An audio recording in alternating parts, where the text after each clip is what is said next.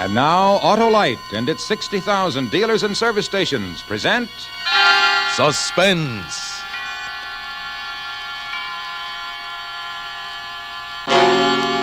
Tonight, Autolite brings you the Academy Award nominee, Miss Jane Wyman, in a dramatization of the outstanding mystery novel, Catch Me If You Can.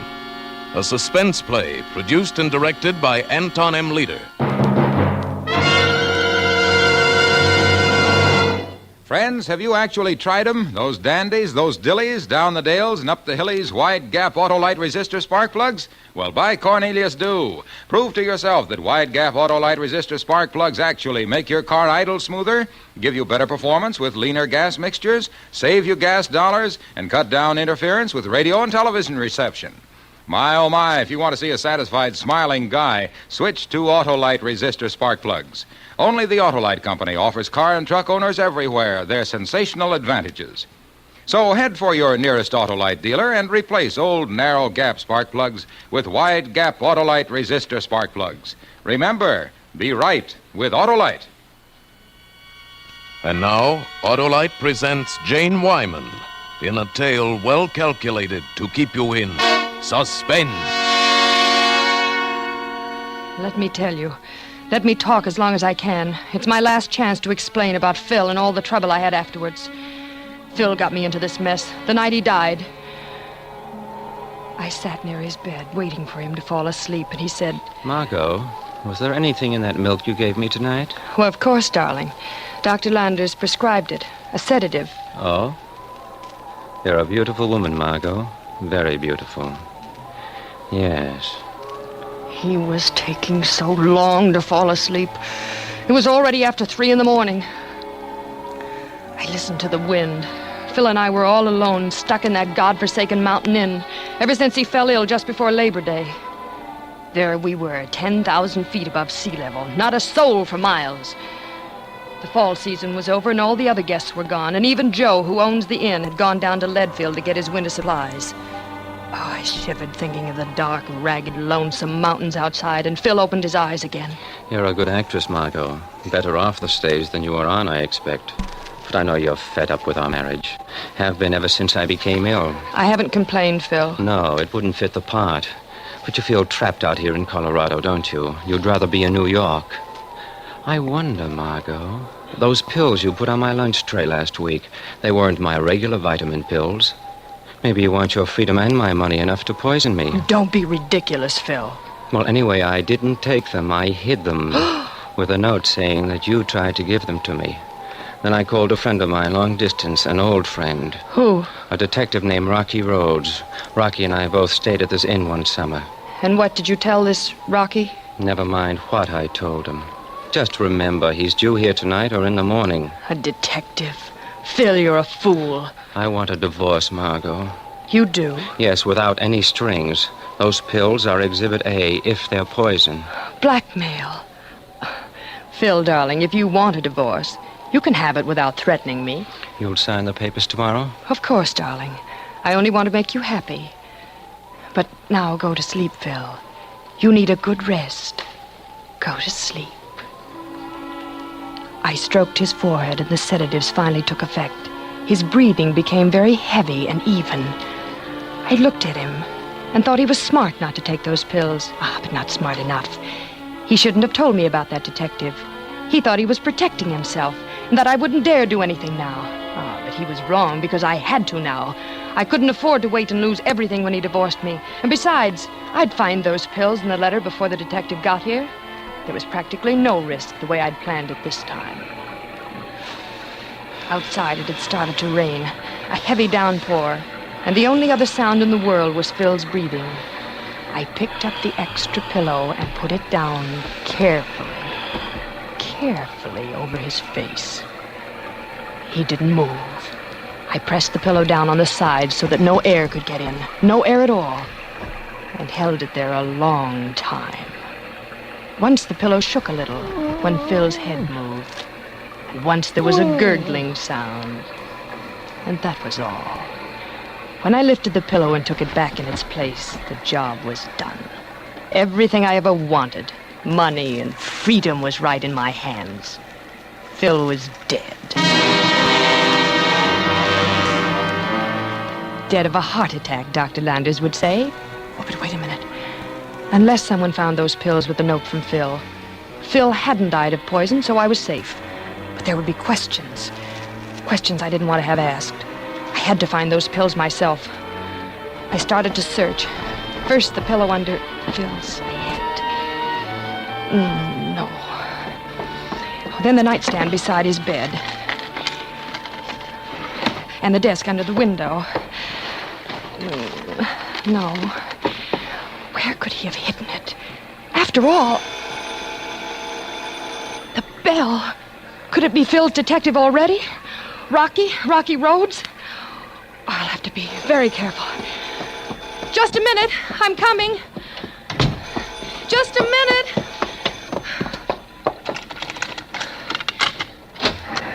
Yes? Well, don't stand there. It's raining in. Oh, I'm sorry. I think I'm lost. I'm looking for Pineview Lodge. Well, you are lost. This is Fisherman's Net. Yes, I know. I saw the sign. It's closed for the winter. Well, could you put me up? The manager's away. There's only me and my husband. Oh, the luck of the Irish. They meet a beautiful blonde, and she's married every time. You wouldn't turn me out in this storm. I'm soaking wet. I'm afraid Please, just tonight. In the morning, I'll get my bearings. Well, if it's only for one night. Yes, that's all. Thank you. Oh, what a vacation. Where are you from? Chicago, newspaper man. My name is Mike Sheldon. How do you do, Mr. Sheldon? I'm Mrs. Weatherby. How do you do? Where do I bunk? Upstairs? Yes, you can take the trout room. Every room is named for a different kind of fish. It's the second room on the right from the top of the stairs. Thank you. It's great of you to let me stay. Would you like some hot coffee? Fine, it's no trouble. Oh, not at all. I was going to make some for myself. I could use some, all right. No, wait. What? No, not that room. No. What's wrong, Mrs. Weatherby? Well, I said the second door on the right. The salmon room, not the trout room. I made a mistake. Forgive me, but this is my husband's room, and he's not well. I was afraid you'd wake him up. Oh, that was bad, very bad. Making a slip like that in front of Phil's detective, Rocky Rhodes. Because, of course, Mike Sheldon was Rocky Rhodes. Who else could he be? And I had to find those pills before he did and started making trouble. Before I could get back to the search, two more unexpected guests popped in at Fisherman's Net. A small, dapper man with a black mustache and slick black hair. But I'm Charlie Miller. I got a reservation here, and I'm staying, sister. But the manager is away. He didn't mention any reservations. Well, he must have forgot then. I made it by telephone from KC. That is, I asked a friend of mine to make it. A friend of his? Was it Phil? Was Charlie Miller Rocky Rhodes? Oh, but he couldn't be a detective. He was too stupid. No, Mike Sheldon was Rocky Rhodes. There was a girl with Charlie Miller. I thought she was Mrs. Miller. No, I'm Susan Quinn. Mr. Miller and I met on the bus. Yeah, and we were great pals right off. I call her Susie Q. You get it? Yes. But the initials on your suitcase are SR, Miss Quinn. Oh, well, I borrowed my sister Sheila's suitcase. It's Sheila Riley. She's married. Sheila and I always borrow each other's things. Was it true? Or was her name Susan Rhodes, nicknamed Rocky Rhodes? Things are getting more complicated every minute. Two men had arrived, and Sheldon seemed the most like a detective. It was too late for me then to go on hunting for the pills. It was morning. In case questions were asked later, I had to be able to say I had done what a wife with a sick husband ought to do. I had to take Phil his breakfast on a tray. Well, Mrs. W., hey, you're an early bird. Here, let me help you. Oh, thank you, Mr. Miller. This is my husband's breakfast. If you'll open the door. Sure thing. There you are. Thank you. Phil, dear, I brought you... Something wrong, Mrs. W.? My husband. He looks... Anything I can do? Say, he does look pretty green at that. Mr. Weatherby. Hey, Mr. You better sit down, Mrs. Weatherby. It looks to me like your husband has passed away. Oh, no. No, here now. Just sit down. All right, now you just cry on Uncle Charlie's shoulder. It'll do you good. You're very kind. Well. Good morning. Oh, say, Sheldon, got a little trouble here. Trouble? Mrs. Weatherby? Well, her husband's passed away in his sleep, it looks like. I brought his breakfast. I thought he was asleep, and... Will somebody phone Phil's doctor? Dr. Landers in Salisbury Gap. Well, of course, but... Excuse me, I'm afraid I better go to my room.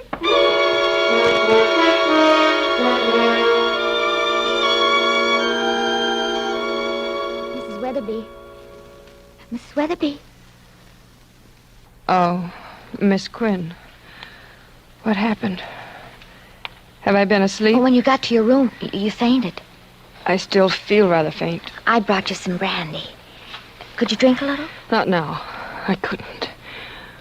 Where's Mr. Miller and Mr. Sheldon? They're moving your husband's body. No, they mustn't. Well, Dr. Landers told Mike to on the phone. The rain turned to snow during the night, and he won't be able to get here because of the storm. Not until the snowplow gets through. So he thought it best we put Mr. Weatherby... Not outdoors? No. There's a hillside cellar out back. Oh, yes. What else did Dr. Landers say about Phil? Well, he said it must have been a heart attack. And that you have nothing in the world with which to reproach yourself. He's sure you did everything you could.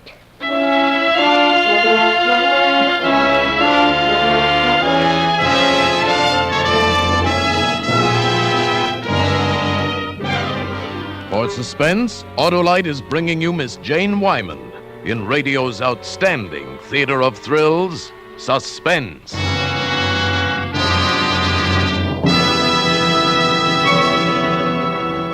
Hap, look at that stack of Valentines. Quite a pile, child. In fact, flocks will come. No, they're not for me. They're Valentines to Autolite resistor spark plugs. Oh. Listen to this one. You've won my heart with your kisses and your hugses and a set of Autolite resistor spark plugses. How's that, Hap? Ah, the spark of love. Why, sure. Everybody loves Autolite wide gap resistor spark plugs. Replace your narrow gap plugs with these beauties to make your car idle smoother, give better performance with leaner gas mixtures, actually save gas dollars. Now, here's a Valentine that's right in line. Oh, Valentine, will you be mine, and will you make me happy? Put Autolite resistor spark plugs in my car, help make it smooth and snappy. Boy, that's hitting on all six. Well, naturally. Here's another Valentine that touches this old heart of mine. Oh, Autolite resistor spark plugs. With me, you are a fixture. You help my car run smoother far and go on lean gas mixture. Say, Harlow, that's the best yet. But right now, here's Suspense. And now, Autolite brings back to our Hollywood soundstage Miss Jane Wyman as Margot in Catch Me If You Can.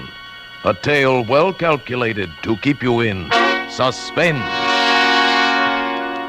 I kept up my act all that day, and I didn't overplay it. I'm not the type for floods of tears, so I adopted a wan, gentle sadness, which made the others think me very brave.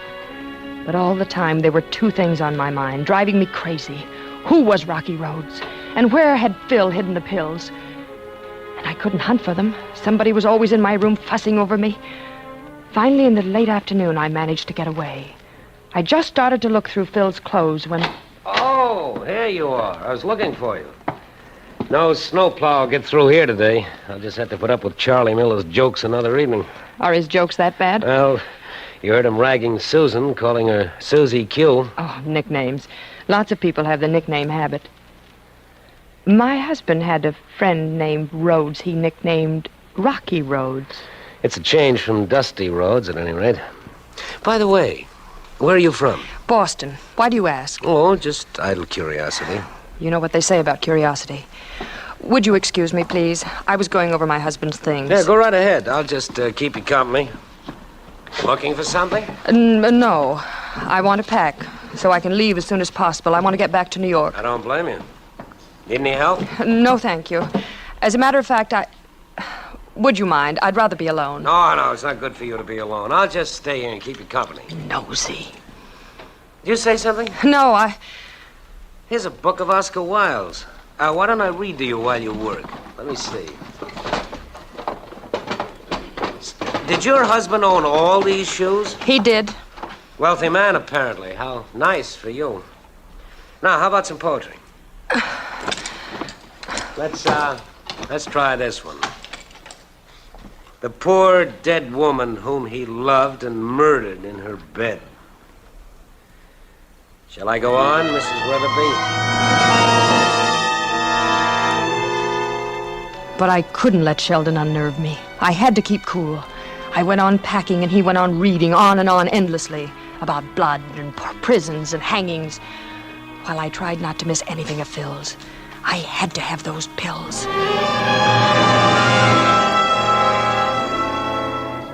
An hour later in my room, I knew I didn't have them. But Rocky Rhodes didn't have them yet either. Otherwise, he would have said something. But the pills didn't have to be in Phil's room. Which one was Rhodes? Miller or Sheldon? I would have to find out by elimination. After dinner that night, I went into the main parlor. And Charlie Miller grabbed me and danced me over to the fire. Here you are, Mrs. W. Now, you just sit right here and have a highball, see? And we'll have a nice little cozy chat with little old Charlie. Oh, you're so formal, Charlie. Call me Margot. Margot? I'll bet your mother called you Maggie. You thought up Margot to use on the stage. On the stage? How did you know I was an actress? This was the clue I'd been looking for. Oh, a guy with my experience can always tell. You can? Sure. And I know how you actresses operate. You all take different monikers. I'll bet you were great, baby. Oh, I wasn't very good. There was only one way that Miller could have known about my being on the stage. From Phil. You weren't very good. I know different, baby. So what if you only played Tank Towns? I sure wish I'd seen you. You didn't miss much, really. Tank Towns. That was Phil's story, all right. Miller was Rocky Rhodes, and he was just drunk enough to handle. Hey, look. How about you and me going up to my room where we can be alone, huh? Oh, that wouldn't look right, Charlie. We could go out and sit in my car. It's in the garage. Got a heater? And a radio. The hotel radio's broken. We can say that's why we're going, to listen to the music. Wonderful. Hey, you're a wonderful little woman, Maggie. Full of ideas.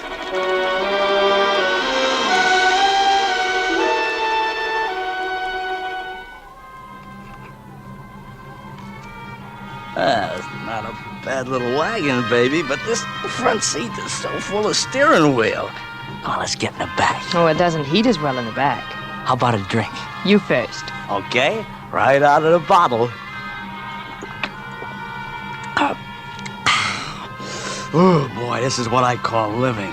Music, plenty of bourbon, and a beautiful blonde. Never saw such a beautiful blonde. Gonna give Charlie a kiss? Oh, wow. Sweeter than molasses. It's get warm enough now, baby. Plenty warm. Could turn off that heater. I'm still a little cold, Charlie. Huh? Just stay close to me. In a minute, we'll turn it off. Then slowly he sagged against me, and his head fell on my shoulder, and when I pushed him away, he fell forward against the steering wheel. I hope nobody heard that. I gotta get out of here before it gets me too.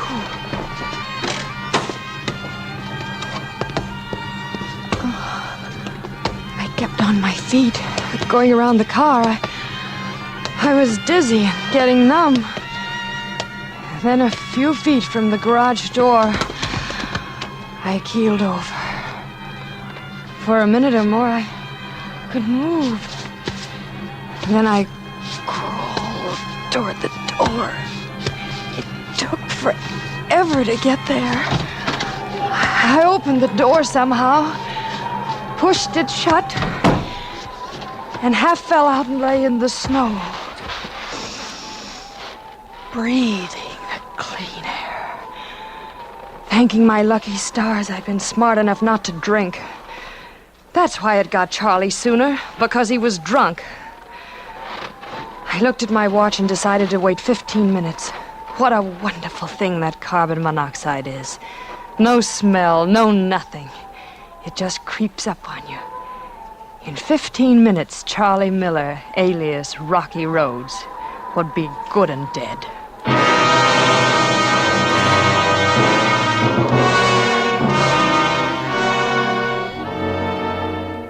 He was dead, all right. When they found us, they carried me into the house and gave me a drink and put me to bed. I went right to sleep knowing Rocky Rhodes was dead. When I woke up, I remembered the car key. I had said Charlie started the car, but somebody might think to check the key for fingerprints and find mine. Oh, I put on a fur coat over my nightgown and ran all the way to the garage. I got in the car, reached for the keys, and they weren't there. Why? Why would anybody take my keys? And who would take them? Rocky Rhodes? No, he was dead. But was he? Had I killed the wrong man? I don't know how I ever got through breakfast. That's too bad about Charlie, Margot. Stop worrying about it. It wasn't your fault. You look tired. You want to take a walk? Get some fresh air? I don't feel up to it. I was planning to go up to that lookout cabin on the peak. No. I'm too lazy for that. I mean a short walk. Is it a long climb, Mrs. Weatherby? Long and steep, believe me. I only made it up there once. But my husband used to go there often. I guess a good climb will do me good. Think I'll try it alone. Bye. I'll be back before dark. Bye. Be careful, Susan. I didn't even hear her leave.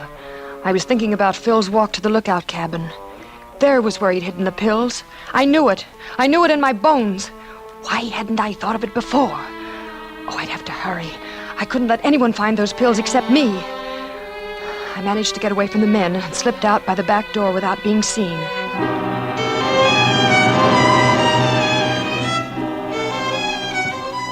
A ladder goes up from the trail to the lookout door. The door of the cabin stood open. I climbed the ladder quietly and stepped in and saw Susan on the other side of the room near the door to the balcony.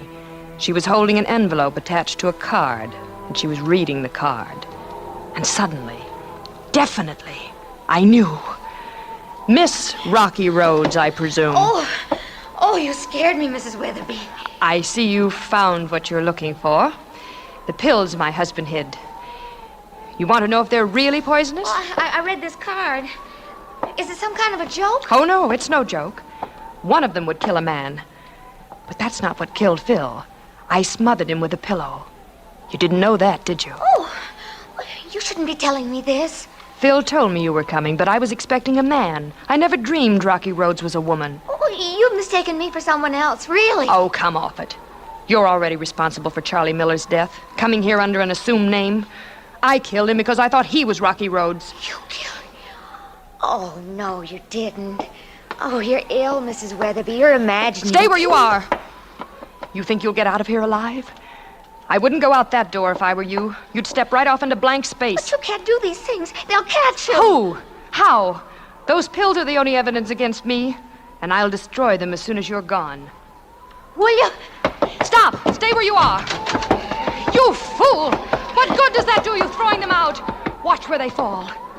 There, right on the path. They'll stay there until I go down. But you've played your last card. I'm not going to waste any more time. Let go, Mrs. Weatherby. Let go! You're going over the edge, Susie. No. You're going to be another tragic accident. No! Let go of that table, you fool! Inch by inch, we're getting there. Now, out on the porch. I'll pull you over with me. Will you? Will you really? Oh, someone's coming. Someone's climbing the trail. It's Mike. You're crazy. Mike! Let go of that railing! Let go of it! Stop it!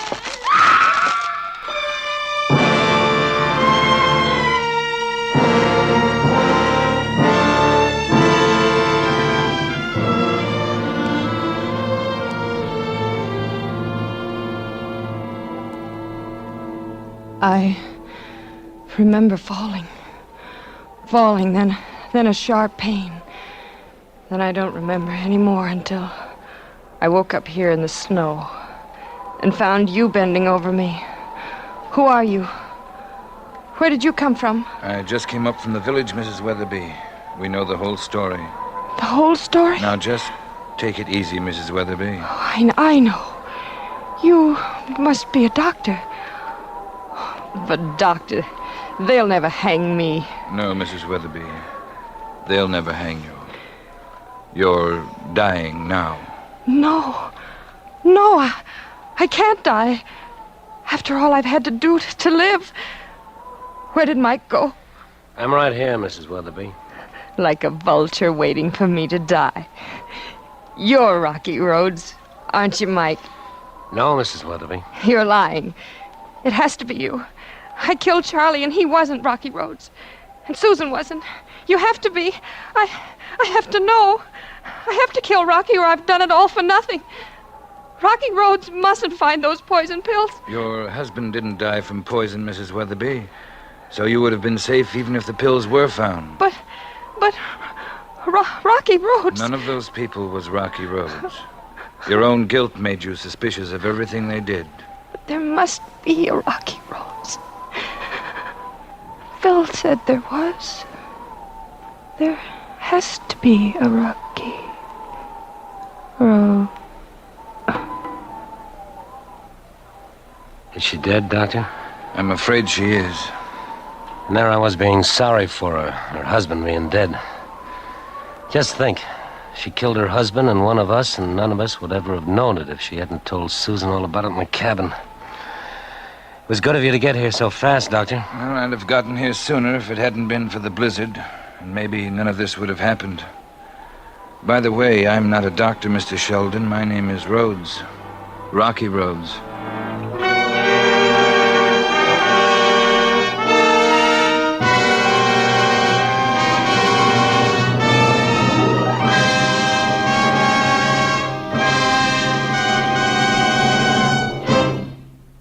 Thank you, Jane Wyman, for a splendid performance. Miss Wyman, would you do me a favor? I'd be glad to, Mr. Wilcox. Would you autograph my script? Why, certainly.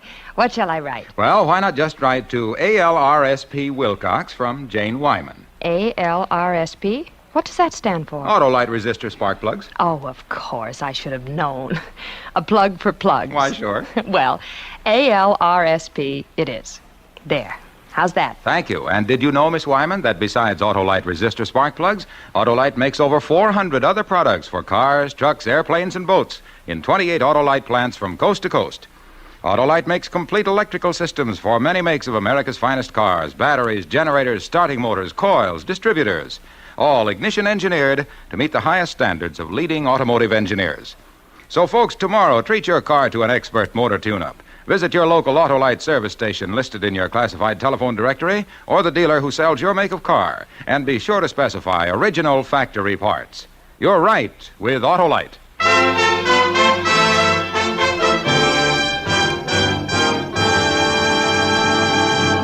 And now, in introducing again our star, Miss Jane Wyman, I wish also to extend to her, on behalf of our sponsor and all of us here on Suspense, our sincere congratulations on her nomination for the Academy Award for her splendid performance in the current Warner Brothers picture, Johnny Belinda, and to wish her the best of luck in balloting. Thank you very much. And may I congratulate Suspense for being one of the top radio programs on the air. Truly radio's outstanding theater of thrills. Thank you, Miss Wyman. And I'll be listening next week when James Mason and his lovely wife, Pamela Calino, appear in the Agatha Christie story, Where There's a Will. Another gripping study in... Suspense. Tonight's suspense play was adapted by Sylvia Richards from the current best-selling mystery by Pat McGear. Music was composed by Lucian Morawek and conducted by Lud Gluskin. The entire production was under the direction of Anton M. Leader. Autolite resistor spark plugs have been adopted as original factory equipment by 6 leading makes of cars and trucks. So, switch to Autolite. Good night. This is CBS, the Columbia Broadcasting System.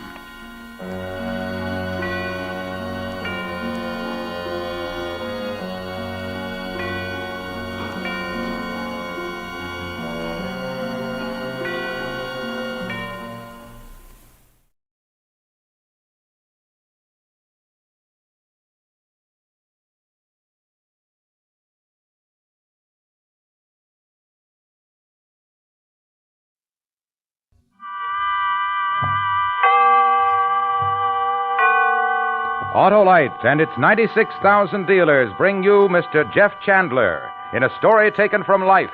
Tonight's presentation of Suspense. Tonight, Autolite presents The Case Against Lou Doc, a factual document concerning the San Francisco Tong Wars, starring Mr. Jeff Chandler.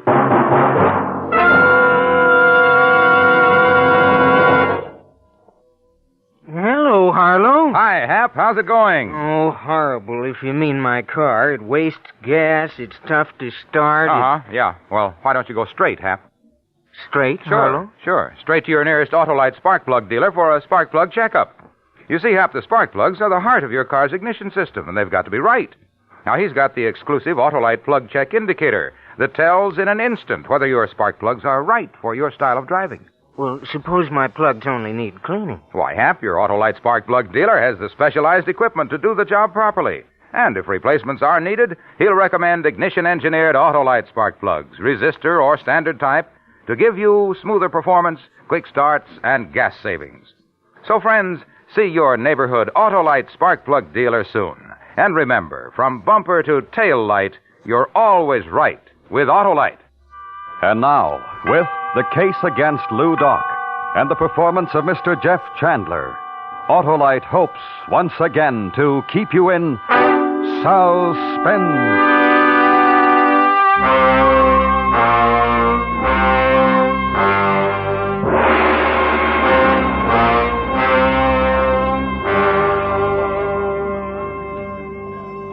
Lieutenant Sonjak, you take your men, go up to the other end of the alleyway. Plant them back in the doorway. It's plenty dark, they won't be seen. I'll do the same down at this end. The signal to move will be a sharp blast of the whistle. You got that? Right. All right, man, you heard the captain. Where's the DA? Over there. Oh, yeah. Thompson, let's get this thing back. Well, looks like I'm right on time. Oh, Glasgow, I'm glad you got here. This must be an important one. Looks like the whole San Francisco police force is here. It's a big one, believe me. Oh, you know Captain of Detectives Wilburn? Yeah, we've met. And this Lieutenant Sonjak. I'm glad to meet you. Glasgow? The men all have their instructions, D.A. Good. Then take your positions. Okay, men, let's go. All right, Thompson. You want to come along with me, Glasgow? Our stakeout's down about midway in the alley. All right, with you. It's a laundry. There's a vacant storeroom upstairs. We can watch it from up there. The message you left for me back at the newspaper office wasn't too explicit, Mr. D.A. Well, tonight's the night we've been waiting for. More murder and mayhem. Perhaps. Look, you've arrested hundreds of Chinese before, all members of some Tong. What good did it do? Well, none. Just arresting the hatchet men isn't the answer. No, sir. Well, this is it.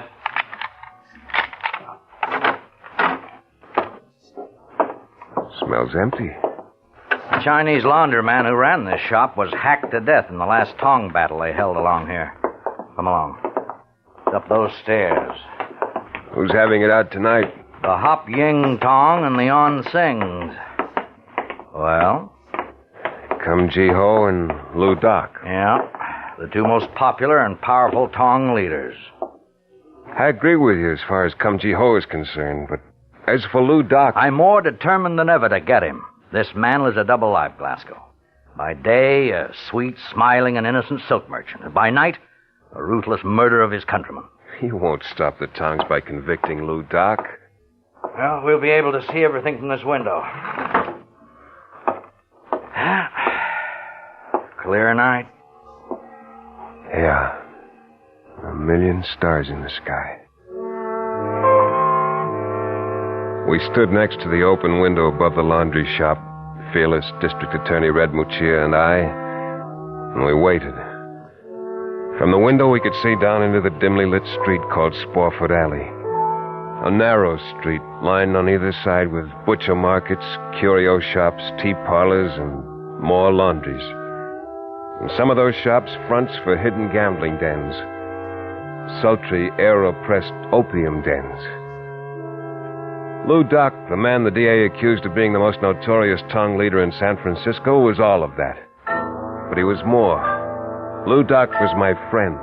He was a man of principles. Born in San Francisco and wanting to adapt himself to the ways of his Western brothers, he'd learned to speak, read, and write a pronounced English. He'd educated himself from the thoughts and ideas of the Western world. I knew Lou Doc.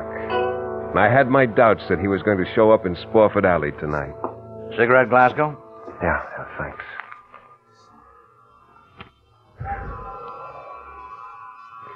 What makes you so sure Lou Doc and Kum Ji Ho are going to show tonight? They're bitter enemies. When Kum Ji Ho learned that Lou Doc's brother was in love with one of his favorite sing-song girls, he challenged the Hop Yings. What's the girl's name? Ah Toy. She's a dancer at the Golden Lamp. Oh? On surface, the incident is just a spark to ignite the flame, Glasgow. You know that as well as I do. The real battle is being fought for supremacy. Almost 12. Any minute now.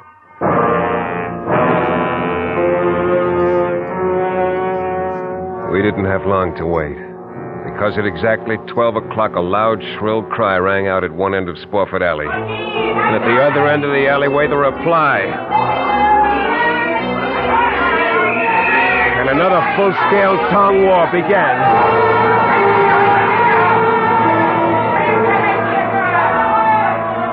There were at least 50 black-suited Chinese with their plates shoved under dark slouched hats that met head-on in the alley.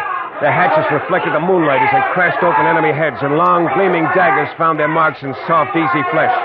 And as the police moved in, they scattered in every direction, stumbling over the dead and wounded. But the police were efficient. They'd holed up both ends of the alley, and it looked like they'd rounded up every one of the Boo-How Doi that was alive. The district attorney paced the floor of the storeroom, his hands nervously twisting behind him as he waited for his captain of detectives to report to him. Then we heard heavy steps coming up the stairs. In a few moments, 3 men appeared at the head of the landing. Captain Wilburn, his Lieutenant Sanjak, and a smiling, dark-haired Chinese with his hands tied behind him. D.A. Oh, where's the other one? He disappeared. What do you mean he disappeared? I don't know, D.A. He was in mixing it up with the rest of them. I know, I saw him. But after we had the rest of them rounded up, I couldn't find him. How did you know it was Lou Doc, Captain? The big head. I recognize his big head. You can't accuse a Bring man that other one over here. Okay. You, move. This is the one they call Kum Ji Ho. I know why you started this one, Kum Ji Ho. Oh, yes. How did Lou Doc manage to escape? Oh, yes. Lou Doc. Very fine silk merchant. Yes. Don't stall with me. It'll go a lot easier on you. You know you're not going to get this man to talk. We'll see about that. Now, I want the names of every Boo-How Doi that fought in the alley tonight. Chang, Talo, Diayin. What was that? I think he said he wants his lawyer before he speaks another word. Correct. A lawyer? Yes. Thank you. Well, I never heard of Looks any... like tonight wasn't the night you thought it was going to be, D.A. I'm afraid your net results are 0.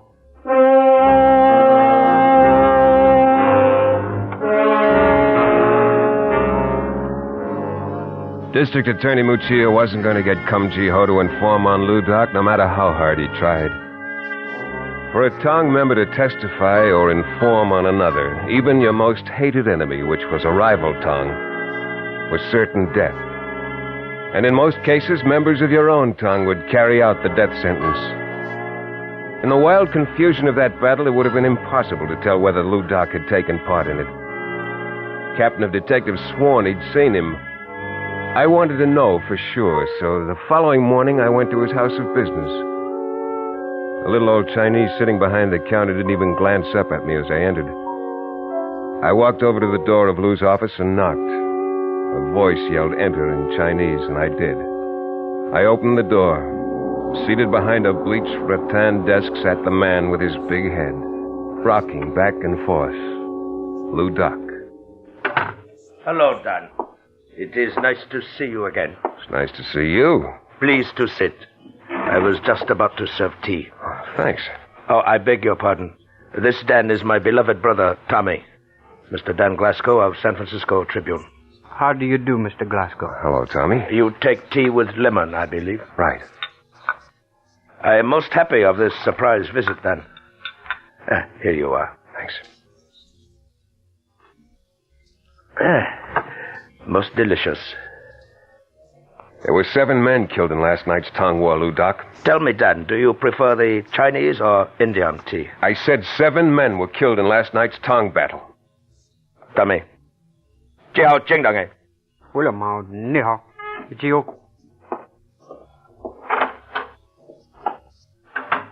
What's the matter? My words too strong for your brother's sensitive ears? Dan, if you were not a true friend, I would easily kill you with my own hand for such remark. I'm sorry, Lieutenant. You, as I, believe in righteous principles. It was upon this discovery that I grow very fond of you. I've honored our friendship. In the ways of your Western world are many things that my people do not understand. Among my people are certain things which the Occidental does not understand. But cold-blooded murder is not a way that either world should have to understand. True. But I have read in the Western world books, I read of organization called California Vigilance Committee. Oh, look, that committee is was to protect the innocent from the guilty. Yes, no argument. But for the protection. In Hop Ying Tong is protection for my people. Now comes time when most beloved brother falls in love with sing-song girl named Atoy. He wishes to marry with her. She returns his love. It must be so. And so, in order to bring about this marriage, hundreds of men may lose their lives. If it is as the gods design, yes. There's nothing that I can say that can convince you to settle the whole thing peaceably? In China, perhaps by tribunal, but in San Francisco, then, it is not probable. We must settle this difference by other means. Oh, and I'm sorry, Lou Doc. I'm sorry for your people. There is no one upon whose heart this sorrow hangs heavier than mine. And with that, Lou Doc rose up from his chair. Stood staring at me for a moment through tear-filled eyes. And then he turned and strode majestically out of the room, his large head bent as if in prayer.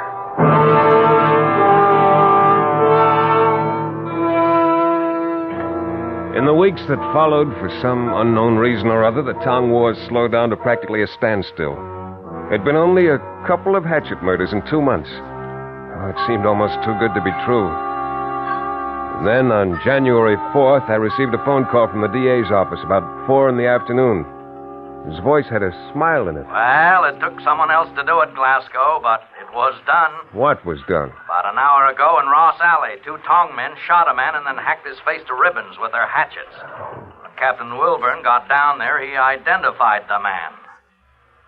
Who was it? The man we've been after. Your good friend, Lou Doc.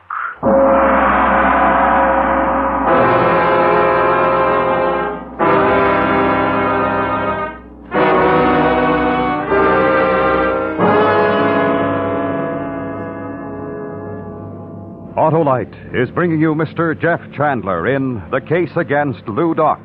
Tonight's production in radio's outstanding theater of thrills, Suspense.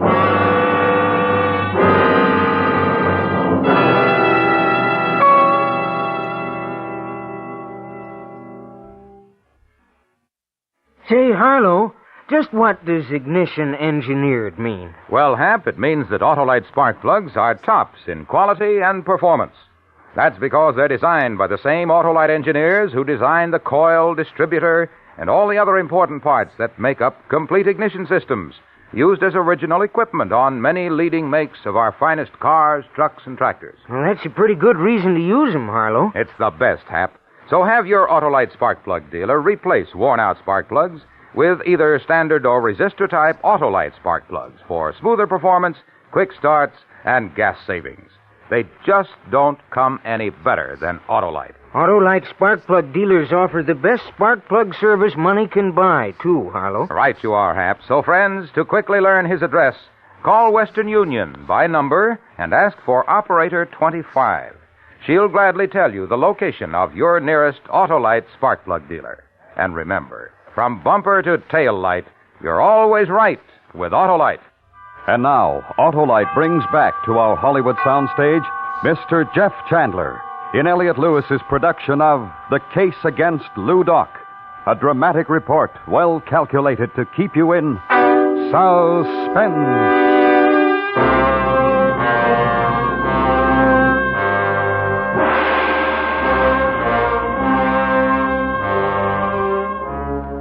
Lou Doc had been my friend, and the realization of what an impact his death would have on his following hit me. It was to be a great loss for them.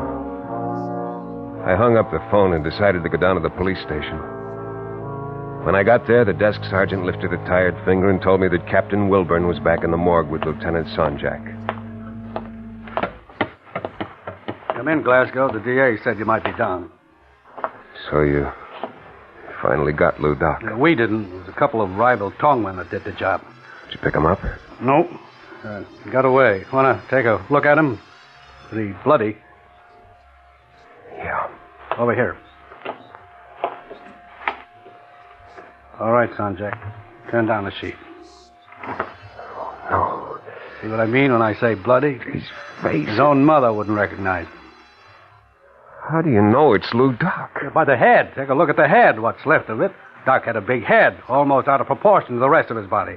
That's how I know it's him. But still, Look, Glasgow, the DA's told me how you feel about this guy. I don't want any trouble from you. This man is Lou Doc. I positively identify him as the notorious tongue leader of the Hop Yings. Do you care to challenge that statement? No. No, of course not. Then you will admit this is Lou Doc. Sure, Captain, I admit it. That's Lou Doc.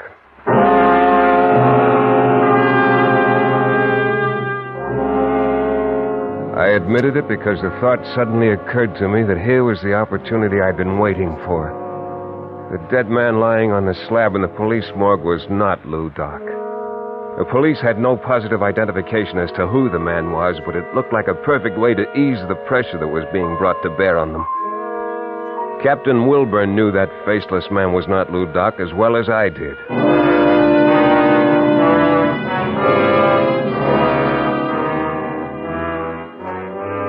The following morning, I went to the business house of Lou Doc, the silk merchant. Just as I'd expected, the name on the door had been changed. Next door was a gambling parlor. I gave the password at the door and was admitted. I sat down at one of the fantan tables and began playing. I hadn't been playing long when I suddenly felt the presence of someone familiar standing next to me. 3. Sheep. Hello, Lou Doc. Hello, Dan. Happy to meet with you. Is there somewhere we can talk? Come. Owner of this establishment is a good friend of mine. We shall use his office. All right, you lead the way. Come.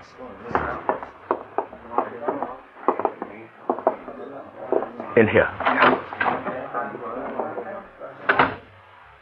Now, we are alone. You're still hale and hearty, even though you're dead. That is not good joke. I take it you read the morning papers. Oh, yes. In time to change the name on your place of business. You were pleased to see elimination of Lou Doc, weren't you, my friend? You want the truth? Our most precious bond, Dan. Yes, Lou Doc, I was, because now it's no longer necessary for you to work with any tongue. It surprises me that you, of all persons I respect, should think that way. There's great work yet to be done among my people. Forget the work, Lou. It's a battle that won't be won until every tongue is disbanded. And if I leave, what then? Kumjiho and his tongue take over leadership in San Francisco? The terror that exists now will seem, my friend, a mere particle? Well, what about the police? The police are satisfied, you know that. The notoriety and publicity that have gone before will no longer continue to follow me. The Hop Yings will continue to exist, and you still behind them. Yes, my friend, to make decisions. I will set up puppet leader, but their rival Kumjiho will always know that still sitting on the throne of the Hop Yings is Lou Doc, the man he fears. I'm a newspaper man. I have to print the truth. You know that. Yes, my friend, I know. I also know something else. Yeah? I also know, Dan Glasgow, you are a true friend of Lou Doc.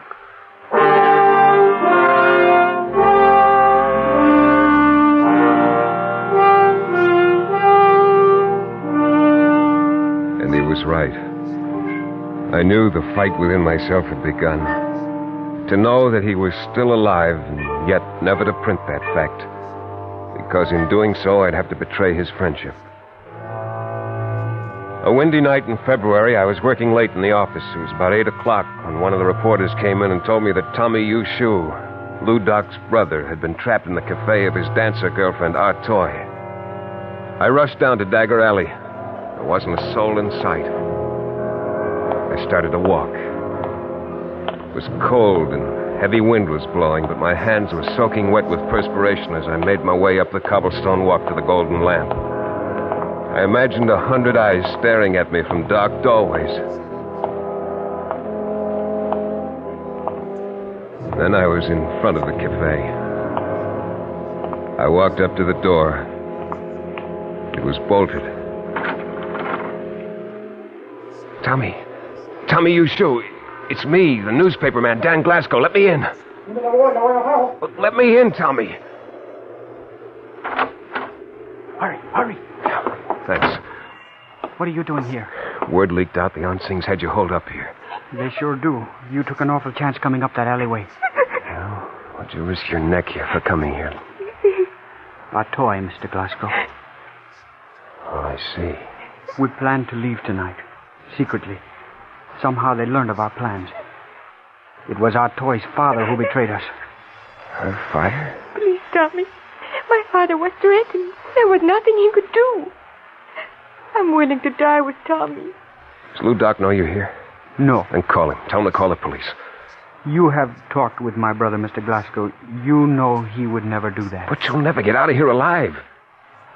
Then it must be so. Oh, I don't understand it. You'd be willing to commit suicide because of some silly, superstitious, and clannish idea that the only way to deal out justice is through force. Well, you and your brother and everybody who thinks that way, Tommy, are wrong.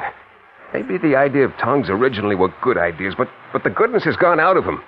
I'm going to call the police. One moment, Mr. Glasgow. I'm sorry, but I cannot allow you to do that. All right, Tommy, you can put away the gun. I won't call him. Can I call your brother? Perhaps that is best. Thanks. Tommy gave me a number to call. Lou Doc answered the phone himself. His voice remained strangely calm when I told him what the situation was. He told me he was coming right down, warned me to stay in the cafe. Then I hung up. The three of us, Tommy Yushu, the sing-song girl Art Toy, and myself, sat down and waited. 20 minutes later, I heard a car screech to a halt down at the end of Dagger Alley. I opened one of the small windows, stuck my head out, and looked down the narrow street. A long black car was parked at the curb. Then the car door opened, and Lou Doc stepped out, alone. And he began his long walk up the cobblestones to the cafe.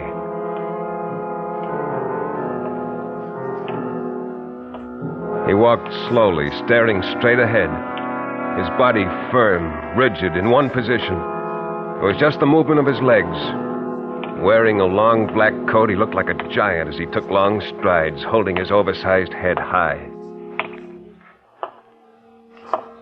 Lou! Hello, Don. You better get inside. There must be at least 25 of them out there. I'm all right. Tell Tommy to come out. But, Don. Lou, you don't have a chance. They won't attack me. They haven't the nerve. Tell Tommy to come up. Tommy, he wants you to go with him. Tommy! I've got to go, Atoy, but I'll be back for you. Do not fear, my beloved Tell him to one. hurry, Don. Tommy! I'm going. Hello, my brother. It is And good you. to see you. Goodbye, Don. I see you soon again. Soon, Lou Doc.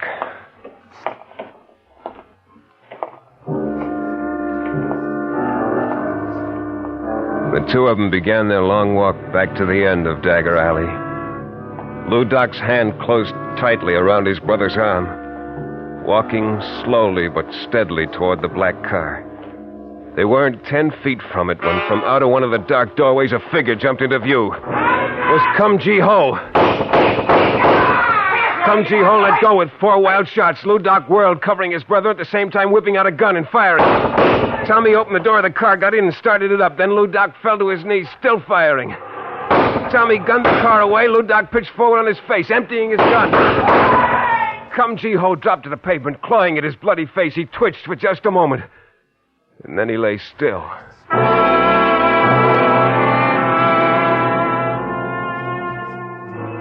When I got to Lou Doc, he was still alive, but bleeding badly. He looked up at me. Much pain, my friend. Much pain. There'll be an ambulance any minute now, Lou. Just hold on. This is not death I prayed my ancestor to give me then. I die lying on wet pavement in dark alley at night. My wounds bleed freely. Oh, Lou, you're not gonna die, Lou. Our most precious bond, truth in our friendship. Promise me, promise as you hold me in your arms, my friend, that in stories that will be written, in one of them, someone will write, someone will write that beneath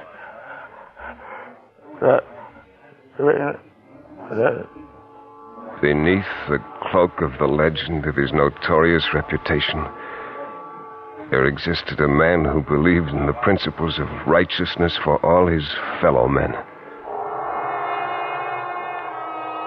Who is there who can sit in judgment and proclaim that there was any case but goodness against the man named Lou Doc?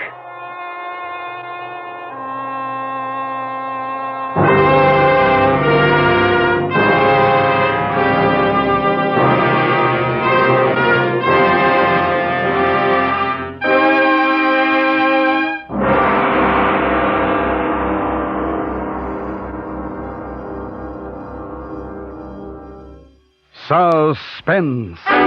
Presented by Autolite. Tonight's star, Mr. Jeff Chandler.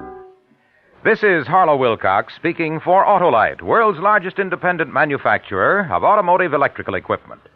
During the early months of 1952, the Autolite family will join together in saluting the leading car manufacturers who install Autolite products as original equipment right on their assembly lines. Our Autolite family is made up of the nearly 30,000 men and women in 28 great Autolite plants from coast to coast, and in still other Autolite plants in many foreign countries. Our family also includes more than 18,000 people who have invested a portion of their savings in Autolite, as well as 96,000 Autolite distributors and dealers in the United States and thousands more in Canada and throughout the world. The Autolite family will have the privilege of saluting the Plymouth division of Chrysler Corporation on the next Suspense television program. If you live in a television area, check the day and time of Suspense on television so that you won't miss this program. And remember, from bumper to tail light, you're always right with Autolite.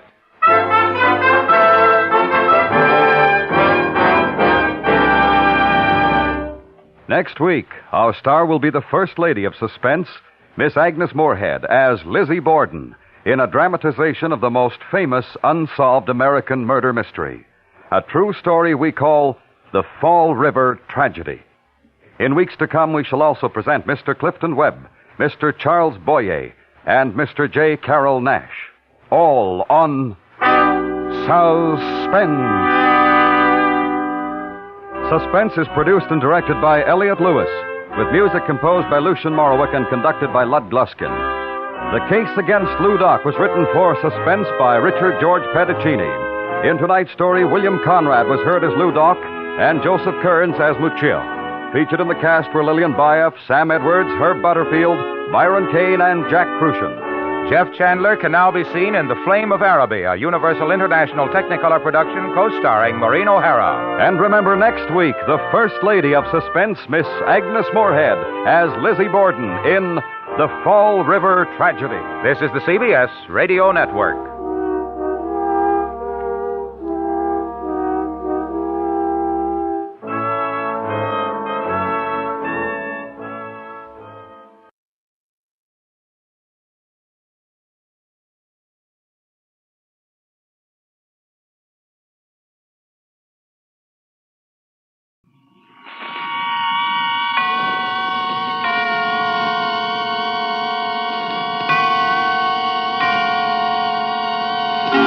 Suspense.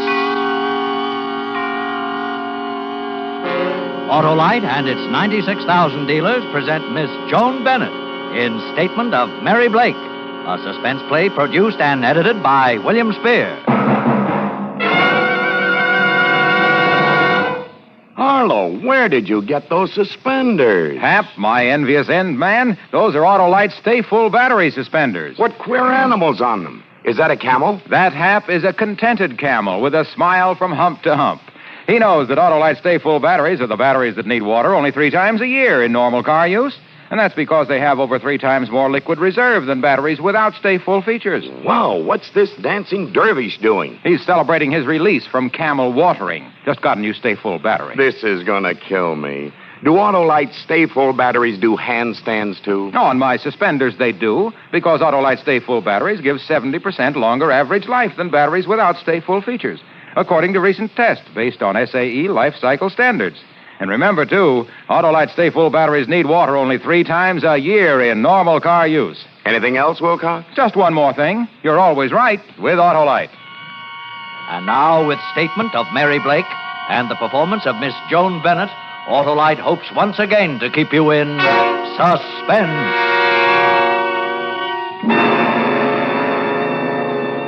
I found myself at the far end of a long corridor, the length of it stretching before me in a winding pattern. The walls of it of thick, impregnable cement.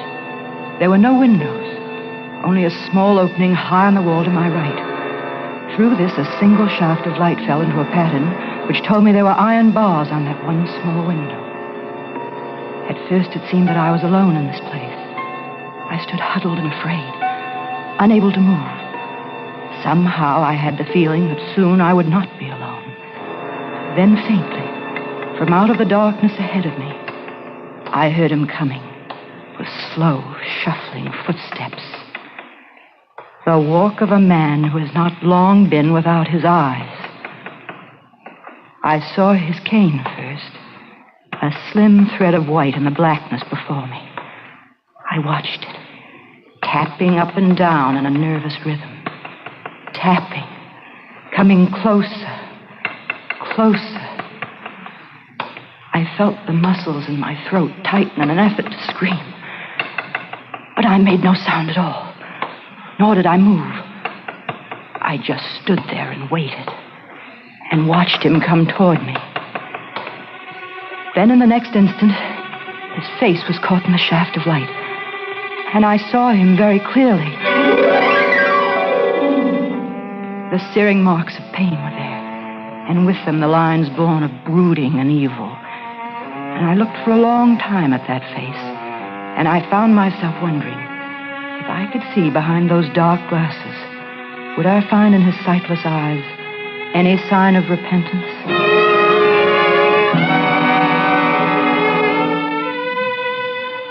I remembered suddenly how Gregory Martin had looked the first time I saw him. His tall form standing with casual poise in the doorway. That handsome face creased by the broad smile that bid me welcome into his home.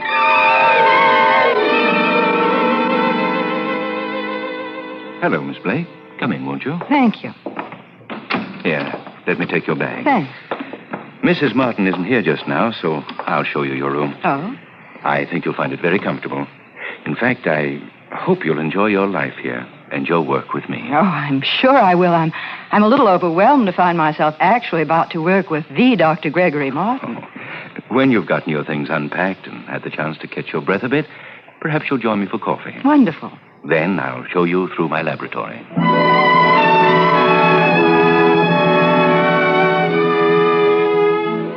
I felt no fear at all that first day. My room was luxurious and beautiful, and the laboratory is beyond anything I'd ever imagined in its completeness. I didn't meet Lorna Martin during that first day as a member of the household, but in the evening her husband invited me to join the intimate group of friends that were gathered in front of a glowing fire in their living room. And how about you, Professor? Yes? Let me fill your glass. I have my customary toast to make. Yes, my boy, indeed. I want to join you on that one. Attention, everyone. A toast. The toast. To the lovely Lorna. A woman of such abundant charm that it's unfair, really, for one man only to call her his. But 3 years ago, she made her choice, and I found that it was such a commendable one that I, for one, think we should forgive her. And so, here's to the lovely Lorna, my wife.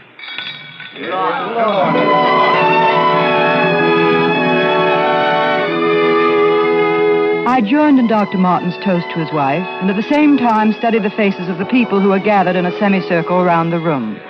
There was a glint on the glass of one man's pince-nez that gave his face a weird, somewhat supernatural look. He was smiling broadly in the direction of Mrs. Martin, and his teeth in the light of the fire seemed to be made entirely of gold. I looked then at Lorna. She was looking past the others at her husband, and although she was smiling, I saw that there were tears in her brown eyes. Beneath her polish and exquisite breeding, she was insecure and afraid.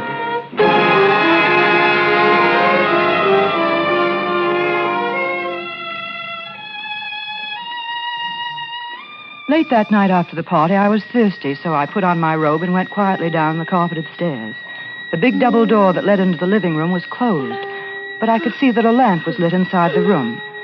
And then as I passed by, I heard her. She was sobbing softly. I turned quickly to go back to my room. I didn't want to be placed in the embarrassing position of hearing something I shouldn't.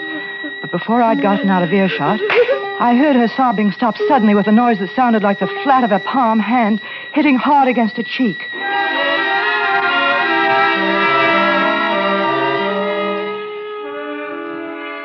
Next morning, I was working with Dr. Martin and loving every minute of it.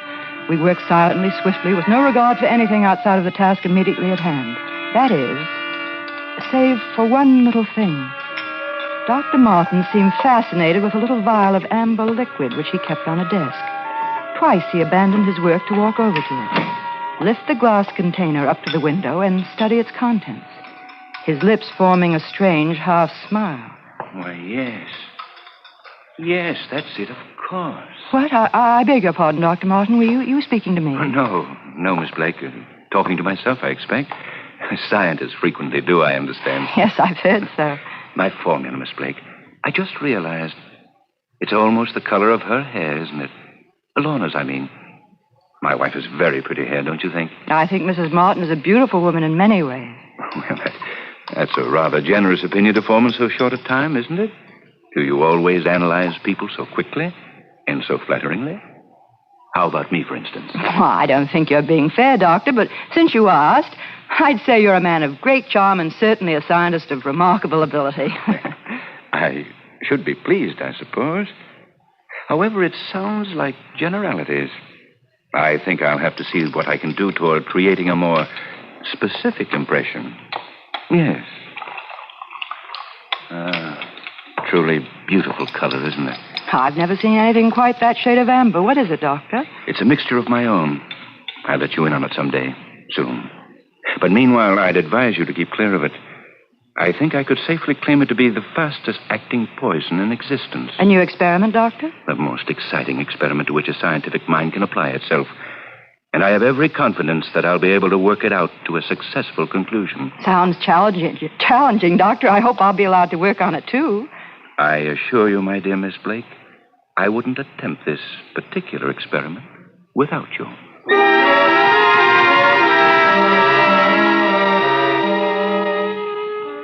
Neither of us made mention of his poison again, and indeed it seemed that the doctor had quite forgotten it. We were both working hard on the completion of his current project. Lorna Martin worked with us part of the time, and it was only then that I learned she had previously always assisted her husband with his work. It was, in fact, Lorna who suggested the final step that led him quickly to the result he had been striving for. We worked from early morning until late at night, and on the third day towards midnight, the project was completed. We had a late supper, and after a glass of liqueur, I left the doctor and his wife and went to my room. Yes? I'm sorry. Were you asleep? Oh, no. No, I was just sitting here relaxing, Doctor. I'm still too excited to do any sleeping. Well, that's exactly how Lorna and I found ourselves feeling.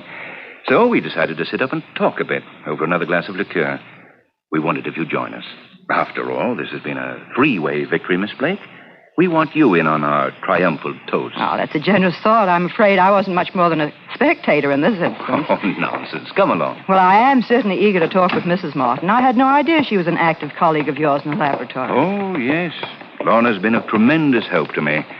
In the past, I would say she's been quite indispensable. Lorna's brilliant mind amazed me from the first moment I met her. Here we are. Lorna, my dear, Miss Blake and I were just having a most engrossing conversation, wholly about you. It seems Miss Blake has been greatly impressed by the work you've done on this idea of mine. Oh, Dr. Martin, you're making it sound as if I had minimized your own work. I didn't mean... Of course you didn't. I do understand. And you needn't make apologies in my direction for your appreciation of my wife's talents. Here now. A liqueur for you, Miss Blake. Same as earlier? Please. There you are. Thank you. Lorna, dear. How about you? Your glass can stand a little replenishing, I should imagine. Let me see. No. Why, you still have some that you haven't even touched. In the few seconds that had passed since Dr. Martin and I had entered the room, 3 distinctly sharp and clear thoughts had crossed my mind in sudden, quick succession. And each of them struck at my insides like the painful puncture of a thin, sharp blade. 1, that Dr. Martin, professionally, was insanely jealous of his wife. 2, that it was totally unlike Lorna Martin not to speak to us as we entered the room. And 3, that Dr. Martin had just gone over to his wife to make absolutely certain that she was dead.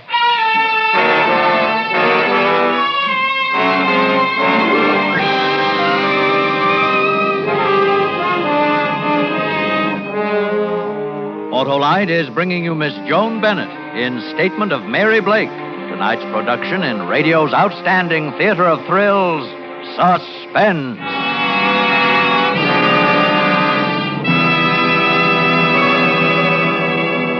Say, Harlow, can I get a pair of those Autolite Stay Full battery suspenders? Hap, there's a catch to these suspenders. Of course. Wouldn't be suspenders without a catch. Well, to get a pair of these, you'll have to rave about that special feature of the Autolite Stay Full battery, the fiberglass retaining mat that protects every positive plate to keep the power-producing material in place for longer life. 70% longer life, in fact, than batteries without Stay Full features. And this is proven in recent tests based on SAE life cycle standards. Doesn't anyone but you have a pair of those wonderful, wonderful suspenders? No. These suspenders were made for me by a happy car owner who recently bought an Autolite Stay Full battery, the battery that needs water only 3 times a year in normal car use. Said he couldn't thank me enough for telling him about it. So, friends, see your Autolite battery dealer tomorrow. And remember, you're always right with Autolite. And now, Autolite brings back to our Hollywood soundstage our star, Miss Joan Bennett, in Statement of Mary Blake, a tale well calculated to keep you in suspense. I stood there, unable to speak. Dr. Martin looked at me. He was amused at my reaction to his wife's murder. I rather think I could read your mind quite accurately at this moment, Miss Blake. Why? Why does one do anything? What motivates any action of man? There is a need, a desire, a want behind every action. I wanted to kill my wife. It's as simple as that. The poison. Yes. Come into the laboratory. The poison. We'll look for it. It isn't on your desk. You did kill her with it, but I don't see it. And why have you made it a point to have a witness? I remember now. You talked of this as an experiment, and you told me I would work with you on it. Just what Patience, my dear girl, patience. And what is the next step, Doctor? To call whom? The police, and tell them what?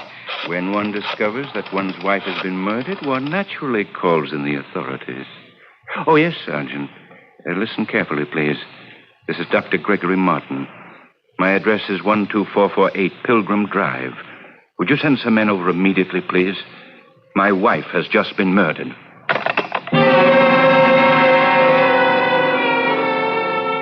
The complete realization of what he had done seemed to come upon me all at once. A sudden delayed shock that hit me with the impact of a hammer blow. I looked at him, and he seemed a total stranger. A maniac whose next move I could not predict. He was laughing, and while he laughed, I reached desperately behind me, closing my fingers tightly around the glass container I felt in. And I prayed that it contained something that would serve as an effective weapon against the murderer. With one quick movement, I flung it full in his laughing face. And I watched it eat away his skin like a sheet of tissue paper in a soaring flame.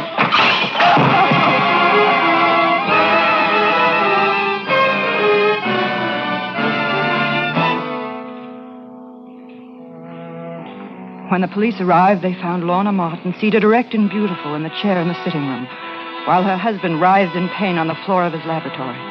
I was at Dr. Martin's desk, they said. I remember lifting my eyes to follow mutely the movements of the men who streamed into the room. Through the door, I could see them bending over the body of Lorna Martin, and I watched with a strange, detached curiosity as two interns administered temporary treatment to Dr. Martin's injuries. Then they took us away, the three of us. I don't remember much about it.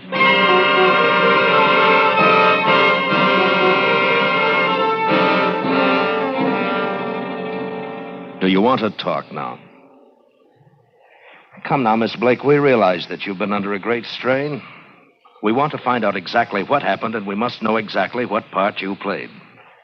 You know, in view of what has happened to Dr. Martin and his wife, a man so revered and well-known, we will be subjected to a great deal of pressure to bring someone to justice for this thing. Justice? How can Lorna Martin ever know justice? Let's hear your story, Miss Blake, from the beginning. There were 3 people alone in that house when this happened.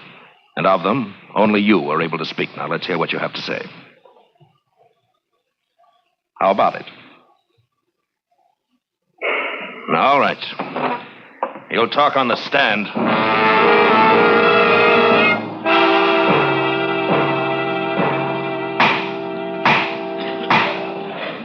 Will the witness please take the stand? You swear to tell the truth, the whole truth, nothing but the truth, so help you God?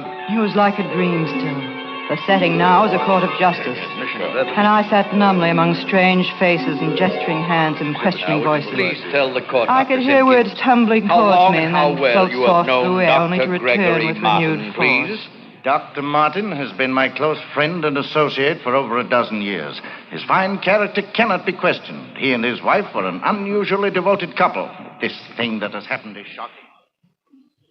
You were a frequent visitor in the Martin home for many years, Dr. Lee. Yes? Can you relate to the court any scenes you witnessed in the Martin household which might have an important bearing on this case? I attended a gathering at the Martin home on the very night that Miss Blake first came there. She sat with us in the living room, and throughout the evening I was aware of her studying Dr. Martin with a peculiar intensity. It was extremely odd. As the medical examiner on this case, will you please tell the court your findings which revealed the cause of Lorna Martin's death? Mrs. Martin was poisoned. The poison was in liquid form, taken internally. It was obviously expertly prepared by someone well acquainted with scientific formulas, someone who had access to an excellently equipped laboratory. Tell the court whose fingerprints were found on the liqueur glass from which Lorna Martin drank the poison that killed her. We found on the glass the prints of Mrs. Martin and those of Mary Blake. And no others? No, sir. No others. Did you discover any more of the poison like that which was used to kill Mrs. Martin? There were several drops of it left in the glass from which Mrs. Martin drank. Later, during our investigational search of the entire house, more of the poison was found. And will you please tell the court where the remainder of that poison was found? Yes, sir. In a perfume bottle on the dressing table in the room of Mary Blake. The voices floated in and out and around the room. And some of the words hit against the walls and echoed back at me. Then I rode on them to the front of the room, and the voices were loud and strange, and my senses seemed blocked by them, and by a hand that pointed towards me, and a face that swung down at me like an inflated comic balloon. I almost laughed. Perhaps I did. Can you, Mary Blake, in any way account for the fact that only Mrs. Martin's and your own fingerprints were found on the glass of poison? Can you give the court any explanation for the perfume bottle containing the remainder of the poison being found in your room? Mary Blake, can you in any way explain the testimony we have heard repeatedly during this trial of your unusually strong personal interest in Dr. Martin? The words were strung like beads on a string and wound round and round me until I felt them so tight it seemed I couldn't breathe. Then suddenly the voice that was strangling me with the words came through to me clearer and louder than ever before. And this time the words were built in a big stick, and it was carefully aimed and swung straight towards me. The prosecution at this time is able to bring forth its most important witness. We ask, however, that due consideration be given him by all those present in this courtroom, as his condition is still very serious. He has suffered from extreme shock, and as a result of the injuries he recently sustained, he is and will forever remain totally blind. Now, clerk, will you please inform the nurse outside that she may now bring the doctor into the courtroom? The prosecution calls to the stand Dr. Gregory Martin. He came in, seated in a wheelchair, his hands and almost all of his face, save an open slit across his mouth, swathed in thick white bandages. There was something about seeing so handsome and powerful a figure so completely incapacitated. An involuntary gasp escaped from my own lips as well as from those of every person in the crowded courtroom. Without a word being spoken, the prosecution had easily scored its most effective point. And after Dr. Martin had finished his spoken testimony, the big stick of words came down upon me with full force. Mr. Foreman, ladies and gentlemen of the jury, how do you find the defendant? We find the defendant guilty as charged. Then more words. Words coming at me with final flattening blows. This court hereby sentences you to the Women's State Penitentiary for a period of not less than 99 years.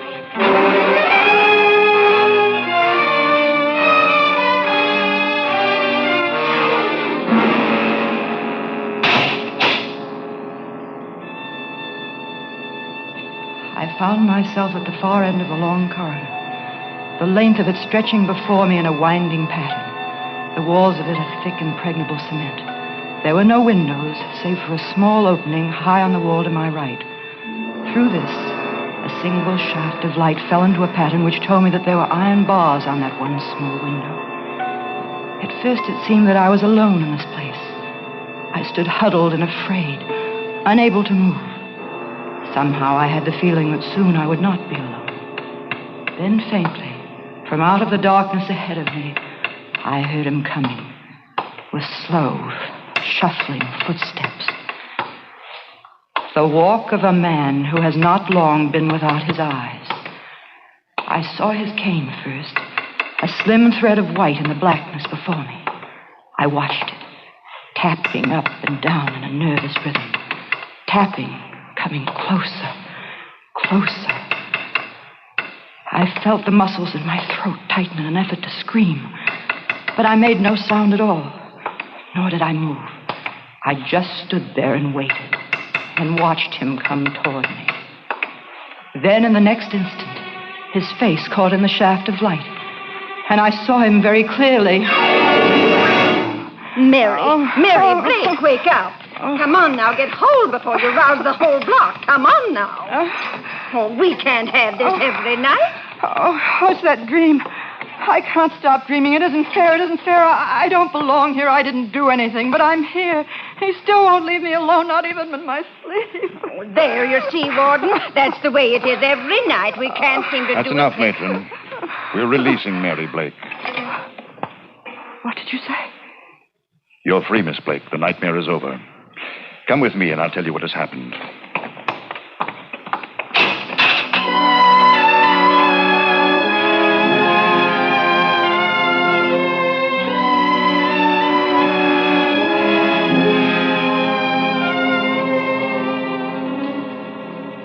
Miss Blake, the state has no way of returning these weeks of freedom it wrongly took from you, nor of erasing the shock and heartbreak you've been forced to suffer. We can only hope that it has not too deeply embittered you and hasn't totally destroyed your faith in the justice one customarily finds in our courtrooms.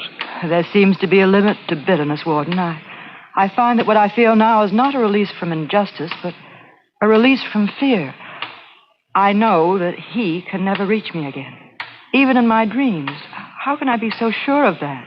Well, it's another of the things that can't be accounted for rationally about this case. It leads one to wonder if some metaphysical force wasn't put to work in place of the erring machinery of justice. Miss Blake, when you blinded Dr. Martin, you limited his vision to mental images. And over the period of time that has lapsed since the day you received sentence, it seems the doctor's mind would not free him from one particular visual experience. He, too, suffered from a recurring dream, which, due to his impairment, was inflicted upon his waking as well as sleeping hours. The dream, did he describe it? Oh, he did, in detail. It seemed that there was slow, groping steps. I entered a narrow corridor. With my hands, I felt that the walls were of a thick, impregnable cement. And the tap of my cane produced an echo that told me the corridor was one of interminable, winding links. I did not want to enter nor walk through it. Yet it seemed that I was forced to. And the walking, seemed endless. I wanted to cry out, but could find no voice. I wanted to see a single light from a window or an open door, to know that there was somewhere an end to the blackness. But there was no light and no end. I wanted to turn back, but there was no turning back and no end to my walking. And although I had the feeling of being alone in this place, I knew that I was not alone and never would be. And it was worse than being alone. For though I could not see her, and though she did not touch nor speak to me, I knew she was there. And for me, she would always be there. Mary Blake, my accuser. For she is the innocent, and I am the guilty. And for the innocent, there is always a freedom. And for the guilty, there is never an escape.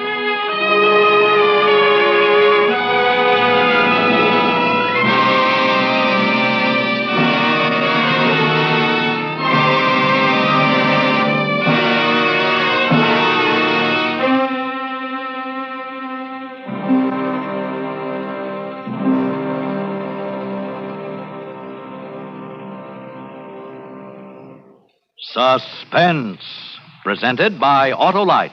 Tonight's star, Miss Joan Bennett. Hello, I just ran out and bought an Autolite Stay Full battery. Now, do I get a pair of those wonderful suspenders? Well, Hap, you sway me. But let me say a word about the more than 400 products made by Autolite for cars, trucks, planes, and boats in 28 plants coast to coast. These include complete electrical systems used as original equipment on many makes of America's finest cars. Spark plugs, batteries, generators, coils, distributors, electric windshield wipers, starting motors, bullseye sealed beam headlights. All engineered to fit together perfectly, work together perfectly, because they're a perfect team. So, friends, don't accept electrical parts supposed to be as good. Ask for and insist on Autolite original factory parts at your neighborhood service station, car dealer, garage, or repair shop. Remember, from bumper to tail light, you're always right with Autolite.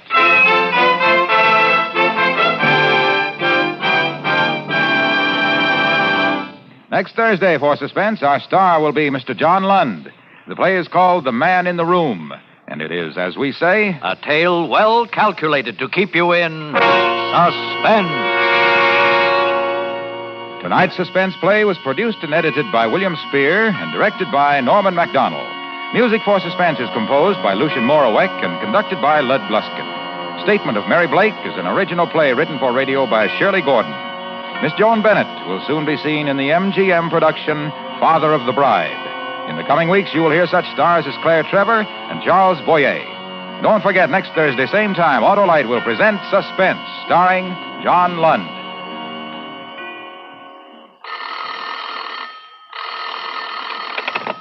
You can buy Autolite Stay Full batteries, Autolite resistor or regular spark plugs, Autolite electrical parts at your neighborhood Autolite dealers. Switch to Autolite. Good night. This is CBS, the Columbia Broadcasting System.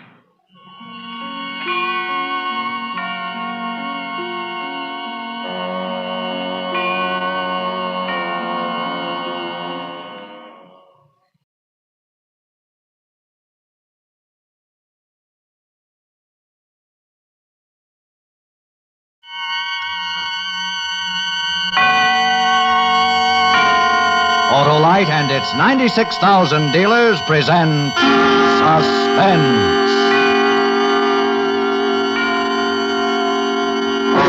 Tonight, Autolite brings you a story of love and hate. A story we call Three Lethal Words, starring Miss Joan Crawford.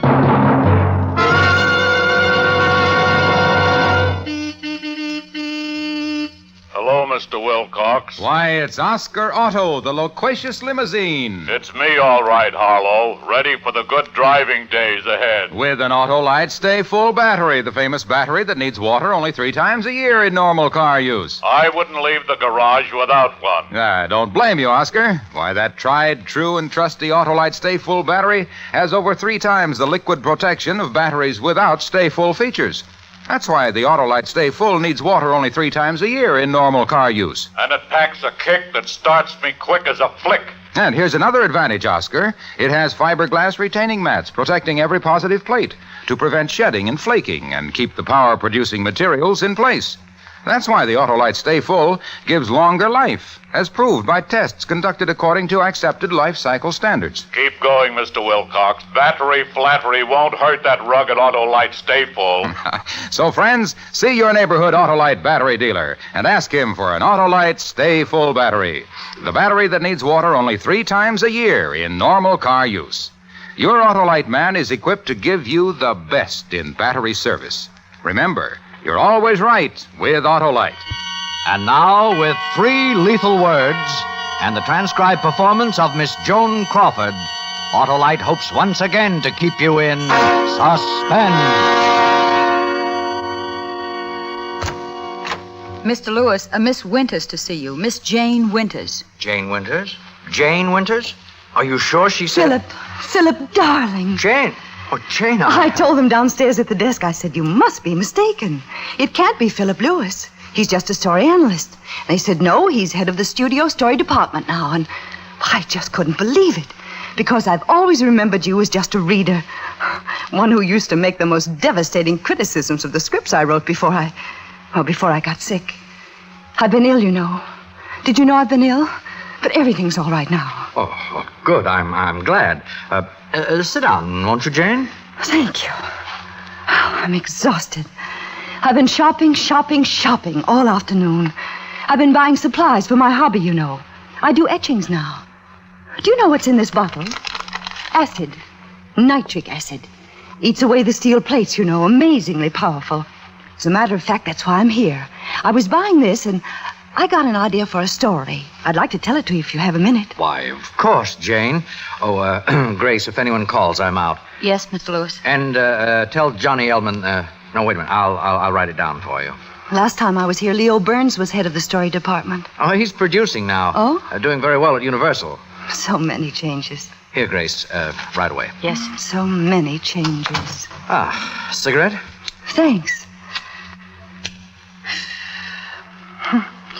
It's been a long time, hasn't it, Philip? Yes. You're looking well, Jane. I'm feeling all right now. I don't want to talk about me. I want to tell you this idea. It's all worked out in my mind, except the end. I don't like the end.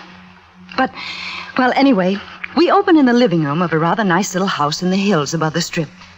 I don't know if you were ever in the place I once had up there. Anyway, a place like that. It's around 2 a.m, and there's this girl pacing back and forth in this living room. Call her Sally Summers.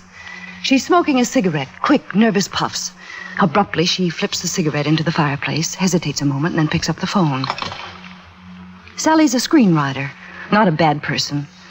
If you knew her, really knew her, you'd see she's not a bad person. All she wants is a little affection, a little love. That's all she wants. She's a screenwriter, and she's 43 years old, and she's married to an actor, and he's 19 years younger than she is. It's 2 o'clock in the morning, and she's all alone.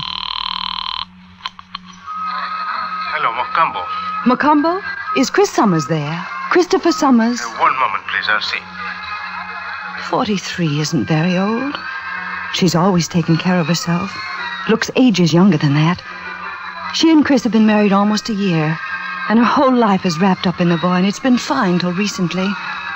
Recently, it hasn't been so fine. Hello? Chris, where have you been? I've been worried sick. No, I'm sorry. Mr. Summers isn't here. Not there?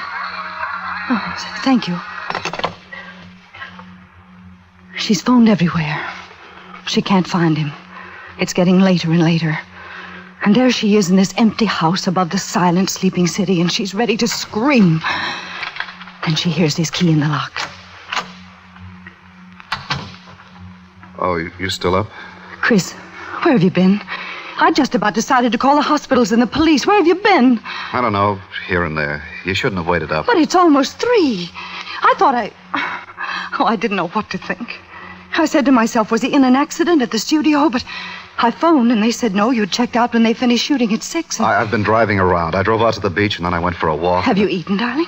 Would you like something to eat? Or maybe a drink? Don't fuss over me, Sally. That's all I ask. Please don't fuss over me like a mother hen. I like to fuss over you. Sorry, I didn't realize I was doing the mother hen bit. But you might have phoned me. I didn't feel like talking to anybody. Not anybody. Chris, what happened at the studio today? What difference does it make? Tell me. You're letting it all out on me, and it's not fair. I have a right to be told. All right, I'll tell you. One of the grips had a valise full of greeting cards he was peddling. Greeting cards for Mother's Day. And Harry Minch was on the set, and you know what a kid a Harry is. And he bought one for his mother, and then he turned to me. I don't want to hear it. You'll hear it anyway. He turned to me, and he said, Chris, these Mother's Day cards are beautiful. I said I don't want to hear it. They're beautiful, he said. Why don't you send one to Sally? And that's not all. I won't listen. Take your hands away from your ears. Let me go. You're going to listen. Chris. I've been getting these dirty digs since we first started seeing each other. Last summer. I was doing a scene with Ada Field last summer, and someone asked me if I'd seen Sunset Boulevard, and Ada yelled, "Seen it? He's living it." Oh, please. Please, no more. Please. So now you know.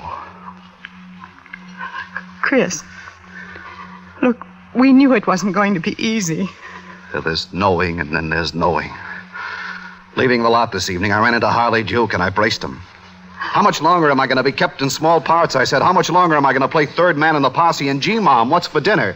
He said, how can you be built into love's young dream for the Bobby Soxers while you're married to someone twice your age? Get wise, kid, he said, get wise. That was 7-8 hours ago.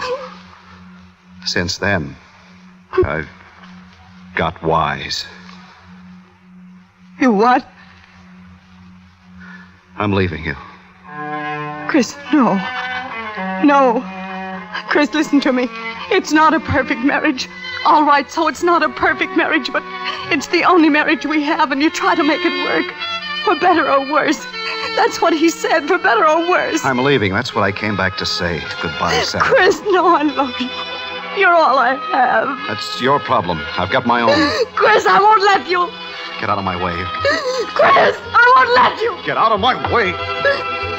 No! Chris!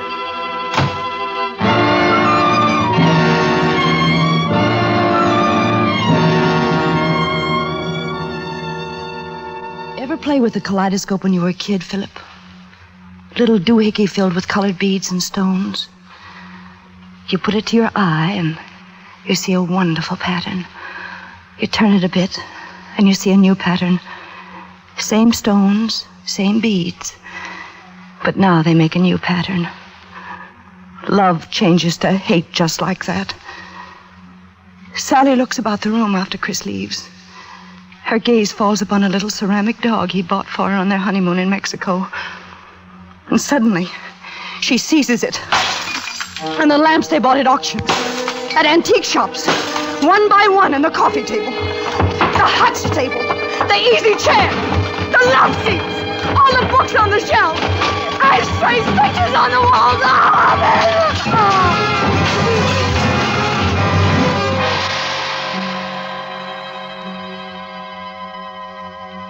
And in the morning, when her maid comes in, Miss Summers? I'll destroy him. Miss Summers, honey? I'll destroy him. I'll destroy him. I'll destroy him. Hello? Hello, Dr. Colby's office? I'll destroy him. This Miss Summers' maid. Let me speak to the doctor. I'll destroy him. That's all she says for a long time to come. Just those 3 words. Maybe that ought to be the title. 3 lethal words.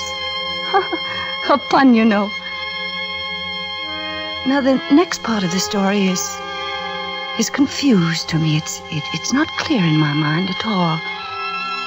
There are doctors in it and people whispering to each other and looking at Sally, and a long automobile ride ending at a gate. She's taken to an asylum, A large, sprawling place like a country club with guards. And they start to put her together again. They're very kind and patient and good at their jobs.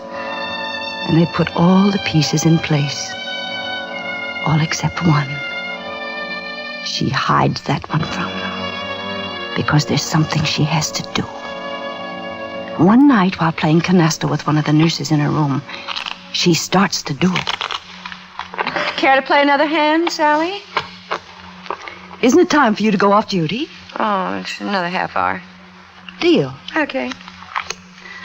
Going to town? Mm-hmm. Got a date? Uh-huh. Square dance. Got a new dress I'm going to wear. Nice? Oh, I'd show it to you, but it's my valise. My valise is in the car. Change at your sister's house, huh? Uh-huh. 15. Where are you going? To get a hanky. Oh. They're very careful at the asylum. There's nothing you can use as a weapon. But the bureau in your room has 3 drawers, and you pull out one of the drawers all the way and raise it above your head and get behind the nurse while her back is turned and she's looking at the cards. And then you carry her to the bed and take off her uniform and put it on yourself and cover her with the blankets. Then down the corridor and down the steps and across the lawn to the parking lot. There's only one bad moment at the gate. But all the man at the gate can see is your white uniform in the dark, and he knows the car. So you just wave to him, and he opens the gate, and you drive through. And once through, you step on the gas, and you're free. Free! Jane. Jane. What? Sit down, Jane. I got carried away. Where was I? Sally was driving away from the asylum. Have a cigarette. She's driving? Oh, yes. As she drives through the darkness toward Hollywood, she's filled with a terrible eagerness. You see, she knows exactly what she's going to do. She's not going to kill Chris. Oh, no. No, that's too good for him. He's got to be destroyed. But it's no good if he's not alive to appreciate that. He's got to know he's been destroyed and go on knowing it. So she's decided to change that handsome face of his. Turn it into a scarred and pitted monstrosity. Something that will never, never again face a camera, nor attract a woman, nor cease to remind him that once there was a wife named Sally, who loved him so much. She reaches Hollywood at dawn. Then she abandons the car on a side street and walks until she passes a shop selling artist supplies. Can I help you? Yes, I'm doing some etching, and I need some plates? Got some fine copper plates. No, I have enough plates. I'm out of acid, though. What mordants do you have? Let me see. Got some Dutch. Got the iron perchloride. Got the nitric. That's the best. I'll take a bottle. I don't seem to have it diluted. I'll take it full strength. Yes, ma'am. Oh, I don't suppose I have to warn you to be careful about handling Oh, it. I'll be very careful. Here you are. Thank you. Doing landscapes? No, as a matter of fact, I'm doing a portrait. Portrait of a man. From life. And there she was, out in the street with a bottle in her hand. A bottle just like this one, Philip. She's been a writer, and she's known the joy of creation, but it can't compare to the exaltation she feels now. Now, as she goes forth to experience the joy of destruction. I'll destroy him, she says. I'll destroy him. I'll destroy him.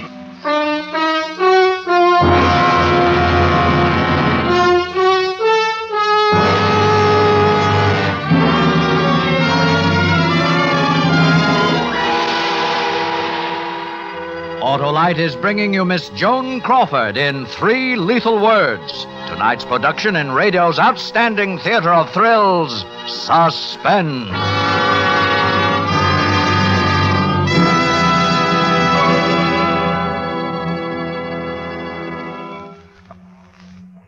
ready for Easter, Oscar Otto? Sure am, Mr. Wilcox. With an Autolite Stay Full battery under my hood, I'll be the jauntiest jitney in the parade. Well, you can't miss if you've got the battery that needs water only 3 times a year in normal car use, Oscar.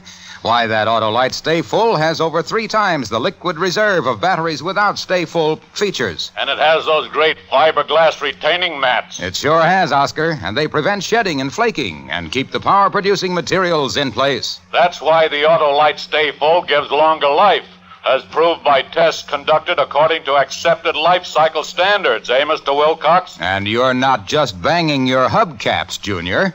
So, friends, see your Autolite battery dealer for your Autolite Stay Full, the battery that needs water only 3 times a year in normal car use. And remember, you're always right with Autolite.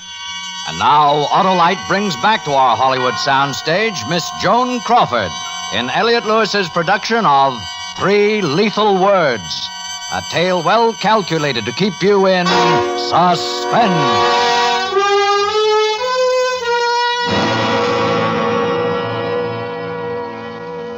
Sitting here talking to you. It's like old times, isn't it, Chris? Philip. What?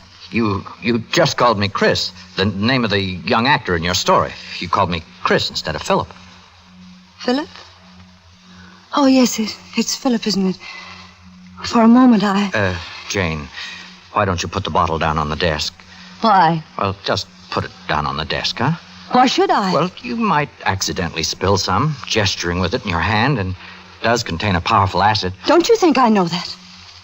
Do you think I'm irresponsible or something? No, of course I don't think I care for your attitude, my young friend. What makes you think I can be spoken to like that? What makes you think you can treat me like this, Chris? What makes you think you can get away with it? You listen to me, Chris. Philip, Jane, not Chris. Philip. Chris is the young man in your story. Now, go on with your story, Jane. Yes, I'm enjoying it.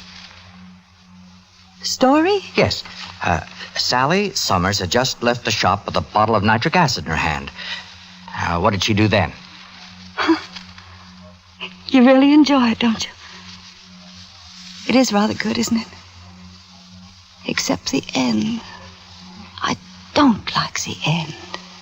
It's not the end I want. That is, Sally, sets out to locate Chris. She enters a drugstore, goes into a phone booth. Hollywood 95264. Hello. This is Mr. Summers' housekeeper. Is it possible for me to speak to Mr. Summers, Christopher Summers? One moment, please. Hello? Hello? Hello, Mr. Summers is with the Lucifer Laughs unit. They're shooting out on the back lot today. I can't put you through to them. Care to leave a message? No. It can wait, thank you.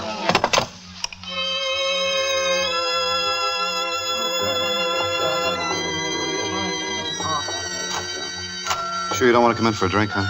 Oh, no, I want to shower first. Chris, is there any word on her? No. Not worried, are you? Not for myself, no. Well, you don't have to worry about me. Chris. Now go shower. I'll pick you up for dinner. Where are we going tonight? Well, Zelda and Charlie expect us at their place. Chris. Now, don't look so worried. It's all right, I tell you. I'll see you soon, miss.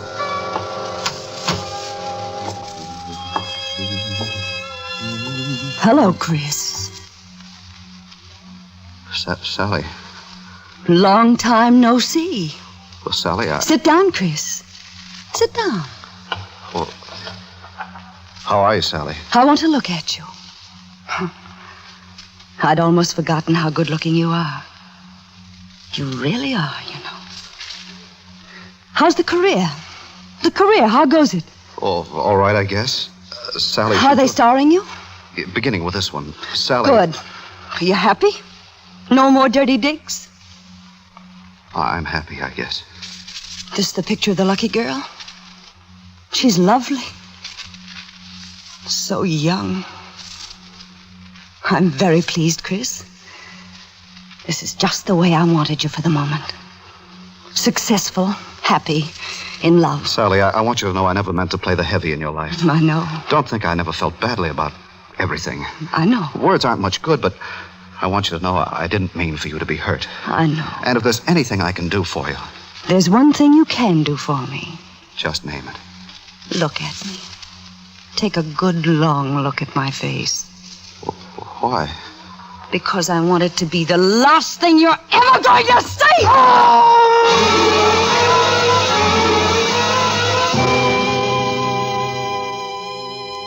That night, back at the asylum, she enjoys the first untroubled night's rest she's had in a long time.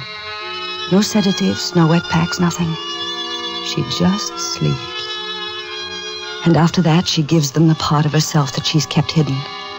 And now they have a real chance to make her whole and well again. But it takes time. 2 years, 3 years, 4. And one day they tell her she's as well as they can possibly make her and fit to leave. If she avoids strain, avoids shocks, remembers all that she has learned about herself, there's no reason why she cannot go out and make a place for herself in the outside world. One evening, shortly after they tell her that, she finds herself in the reception office, valise packed, waiting for the car that will take her away.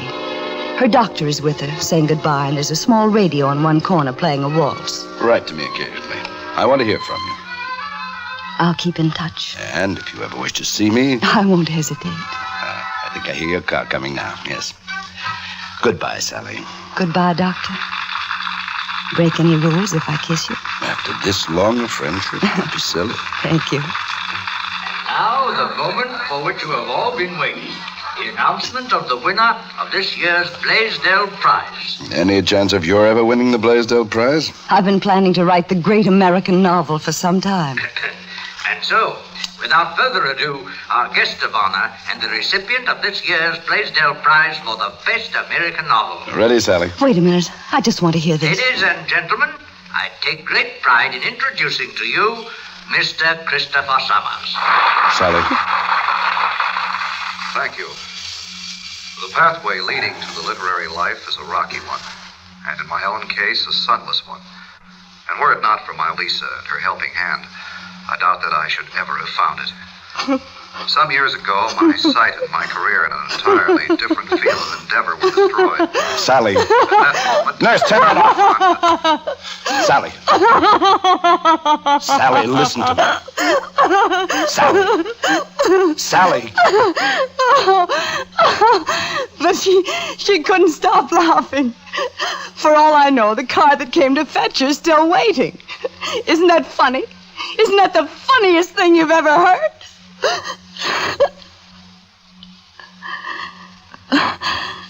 I don't know why I'm laughing. Because it's really sad in a way. Really awfully sad in a way. Sit down, Chris. Sit down. Not Chris, Jane. Philip. Philip. I want to look at you. I'd almost forgotten how good-looking you are.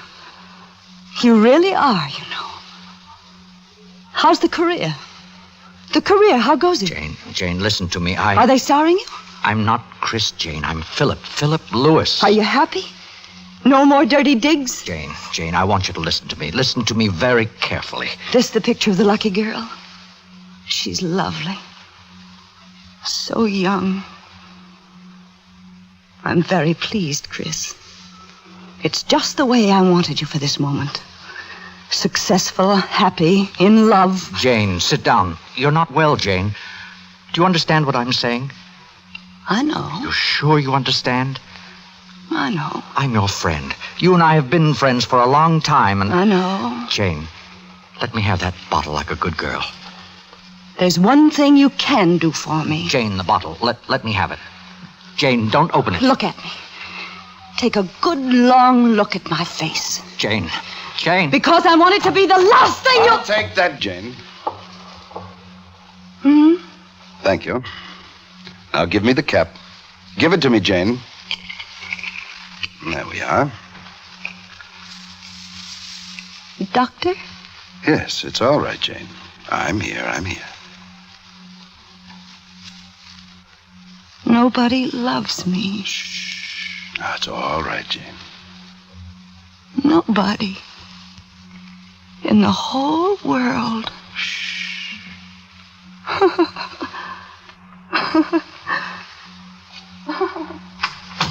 Are you all right? I think so. I'm sorry about this. It's the second time in 6 years she slipped away. Mind if I sit down? I expect you're going into shock. Do you feel cold? She wanted to sell me a story. Yes, I know. She writes it down over and over again. Paints it when we give her paints. Why did she come to you? Any idea? Yes, I knew her in the old days. Oh? Are you a writer, too? No, I'm head of the story department here. Find stories to make into movies, you know. Oh, well, it must be very interesting work. It has its moments.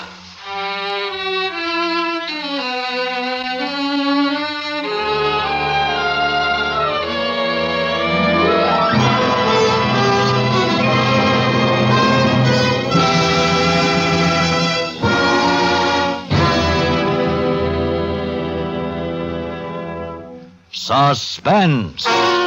Presented by Autolite. Tonight's star, Miss Joan Crawford. If all the cars could talk like me, we'd all run really right.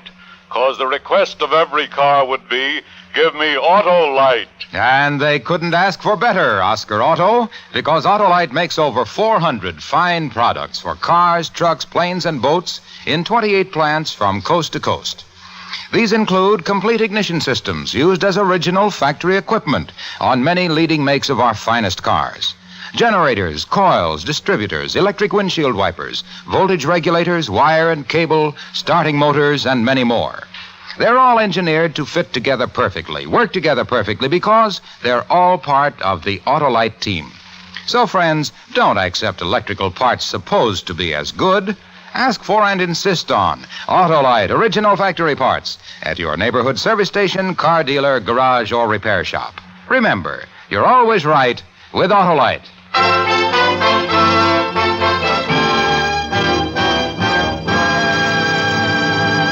Next week on Suspense, our star will be Mr. Jack Carson in Death Pitch.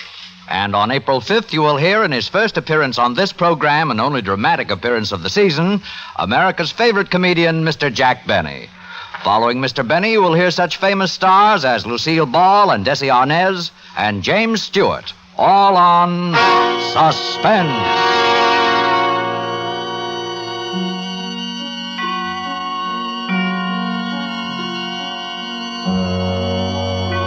Suspense is produced and directed by Elliot Lewis, with music composed by Lucien Moraweck and conducted by Lud Bluskin. Three Lethal Words was adapted for Suspense by Walter Newman from a story by Charles Bean. Portions of this program were transcribed. In tonight's play, High Averback was heard as Chris and Joseph Kearns as Philip. Others in the cast were Ted DeCorsia, Lillian Baeff, Don Diamond, Bea Benaderet, and Sylvia Sims. Joan Crawford will soon be seen in the Warner Brothers production, Goodbye, My Fancy. And remember, next week on Suspense, Mr. Jack Carson, as a man who talked to death all those who stood in the way of what he wanted. A story we call Death Pitch. You can buy Autolite Stay-Full batteries, Autolite resistor type or standard type spark plugs, Autolite electrical parts at your neighborhood Autolite dealers. Switch to Autolite. Good night. This is CBS, the Columbia Broadcasting System.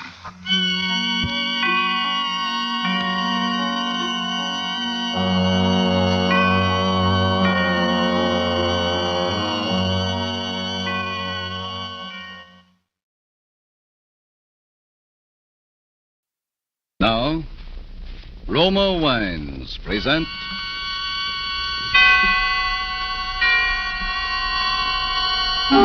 Suspense. Tonight, John Barbie and Son, starring Thomas Mitchell.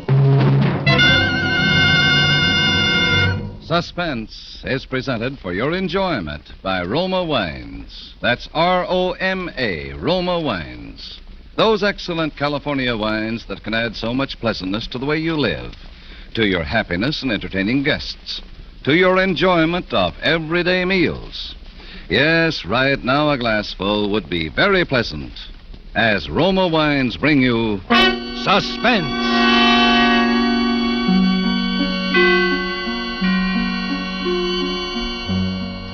This is the Man in Black, here for the Roma Wine Company of Fresno, California.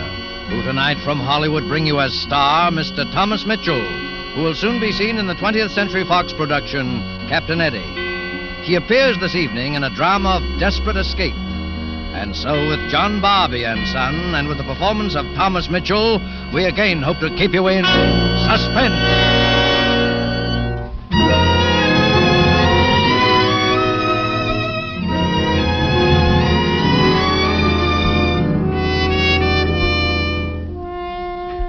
I'm afraid, Mary. For the first time since you've been gone, I'm afraid. I'm going to have to break my promise, Mary. I've tried. I've kept him out of sight, like you told me. I did just like you used to do when you were here, Mary. But it was that kitten that wandered into the place today. Carl didn't mean any harm. What he did, he didn't mean to do. It was just that he'd never held one in his arms before. And now they're coming for him tonight. They'll take him away. They'll take him to the home. Oh, if I could somehow just put them off for one more night. Ah, Mary, it would be easier if you were here. No, Carl, I told you to stay upstairs till I called you. Oh, no. You're to stay in your room. I'm not going to let them take you away. Maybe I'll think of something. I've got to think of something. Shh, Carl, they've come. No, be still. Go back to your room. Hide yourself. One moment. Here. Take my hand. No, come with me. You're to stay in your room and not make a sound. You're to be very quiet. Do you understand? If you do as I say, I might be able to keep you here one more night. Coming.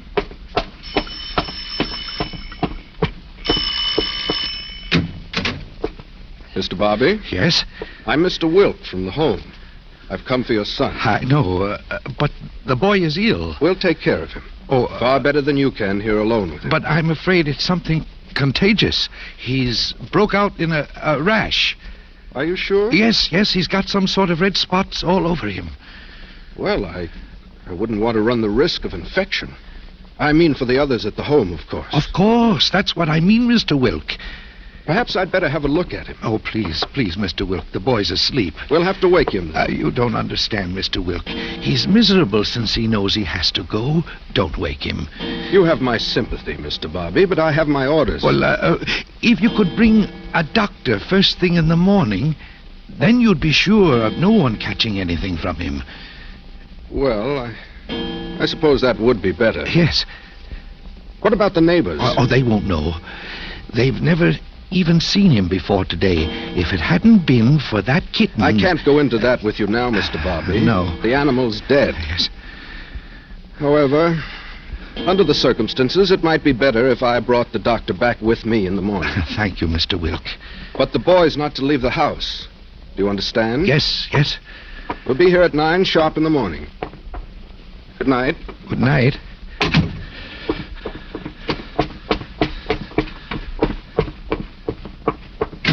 Carl. No. It's all right. It's all right. Now you can stay one more night. Well, Carl, I promised your mother that I'd never let them take you away. That I'd do anything before I let them do that. What are we going to do? I know what happens to them at the home. I've seen them after they've been there a while. They'd be better off. Carl, how would you like to go away? Yes, how would you like to go someplace where they'd never reach you? Yes, that would be better, Carl. That would be much better.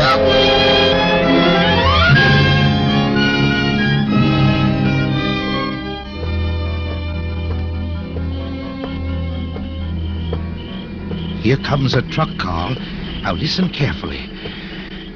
You're to hide in the bushes by the side of the road here. I'm going to flag him. If he stops to pick me up, you're to climb in the back of the truck without him seeing you. You're not to make a sound. You're not to try to say anything and stay there until I call you to get out. Do you understand, Carl? Yes. Now get in the bushes. Hello. Having trouble? Could you give me a ride to San Diego? Sure. Hop in. Oh, thank you. Oh, just a moment. Yeah, something wrong? Yes, my glasses. I seem to have lost my glasses. Oh, did you drop them? Yes, I'll find them. I had them a minute ago. Okay. Can you see out there? I'll take a look around back here. Want a flashlight? Oh, never mind. Get in the back of the truck, Carl. Do you understand? Yes, that's it. I found them. Oh, good. Yes, right by the back of the truck here. Well, thanks for waiting. Lucky break. Well, to tell you the truth, I don't usually stop for people, but it's so late and you're a little, a little older than most you see on the highways. Oh, I didn't mean that, but what's the matter? Do you have car trouble? No, you know what transportation is in these days. I couldn't get a bus or a train. Yeah, I know. Lots of soldiers and defense workers in these parts. Have to consider them, you know. Oh, yes, of course, I know. Tell me, do you make this trip often? Oh, yeah, twice a week. Oh, I imagine you get pretty tired of it, don't you? Oh, no, I like being out in the open. Yes. Hey, you hear that? Yes. I suppose he's getting restless. Oh, then you saw. What was that? Oh, that's my cat. What do you mean? Oh, I picked up a stray cat back in Pedro. Oh. Cute little kitten. I got a box fixed up for him in the back of the truck. You know, it gets pretty cold up here. A kitten? Yeah. What's the matter? Oh, my billfold. I seem to have lost it. Have? Gee, when did that happen? I don't know. I guess back where I dropped my glasses. I had it then. Oh, that's too bad, but I can't go back, you know. Oh, no. I wouldn't expect you to. If you'll just let me out here, I'll catch another ride back. Well, okay. If I was on my own time. Oh, no. Thank you very much. It'll be all right. Okay. Good luck. I hope you find it. Just a moment. Yeah? The back end of your truck's open. Oh, it is? Oh, well, I'll... No. Don't get out. I'll close it for you. Oh, thanks. Get out, Carl. Run back for the road. Down the road, yes. It's all right now. You can drive on. How's the kitten? Oh, he's all right. He's fine. You can drive on now. Oh, well, thanks. So long.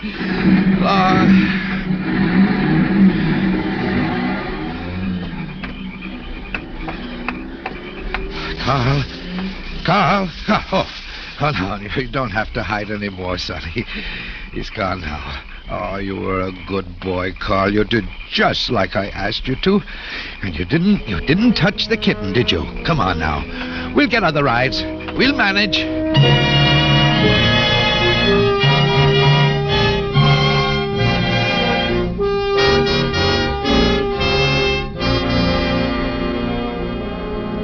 Tonight, for Suspense, Roma Wines are bringing you as star Mr. Thomas Mitchell, whom you have heard in the first act of Mel Dinelli's radio play, John Barbie and Son. Tonight's tale of suspense.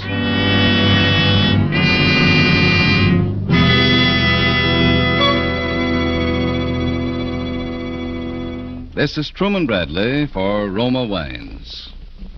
Have you ever noticed the knack some women have for making their guests feel welcome, relaxed? Well, one such woman is the renowned hostess, Elsa Maxwell. And here's what she suggests you do the next time friends come to dinner. Flatter your guests and make that dinner more enjoyable by serving good Roma California wine. You'll find Roma's Golden Sauterne is delicious with all main dishes, and particularly a delightful flavor mate with fish or fowl. 2-point-free foods now more popular than ever. Just be sure you serve that good Roma Sauterne well chilled. You'll enjoy the delightful bouquet, the superbly delicate flavor, and golden glory of this wine grower's masterpiece in any glassware. Distinctive Roma wines are grown in California's choicest vineyards, beginning with choice wine grapes picked and gently pressed at the top of their flavor richness, then watched over and developed with all the ancient winemaker's skill of Roma's famed wineries. The quality of Roma wines never varies. Always the same tempting flavor, Yet all this goodness is yours for only pennies a glass. No wonder more Americans enjoy Roma than any other wines. R-O-M-A, Roma Wines. And now it is with pleasure that we bring back to our soundstage Mr. Thomas Mitchell, who resumes his role as father and fugitive in John Barbie and Son, a tale well calculated to keep you in suspense.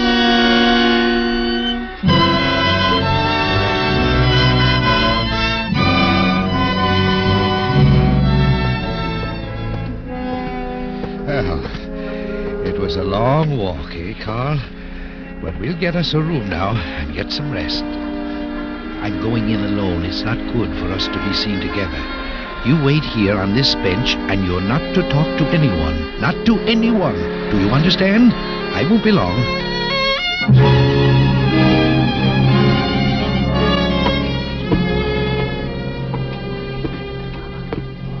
Good evening, sir. I'd like to have a room, please. Oh, you're very lucky, sir. I've just had a single vacated. Oh, you haven't a double? Oh, I'm sorry, I haven't. I thought you were alone. Oh, well, I am, but I prefer a double bed. I'm afraid you're going to have trouble finding any kind of a room in San Diego, sir. We're lucky to have this one. Yes, I'll take it. It'll be all right. All right, sign here, please. Yes. It's really not a small bed. It's 3/4 size. Here's your key, sir. Oh, that's fine. Thank you. Oh, could you tell me, is it on the ground floor? Why, no, it isn't. Oh. Had you wanted it on the ground floor? Yes. You see, I'm a little nervous about fires. Oh, well, there's a fire escape just down the hall from you. Oh, there is? That'll be all right, then. I've got to get... I'm going out for a while. I'll be back later. Thank you. Yes, sir. Did you hear that, Miss White? Yeah. Can't sleep in a single bed. Afraid of fires. I'll tell you, you meet all kinds, don't you? You certainly do.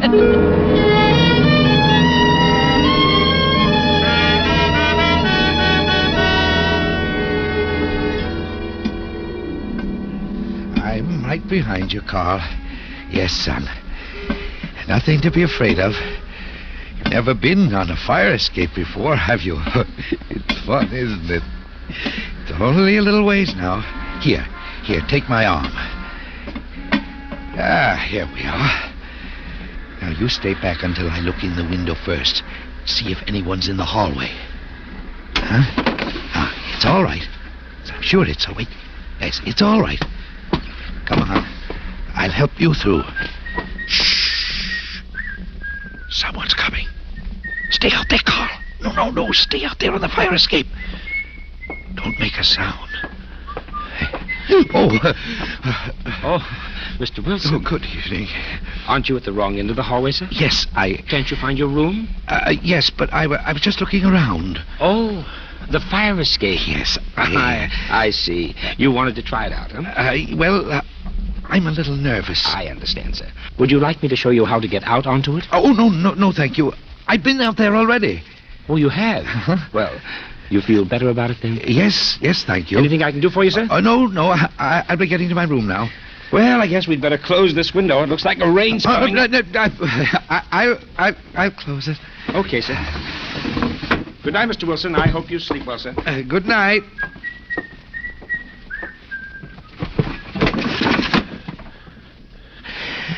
It's all right. Come on, Carl. Careful now. Follow me, quickly.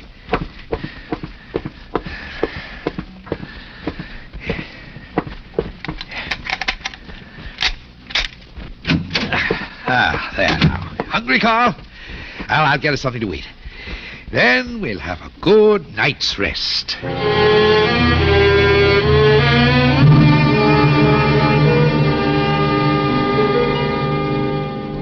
Miss White. Yeah? I just found the old boy up in the hallway. He was trying out the fire escape. Can you beat it? When? Just now. Well, but how did he get up to his room? He didn't come back through the lobby. What? He didn't? No. I know I would have seen him. He must have used the fire escape then. Say, there's something funny going on around here. Hey, look, it's his room. Office? No. Yeah, well, I'm sorry, Mr. Wilson, but we don't have meals sent up anymore. There's a cocktail lounge and a restaurant on the roof. Oh, it's really quite nice. And there's a terrace where you can step out and get a wonderful view of the entire city. Yes, sir. You're welcome. Meals sent up. I guess he don't know there's a war on. That fire escape business puzzles me, and now he wants his meals sent up. Say, do you suppose he's got somebody up there with him? I don't know, but I'd certainly like to take a look at his room. And I think I will if he goes out. That's a good idea.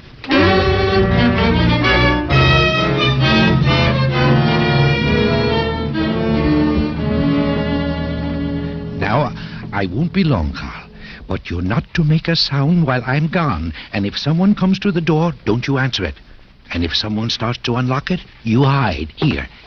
Hide here in this closet. You understand? Remember now, no noise. Do everything I tell you, and everything will be all right. Yes. I'll get you something to eat, and I'll be right back.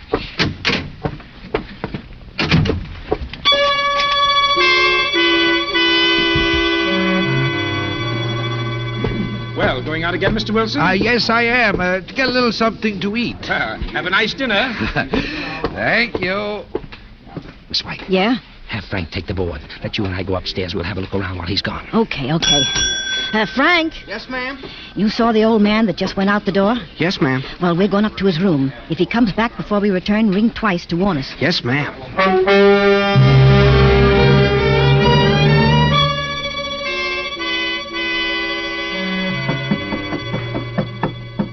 Why are you knocking? I have a feeling someone's in there. Well, if there is, they're not coming to the door. Not if he sneaked them into the hotel. Oh, yes, I suppose you're right. I guess I'd better unlock it.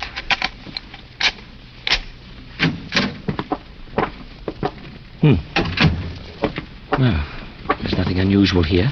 Look at this bundle of things, though. What do you mean? Well, here's a cap. Well, that looks like a boy's. Still, it might be his. He wasn't wearing a cap when he come in. No, he wasn't. Should I look in the closet? No, I don't think we need bother. If he did have someone in here, they're not here now. Well, I just think I'll take a look, as long as we're here.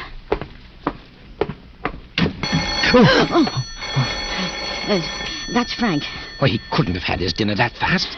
Maybe Frank's made a mistake. I'll see. Frank? Yeah? All right, we'll be out. He says he's carrying a package. Must have brought something back to eat here in the room. Come on, Miss White. We'd better get out of here. Hey, we'd better go down the stairs. I think he'll be coming up in the elevator. Come on. Miss White. What's the matter? You've walked off with the cap. Great Scott, I have. I didn't realize... what do we do? Shall I go back? No. I don't think you'd better. No. He'll be up here any minute. Yeah, well, maybe he won't miss it, and we can put it back if he goes out again. Yes, come on.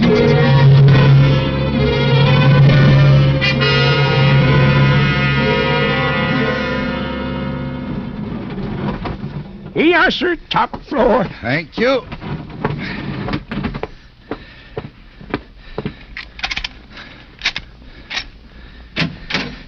Here we are. Milk and Carl. Carl, where are you? What are you doing in the closet? Was somebody here, Carl? Someone's been here. Where's your cap that was on the bed there? Who's here?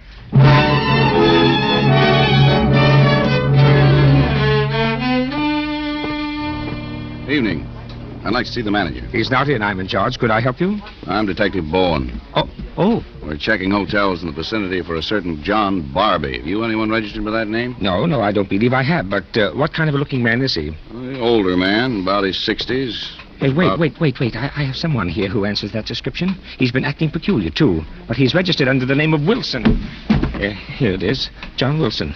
He might be the one you're looking for, and I have a hunch he is. Is he in his room now? Yes. He went up just a short time ago. I'd like to go up.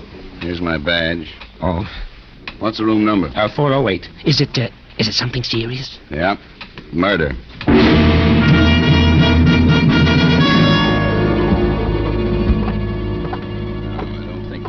To make trouble, but I think it'll be easier if he opens the door himself. Well, I'll say that it's something about his moving to a double room. Yeah. Mr. Wilson? Oh, Mr. Wilson, I have another room I think you'd be interested in seeing. Well, I don't think anyone's there. Have you a pass key? Oh, yes. Open the door. But That's all right. I have a gun. I'll stand back out of sight.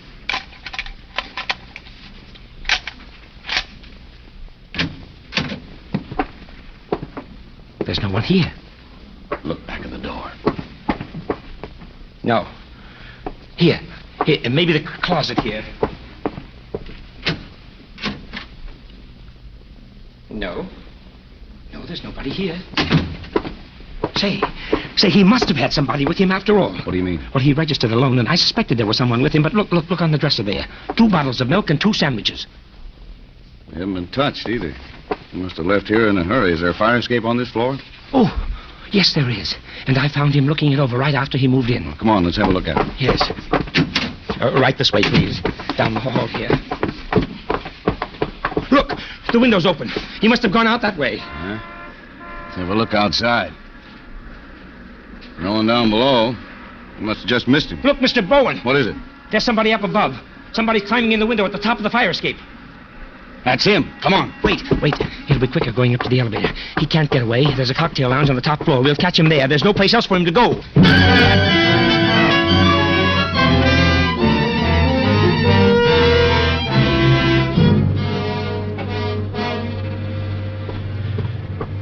Careful now. Careful. Go through the window, Carl. That's the boy, Carl. They're following us. I know that. They'll always follow us. You've got to do everything I tell you now. You've got to understand. Come on. Pardon me, sir. Yes? Is there a terrace room on the floor? Oh, yes, there is. You'll get a wonderful view of the city. It's straight ahead through the cocktail lounge. Oh, thank you. Oh, isn't it beautiful? Just look at the skyline. That's Coronado over there. Nice, isn't it, Carl? Carl, if they catch up with us, it means you'll have to go back to the home. You understand that, don't you? We promised your mother we would never let that happen, and we're not going to. Oh, look at that man over there. He's climbing up over the iron fence. Stay there. You better get back. Oh, somebody stop him. It isn't going to hurt much, Carl. It'll be quick. Say, look. Mr. Bobby! Mr. Bobby, don't! Stay where you are. This is my affair. Now, Mr. Bobby, that isn't going to do anybody any good. Now, just listen to me a moment. If you come a step closer... I won't. But listen to me. What do you want? Now, Mr. Bobby, don't jump. Come back with me. They'll go easy on you. You'll not take him back to that home. I know what happens to them there. Now, Mr. Bobby, you're ill. You don't know what you're doing. You're... Now, I tell you not to come any closer. All right, I won't. But listen now. I'll not listen to anything. I know what's best for my boy. I promised his mother, didn't I, son? What? Who are you talking to there, Mr. Barbie? Don't pay any attention to them, Carl. Why, he thinks the boy's there with him. Are you ready, Carl? You don't want to go back to that home, do you? Mr. Barbie. Now, there's nobody there with you. What? What did you say? I say there's nobody there with you. Nobody. What kind of a trick is this? Well, you're just imagining things. You're ill. Now, they'll go easy on you, I promise you that. There's nobody here with me? No. Your son's dead. And what you're going to do now won't help anything. Well, this is my son here by my side. No, Mr. Bobby. No one's by your side. This is a trick. Oh, I see it now. You are trying to confuse me, to keep me busy talking, so this man could sneak up behind me. Is that it? Mr. Bobby, now we're just trying to save your life. Now come back away from that ledge and let us talk. No, I've had enough of your tricks. Are you ready, Carl? Oh, no. Don't let him. It won't hurt much, Carl. Oh, no. Take my hand, son. Take my hand. Oh, no, my dear. Oh, that's terrible. May I ask what he was wanted for? Murder. Murder? Yeah. He killed his son last night. The authorities are going to take the boy away to a home. And I guess his mind just snapped. It's probably better this way. Because he thought the boy was with him. Right to the end.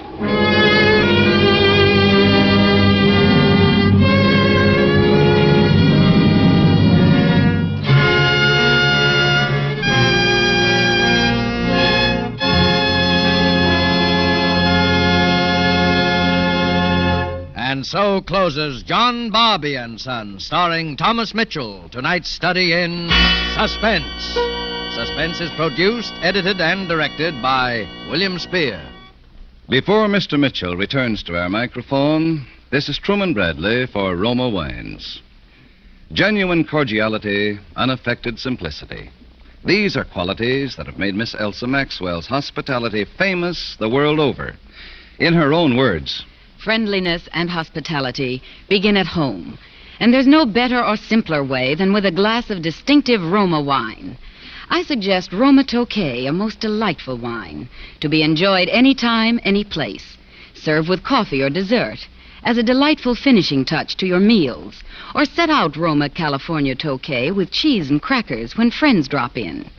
Roma Tokay is a velvety, flame-colored wine, moderately sweet, light, with a slightly nutty flavor. Be sure it's Roma Tokay you serve. that's a mighty worthwhile idea, Miss Maxwell's. Try Roma Tokay and the other Roma wines, too.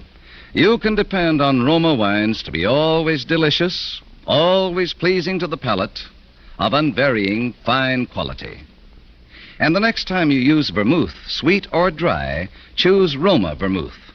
Zestful, herb-flavored Roma vermouth is blended, mellowed, and developed with all the traditional wine-making skill of Roma wineries, yet surprisingly low-priced. Try Roma vermouth soon, will you? This is Thomas Mitchell. It's been a great pleasure to appear here tonight on Suspense, a program for which all actors have a unique regard. Next Thursday, my old friend Edward G. Robinson will be your star.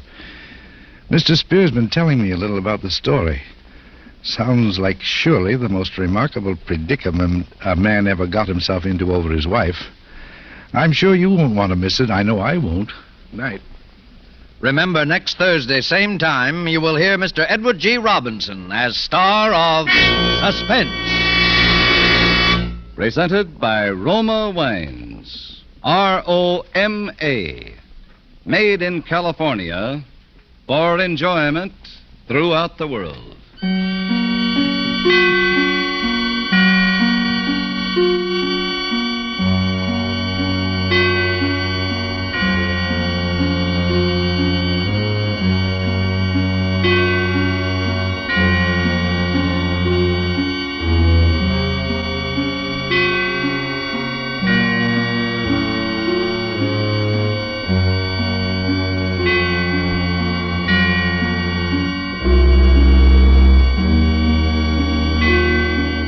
This is CBS, the Columbia Broadcasting System.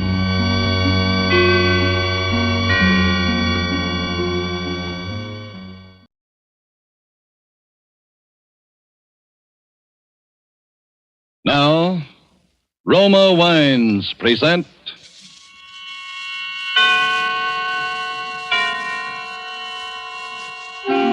Suspense. Tonight, Dateline, Lisbon, starring John Hodiak. Suspense is presented for your enjoyment by Roma Wines. That's R-O-M-A, Roma Wines. Those excellent California wines that can add so much pleasantness to the way you live, to your happiness in entertaining guests, to your enjoyment of everyday meals. Yes, right now, a glassful would be very pleasant as Roma Wines bring you Suspense. This is the man in black, here for the Roma Wine Company of Fresno, California, who tonight from Hollywood bring you as star the rising new film personality whose performance you admired in Lifeboat and whom you will soon be seeing co-starring with Lana Turner in MGM's Marriage is a Private Affair, Mr. John Hodiak. For our suspense play this evening, we ask you to project time into the not-too-distant future. And so, with Dateline Lisbon and with the performance of John Hodiak as William Baldwin, we again hope to keep you in suspense.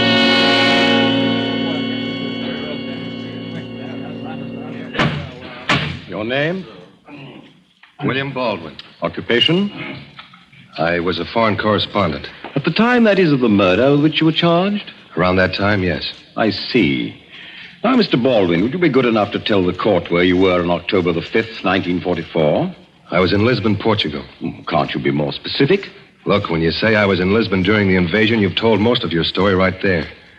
You know the place. Yes, we know it.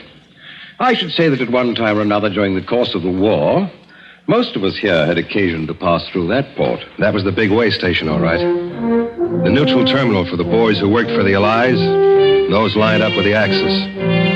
You'd see a crowd from the Soviet, anxious to get back to the Eastern Front and the sound of the Internationale.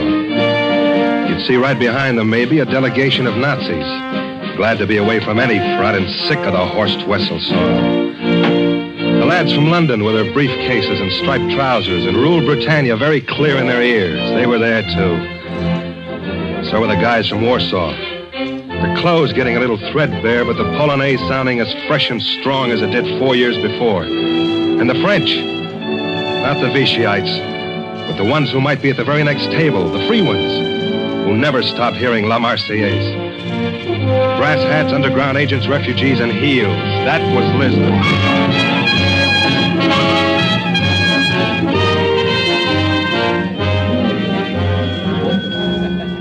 It was about 5 or 6 in the evening when I walked into the lobby of the Hotel de Gama. You know the place, right in the center of town. Anyway, I happened to glance up and I saw this girl standing about midway on that big marble staircase that leads down from the mezzanine. She had a Leica camera up to her face and was drawing a bead on the whole lobby. No, pare, señorita. Suddenly, a little fella yelled up to her to stop. And as he did, a fat guy standing at the desk whipped around. He spotted the girl, too. The next second, he was the scaredest looking character I'd ever seen. He whirled back, away from the camera, but she'd already clicked the shutter. In another second, I got a shock myself. The girl lowered the camera from her face and... yeah, it had to be her. She came down the staircase, winding up the film in the Leica, then started across the lobby, and I was sure it was Terry. I hadn't seen her since I'd left New York, but you couldn't mistake that stride, not even after all those years. I walked across the lobby to her, but the little guy, the one who yelled, had a head start. Estuve grosero, pero el tiempo es difícil por los nervios, ¿no es verdad? If you say so, senor. But I haven't the faintest idea what you're talking about. Ah, American. 3,000 pardons, Mrs. I simply wish to apologize for my outburst. Clearly, it was... Outburst? I'm sorry, senor, but I don't get it, even in English. It was when you were on the staircase. He yelled at you. At me? But what on earth for? I don't think he wanted you to take that picture. Are you serious? Why should... No.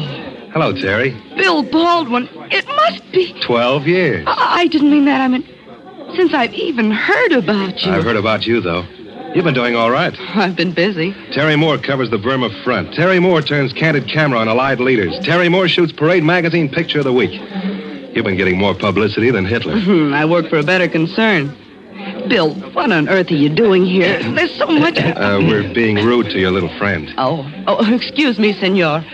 You objected to my taking the picture? Oh, no, Mrs. Not at all. That is the point I wish to clear up. Oh, permit me. I am Don Luis Fernando Sanchez Jesus de la Castellano Cristobar, the third. How do you do? But my friends call me Mosca.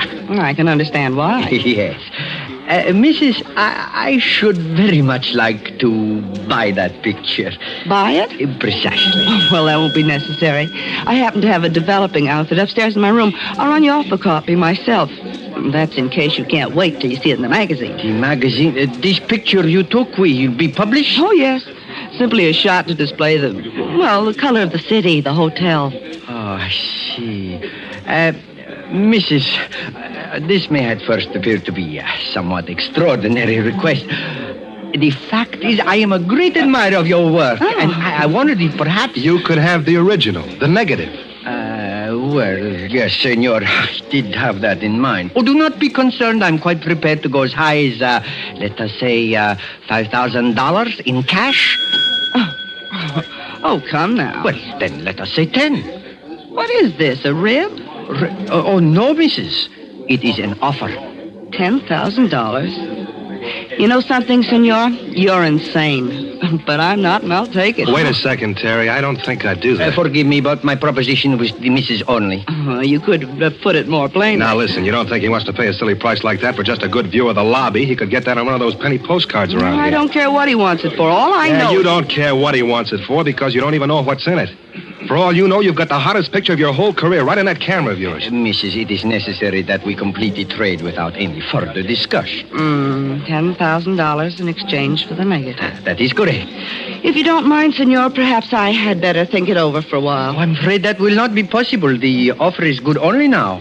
Then, adios, senor. Well, let us trust you are making no mistake. Hasta la vista, Mrs. Buenas noches, senor. Well, was that stupid enough to suit you? $10,000 right down the drain. How'd you like to make 50? What? I said, how'd you like to make $50,000? There's another guy around here who'd go for that negative. A fat fella. He was standing over there by the desk, right in the center of your camera when you clicked the shutter. I never saw I any... did. And I saw him try to dodge. From where I was standing, it looked like a $50,000 dodge, too. Why, you runt. You were holding out for a bigger price, a bigger cut for you, I suppose. Do you believe that? Oh, I don't know. After all, I haven't much to go on, have I? 12 years is a long time. How do I know what you're like now? What you've become? I mentioned the fat man, Terry, because I think that picture's more important than you'll be willing to believe. Bill, listen to me. I want to know what happened to you. Your articles, your pieces about Europe, they just stopped. So did your letters. Well, there's something you've got to understand, Terry. Your pardon, please. Senorita Moore? Yes, I'm Terry Moore. Yes, you are wanted at the front desk, please. Front desk? What for? I do not know, senorita. If you will follow me. Want me to hold your camera? Thanks, but I think I'll feel better taking care of it myself. Okay, Terry. Hurry back. I'll be right here waiting for you.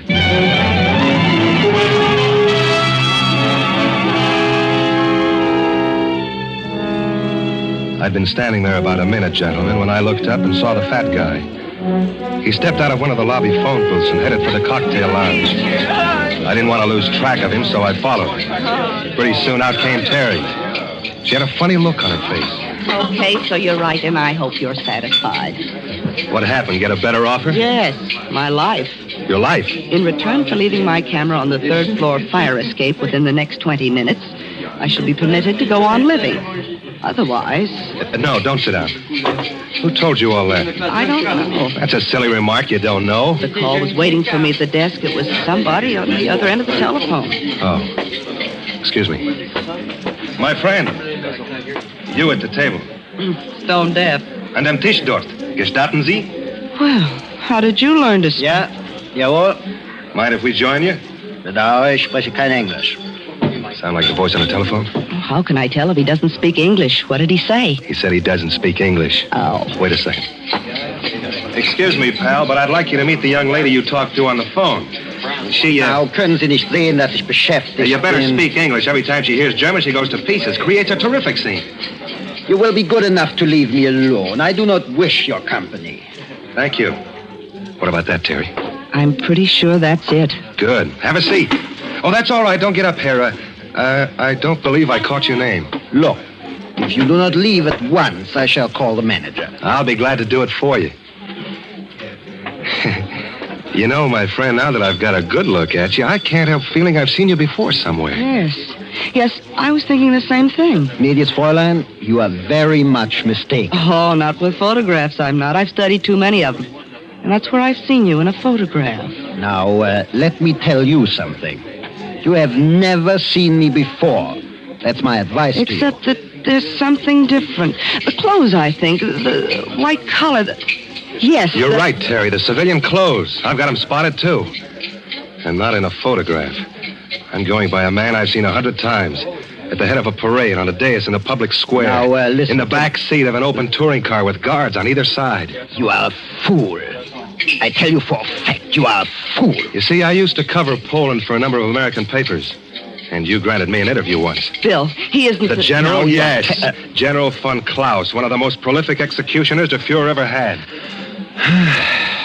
What stupid people you must be. Why did you not stop when I advised you? Don't you see? There's nothing I can do now except take the Fräulein's camera and kill the two of you. Now, look, I happen to have a gun, too, so you can put that thing away. Anyway, you're not crazy enough to kill us here. No, senor. He is not that crazy. Mosca. You will please put the gun away. But I must... You will put the gun out of sight.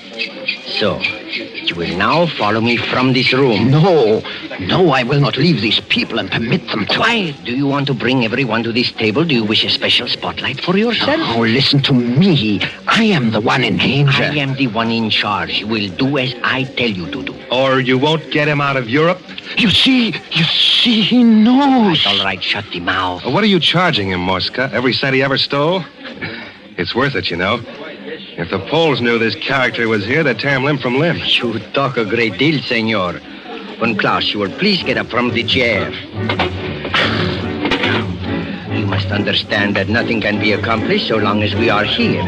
We shall continue our negotiations with these charming people at some other time and place. At the German embassy, let's say? No, How would you like that, Head General? My friends, you first must get to the embassy.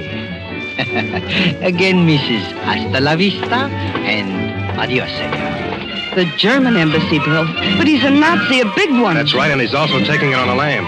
The final squeeze is about to begin, and the general's deserting his post. The Germans would kill him as soon as the Poles.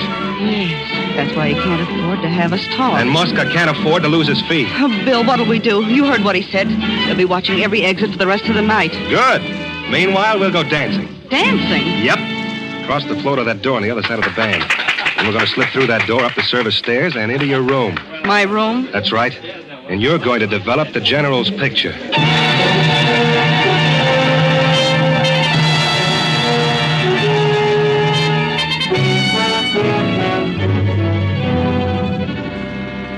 Tonight for Suspense, Roma Wines are bringing you as star Mr. John Hodiak, whom you have heard in the prologue to Dateline Lisbon by Harold Medford. Tonight's tale of suspense.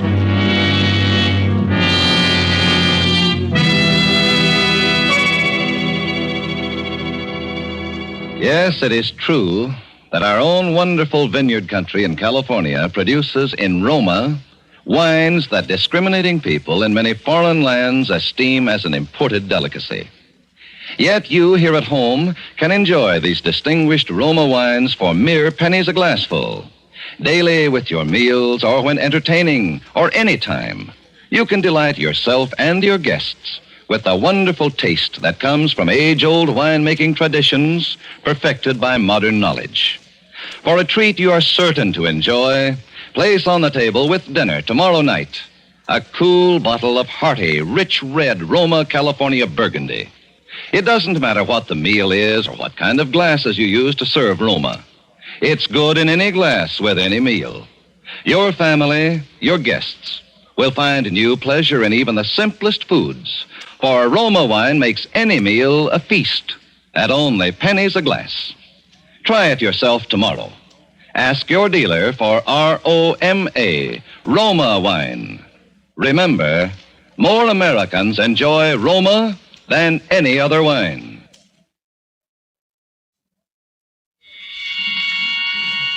And now it is with pleasure that we bring back to our sound stage Mr. John Hodiak as William Baldwin, a man on trial before a jury of his peers in Dateline Lisbon, a tale well calculated to keep you in suspense.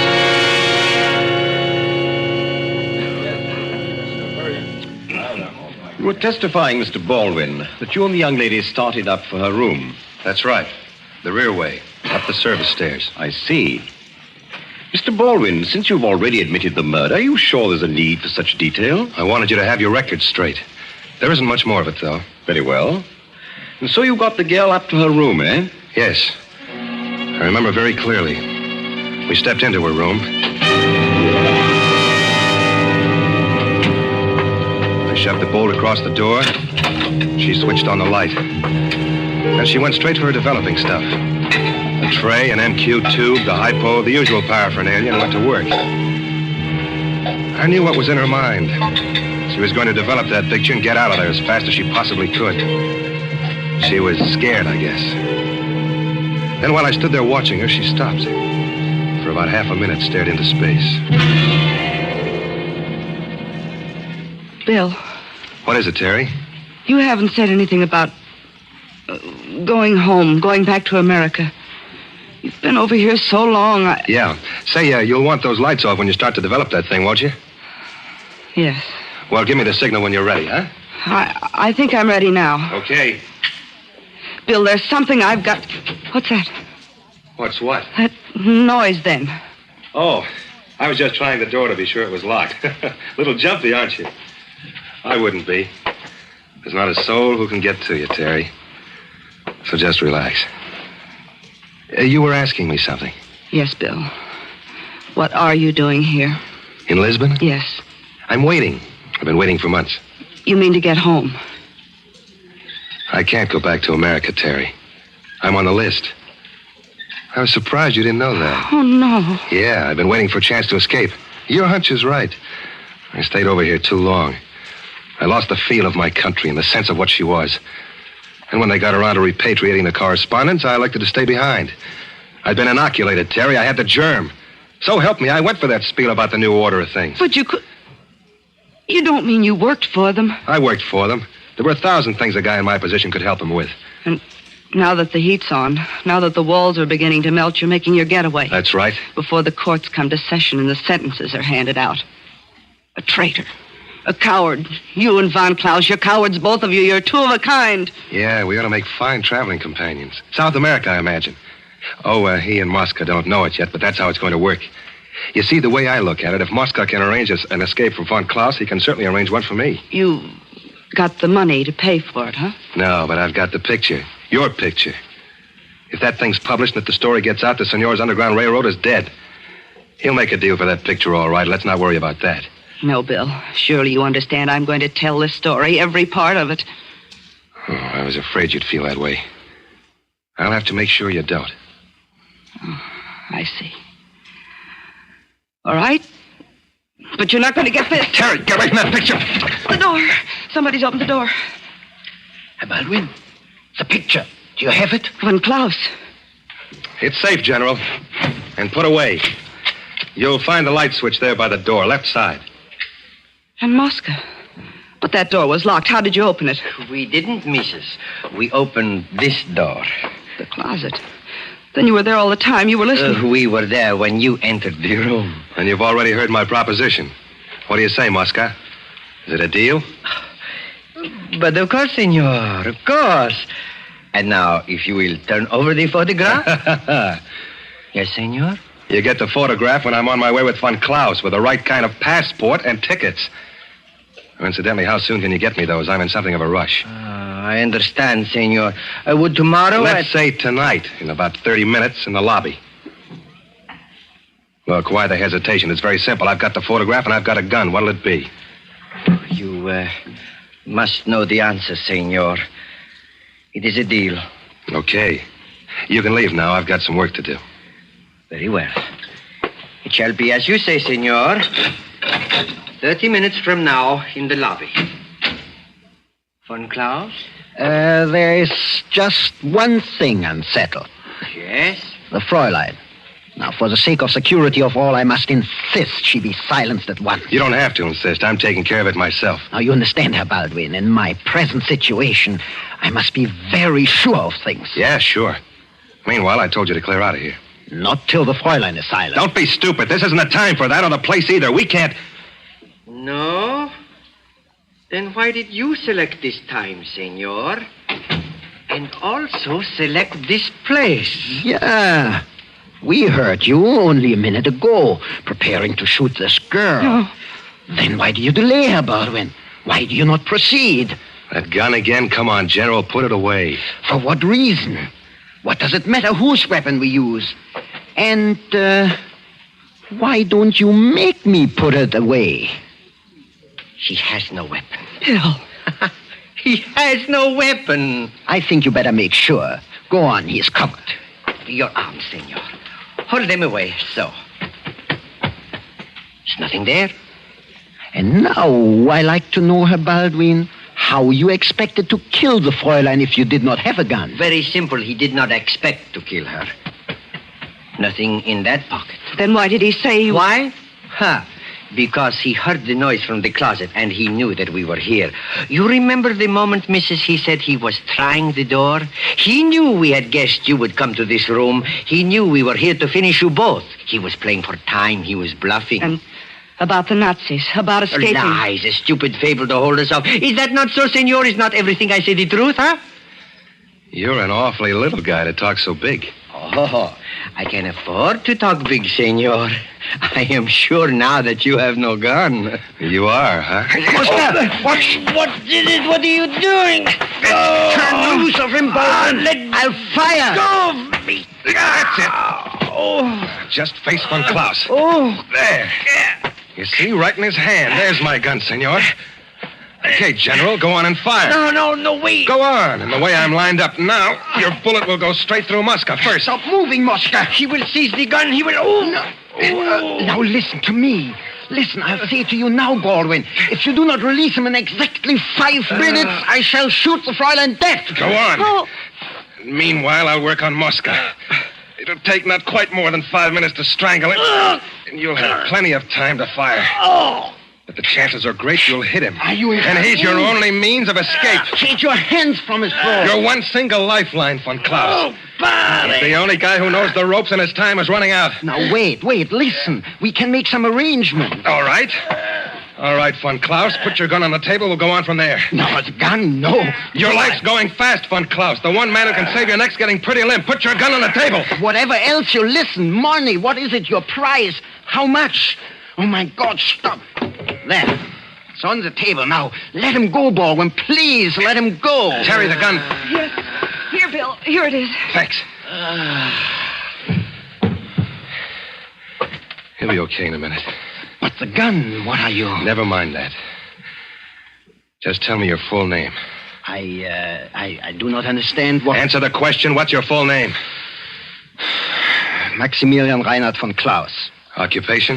What do you know? Occupation, I said. What's your occupation? I was divisional commander of police for the district of Warsaw in Poland. At the time, that is, of the slaughter. The slaughter? The mass executions of May 9th in the year 1940. When your men at your order went into the homes of those who weren't cooperative enough and machine-gunned the women and children. What is this? You're standing trial for murder. Standing trial for... You are mad. There can be no trial. There's no judge. I'm the judge, Von Klaus, and those two the jury, Terry Moore and Mosca. But our arrangements, you said if I put the gun on the table... I'd turn loose of your little pal. Well, I did. That was our only arrangement. And now I want to know how you plead, guilty or not guilty, for the execution of those families. Those families? How would I know those families? You wouldn't know, but I would. That's been my business all these years. Gathering the names of victims. Keeping records on murderers like you. Baldwin, wait. Give me a chance. A chance? Those Poles didn't even have a trial. You had them shot in cold blood without even passing sentence. But you're getting all of that, Von Klaus. You're really getting the works. But you must understand, those measures are... Look, I will show you. It's a matter of administration. Did you or did you not have those people killed? I'm trying to explain to you. It was military expediency, the entire procedure. It's part of the war. It had to be done, I'll tell you. In other words, you did. Yes, but... That's all I wanted to hear. Your verdict, Terry, what is it? I say the man is guilty. Mosca's not able to vote right now, so I'll have to do it for him. And I say you're guilty, Von Klaus. So for the crime of multiple murder, I sentence you to death. No! And may God have mercy on your soul.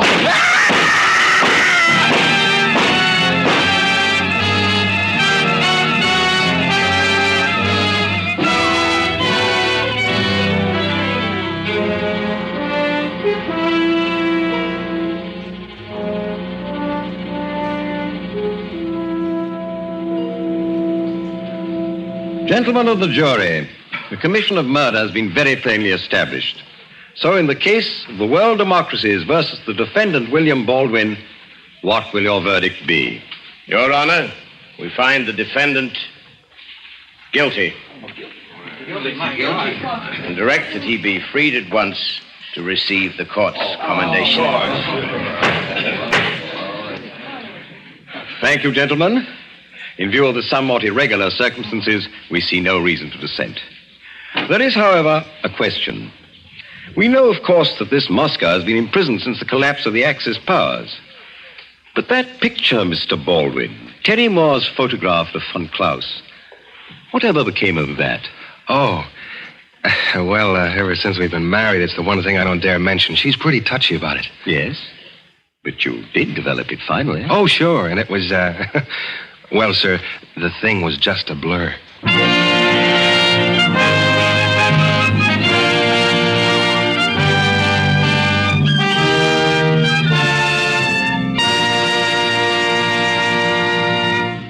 And so closes Dateline Lisbon, starring John Hodiak. Tonight's study in Suspense. Suspense is produced and directed by William Spear. If you are one who does not yet know how much and how delightfully Roma wines can add to your meals, well, let me urge you not to miss out any longer on such a treat as this. There's nothing complicated about it. Just get and serve Roma wine with meals or any time in any kind of glass you wish. Try the many different kinds of Roma wine until you find those you like best of all. Try Roma California Sherry with its wonderful nut-like flavor as an appetizer. Then hearty Roma Burgundy or the deliciously delicate Roma Sauterne with the meal. These superb wines make even the simplest meal a feast. Yet they cost you only pennies a glassful. Get some tomorrow. And if your dealer is temporarily out of Roma, please try again soon. Ask for ROMA, Roma wines. Remember, more Americans enjoy Roma than any other wine. Our government wishes us to pass along to you an important reminder. Winter is just around the corner, a winter in which every kind of fuel for home heating will be extremely scarce. It is to your essential interest to ensure fuel savings right now. Arrange for your fuel supply immediately. Check all your heating equipment now. If possible, protect yourself against loss of heat by seeing to proper insulation, storm sash, and weather stripping. If you don't prepare now for heavier weather, you may be in for a cold, uncomfortable winter. Next Thursday, same time, you will hear Mr. Reginald Gardiner as star of Suspense. Presented by Roma Wines, ROMA.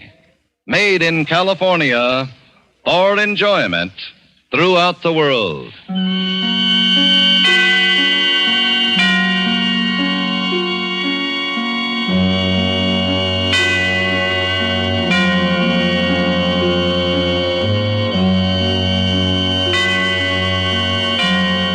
This is CBS, the Columbia Broadcasting System.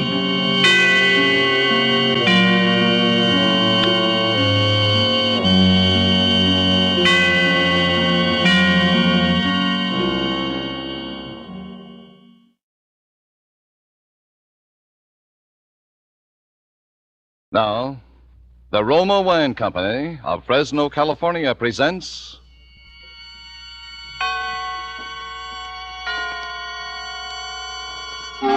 Suspense.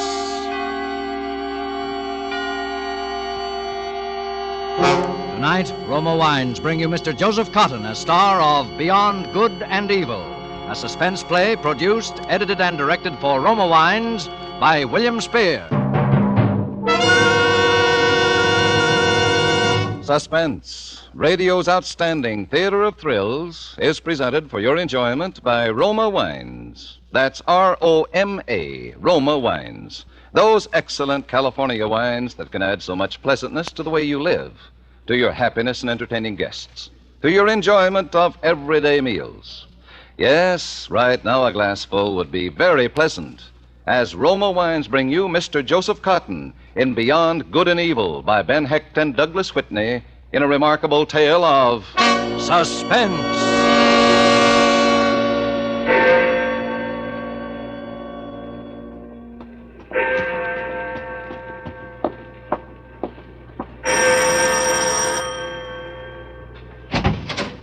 By Dr. Pierce, good evening. Good evening, Mary. Is Dr. McKillop still awake? Oh, yes. We don't put him to bed until 8 or later.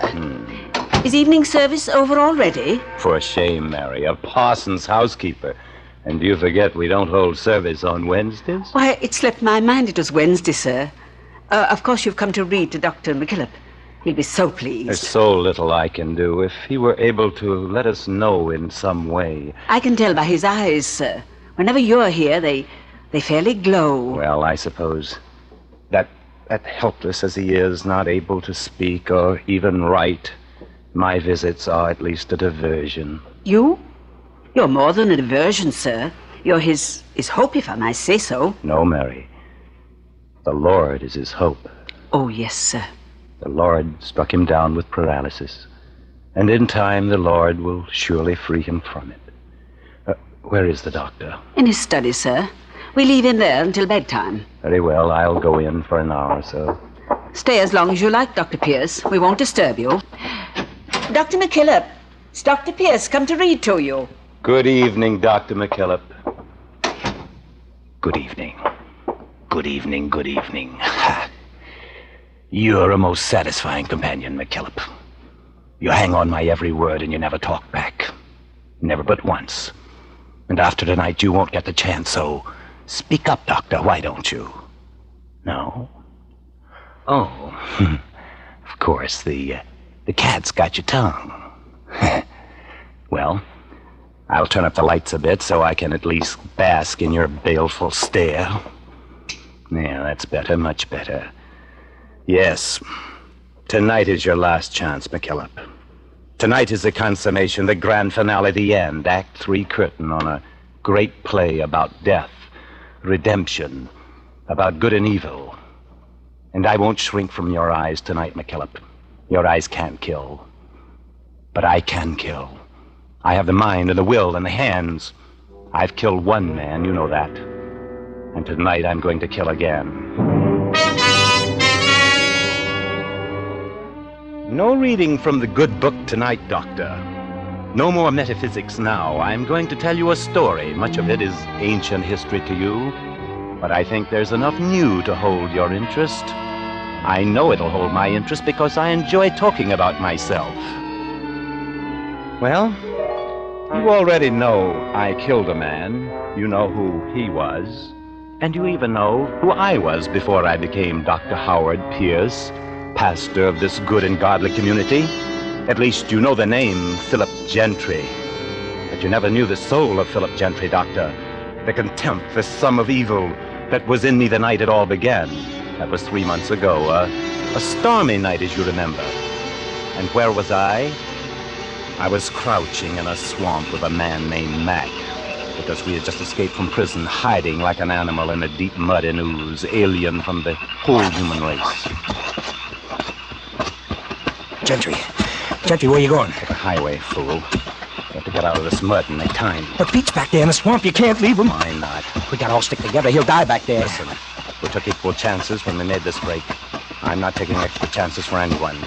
But to make time before daylight and before the rain stops. We'll bring out dogs in the morning. Dogs? Okay, you're the boss. There's the highway now, beyond the fence. Okay, so what do we do now? Where do we go? We split up. Split? But Gentry, shouldn't we stick together? We split up. I go my way, you go yours. I'll meet you in Chicago later. At Tony's place? At Tony's place. In 2 or 3 weeks, when the manhunt cools off. Okay, we'll make a great team, you and me. We'll make them suckers scream. Chicago. And then maybe South America. All right, Mac, save the dreaming for later. Right now, you get moving. Now go on, fast.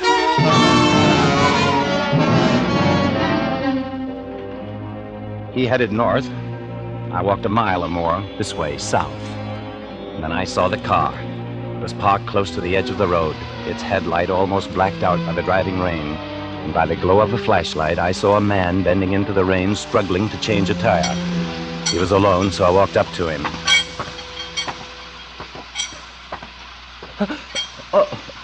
You startled me. I didn't expect to see anyone out so late. You picked a bad night for a flat. Yes, it's the second today. I'm going to be awfully late. Here, let me... Oh, no, but if you'd hold the light. Sure. Come a long way? Yeah, from Detroit. I'm on my way to Carlton. I was supposed to get there this afternoon. That your home, Carlton? Well, it will be. I'm the new minister there. My name's Pierce. Oh, of course. I didn't notice you were a preacher. Do you know Carlton? Well, pretty well. I'm taking over for old Dr. McKillop at Grace Church. Oh, yeah, I've heard of him. He's been in bad health, so I'm taking his place. This bolt is stubborn. I can't seem to get it. Here, let me try. No, I'll manage if I Just give me the wrench. No, really, just hold the light. I said give me the wrench. Well, all right, it's awfully good of you, but... Oh, wait, what are you doing? I need your car, Dr. Pierce. You're going to be even later than you thought. No, please. Please, don't hit me. No. Help!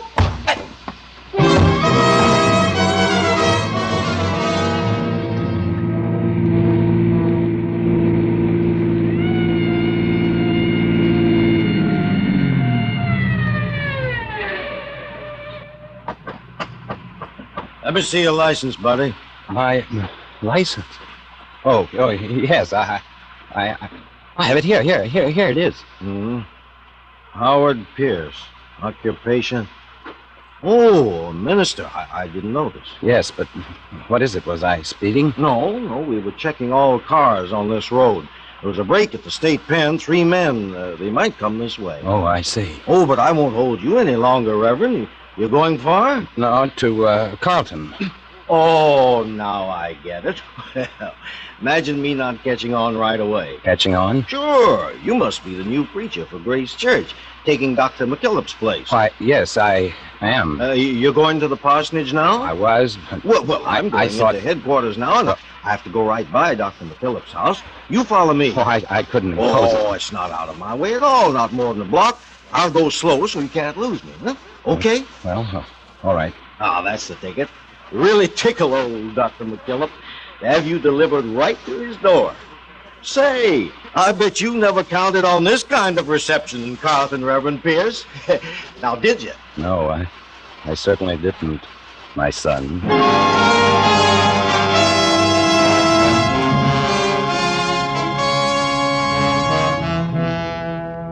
For Suspense, Roma Wines are bringing you as star Mr. Joseph Cotton in Beyond Good and Evil by Ben Hecht and Douglas Whitney. Roma Wines' presentation tonight in radio's outstanding theater of thrills, Suspense.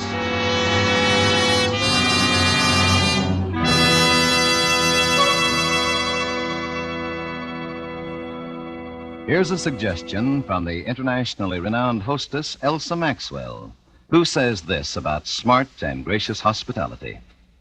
Next time you entertain, flatter your guests by serving glorious gold and amber Roma California sherry. Perfect before dinner, perfect at any time. A most delightful wine of light, nut-like taste. Serve cool. From California's choicest vineyards come the carefully selected wine grapes for distinguished Roma sherry and all fine Roma wines. Remember, good Roma wines never vary in fine quality, are always pleasing, the happy result of selected grapes, carefully picked at their peak of flavor goodness, gently pressed, then unhurriedly, guided to perfection by the ancient skill of Roma's famed wineries. Yes, good Roma wines are always delicious, yet cost only pennies a glass. Remember, because of uniformly fine quality at reasonable cost, more Americans enjoy Roma than any other wine. R-O-M-A, Roma Wines. And now, Roma Wines bring back to our Hollywood soundstage Joseph Cotton as Philip Gentry in Beyond Good and Evil, a play well calculated to keep you in suspense.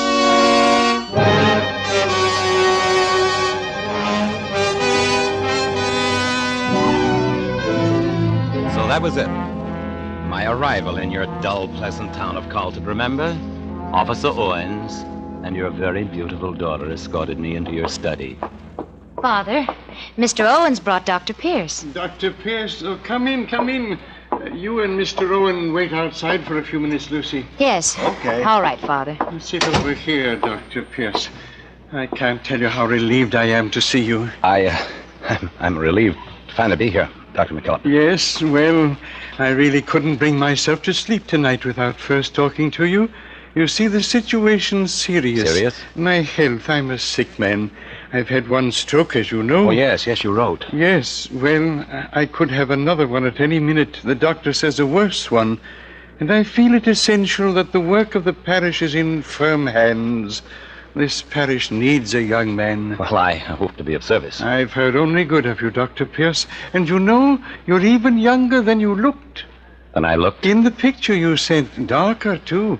Your hair... I'm afraid it wasn't a good likeness. I have the picture here somewhere on my desk with your letters. What did you want to talk to me about, Dr. McKillop? Oh, the work of the parish. Oh, yes. Here's the photograph. It's Dr. Pierce. Is there something wrong, Dr. McKillop? It's not... who are you? This isn't your picture. Who are you? I don't think that would interest you, Dr. McKillop. Something's happened to Dr. Pierce. What did you do to him? What do you think I did, Dr. McKillop? Oh... Go on, guess. Don't play with me, you sanctimonious fool. Speak up. Speak. Oh, brother, don't tell me. Don't tell me you've had a stroke. You can't speak, is that it? Well, I'll find out. I'll take that picture, Dr. McKillop. Now, if you don't... Dr. Pierce, we thought yes, Miss Lucy, something's happened to your father. We were talking, and all of a sudden... Say, he's sick. I'll call the doctor, Miss Lucy. Yes, please, Mr. Owen. It's another stroke. He can't speak, apparently can't move. Oh, Father.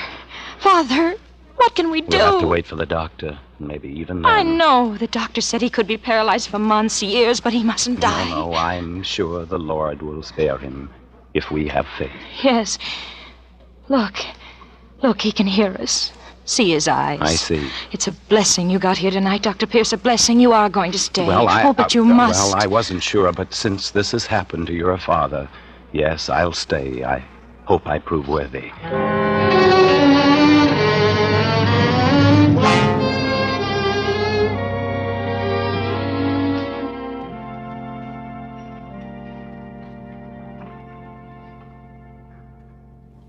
Dear friends, you may wonder that I chose this subject for my first sermon to you, the agony of the thief. It is no wonder, for as I spoke to you of such a man, a thief beaten, outcast, and alone, I spoke at the same time of each of us, from the mighty to the fallen, of that substance which we all share, our human dignity as beings made in the image of God. Remember the agony of our Lord, who shared by two thieves, crucified beside him, that he might be numbered among the transgressors. And remember his words to one, "Verily I say unto thee, today shalt thou be with me in paradise." We will sing hymn 426. O God, our help in ages past.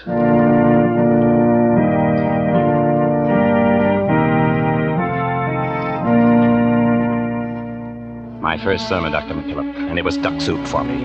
You couldn't understand how such a thing could be done without faith. Well, you didn't know I'd been a lawyer. I've done a lot without faith, McKillop. It doesn't take such a holy man to care for your sheep. From the first day until now, I've been the ideal parson, even the day I got that call from young Hubbard. Yes, I played the part. Oh, I forget that this is all news to you. You didn't know about that, about the conversation I had with young Hubbard in the study of the church. Dr. Pierce? Yeah? I missed your first service Sunday, Doctor. I thought I ought to pay you a call. Well, I'm glad you did. Sit down. Oh, thank you. My name's Hubbard. I work at the bank, First National. I'm chief teller. That's a very responsible job for a young man. Oh, I don't know. I suppose it is, but, well, I don't have much more responsibility than the other tellers, except at the end of the month. Then it's a strain. The end of the month? Well, sure. Well, that's when Well, you know, I've never told anyone about this, so even with you... Mr. Hubbard, it's confidential. Oh, naturally, not so far as you're concerned, Dr. Pierce.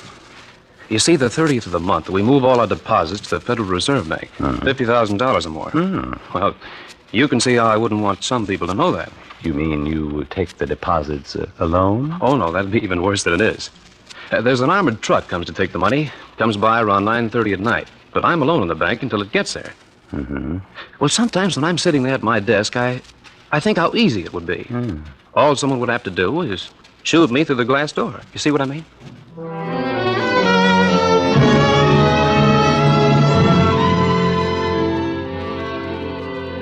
Faith, McKillop. God never sendeth mouth, but he sendeth meat. Out of all this community's 35,000 souls, Hubbard chose me to share that secret. Sent a letter that night to Mac, care of Tony's in Chicago. As you can see, Mac, the setup is simple and foolproof. If you do as I say, leave Tony's now, hide out until the 28th of June, then head this way. Case the job first, because you must be at the bank not later than 9 p.m. on the 30th. Yours, Gentry.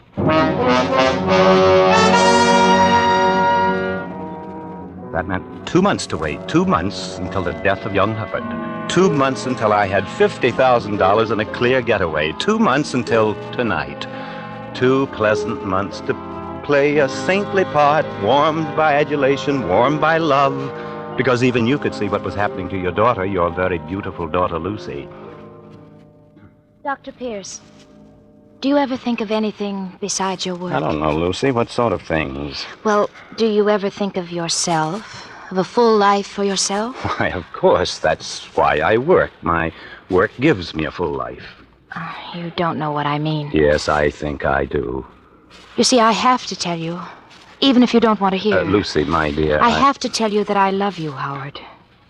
I know I can't expect that to mean much to you. It means a great deal. Not enough. Lucy, dear, you told me once that you were engaged to someone. Yes, I'm supposed to be. Tom's all right, but he's little and unimportant and afraid. He's afraid to dare anything, to do anything. He's meek. The meek shall inherit the earth. You don't believe that, Howard Pierce. Even if you are a parson, you don't believe it. What do I believe, Lucy? I don't know exactly. But when I first saw you, I knew that you were like me. You have boldness and strength. You have an inward feeling about life.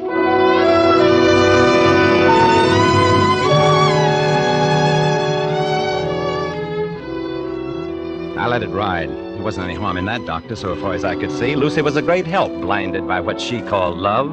And what did I feel? Love? Doctor, a man who has mastered the use of words as I have no longer knows what they mean, but only what they do. With Lucy, so long as the word love served me, I used it. After a while, it became a source of danger. That was last week, Wednesday, when I came in the evening to read to you. Howard, the most wonderful news. Guess. How can I guess? Don't you know? The most wonderful thing that could ever happen to us. What's that, Lucy? Well, I've never breathed a word to Father about us because you asked me not to. Not until he can talk to us and give his blessing. Lucy, you didn't... No, not yet. But the doctor was here today, and he told me Father will speak again soon, any day now. No. He doesn't know why he hasn't already. Isn't that wonderful? Yes, it is. Howard, what's the matter? Nothing's the matter. But there is. I can see that you... Sit down, Lucy. All right, Howard. I was going to tell you before, my dear. You see, well, I can't marry you, not ever. You can't? Now, please, you mustn't ask me why.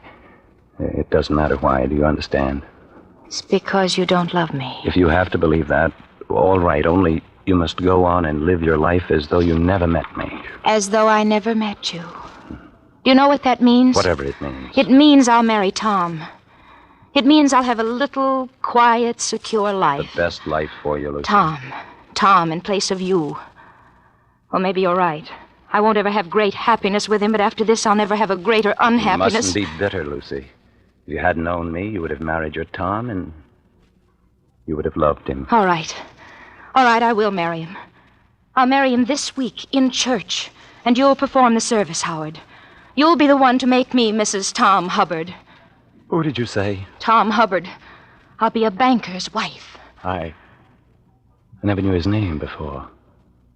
Well, no matter what you think, Lucy, I'm sure you'll be happy.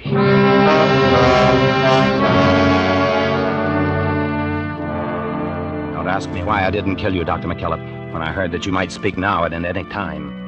I can still smother you with a pillow and no one would know. I suppose killing always was distasteful to me, a job for cruder minds. It isn't because of any moral scruples, believe me. And don't you believe, Doctor, that ethics had any part in what I did about Lucy either. Not for 1 minute. It was just that I wanted my hands free for this last week. It was just that I believe in leaving a place tidy, no loose ends. If it happens that my neat habits turn in a good deed now and then, that doesn't make me a Boy Scout. After all, if I were a higher being like you, I might be upset by thinking of such things as, killing Lucy's husband tonight, Tom Hubbard, as he sits at his desk at the bank. Here it is, the 30th, and I've got a very important date in half an hour. Well, Doctor, did that interest you? Now that you know the real Philip Gentry, do you understand? I doubt it. I doubt if you, with your good book and your hymnal, your years of tending the good sheep in the rich green pastures here, could ever understand 1/10 of what a man like me feels and is. It doesn't matter. I don't need your understanding. Good night, Doctor, and sleep well. Good night, Dr. Pierce. Will you drop in tomorrow? Tomorrow? Well, we'll see about tomorrow. We'll see.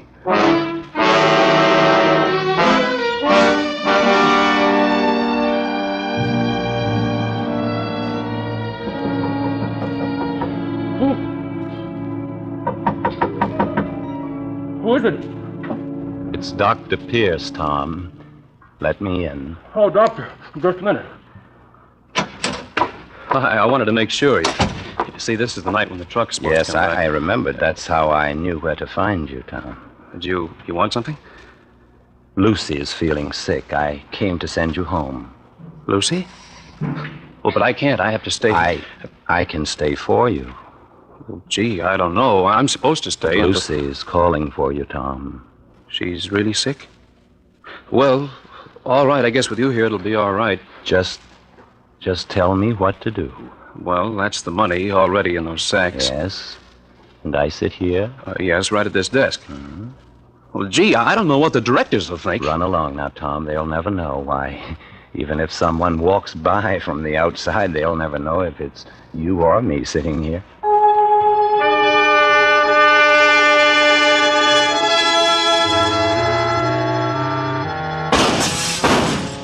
There.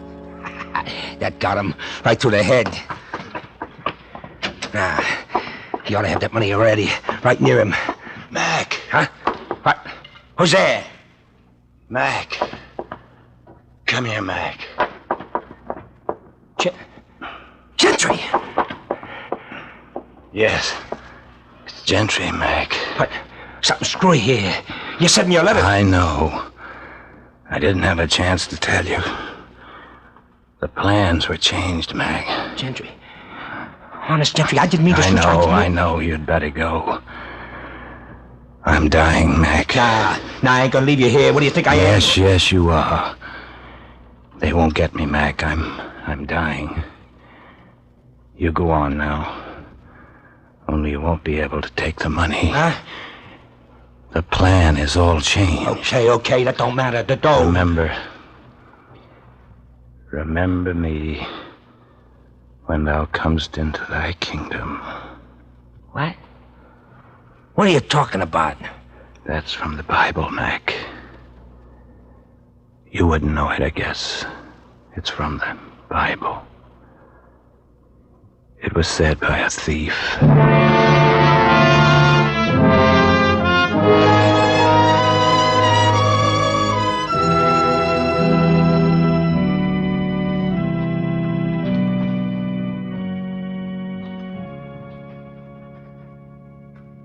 This, dear friends, was the man Philip Gentry, or Dr. Pierce, or whatever other name he may choose in eternity.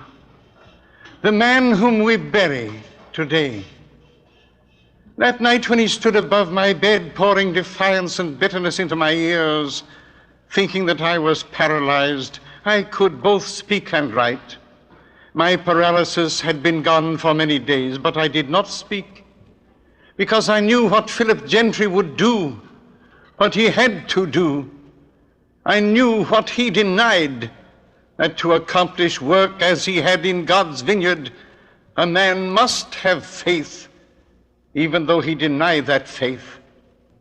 That is why, in spite of all, he protected my daughter's happiness. That is why he could not kill me. For the work he did here had molded him, in spite of himself, into a man who was truly a servant of God. To such a man, our Lord would say, "Verily, I say unto you, today shalt thou be with me in paradise."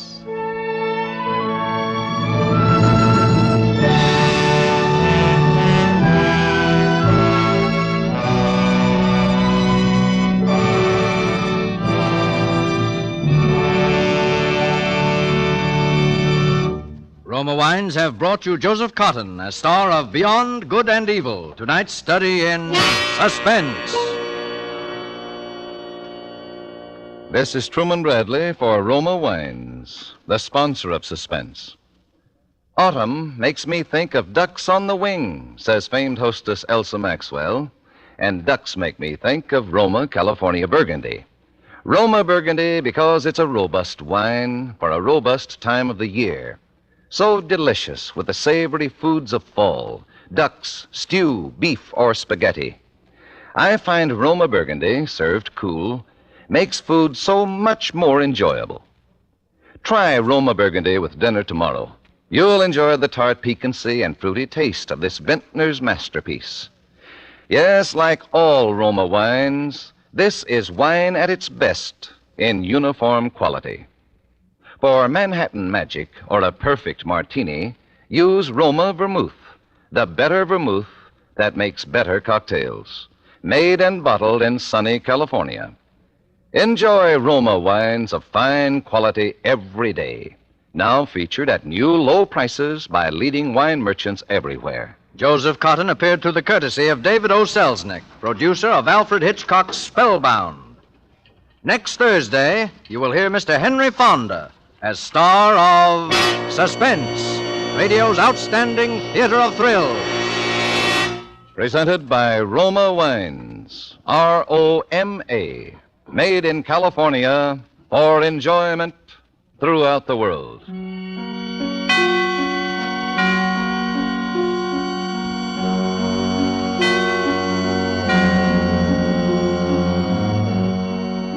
This is CBS, the Columbia Broadcasting System.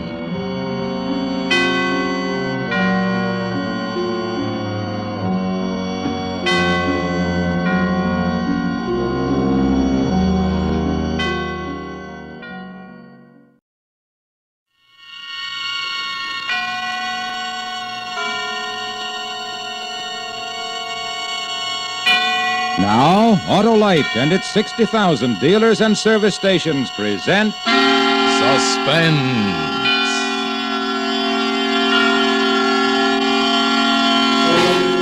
Tonight, Autolite brings you Mr. Joseph Cotton in The Day I Died, a suspense play produced and directed by Anton M. Leader.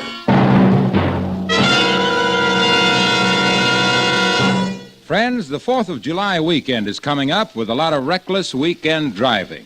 So remember, take care, don't take chances. Reckless driving can put you in a spot you can't pull out of. Yes, even a dandy, dependable Autolite Stay Full battery that needs water only 3 times a year in normal car use can't help you then. Your life depends on normal, safe car driving. Be extra safe. And an Autolite Stay Full battery is protected by fiberglass insulation for stronger life and longer life. Why, in recent tests conducted according to the Society of Automotive Engineers life cycle standards, Autolite Stay Full batteries gave 70% longer average life than batteries without Stay Full features. So ask your dealer for an Autolite Stay Full battery. And this weekend and all the time, take care. Don't take chances. Be battery right with Autolite. And now, Autolite presents Mr. Joseph Cotton in a tale well calculated to keep you in suspense.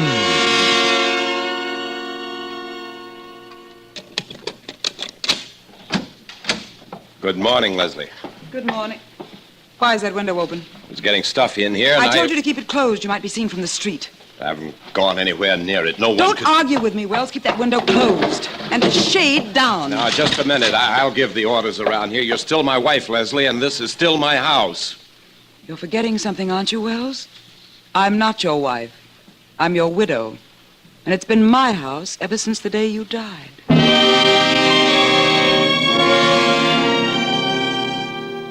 I had no comeback.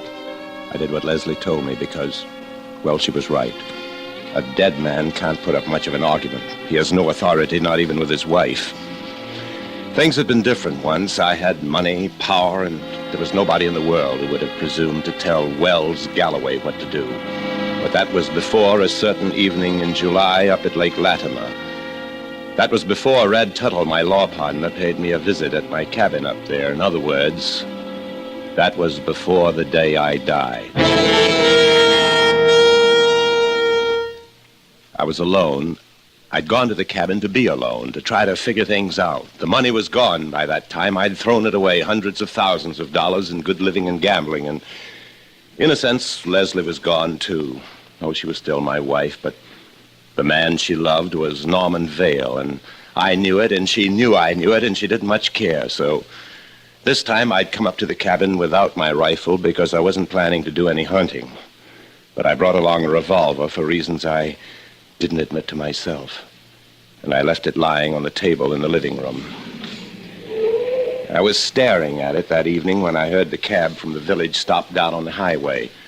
It was still a little light, and I saw a shock of flaming red hair on the path between the trees, and I knew my partner was going to honor me with his presence. I thought I knew why, too, and I wasn't wrong. I couldn't believe my eyes, Wells. I still can't believe it. I came all the way up here just to hear you say it isn't true. You wasted your time, Red. It is true. But good Lord, man, we were appointed trustees of that estate. Taking those bonds was a criminal act. Why did you do such a thing? I needed the money. Well, I hope you're ready to pay it back before the heirs get wind of it. I'm not. I haven't got a cent. Well, then what are you going to do? I don't know yet. Well, you certainly don't expect me to... Is that what you're thinking, Wells? It is, isn't it? Well, I'll be hanged if I'll do it. I'm not going to take a beating to cover up for you. You cash those bonds and you'll make them good. Oh, go away, will you, Red? What? I said go away. I don't care what you do about those bonds. I've got more important things to worry about. Like your wife, Wells? Well, don't expect any pity from me there, either. I'm not asking you for anything. You're responsible for losing Leslie. No man could treat a woman the way you've treated Leslie and get away with it. While you made a slave of her, you practically locked her up in your house. Now, I think you'd better go away, Red. I'll go when I get the money to buy back those bonds, not before. Oh, for the love... Here's my ring, here's my watch. Take them, they ought to be worth something. Take them, and get out. I'll take them, Wells, but it's not enough. It's all I've got, I tell you. Now, leave me alone. All right. But when I leave here, I'm going to the police. Police? Yes. If you think I'm going to suffer for your mistakes, you're wrong. I'm going to bring charges against you before the Prescott heirs start prosecuting the firm. Why, you dirty... That was another mistake, Wells. I won't take that either. He was stronger than I. His blow caught me on the chin, and I went staggering across the room. I crashed against the mantel above the fireplace. The kerosene lamp had been burning there. It toppled off and fell on the floor, but I hardly noticed it. My eyes were on something else. On that revolver that lay on the table by the window. I don't remember picking it up. I only remember how it felt in my hand. Wells! No, Wells! Put it down! Wells!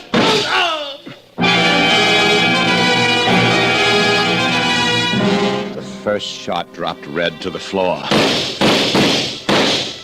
But I kept on firing because I couldn't stop. This was power again, the power to kill, and I loved it. But not for long. With the last bullet, the spell was broken, and then was when the fear came. I'd never known fear before. I wasn't prepared to deal with it. It took hold of me and shook me until I was trembling from head to foot. It brought the sweat popping out of every pore. It wouldn't let me approach the body, not even to reclaim my ring and watch. It carried me out of the cabin and sent me stumbling into the darkening woods. And I spent the night there, wandering blindly through the blackness. In my hand, I still carried the gun. Long before dawn, I began to wonder why I hadn't saved one shell, just one. For if my life had reached dead end a few hours ago, then what would you call this? Where did I go now that I was wanted for murder? It was daylight when I came out of the woods. There was a truck rumbling toward me. Desperate men take desperate chances. Give me a lift to the city? Why, sure, mister. Hop in. He'd heard about me. Wells Galloway was wanted for murder. I knew that right away. I knew it from the way he looked me over, but it didn't matter. Nothing mattered. This really was dead end. I guess you're okay, mister. Shut the door. What do you mean, okay? Well, I thought maybe you're the guy I heard about back at Lake Latimer. What guy? Well, it was a murder back there last night. One fella shot another one in a cabin, then burned the cabin down. Burned it down? Sure. Right to the ground. Couldn't even have identified the body. Only they found a ring and a watch on it. I figured you might be the killer, but he's a redhead. Word named Tuttle. The guy he killed was his law partner. A big shot with a fancy moniker. Something like, Wells Galloway.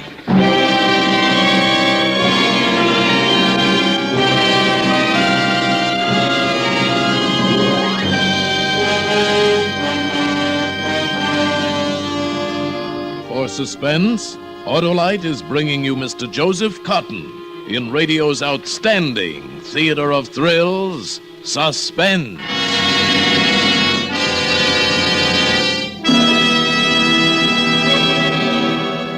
Hello there, Harlow. I hear you're going to speak at the 4th of July picnic. I sure am, Hap, and by happy coincidence, I just happen to have a copy of my speech right here. Uh-oh. I'm going to say, on this glorious occasion, it behooves us all to think about that dandy, dynamic, dependable Autolite Stay Full battery that needs water only 3 times a year, normal car use. Mm-hmm. On this historic occasion, my friends, let's look at facts. An Autolite Stay Full battery practically eliminates one of the major causes of battery failure. And in addition, it's protected by fiberglass insulation for stronger life and longer life. My. Think, my friends, longer life. In recent tests conducted according to the Society of Automotive Engineers life cycle standards, Autolite Stay Full batteries gave 70%, yes, 70% longer average life than batteries without Stay Full features. It's inspired, Harlow. So remember these words that will go ringing down the corridors of time. An Autolite Stay Full battery needs water only 3 times a year in normal car use. And at this point, Hap, I take a long, cold drink of water. Why? Because I'm thirsty. You know, I'm not an Autolite Stay Full battery. And at this point, suspense.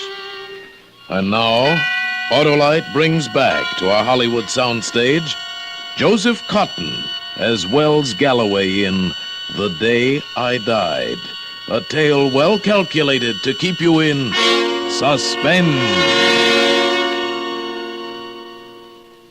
So the day I killed my partner turned out, as far as the law was concerned, to be the day I died. It was my body the police had decided that was lying back there in the charred ruins of my cabin on Lake Latimer. It was Red Tuttle, not Wells Galloway, who was wanted for murder.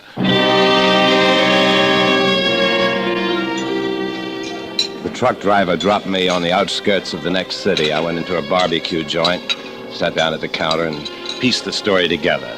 The kerosene lamp I'd knocked off the mantel, that was what had started the fire, and it was the ring and the watch I'd given Red that enabled the police to identify the body that had been burned beyond recognition, to identify it as me, Wells Galloway.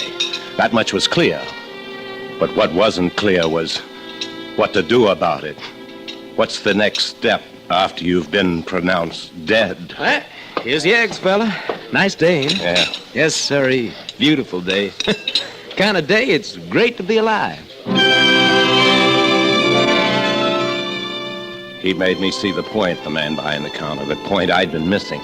It was great to be alive, especially if everybody thought you were dead, especially if the life you'd been living had reached an impasse and you were broke and your wife was in love with another man and you were wanted by the police and your only hope lay in a chance to start over, to start from scratch. That's what they were giving me, handing it to me on a silver platter, a fresh start, a clean slate. I was dead. Now I could begin living again. Well, now, let's see. Orange juice, 2 eggs, bacon, coffee. That'll be 80 cents, please. 82 with tax. But that was another point the counterman made me see. Subtract 82 cents from $50 and you get $49.18. Not much to start a new life on, not when you're used to big money. And big money was the only thing that would make a new life worth living. A little capital was all I needed, but where do you borrow capital when you can't show your face? Who'll lend money to a corpse? In the circles where Wells Galloway had moved, friends were not to be trusted. And as for my wife, as for Leslie... Yes, Leslie. Yes, that was it. The Wells Galloway brain was beginning to click again. It kept on clicking, keeping pace with the click of the train wheels that carried me back to the city where the late Wells Galloway had lived. It was night when I got there. I was halfway up the walk when the front door opened. I hardly had time to slip behind the lilac bush before Leslie stepped out on the porch. He was with her, the man she loved, Norman Vale. You think I'm callous, don't you, Norman? You think I'm too hard. No, of course not, darling. If you weren't happy with him, naturally you can't be too broken up over his death. Happy? I was miserable with him. You know how he treated me? I wasn't his wife. I was his prisoner. I hated him, Norman. And I'm not broken up. I'm glad he's dead. A shudder ran down my spine when I heard her, but that must have been because the night was getting cool, for after all, this was just what I was counting on. My plan wouldn't work if she weren't glad I was dead. I waited till Norman Vale's car pulled away. And then I waited 5 minutes longer. And finally, I climbed the front steps, put my key in the lock, and let myself in. Who is that? Who's out there? Who? Hello, Leslie. There had been a time when she would have fainted. She didn't faint now, but she turned very white, and I noticed when she poured herself a half tumbler of bourbon that her hand was trembling. Still, she managed, after one long swallow, to say rather evenly, almost casually. Let's have it, Wells. I'm sure it's a fascinating story. And so I told her. As I talked, I had a queer feeling that she was a stranger. Something had happened to her since I saw her last. Whether it was Norman Vale or whether it was the fact that she thought I was dead, whatever it was, she was a different person, a stronger one and braver and harder. What do you want, Wells? Accept my condolences, Leslie. It's a tough break. Not at all. I'm tickled pink. I'm sure. Did you think I would be? No, Did you have any illusions I'd be heartbroken when they called and told me that you were dead? none. You know what I did? Hmm. A jig. It's the first time I ever danced in this house. Well, you should have done that oftener. Things might have been better between us. I couldn't find anything to dance about. Well, why'd you come back? What are you after? 3 guesses. Knowing you, I only need one. How much? 25,000. What makes you think you'll get it? I think you could use 25,000 yourself. Maybe you'd better explain. Simple enough. I'm worth $50,000 dead. The insurance is payable in one lump sum to you. It should be coming through in another week or so. And you're suggesting an even split? Exactly. I take my half and disappear. As far as you and the rest of the world are concerned, I'm dead and I stay dead. You have 25,000 and you're free to marry Norman Vale. I see. Well, Must have occurred to you I'd prefer to keep the whole 50. if you could. And why couldn't I? Suppose I turn you in. Yeah? And you're electrocuted for killing Red Tuttle. I still collect, but there's no split. And if I'm not electrocuted, if I get life imprisonment, There would be that risk. too big a risk, Leslie. I didn't plan Red's death. There was nothing premeditated about it. I killed him in anger. The state doesn't give the death penalty for that. If you can prove it. I think I could. I'd live a long time in prison, Leslie. I wouldn't like that.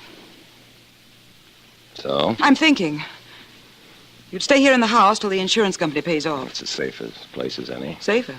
You'd have to stay hidden. Of course. You couldn't step out the door. Not very often. Not at all. You'd be practically a prisoner in your own home. Well, for a week or two, it'd be worth it. Would it? Oh. Yes. I guess it would. All right, Wells. I mean, all right. It's a deal. She was smiling when she said it, but after all, why shouldn't she smile? Things had turned out well enough for her, considering the fact that I wasn't actually dead. This was the next best thing. Naturally, she smiled. Her reasons for smiling were perfectly obvious, weren't they? She went upstairs afterward, and when she came down, she was still smiling. I thought you must be tired after all you've been through, Wells. I made your bed. Thanks, Leslie. Guest room? No, not the guest Well, room. if I'm going to stay hidden, that's the most isolated room in the house. Not quite the most. You're forgetting the attic. The attic? There's an old army cot up there. You'll use that. It's hotter than blazes in the attic. It's only for a week or so. You said yourself it was worth it. And I didn't mean I... No, but I did. Don't you want to go up now, Wells?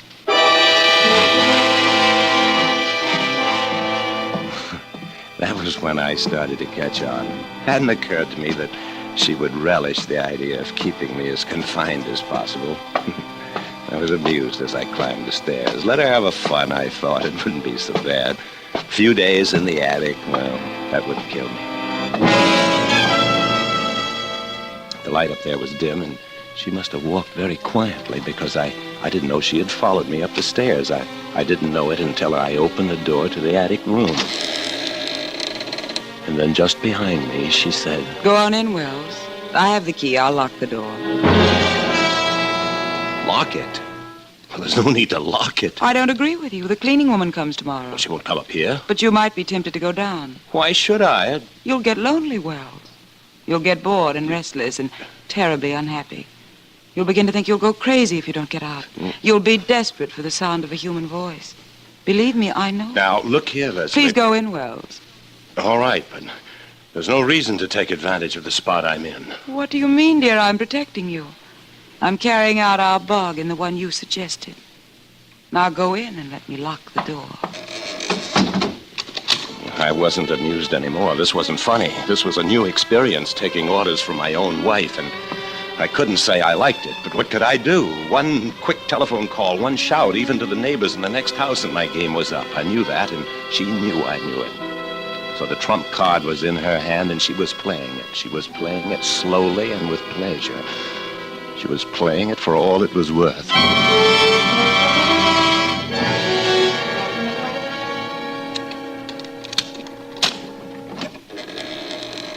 Good morning, darling. Morning. It must be almost noon. I'm starving. Why didn't you come up? I was busy. Norman dropped over to see me. You didn't tell him.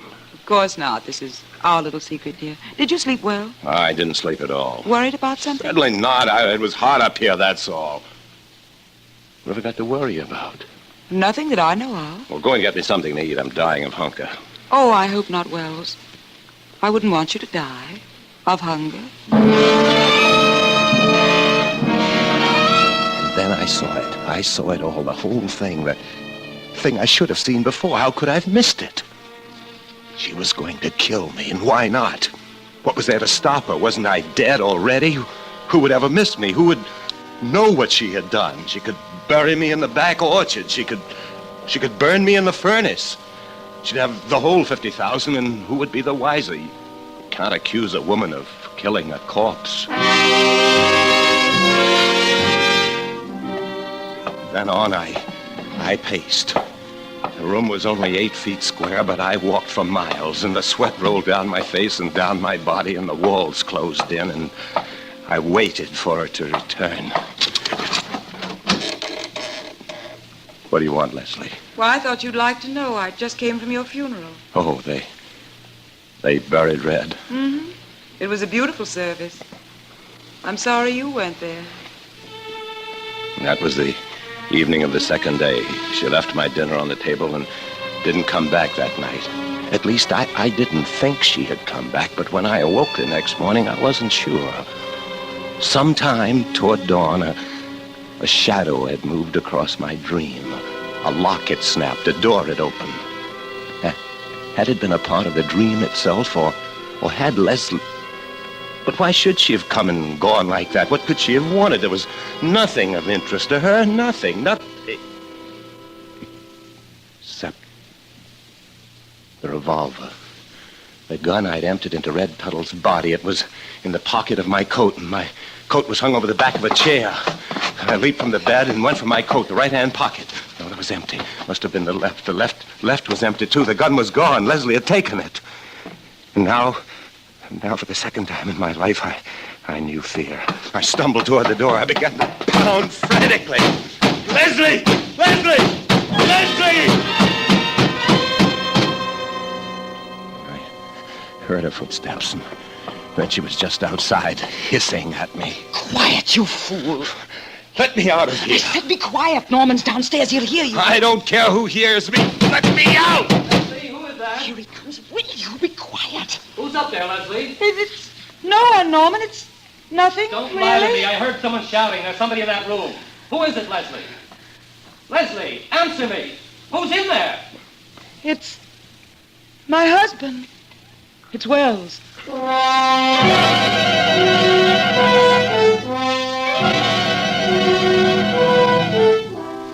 So now he knew, too.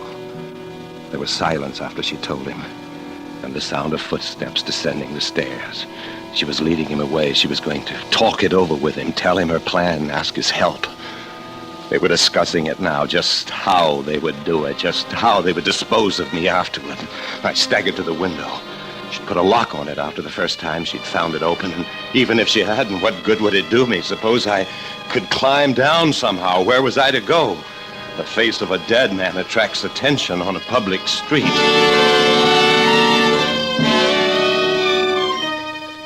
An hour passed before I heard footsteps again.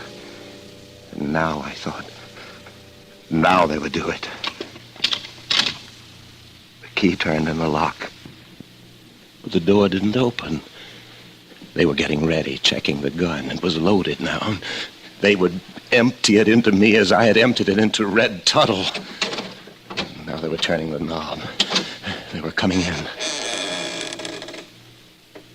But it was only Leslie, and she had no gun, and Norman wasn't with her. It's all right now, Wells. What?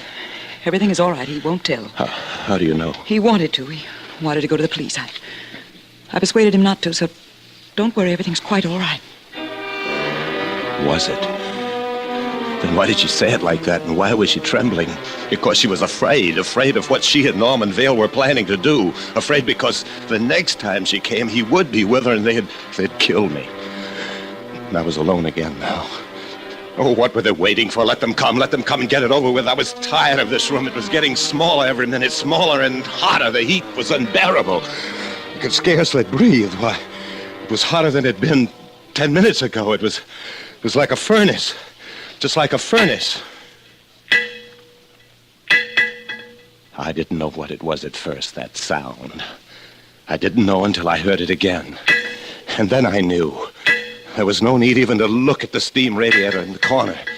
They had built a fire, Leslie and Norman Vale, in the middle of the summer. They had built a fire, and they had built it for me. And now the sweat really poured. Now the breath came hard. No, not alive. I thought they wouldn't put me in alive. Of course they would. That's the safest way. Gunshots could be heard, but you can't hear a man being stuffed into a furnace. Of course they would. No, they wouldn't, because I wouldn't let them. Maybe I had to die, but not that way. No, not that way. There was still the window. There were still people on the street. Help! Help me! They're going to burn me alive! Help! Help! Help!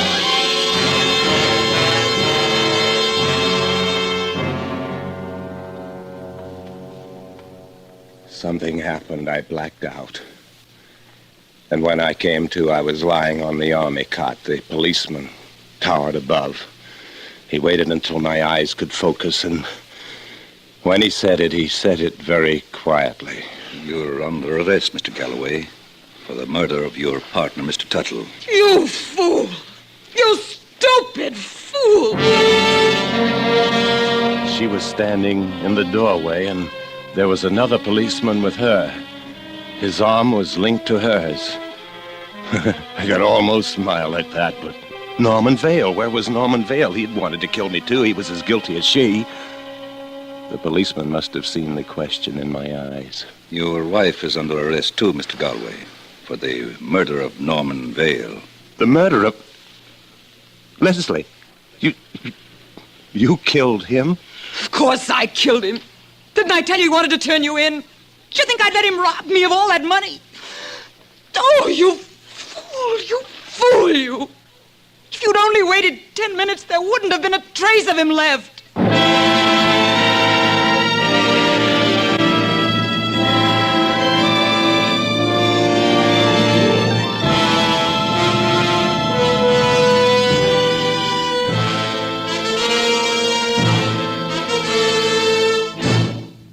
Thank you, Joseph Cotton, for a splendid performance. Well, hello. I guess that winds up Suspense for this season. It sure does, Hap, but we'll be back in the fall on September 1st, in fact. Same time, same stations. And gosh, does that make me happy. Oh, it does? Yes, because then I'll have more opportunities to tell people about those dandy, dependable Autolite Stay Full batteries that need water only 3 times a year in normal car use. Well, folks, I think he likes you. Yeah, just the way folks like Autolite Stay Full batteries.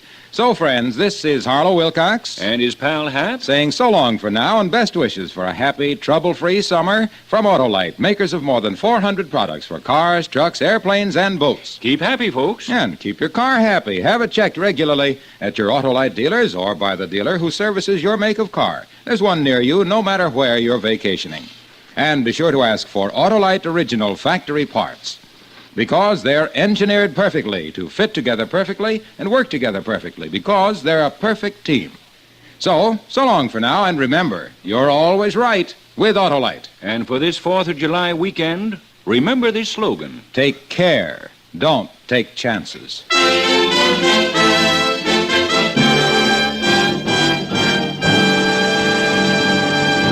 And now here again is Mr. Joseph Cotton.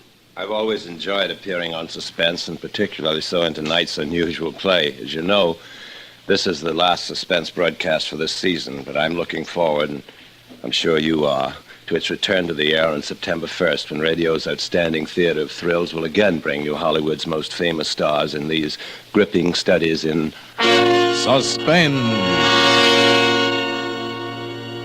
Joseph Cotton appeared by arrangement with David O. Selznick, producer of Portrait of Jenny. Tonight's Suspense play was written by Ken Pettis and Lou Schofield, with music composed by Lucien Moraweck and conducted by Lud Gluskin. The entire production was under the direction of Anton M. Leader. In the coming weeks at this same time, be sure to hear Escape, a series of great stories of high adventure by the world's outstanding authors. Suspense, brought to you by Autolite on Thursday nights at this hour, is taking its customary summer holiday and returns to the air on Thursday, September 1st.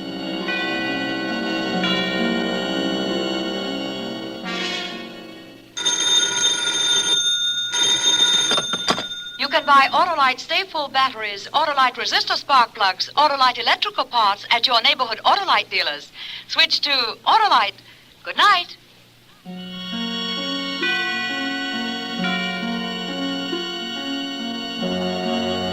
This is CBS, where 99 million people gather every week.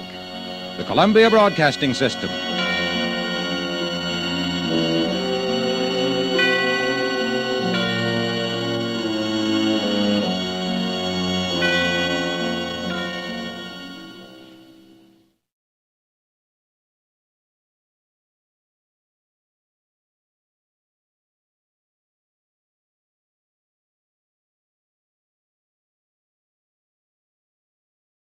Now, the Roma Wine Company of Fresno, California presents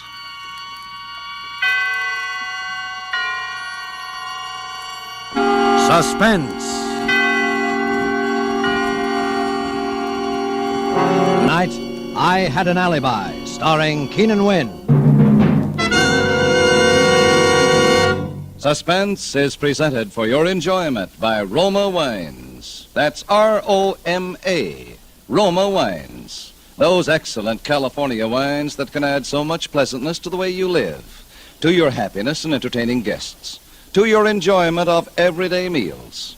Yes, right now a glassful would be very pleasant as Roma Wines bring you Suspense. This is the Man in Black, here for the Roma Wine Company of Fresno, California, who tonight from Hollywood bring you as star Mr. Keenan Wynn, who is soon to be seen in the Metro-Goldwyn-Mayer production Between Two Women. Tonight, Mr. Wynn details for us the dramatic narrative of a gentleman who studied thoroughly the art of murder, and who, like certain others whose ventures are now and again recorded on the front pages of our newspapers, evolved his own formula for the perfect crime. And so with I Had an Alibi, and with the performance of Keenan Wynn, we again hope to keep you in suspense.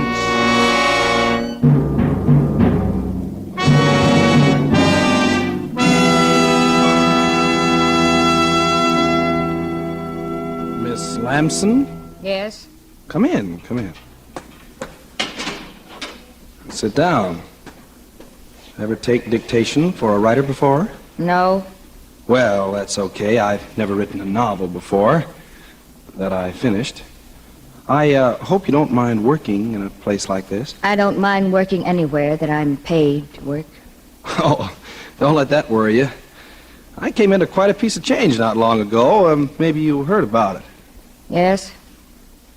Well, you're not exactly the talkative type, are you? I didn't think you'd have much time for talking, Mr. Eichner. Yeah, I checked. 11 days to make my deadline. Ready to start? Yes? Title: I Had an Alibi by Joseph Eichner. Oh, by the way, this will all be in the first person. Yes? Chapter 1. I first met Belle Schaffner when I went to work for the Herald. She was a sob sister and a good one. I was a police reporter and no bum in the business myself. With Belle and me, it happened almost right away. We talked the same language, thought the same way, wanted the same things. We were that kind of a team. But for a while, there were a couple of notions in the back of my mind that I hadn't even told Belle. Because sometimes a woman in love can be practical only just so far. It all came out one night in the office after I'd been there about 6 months.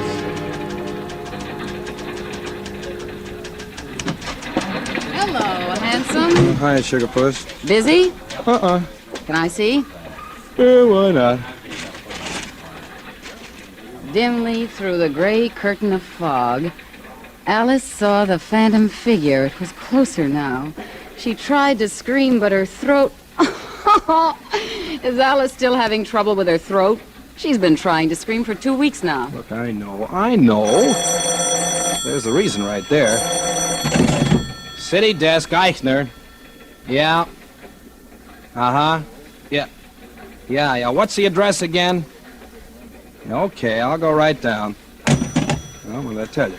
President want to see you? Some guy carved up his wife. If I have to cover one more family brawl ends fatally for this sheet... Well, what's the matter? You like to write about murders, and here they pay you for it. Well, not the kind of money I want, they don't. Have you any idea what they pay a guy like James M. Cain? A James M. Cain girl never has any trouble screaming when she wants to. Hey, listen, Joe. You'll never write a decent book until you get down to something you know about. Well, this stuff sells, doesn't it? Agatha Christie sells. Leslie Charteris sells. Yeah, but that's not your racket, Joe. You've seen plenty of the real thing. Write about that. Stick to your trade. Oh, yeah? Well, look what it's got me. You just can't be a writer and a newspaper reporter at the same time, Belle, that's all. All right, quit. On what, relief? Well, darling, it isn't leap year, but I'll always support you. No, I can't even live on my own salary. How are we going to both live on yours? Oh, listen, Belle, you know how I am about you. Oh, a girl always thinks she has ways of knowing. Well, I've given you plenty of ways of knowing. But before we do anything like that, we've got to have money. Lots of money. We're that kind of people. And there are ways. Like what?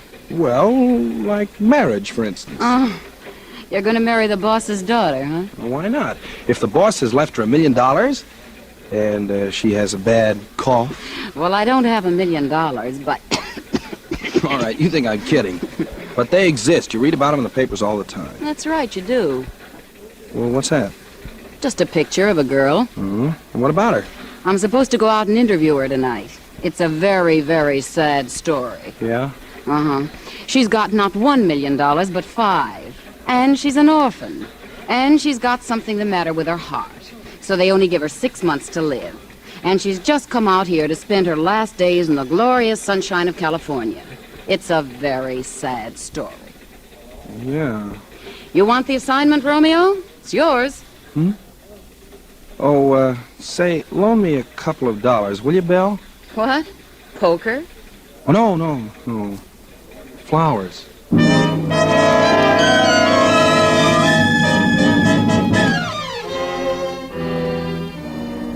Tonight for Suspense, Roma Wines are bringing you as star Mr. Keenan Wynn, whom you've heard in the prologue to I Had an Alibi, a radio play by Mindred Lord. Tonight's tale of suspense.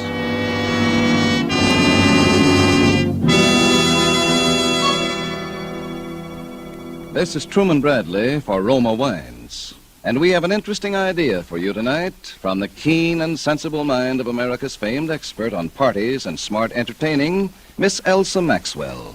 And we quote, Serving a nice table wine when friends come to dinner or with everyday meals is one of the smartest, most sensible, and truly moderate pleasures of which I know, and one which any family can regularly enjoy, since the cost of delicious Roma Burgundy is very little. Just serve your Roma Burgundy well cooled. Enjoy it with any food, and don't worry about special glasses. Any glasses available are perfectly correct. The goodness of the wine, the added enjoyment of your food, these are the things that count. Miss Maxwell expresses perfectly what we of Roma believe. In Roma, California Burgundy, and all Roma wines, you enjoy the glorious color, aroma, and flavor of superb, sun-ripe grapes.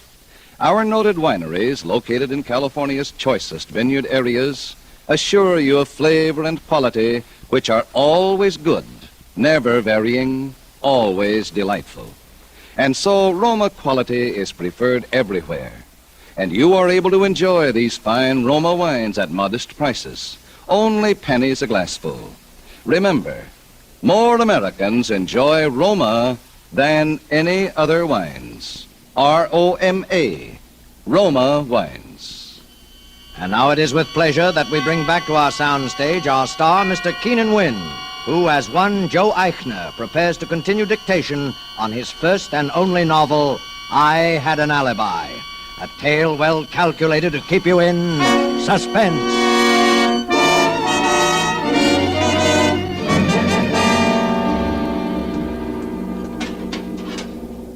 You're, sure you don't mind coming here, Miss Lamson? No. Well, we'd better go on with the dictation. I've only got, 9 more days. I'm ready. Chapter 4. Belle Schaffner was a good sob sister, all right, even if she did have one weakness, which was me. The story she'd given me about the girl was the real McCoy. Her name was Linda Vale, and she did have $5 million and just 6 months to live. I went out to her house that night. She was living in a big place in Beverly Hills that she'd taken over from some broken-down movie star. You know, swimming pool, tennis course, riding stables, the works. And not a soul around. I'd been worried about that. I thought maybe she might be having a last fling and working at it 24 hours a day, you know, with a lot of nosy spongers hanging on to her all the time. There was just one light on in a room upstairs and a hall light. I went up to the door and knocked and waited.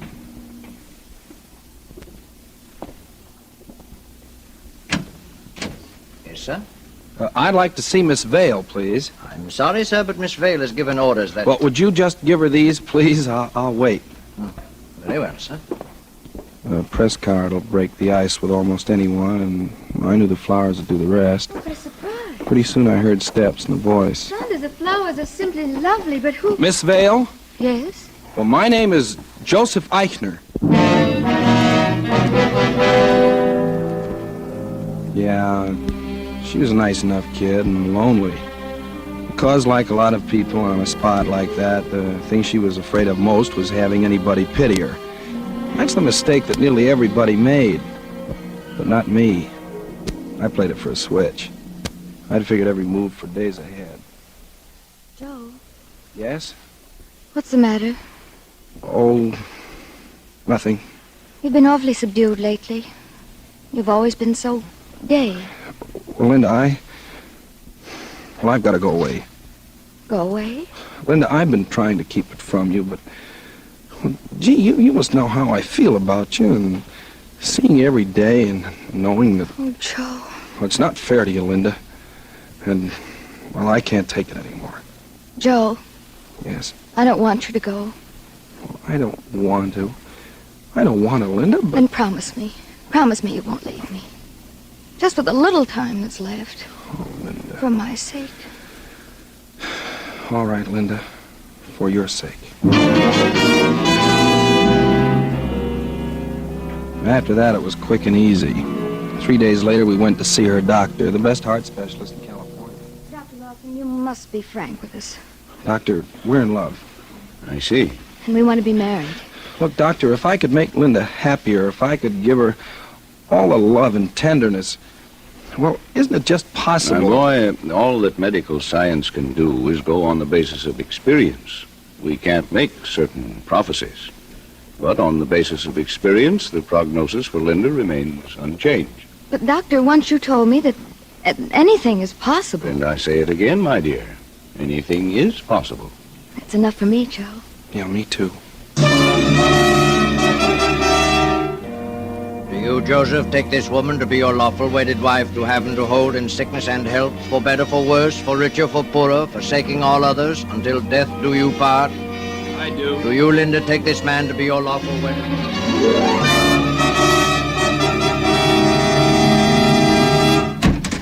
Hello, baby. Oh, hello, Romeo. Oh, now, Belle, lay off, will you? I'm sorry. I'm just nervous, I guess. Well, is anything wrong? Well, that ex-husband of mine is loose again. Well, what of it? What of it? You remember the song and dance he led me the last time, don't you? All right, so he gets rough, you just haven't committed again, that's all? Yeah. Yeah, I suppose so. Belle. No, please. I don't feel like... Well, what's the matter? Well, what do you think? Oh, now, Belle, you know I come around here as often as I can. Sure. Sometimes as often as twice a week. Well, I see you other places. Anyway, I can't help it. And then when I do come, well, you might at least... All right. Skip it. How's the writing coming along? Oh, I don't know. I just can't seem to get started. So you're not even getting that done? Well, how can I get down to work when all I'm thinking about is... Joe, how long is this going to go on? Well, how do I know? It's bound to happen soon. That's what you said a year ago. A year ago. But, Belle, it's all set. She made out the will in my name and everything. All we have to do is wait. Just wait for the heart of hers to quit, that's all. Well, I'm tired of waiting. Now, what do you think of that? Well, what else can we do? You mean what else can I do? There are a few guys around loose with $5 million, too, you know. Oh, now, Belle. Oh, you... For all we know, she's liable to live to be 100. Now, that's impossible. A doctor said... Yes, and doctors have been wrong. Well, what do you want me to do about it? Well, you think you're a mystery writer. What do you mean by that? I mean, if you're supposed to be able to think up mysteries, start thinking one up. Oh. And don't think about it too long, either. Say, Belle. I mean it, Joe. Okay. Because I'm not going to wait like this forever. Okay.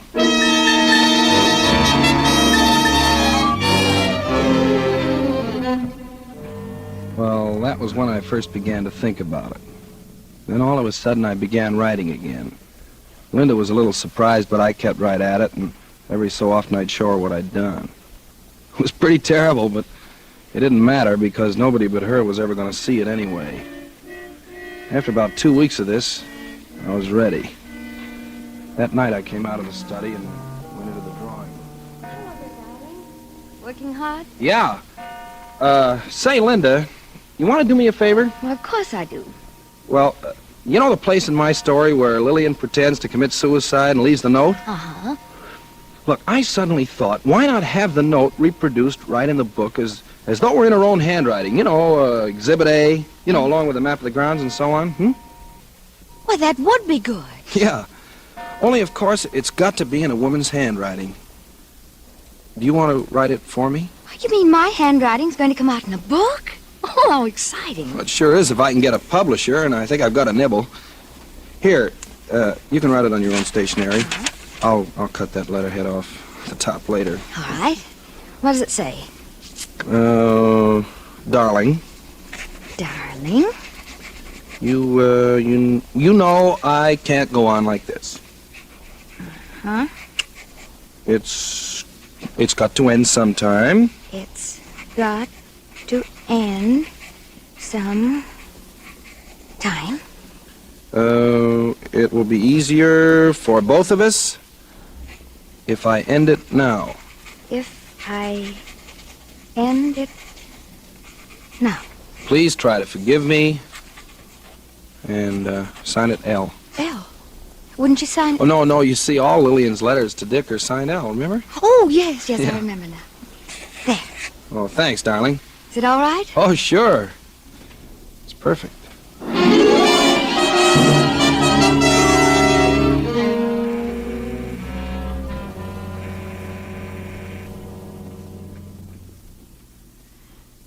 Hello? Hello, Belle? Yeah. Now listen, baby, it's all set. Did you get the note? Oh, sure. She wrote it tonight. Now, how soon can you leave for Palm Springs? Anytime. Tomorrow morning? All right. Now listen, when you check in down there, make plenty of fuss about it. I will. I'll leave here at exactly 9:30 tomorrow night. I'll stop at a couple of places, so you leave Palm Springs about 15 minutes later, 9:45. Okay. Better check your watch at Western Union. I'll do the same. Okay. Hey, be sure to bring plenty of stuff. Everything you can lay your hands on. Oh, don't worry, I will. You remember the place, don't you? Remember? You know, the second turn after you leave Riverside. Well, how far is it about? Well, it's exactly halfway between the springs and here. Say 60 miles. I'll be there. Okay, baby. Tomorrow night.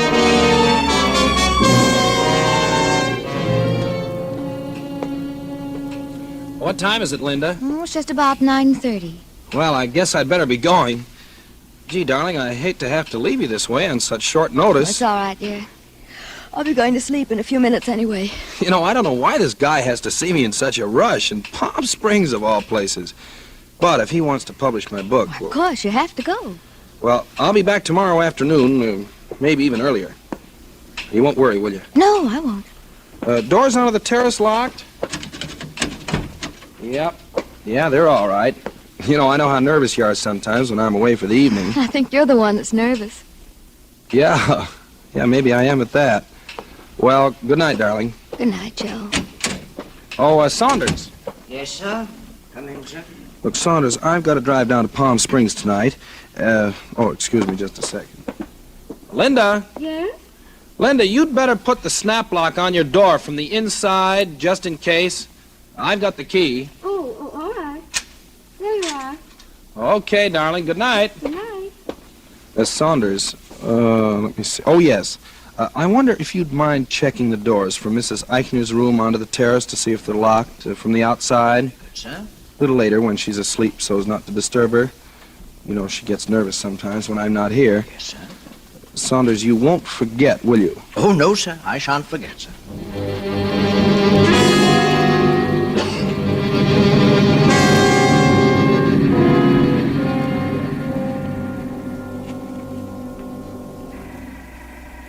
$5 gallons? Yes, sir. Say, that ought to get me to Palm Springs. Oh, should easy. By the way, have you got a road map for Palm Springs? I think I got one inside here. Oh, thanks. Say, I don't suppose you'd cash a small check, would you? I missed the bank today. Well, the boss might, but he ain't here. Well, I got identification, plenty of it. See, Joseph Eichner, license, Social Security card, Joseph Eichner. Yes, I see, son, I see. But unless the boss was here, I wouldn't cash a check for Henry Morgenthau.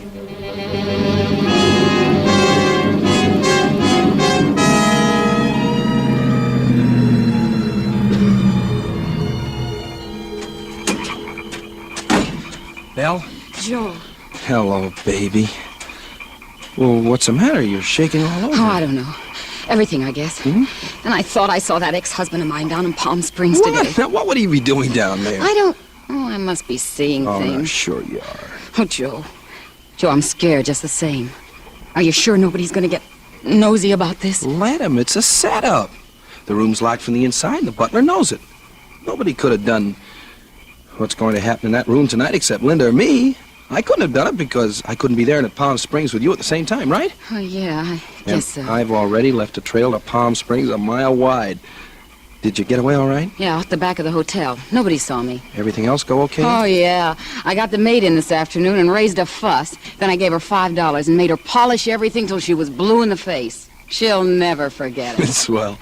You got the stuff? Yeah, my big suitcase in the trunk rack. All packed in cotton. Okay, let's take a look at it.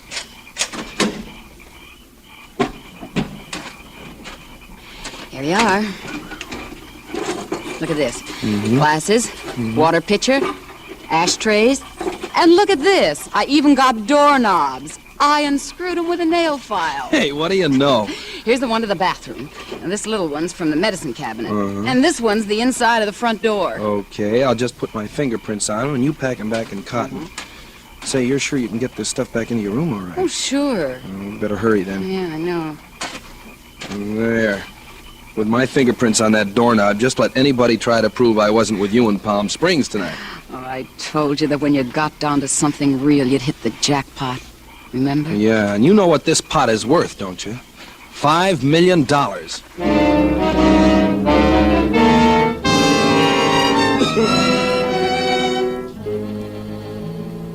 There were no hitches. I got back to town a little before 2. I drove the car into a little side road about a half mile up the canyon and walked back. I didn't meet anybody, and the places I passed were all dark. So was mine.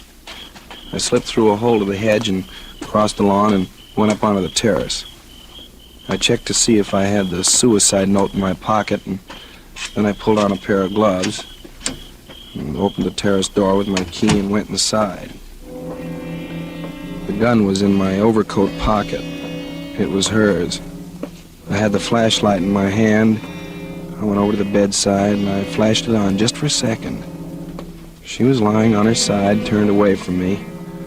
I put the gun against her temple and pulled the trigger. She didn't make a sound. I reached over to put the gun in her hand, and then it hit me. Her hand was stiff and cold as ice. I flashed the light in her face. It was blue. While I was away, she'd had her heart attack at last. For the last 3 or 4 hours, she'd been dead. Well, for about 10 seconds, I didn't know what to do. Then I realized I had to get out of there. Saunders might have heard the shot. Before, it wouldn't have mattered one way or the other because the coroner would have established the time of death anyway. Now it made all the difference in the world. I went out the terrace door and I locked it behind me. I crossed the grounds and I started walking up the canyon. Walking, thinking. I don't know how long I walked. But what I was thinking was enough to drive me crazy. I'd planned the perfect suicide.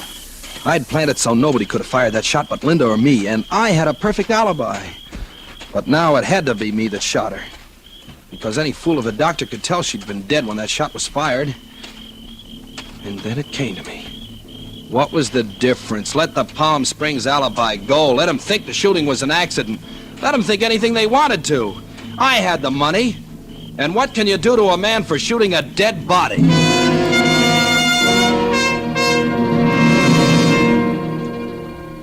It was almost daylight when I got back to the room.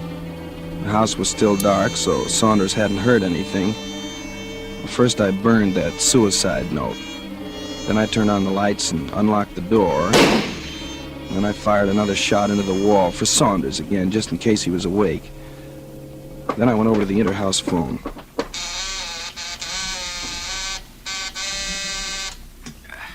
Hello? Saunders. Oh, yes, sir. Saunders, there's been an accident.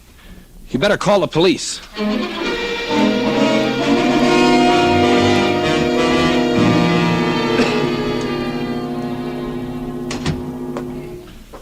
Well, have you seen everything you want to, Lieutenant? Yep. Well, you're living kind of different than you used to when you were a police reporter downtown, huh, Joe? Yeah. I suppose you want to ask me some questions. Oh, a couple. I hear you were going to Palm Springs last night. Yeah, I was. I changed my mind. Who were you going to see down there? Anybody in particular? Oh, just a friend. It wouldn't have been your old friend, Belle Schaffner, would it? Well, whatever, I didn't go. You'd have had time to go, though. Oh, all right, but I didn't. Anyway, what's all that got to do with nothing, just routine. So you came back here? Yeah, that's right. Then what happened? Well, I came in the house and I went up to our bedroom, and I thought I heard a noise. I thought I saw a man moving around. Well, I was pretty jumpy, and I fired. How many shots? 2. And one of them hit your wife? One of them hit what was my wife. All an accident, huh? Yeah, that's right. You come into quite a lot of money with her out of the way, don't you, Joe? Yeah, sure. What of it? Nothing. Only it's too bad you're not going to be able to spend it. Oh, nuts. What do you think you're going to do? Charge me with a murder for firing a shot into a corpse? No, but it could be a pretty spectacular little alibi for just on the spur of the moment, couldn't it? Alibi for what? For Belle Schaffner. What? Her throat was cut in Palm Springs last night, and your fingerprints are all over the place.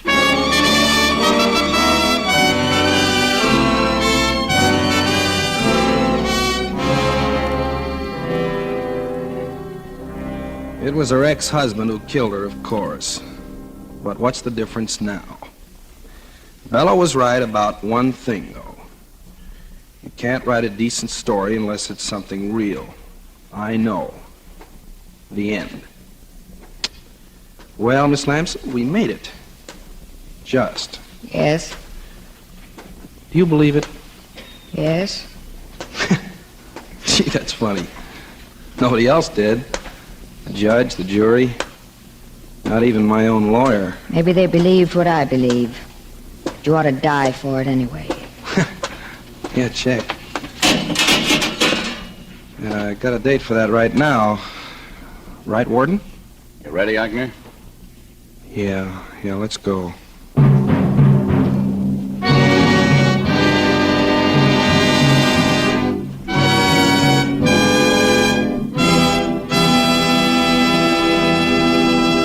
And so closes I Had an Alibi, starring Keenan Wynn, tonight's tale of Suspense.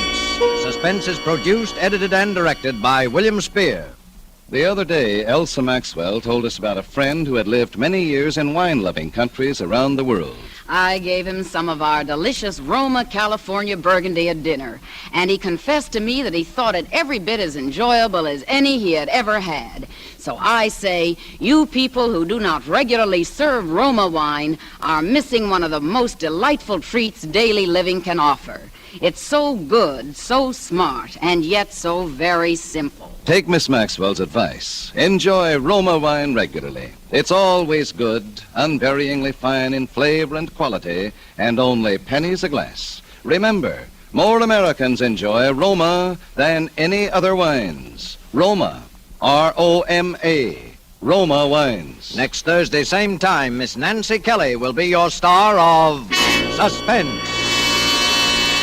Presented by Roma Wines, R-O-M-A, made in California for enjoyment throughout the world. This is CBS, the Columbia Broadcasting System.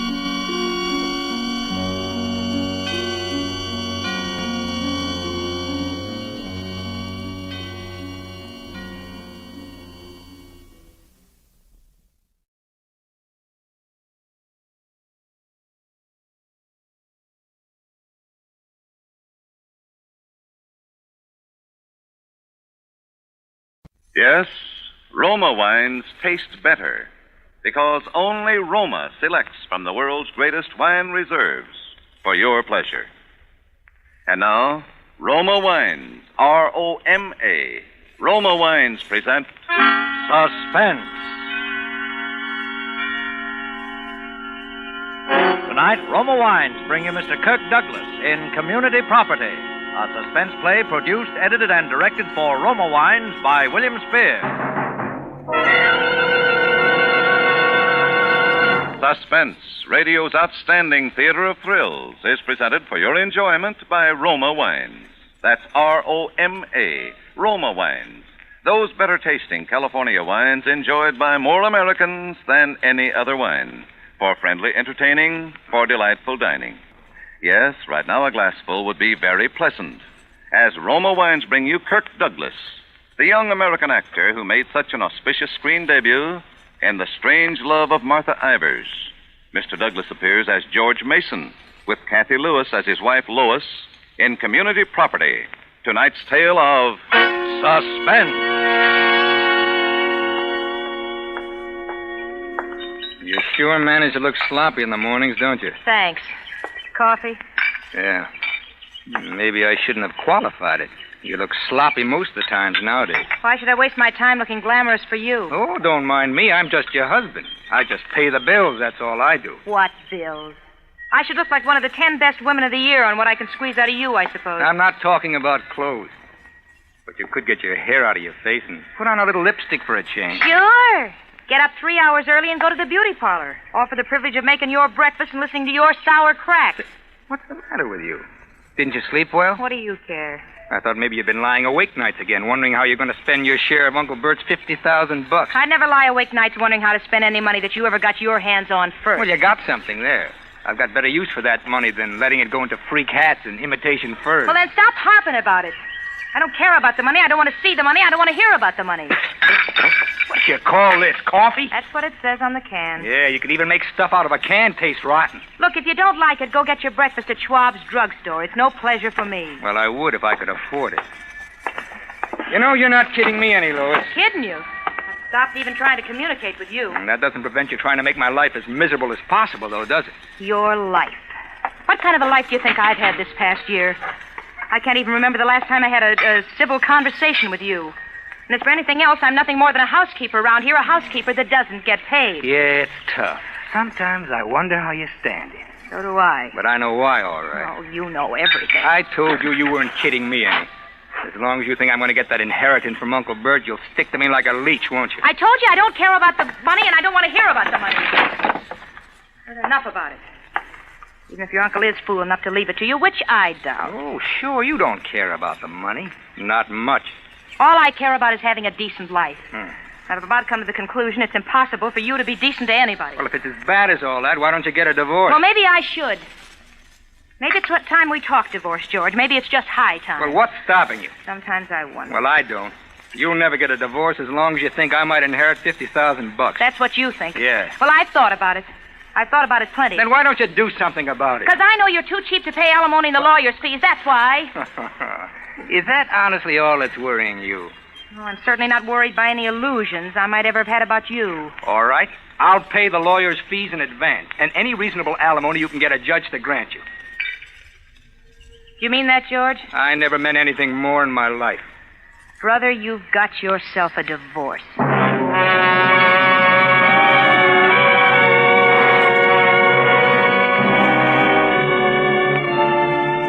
I tried to register shock and righteous indignation, but I could hardly keep my face straight. Lois was going to get a divorce. I'd been working on it for a year, ever since I'd realized that Uncle Bert was going to die and I was going to inherit his estate. Ever since I'd realized that under the community property laws of California, Lois would get half of it. Half of $50,000, I figured. Maybe even more. $50,000. I wasn't going to share that with Lois or anybody else. For a year, I'd been nagging her and insulting her and even knocking her around a little, but it was no use. She just turned sullen and took it. And so I'd just about given up thinking about divorce. I'd begun to think about something else for Lois. I'd begun to think about murder.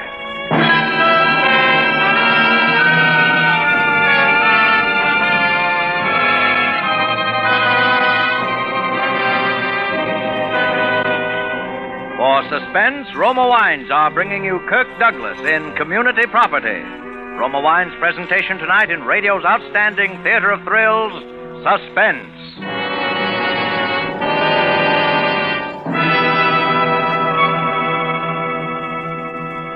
Between the acts of Suspense, this is Truman Bradley for Roma Wines.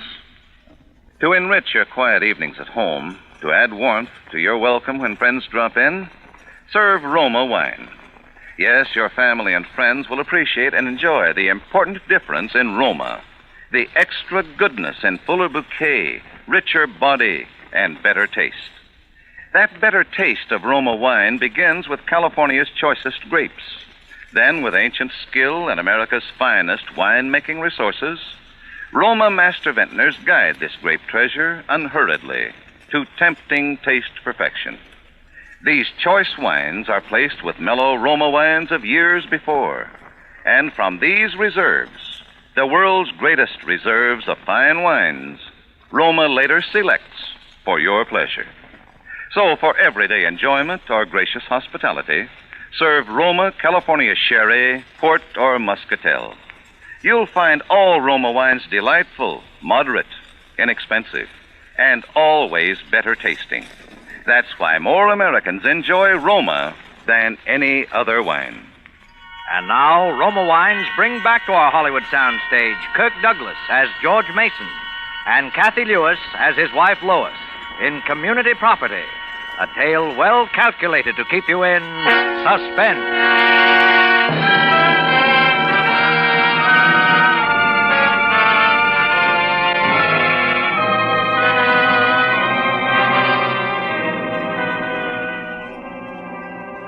now Lois was going to give me a divorce. At last.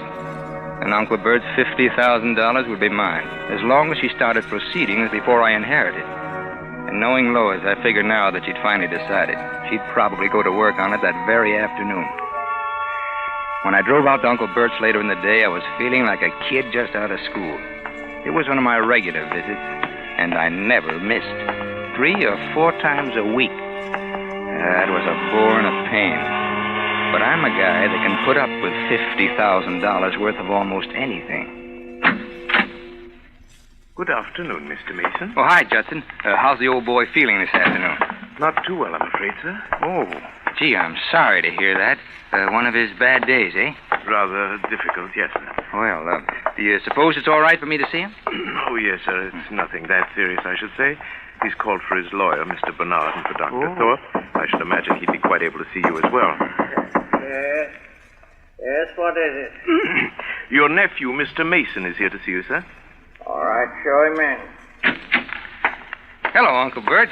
How you feeling? Oh, not well, my boy. Not well. Not well at all. Well, go on, Judson. Close the door. Go about your business. Yes, sir. Judson was saying you've had sort of a bad day. Yes, I'm completely bedridden now, as you see. I'm afraid the end is not far off, my boy. Oh, don't be silly, Uncle Bert. You'll live to be 100. No. I've called Dr. Thorpe. Oh, you can't scare me. Well, you call Dr. Thorpe every other day. I tell you, I'm sick. I'm dying. Are you going to sit there and argue with me? Oh, why, no, Uncle Bert, but, gee, I hadn't realized it was that serious. Well, it's most serious. I'm glad you came today. I'd have called you if you hadn't. Oh, I understand your lawyer is coming over here. Oh, yes. I wish to be absolutely certain that my affairs are all in order before the end. Gee, Uncle Bert, well, gosh, it's hard to believe that anything could happen like that. I mean... Ah, my boy. There's no disputing with the Grim Reaper when your time comes. Oh, pull your chair a little closer. Sure. That's it. Now, George, you've always been a good nephew to me. Of course, I know you're always thinking of the money. But that's only natural. I don't care. Uncle Bert, now that's not fair. You're a liar, George. But you're a good liar. And that's a comfort to an old man. Of course, I don't know what you're like in daily life. I've been ill so long. Just average, I guess. Well, I wouldn't think so. Now, I imagine you're mean and greedy and thoroughly dishonest when it's safe to be, as I was. Well, it runs in the family. It's only natural, too. You make me sound like a pretty bad guy, Uncle Bert. Only true to human nature, George, with a little dash of Mason family thrown in. Yes, you've always been a good nephew to me, George. Even though you may have been a hypocrite about it. And that's all anyone has a right to expect at my age. You won't have any reason to regret it. Well, I wish you wouldn't talk that way, Uncle Bert. What way? Well, about the money and things like that. Don't you want to hear about it? Well, have I ever asked you about it? No, you haven't, George. You've been very clever about that. But you may as well know now. Well, As my will stands now, my estate will be divided into 2 parts. Oh. Yes. 1/2 of my estate will go as an endowment to my old school, Weymouth College. Half? Yes, half. Oh, is that? Come in. Well, hello, Mr. Mason. How are we today? Old man's handing out bad news today. Now, in your case, I'm afraid you're about to lose a steady source of income, Doctor. Oh? Meaning... Meaning me. Yes, I'm afraid you're going to have to find some other victim to pay your office rent very soon now. Oh, well... Yeah, you know my nephew, of course. Sure. Hi, Doc. Hello, George. Oh, by the way, George, here's a prescription your wife asked me to write out for her. You might have it filled on your way home if you have time. Sure, thanks. Yes, bad news all around. Now, George here, I've just informed him that I'm leaving half my money to my old school. He looks mighty disappointed, doesn't he? Oh, now, Uncle Bert, it's your money. Why should I be sore? Now, the pulse, please, Mr. Mason. Yeah. Thank you. Of course, I haven't told him all of it yet. You want to hear the rest, George, huh? Well, whatever you say, Uncle Bert. Really, Mr. Mason, you shouldn't be talking too much. Your condition's not as good today as it might be. Oh, I know that. But as I was saying, George, what was I saying? Oh, yes, the will. As a matter of fact, I'm leaving you fairly well provided for, George. Enough to give you a little start in life, anyway. Now, take it easy, Uncle Bert. It's you I care about, not the money. You're an accomplished liar, George. That's the only word for it. But you can relax again. The other half is going to you. Well, you know you didn't have to do that, Uncle Bert. Well, not that I don't appreciate it, but... I think it will help a little, George. You'll be able to use $500,000, won't you? What'd you say? Really, Mr. Mason, I must forbid you to get excited now. Your condition... Didn't you hear me, George? I said five. Uncle Bert. Mr. Mason. Uncle Bert. Uncle Bert, listen to me. I'm afraid he's gone. Tell me what you said. For heaven's sake, man, have a little decency, can't you? He's dead. He can't be. It's some kind of a gag. Did you hear it? $500,000. Oh, come in.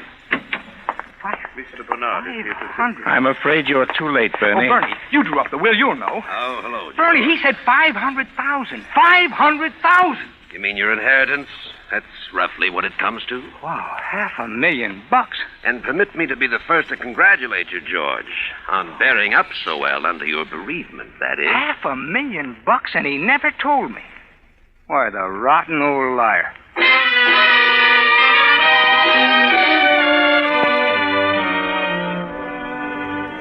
I left the house in a daze. I got in my car and started driving, just driving around. I don't know where I drove to. I just drove, and I must have spent that $500,000 500,000 different ways. But I wasn't in such a fog that I didn't do a little real thinking, too, about Lois. Because now if she got a divorce, she'd nick me for half that money anyway. And I wasn't having any of that. Not after what I'd been through. So it would have to be the other way. So I'd have to talk her out of the divorce, or it'd look too much like a motive. First, I wanted to be absolutely sure of everything. I spotted a corner drugstore. It was late for this time, but I had Bernie's home number, so it didn't matter. Then, on the way past the drug counter, I remembered the prescription Doc Thorpe had given me. I think I had the idea right then. Yes, sir? How long will it take you to fill this? Well? Oh, that won't take any time. Okay. Where's your phone? Just to your left, sir. Thanks.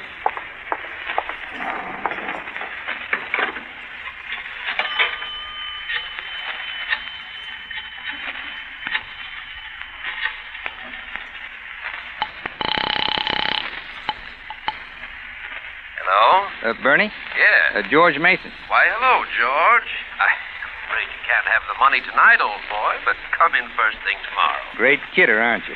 Listen, Bernie, I wanted to ask you something. Anything you ask will be charged against you from now on, George. Now, seriously, though, I met a friend of mine today, a Texas oil man, but he married out here, and, well, he's having a little trouble with his wife. Send him around. I'll give him a discount. Well, maybe I'll do that, but all he wants now is free advice. You see, he's worried about this community property law. Well, it seems he came into quite a hunk of dough out here lately, and... Coincidence department, huh? Well, not exactly. This was, a deal, real estate. Well, he wants to know if there's any way he can keep his wife from cutting in on it. Oh, a heel, huh? That's right. Not a chance, my boy. Any property accumulated in the normal course of affairs after the marriage is community property. That's the law. Yeah, that's what he was afraid of. Now, listen, though, George. You want to know something cute? Had nothing to do with your friend. Well, I gotta go, Bernie. I'm late. I'll call you tomorrow. But I'm trying to tell you Well, something. save it till tomorrow, huh? Good night, Bernie. I was in no mood to listen to bright sayings. I had too much else to do. At the drug counter, I picked up the prescription. It was what I thought it was. Sedative, it said. She'd been taking stuff to make her sleep for quite a while now. At the next corner, I bought her the biggest box of candy I could find. Then I went home to kill it.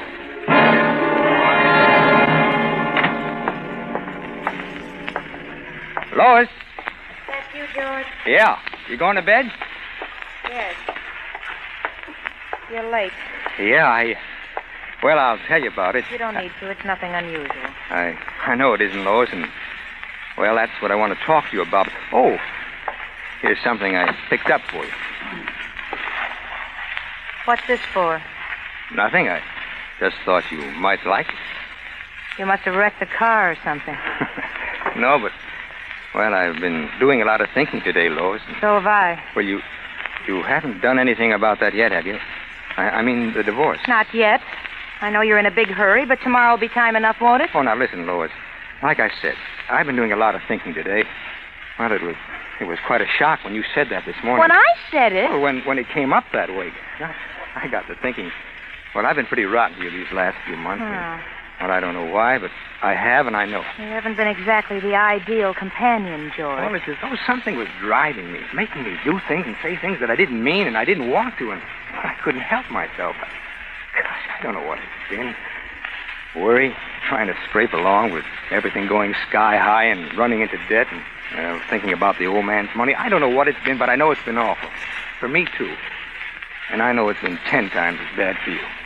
I know, George, but everybody has those kinds of worries nowadays. Well, I know, and, well, they don't take it out on somebody else the way I have, but when you talked about divorce, it made me realize I love you, Lois. I don't know how I could ever get along without you.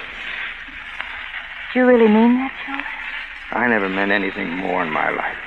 Just give me another chance, Lois. I'll do anything. I'll go to a psychiatrist or something. I know it's been my fault, but I can change. If you'll help me, I can change overnight. It'll be the way it used to be, huh? Oh, George. Oh, now, darling, I know I've been a terrible heel. I knew it wasn't really you. It hasn't been all your fault either. Yeah. I've been sullen and nasty, but I had to do something just in self-defense to keep from going crazy. Because I love you so. Oh, now there, baby. It's going to be different now. I've learned my lesson, honestly. George, I know it will if we try, if we both just try. We used to be so happy. We're going to be happy again, too. You see, happier than ever. I know it.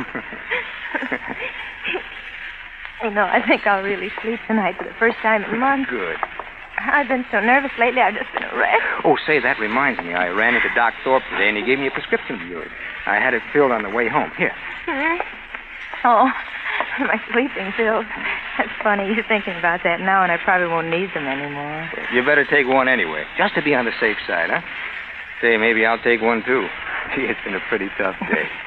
All right. I guess tonight maybe I'm almost too happy to sleep.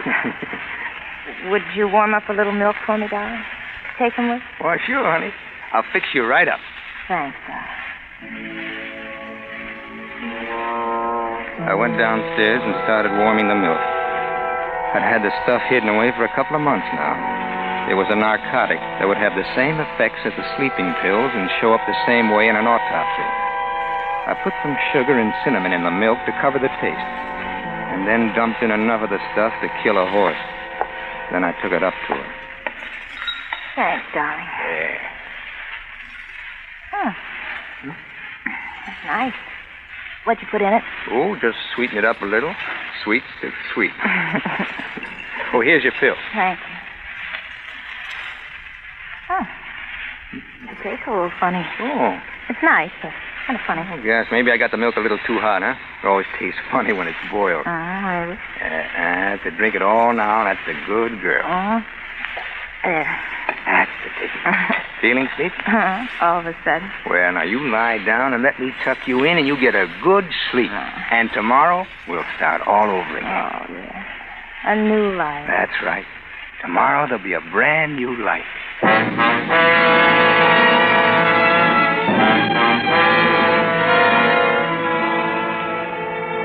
I took the glass downstairs and washed it out thoroughly and brought it back again half empty. I dumped about 3/4 of the sleeping pills down the drain and then tipped the bottle over on the bedside table to give things that reckless look and went to bed. You think that's pretty funny, I suppose? Lying down in the next bed to someone you know is dying, will be dead before morning? Someone you just murdered? Well, maybe it is. But all I was thinking of was that $500,000 and spending it over and over another million different ways as I went off to sleep, and believe it or not, I slept like a baby.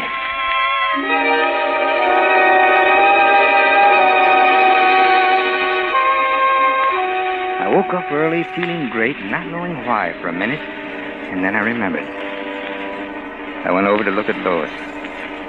She was lying just the way I'd left her. I put out my hand and touched her arm. That was all I needed to know. She was cold. Stone cold.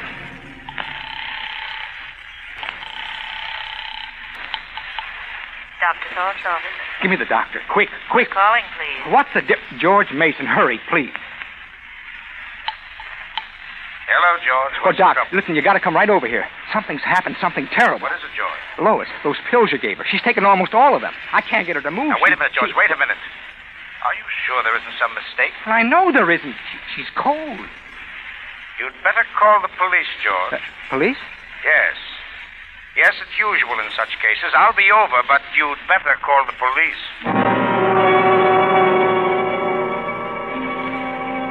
In about half an hour, they arrived. 2 plainclothes dicks and a man from the coroner's office. He and one of the dicks went in to look at Lois, and the other one stayed outside talking to me. I know it's a trying time for you, Mr. Mason. I can't understand it. I can't understand it. Had you and your wife had any quarrels? No, well, we had a little spat, but nothing more than any other married couple. Well, nothing to make her do a thing like that. Had she been taking these sedatives long? Well, the last few months. I don't know exactly why. Well, she's been nervous and upset. You know, she wasn't getting any younger, of course. But she took them on advice of a physician. She was under a physician's care, I suppose. Oh, yes, Dr. Alexander Thorpe. Well, he saw her regularly. But he never told me there was anything mental. Mm-hmm. Oh, how about it, Doc? Narcotic poisoning. Pretty clear. If that bottle was full, when she went to work on it, she took enough to kill her, all right. Well, I got it filled for her only last night. Well, I guess that's about all, Mr. Mason. I'm Dr. Thorpe, the family physician. Oh, hello, John. Hello, Alex. You know Lieutenant Farley? How do you do, Lieutenant? Hello, Doc. Hello, George. You want to see the, I take it Mrs. Mason is dead? Uh-huh. Narcotic poisoning. Your prescription, wasn't it, Alex? Yes. Yes, so it was, but I'm afraid there's some discrepancy here. Discrepancy? Yes. I had been prescribing sedatives for Mrs. Mason for some time. Lately, however, I reached the conclusion that her mental health was such that the possession of drugs in any quantity would be dangerous. My last prescription, therefore, contained no sedative of any kind. What did it contain? Nothing. Sugar and a neutral base. Why, if Mrs. Mason died of poisoning, the poison was administered to her in some other form. You said, administered? I did. From the evidence, I can reach no other conclusion. Neither can I. Well, Mr. Mason? Can I call my lawyer? You're entitled to do that. And from where I sit, Bud, looks like you're going to need a good one.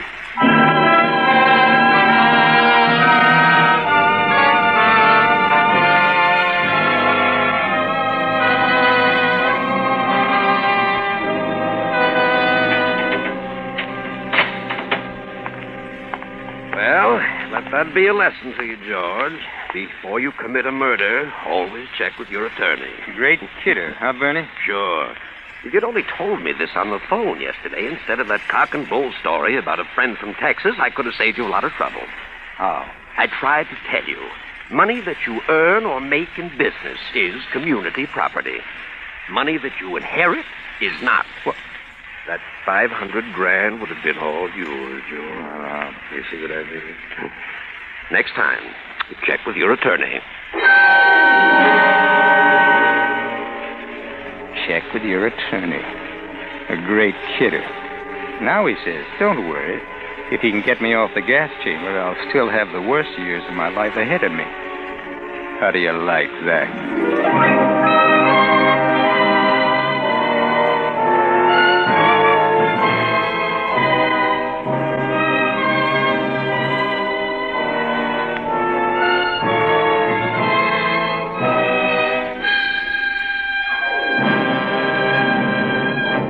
Suspense.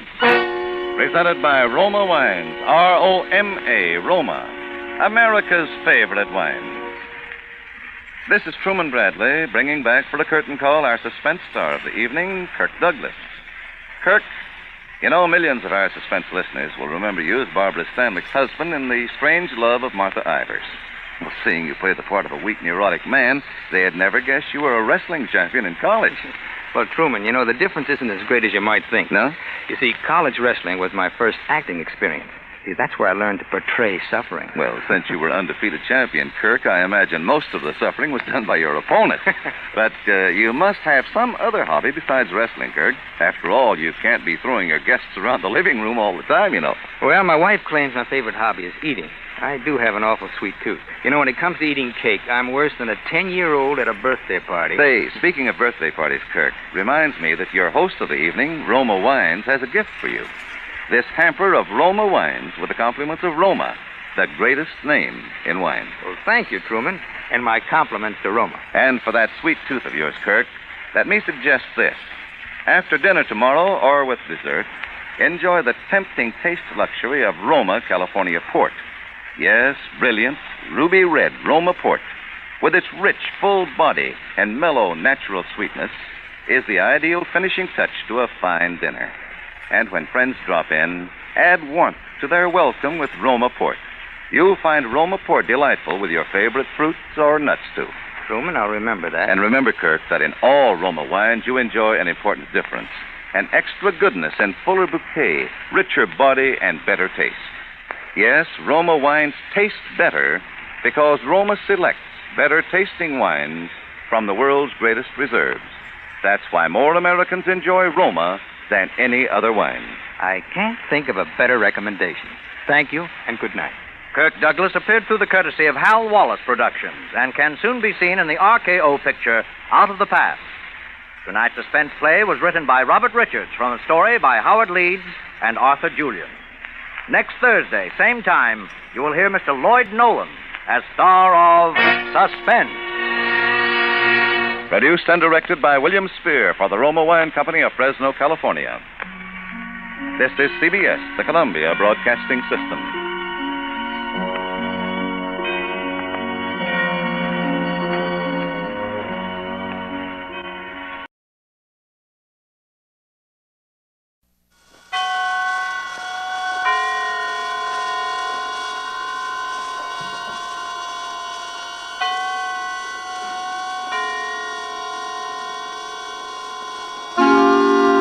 Suspense.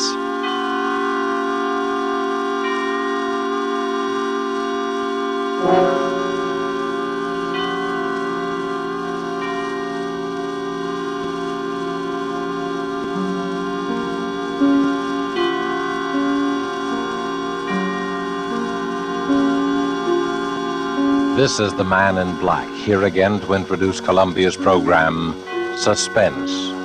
Heading our starring Hollywood cast tonight is Mr. Laird Cregar, who will be seen shortly in the 20th Century Fox production of one of the great suspense stories of all time, The Lodger.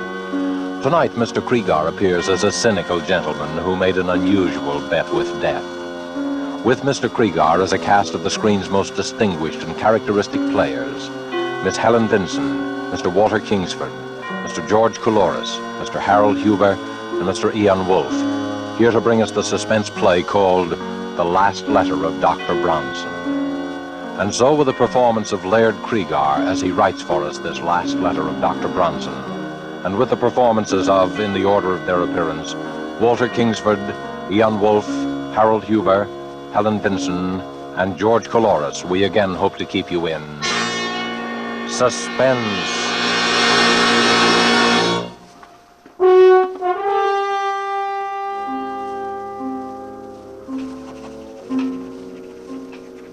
My dear Dr. Mosher, forgive me if I dash this letter off rather hurriedly. There are but a very few minutes remaining for me. The few minutes between now and midnight. You have always protested my fascination with the subject of death. It irked you to hear me discuss the latest electrocution or hanging. I remember your sarcasm the day you found me staring down from the top of the Empire State Building, speculating on the thoughts of a man about to leap from that pinnacle. You alone, Moshe, know how this fascination led to my latest experiment. I should say, my last experiment. I promised you a complete account of it all. Here is that account. First of all, let me recall a conversation which we held here in my study a little over a year ago. There you go again, Bronson. Death and murder. Really, you're unhealthy. Please answer my question, Moshe. Why do men behave as they do? What keeps them from breaking loose? Why don't they kill one another as animals do? Why, because they aren't animals. But, my dear Moshe, being neither vegetable nor mineral, they must be animals. Well, what I mean that is, you do not know the answer. I do. So? I have been studying the question for some time, and I've concluded that there are 5 basic checks which serve to restrain man from murdering his fellow man. Oh, really, Bronson? The obvious corollary is that murder occurs only when some stronger drive overrides these 5 basic checks. Oh, you make it sound very simple. It is simple. And what are these 5 basic checks? Well, I'm not prepared to reveal the outcome of my study as yet. I must put my theory to the test. That would seem to be a difficult undertaking. Difficult, yes, but intriguing. Oh, well, I take it you're about to embark upon another of your experiments. Correct. Bronson, why must you keep on? These studies invariably bring you some physical, or what is more dangerous, some nervous disaster. And in turn, your handsome bill for putting me in shape to conduct the next. Sooner or later, you will experiment yourself into a position beyond my power to aid you. Let it be later, then. Meanwhile, I shall continue to pursue my sole interest in life. And how do you propose to conduct this restraint from murder experiment? Well, a murder is composed of 4 elements. The murderer, the motive, the opportunity, and the victim. My first step will be to select 5 men, each of whom will be restrained from murder by the particular check that I'm testing on him. That's no easy task. By no means. It will require an extensive search. But having found my men, I must then supply each with a motive. Greed, revenge, jealousy. I see, and your next step must be to give each man an opportunity. Precisely. An opportunity which precludes all checks but the one being tested. Well, not knowing what your checks are, I can't help you there. Well, that'll be relatively simple. And finally, I must supply an intended victim. And you'll ask this victim to face 5 men, each standing to profit handsomely by murdering him? Correct. His only chance of survival being the correctness of your theory of checks in all 5 instances? Yes. And do you imagine you'll discover a man with such utter confidence in your reckoning? There is one such man. Who? Myself. Bronson, this is folly. No, Moshe. I never hesitate to risk high stakes on a sure thing, not even my life. Now, look here, Bronson. You're a doctor yourself. You told me to speak to you like a Dutch uncle. Now, as your physician, I haven't consulted my physician. But you will take precautions. Provide yourself for emergencies. I tell you, there's no danger. Oh, well. Well, when will you begin your experiment? Well, I suppose in about... Well, why wait? Why don't we begin right now? Moshe, I invite you to kill me. What? There's a revolver right here in my desk, and I want you to take this revolver... Oh, you're joking, Bronson. What possible motive could I have for murdering you? Motive? Why, we're known to be associated rather closely in our work.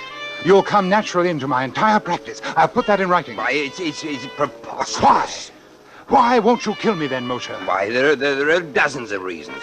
In the first place, I'd go to the electric chair for it. Thank you, Dr. Moshe. You've given me an admirable illustration of the first and most obvious of the 5 checks in my theory.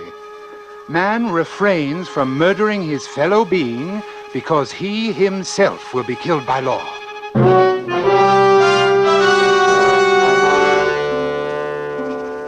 Remember, Moshe?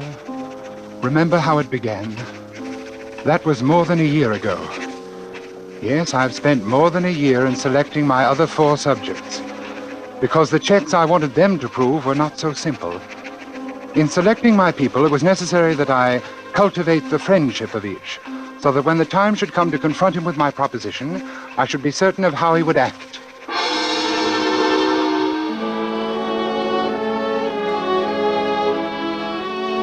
The first of my 4 potential murders was a clerk named Totten.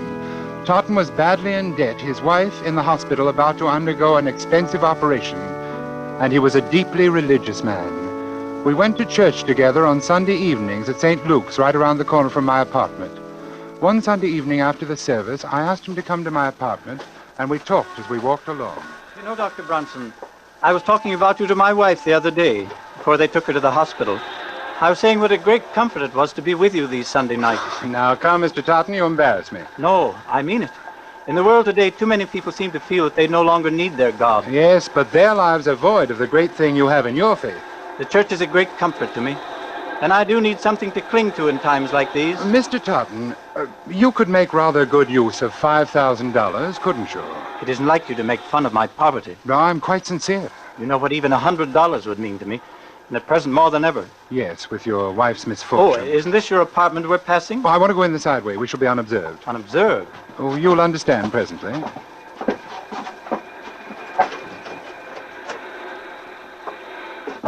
Please, come into my study. Ah, here we are. And now if you'll take this chair opposite my desk. Ah, thank you. Mr. Totten, you said that even $100 would be a great help to you. Here in my desk, I have this package containing $5,000. Well, what could I do for you that would be worth all that money? Let me explain. My doctor called on me yesterday, and he told me... well, to be quite frank with you, Mr. Totten, he said that I was slowly going mad. Oh, no, that couldn't be. I'm quite all right at present, but it's only a matter of time, and I'd rather not have to face it. I believe you can understand that. But there must be something you can do, knowing in advance. There is, and I want you to help me. I don't understand. Put on these gloves. Take them. But why? As soon as you have them on, I shall hand you this paper knife. Notice how very sharp it is. I grip it firmly, thus, and clearly impress my fingerprints on the handle. Finally, here on the desk, I am leaving this note, explaining that I have committed suicide. Suicide? When the knife is in your hand, I want you to drive it into my heart. Then you may leave by the same way we came in. You will be quite unnoticed, and with the $5,000 in your pocket. You can't mean this. But I do. You see, I don't have the nerve to... well, I can't quite make the final move myself. You would greatly oblige me. And with the $5,000, you will be able to give your wife the treatment she needs. What do you say? You can't die yet. You're not ready. Would you have me wait until I've gone mad? You can't take the matter of life and death into your own hands. I am not asking you to pass judgment upon my actions. Whether I wish to live or die is my own concern, and my mind is resolved. Is that clear? I'm sorry for you. I'm merely asking you to do something for which I will pay you very well. You will, of course, be killing me. But if you could realize what life would be like for me otherwise... I'm very sorry, but I can't oblige you. If it's the law you fear... No, it's not that. You seem to have arranged that perfectly. Then what is it? I'm an honest Christian, and I thought you were, Dr. Bronson. If you don't understand why I can't do this monstrous thing, I suggest you look up the 6th commandment. Good night.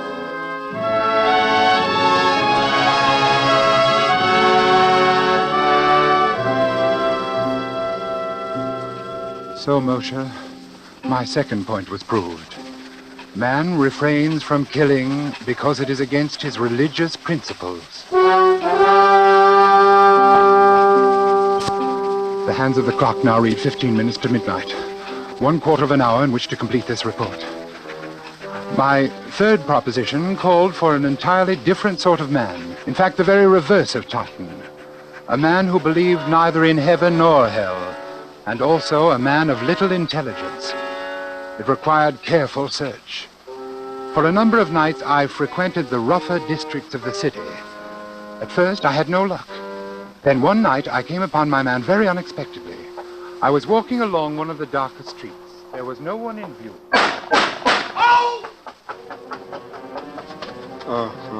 He was slumped down beside an ash can. He'd been shot in the chest and left arm, severing an artery. He was bleeding profusely. I tore off his shirt and made a tourniquet for his arm. Oddly, no one came into the alley to investigate. Never mind me. Get away. Was this a gang shooting? What do you think? I think you're going to the hospital. No. They'll blab to the cops. Come on, I'll help you to your feet.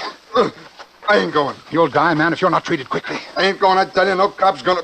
No cops. They ain't gonna...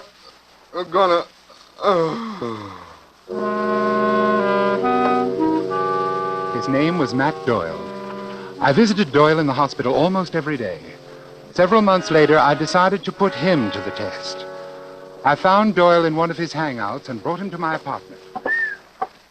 Hey, this sure is a fancy roost you got yourself, Doc. I find it very pleasant. Have a cigarette? Thanks. Doyle, how many men have you killed? That's all right, Doyle. I understand. Now, suppose we get down to business. Yeah. I've been wondering what you want me for. I want you to do something for me, and I'm going to give you $5,000 to do it. Will you do what I ask you? For $5,000? Spill it. I want you to put on these gloves so there won't be any fingerprints. Then I'm going to hand you this knife, and you're going to kill me with it. Huh? I've arranged everything so it will appear to be suicide. You nuts? Not yet, but I will be before very long. That's why I want to die. All you have to do is stab me and slip out with this $5,000. Is this on the level? Absolutely. This wad of dough is mine if I kill you? That's right. And nobody will know I done it? No one. These gloves is kind of big for me. That's all right. They'll do. Yeah. Yeah, want me to put on the other one? It's safer. Yeah, I guess it is. Gee. What is it? I was just thinking. $5,000. Oh, the boss is going to pay me more next. I never got... skip it. I want you to understand exactly what you're doing, Doyle.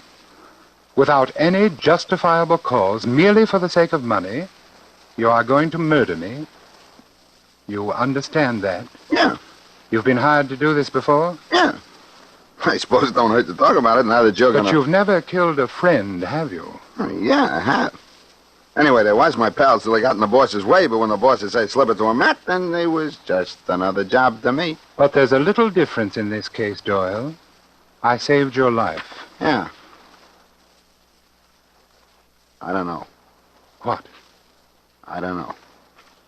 Nope, I can't do it. But I thought you said that Yeah, you... take these gloves. Afraid of the law? No. What's the matter, then? Is it because I'm your friend? That's more than that. I can't bump you off, even if you want it. It would be an act of true friendship. I ain't so sure. When a cat has fits, you put it out of its misery, don't you? That's what I want. Oblivion. Peace. Sorry, Doc, I ain't the guy. It's like you said. You saved my life, so that's that. I'm sorry. I wish you could help me. Oh, me too, but not that. Now, if you got some other punk you want took care of... There's no one. Thanks just the same. Oh, don't mention it.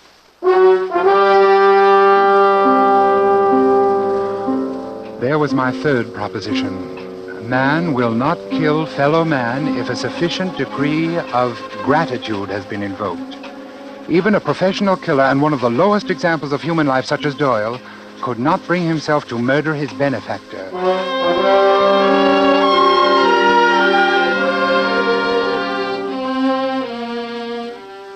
My next subject was altogether different in temperament. With Judith Ainsley, I used a special technique. I first encountered Judith Ainsley when I operated on Barrett Sheffield, the actor. You will recall that Sheffield was brought to the hospital with a lung abscess. As I prepared to do the rib resection, I noticed that the nurse standing beside me was greatly agitated. Retractors, Doctor. Thank you.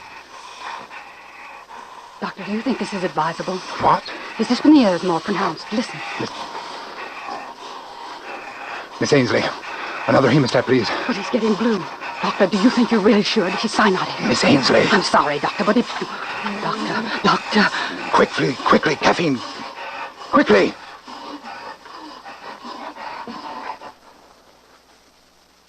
Stethoscope. Here it is.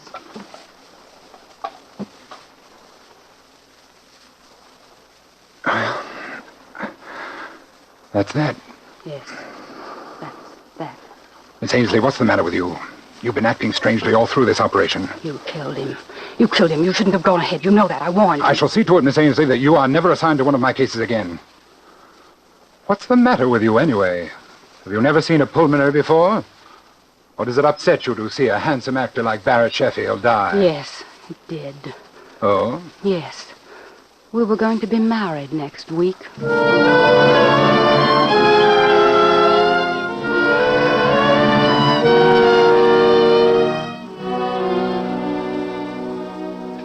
If I ever saw hate, cold, undying hate, it was in that girl's eyes as she turned and left the operating room that day.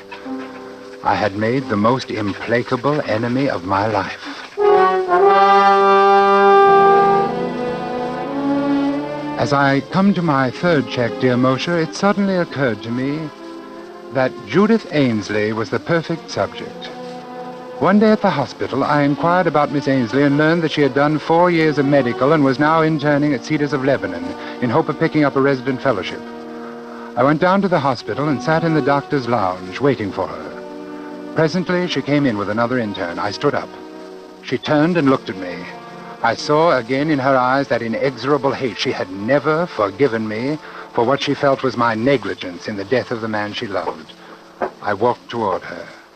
Excuse me, please. I see you remember me, Miss Ainsley. Yes, will you excuse me, Miss please? Ainsley, you may not believe this, but I've come here especially to talk to you today. To talk to me, Dr. Bronson? Yes. Come along with me, please. In this treatment room, please. We can talk privately. Dr. Bronson, I don't think there could be anything you and I can say to each other. Well, now, Miss Ainsley, that all depends. That all depends. Sit down, won't you? Miss Ainsley... Dr. Ainsley, if you please. Oh, yes, of course. Doctor, I have a little proposition to make to you. First of all, there are two facts I'd like to be sure of. A, you are unable to set up your own practice because you don't have the money to get started. Is that right? I don't see what business that is of yours, but it happens to be true. Fine. Fact B, you still hate me and feel a strong desire to be revenged for the wrong which you consider I have done you. Yes, I'm afraid that's true, Dr. Bronson. Good. Good? Yes. You see, I want to pay someone to murder me. And I think you'd enjoy it more than anyone, and you need the money, too. Dr. Bronson, I'm very busy. There's a patient in 302. Will you... Wait a moment, Dr. Ainsley. I'm perfectly serious. Absolutely serious. You want to die? Yes. You see, I'm going mad. I can't face it. I wish to end my life immediately. You're smiling. Good, you're interested then. You going mental, Dr. Paresis? Yes. Hopeless. I've been to 5 or 6 men about it. Are you far gone? Hallucinations? Delusions of grandeur? Yes, advanced stages. Agony. Yes, it must be quite a temptation to get it over with. I wonder what I would do if it happened to me. I want you to understand, Doctor, that I'm not asking you to perform a crude murder. This would look like a simple error, unavoidable. There would not be the slightest aspect of homicidal intent. Really, that's most interesting, Doctor. Go on. My heart. I've had considerable damage. Coronary occlusion. Had to spend some 6 weeks on my back. Just got up last week. Naturally, I was given digitalis. Ah, I see, Doctor. You've been heavily digitalized, and if someone were to give you an injection of calcium gluconate, you would have an immediate heart block. Dead within a few minutes. Exactly. I must compliment you, Dr. Ainsley. You've learned a great deal. What a pity you can't have your own practice. And that, of course, reminds me. Ah, another inducement? Of course. I plan to pay you the sum of $5,000 for your professional services in this matter.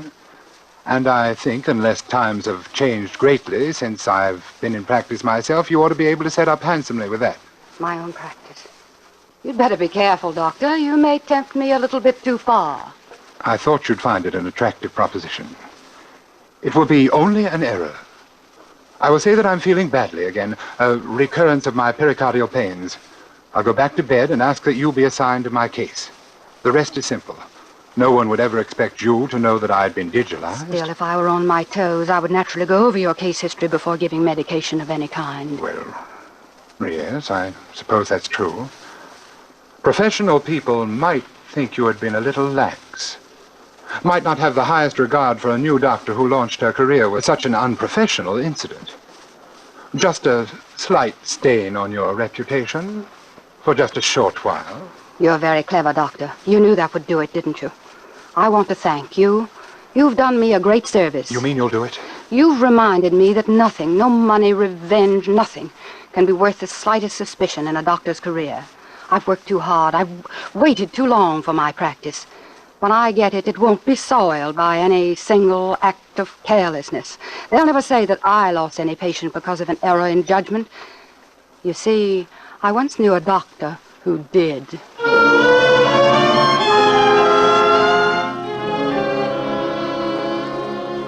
There, Moshe, is my 4th check. Man, or in this case, woman, refrains from killing because of the fear of loss of reputation.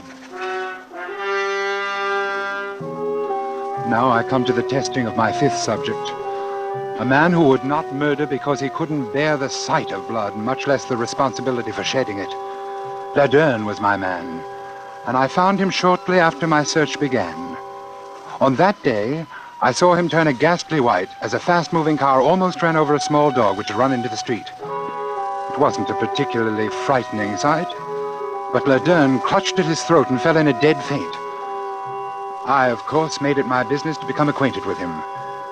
I hadn't seen him for more than 4 months, until tonight. He's changed, I noticed, as he took his place at my desk. He's thinner. His dark eyes seem blacker than ever. Laderne, I want you to do me a favor. It's a little peculiar, but I'm perfectly sincere about it. Well? Circumstances require that my life be ended. But I can't quite reach the point to kill myself. I've arranged everything necessary to give the appearance of suicide. Here is the farewell note which I have written. I see. And here is the knife with which, apparently, I shall have killed myself. Notice I am carefully putting my fingerprints on it. Yes. Here are the gloves for you to wear. And here is $5,000 for you if you will drive this knife into my heart. What do you say? You've arranged everything? Everything. No one knows I'm here? No one. And you want me to kill you? Yes. Of course, it will be a bit messy. When a person is stabbed, his blood usually splurts out.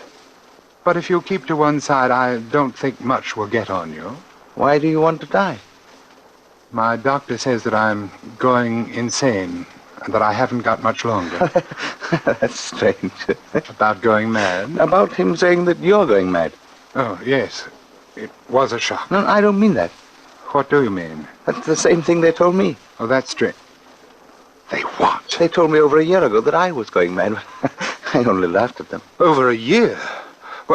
Well, have you noticed any change? Not much, at least no change for the worse. Oh, that's good. In fact, I'm really much better. I've been having fewer and fewer of those sick spells. You remember how I was the day that dog was almost run over? You've gotten over those sick spells? Haven't had one in 3 months. Then there isn't any check. Check? What check? Nothing. Oh, well, this is going to be a pretty messy business. We might as well get it over with. Nice gloves you've got here. Nice and smooth on my hand. Then you're going through with it? Yes, can't let you down. Oh, never mind the knife. I've got my gun right here. Look, 38. Beauty, isn't it? Yes.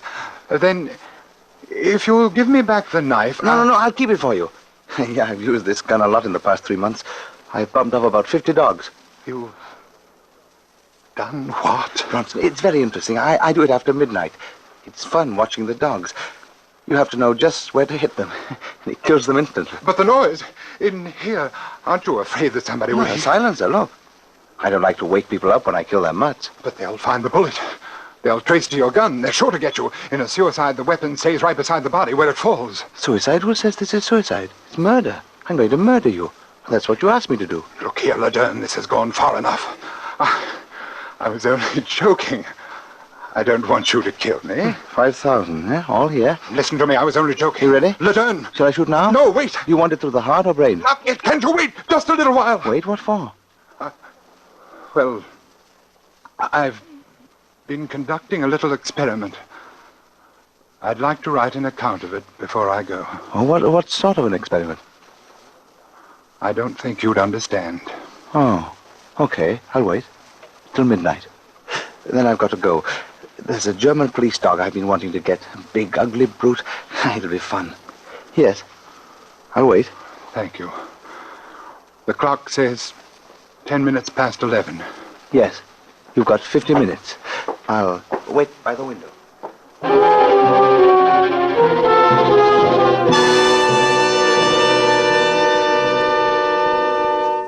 And so, Moshe, my experiment has ended. As you predicted, I have finally placed myself in a position beyond your power to aid.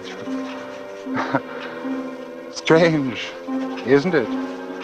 That the one thing I didn't count on was the choosing of a subject who would not respond to my checks, who in fact had no checks at all, for insanity knows no restraint. Bronson, midnight. Oh, yes, Laderne, I'm hurrying. He is still at the window, and he is sure to shoot me. There is nothing I can do to say or stop him. I know that. I'm beginning to understand exactly what is going on in his twisted mind. I wonder why. Now I shall sign my name for the last time and lay down my pen. Then I shall look up and say, "All right, Laderne."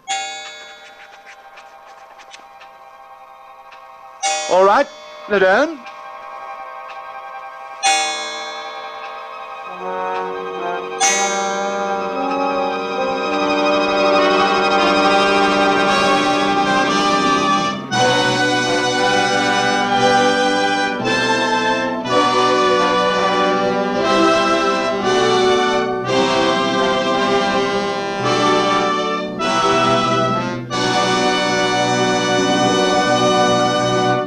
And so closes the last letter of Dr. Bronson. Tonight's tale of suspense.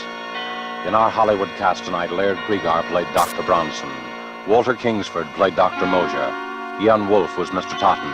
Harold Huber played Doyle. Helen Vinson was Nurse Ainsley. And George Coloris played Laderne. This is your narrator, the Man in Black, who conveys to you Columbia's invitation to spend this half hour in suspense with us again next week, when Robert Young will star in an adaptation of a story by James Thurber called A Friend to Alexander. The producer of these broadcasts is William Spear, who with Robert Louis Cheon, guest director, Richard Paulette Craik, author, Lud Gluskin and Lucian Marowik, conductor and composer, collaborated on tonight's Suspense. This is the Columbia Broadcasting System.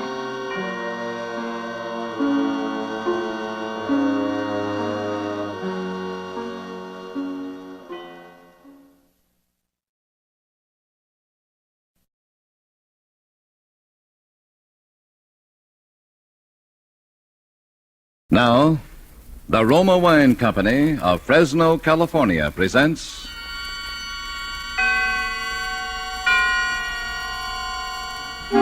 Suspense. Tonight, Roma Wines bring you the suspenseful play called Fear Paints a Picture, starring Miss Lana Turner. Suspense is presented for your enjoyment by Roma Wines. That's R-O-M-A, Roma Wines. Those excellent California wines that can add so much pleasantness to the way you live, to your happiness in entertaining guests, to your enjoyment of everyday meals. Yes, right now a glassful would be very pleasant, as Roma Wines bring you a remarkable tale of suspense. And with Fear Paints a Picture, and with the performance of Hollywood's most glamorous young star, Miss Lana Turner, Roma Wines hope indeed to keep you in suspense.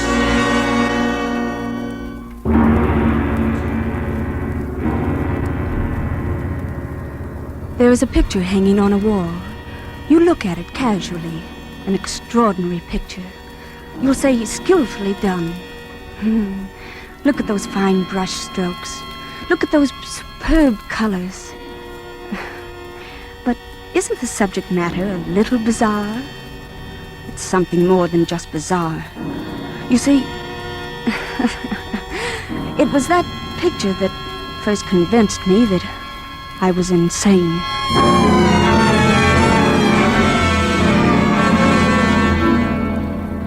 But let me begin from the beginning. In his last will and testament, my father made me heir to all his considerable fortune, except that... Well, here, you read the will. I, Benjamin Powell, hereby request that after my death, my daughter Julia live in my old San Francisco house with Mr. Harvey Lyons, my lifelong friend, until her 23rd birthday, at which date all my worldly belongings will come into her possession, provided that nothing untoward happens to her by that time. But in the event that she is incapable of taking over my estate upon her 23rd birthday, I hereby appoint Harvey and Laura Lyons as my final heirs, there being no other living blood relatives, and trust to their judgment that they will take care of Julia adequately and with kindness. Signed, Benjamin Powell.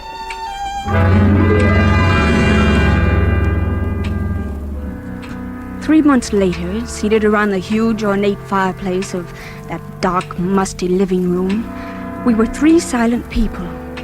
Harvey was reading his newspaper, Laura was knitting with nimble fingers, and I stared with unseeing eyes at an open book.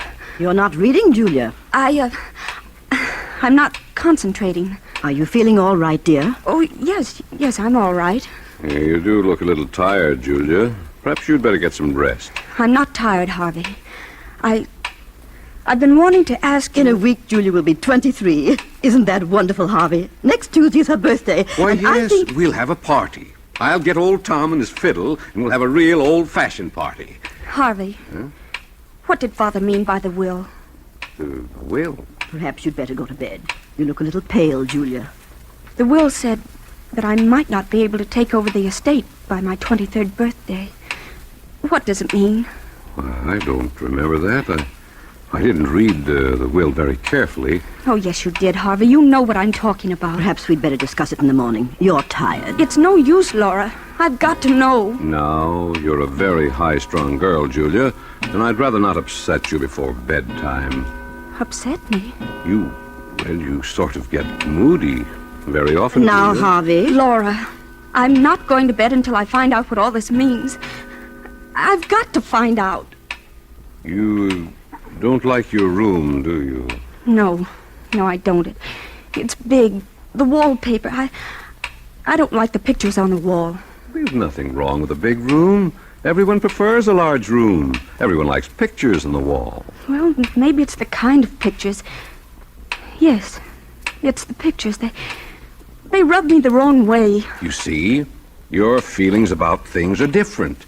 Different from the feelings of normal people. Oh. Normal people? I can't stand this torturous way of telling her. I'll tell you, Julia. Your mother died in an asylum. She went mad after her 23rd year. It's been in the family for generations. But I never saw my mother. I thought... We didn't want to tell you this. I wish you hadn't. But you forced us. You mean I'm liable to become insane? Well, you see, any one of us can become insane. There's nothing wrong with me. I'm perfectly all right. I'm as sane as anyone. Being high-strung doesn't make me mad. I don't like it here. I don't like this house. I'm sane. I'm sane. Of course you are, Julia. There's nothing the matter with you. You'll be all right. Your father wasn't sure, that's all. You're as sane as any one of us. Come along. I'll take you to your room. We'll have a cup of tea together.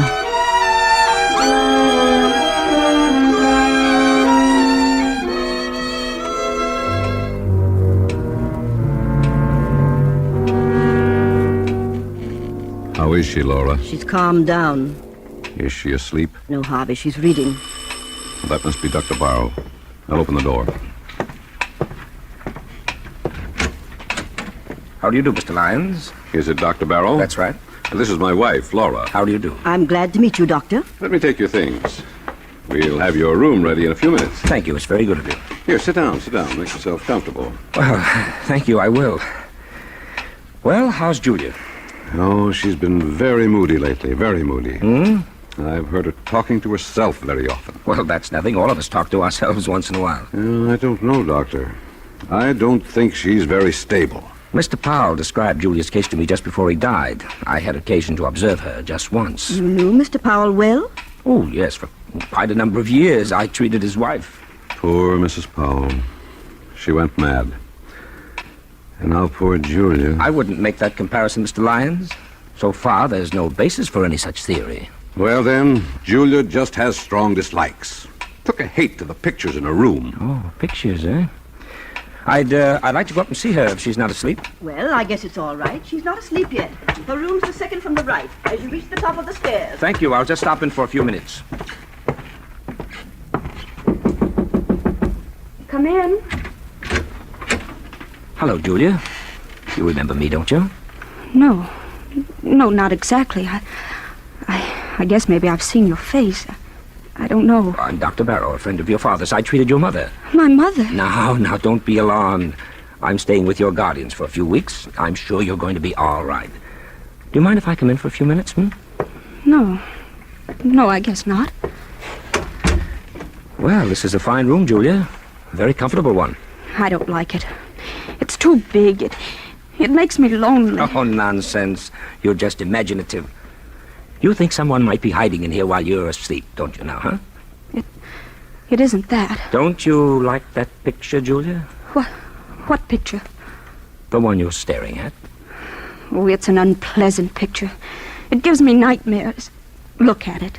That frightful-looking man about to come through the doorway, and the unsuspecting girl sitting in a chair with her back towards him. He's not frightful-looking at all. It's just the black scarf around his neck. He's about to kill her. You certainly have a vivid imagination. I'm sure the artist had no such idea in mind. That picture has a horrible fascination for me. I just can't take my eyes away from it. Why, last night I dreamed that the man in the picture came through the door with a knife in his hands and killed the girl. Oh, it was an awful dream. It was only a dream. But if I take that painting off the wall, Julia, you'll find other things to be afraid of, dear. You've got to conquer your fears, or they'll conquer you, Julia. Now, you do as I say. Forget about this picture. Get a good night's sleep. There's nothing like a good night's sleep to lift the spirits. If the picture fascinates you, well, keep on looking at it, but don't be afraid of it, Julia.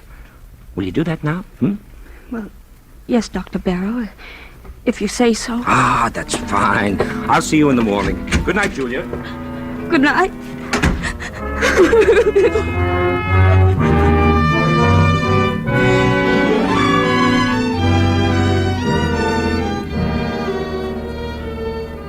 For Suspense, Roma Wines are bringing you as star Miss Lana Turner, whom you have heard in the first act of Fear Paints a Picture by Sigmund Miller, which is Roma Wines' presentation tonight of Suspense.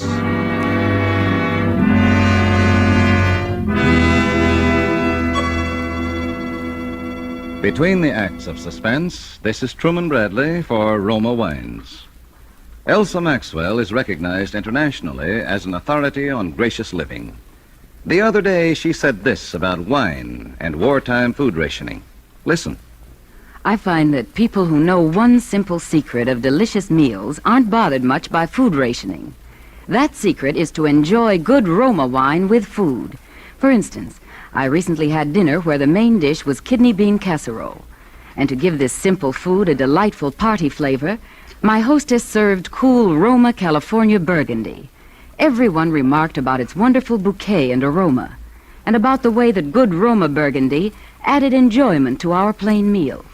Such added enjoyment is one of the reasons why more and more people serve delightful Roma wine. That's a grand suggestion from Elsa Maxwell. So why not try Roma California Burgundy with your dinner tomorrow night? You'll enjoy its tart piquancy, its fruity, robust taste. The happy result of selecting luscious wine grapes from California's choicest vineyards, guiding them to perfection by the ancient wine skill of Roma's famed wineries. Good Roma wines never vary. They are always enjoyable, yet cost only pennies a glass. Remember, more Americans enjoy Roma than any other wine. R-O-M-A, Roma Wines. And now Roma Wines bring back to our Hollywood soundstage Lana Turner as Julia Powell in Fear Paints a Picture, a tale well calculated to keep you in suspense.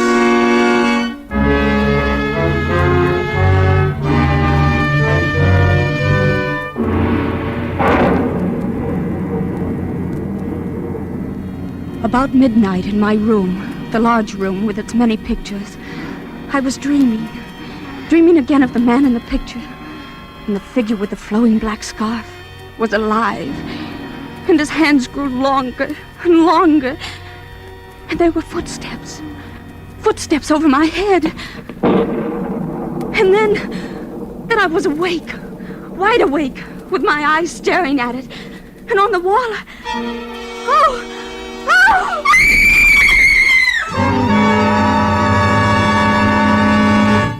Julia, what's happened? What are you doing out here in the hallway? Put yourself together, Julia. Oh, that man! What man? The man in the picture, he's moved. What do you mean? The picture, the man at the door. He's not at the door. He's inside the room. Oh, you must have been dreaming. Screams. Julia, what's happened to you? He moved. I saw it. He's not outside the door anymore. He's inside. Now, Julia, let's... It wasn't a dream. The thunder woke me. And I heard footsteps coming from the ceiling. And then I looked at the picture. The picture I told you I didn't like, Doctor. The man was inside the room. That's hardly possible, Julia. Figures in pictures can't move. Of course not. It was just a bad dream. No, it's true. I saw it. All right, come along, Julia. We'll all take a look at the picture. Oh, no. No, I don't want to go back into the room. Now, there's nothing to be afraid of. We'll all go with you, dear. Yes, come on, Julia. Don't be frightened. You've got to fight off these delusions. Here, give me your hand. Come along. Now, which picture is it? The one near the bed. Oh, yes, the picture by Ralph Powell. Your family was always very proud of it. Well, there it is. It's the same as I saw it a few hours ago. Look at it, Julia. Why, I can't believe it. The man with the black scarf is still outside the door. And will stay there, Julia, until the picture crumbles to dust. Oh, but I was so sure. I saw him inside the room, approaching the girl, and then the footsteps. Dreams can be very vivid, and there are no footsteps coming from the storeroom. Oh, I must be out of my mind. I could have sworn... If Julia wants to, I'll take the picture out of her room. No, I don't think it's wise. Julia, you will have to fight these unreasonable fears. Never give in to them. I'll go crazy if I keep looking at that picture. It might be the other way around, Julia. If you run away from it, the mental disease prevalent in your family will take a firm hold in you. You'll get worse and worse, as Dr. Barrow says, until you'll be afraid of your own shadow. No. You'll be afraid of everything, of everyone you meet. No. Afraid to be alone, afraid to be with people, afraid of yourself, No. afraid of your own clutching fingers. No, don't tell me anymore. Please, Mr. Lyons, please. There's no need for this kind of talk. Look at the picture, Julia. It's nothing but some paint on a canvas with a frame around it. There's nothing about it that can harm you. The danger lies in yourself. You've got to keep staring at it as often as you can, by candlelight, in the dark, until you've learned to laugh at it. It won't be easy. Well, I'll try. That's fine. I knew you had courage. I'll get you a sedative so that you'll be able to sleep. Oh, but I'll be all right in the morning. I'm sure I'll be all right.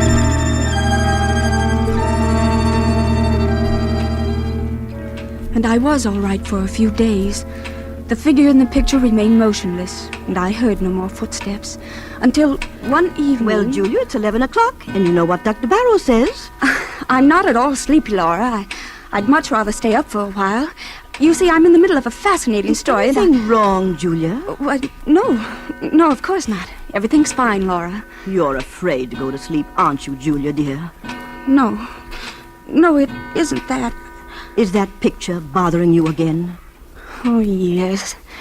Last night, I heard footsteps again. The sound woke me, and the figure in the picture, it moved.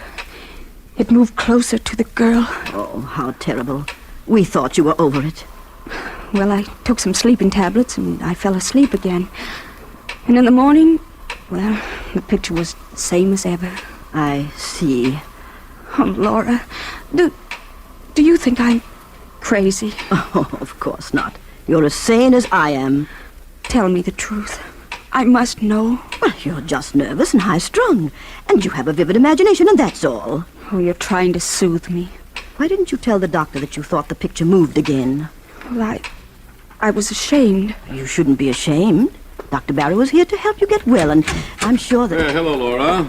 Well, I've arranged to have old Tom and his fiddle here tomorrow night for Julia's birthday. And I've invited the Grovers, and they'll be delighted to come. That is, if Julia's feeling well. Julia, you should be in bed. It's after 11. She's afraid to go to sleep. Oh, please, Laura. It's the picture again, isn't it? Yes, Doctor. It moved again. At least I thought it moved. Oh, but I went back to sleep. Well, that's an improvement. You didn't get hysterical and try to run away like the last time. Come, Julia. I'll go with you to your room. Perhaps Laura can sleep in my room tonight. Oh, just tonight. You see, I'll feel a lot more comfortable. And tomorrow night, well, I'll be able to face it alone much better. Well, Julia, that would be an admission of defeat, you know. But if you... Oh, well, all right. If you think it's best. Good night. Good night, Julia. Keep up your courage. It doesn't look so good, does it, Doctor? Well, not too good, but it's not hopeless. She has an unstable, imaginative mind subject to delusions which become very real to her. Oh, her obsession about the picture's not so bad. We all suffer occasionally from optical illusions. But hearing footsteps coming from the storeroom above her... The storeroom? How did you know there's a storeroom above her? Why, your wife told me about it. Oh, of course. Well, that storeroom hasn't been open in years.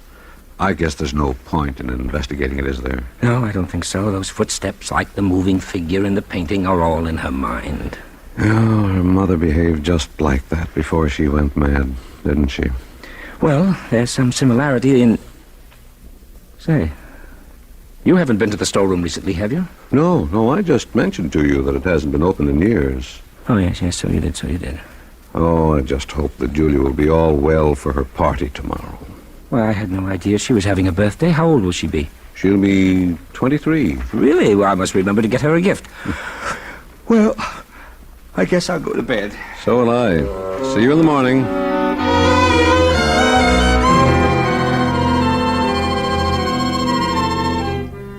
But I wasn't thinking about my birthday.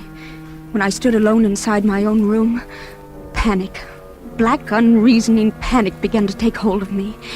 In wild haste, I began to undress, never looking at the picture and talking to myself. Yes, talking to myself all the while. Now, I won't look at it. I'll take some pills and fall asleep.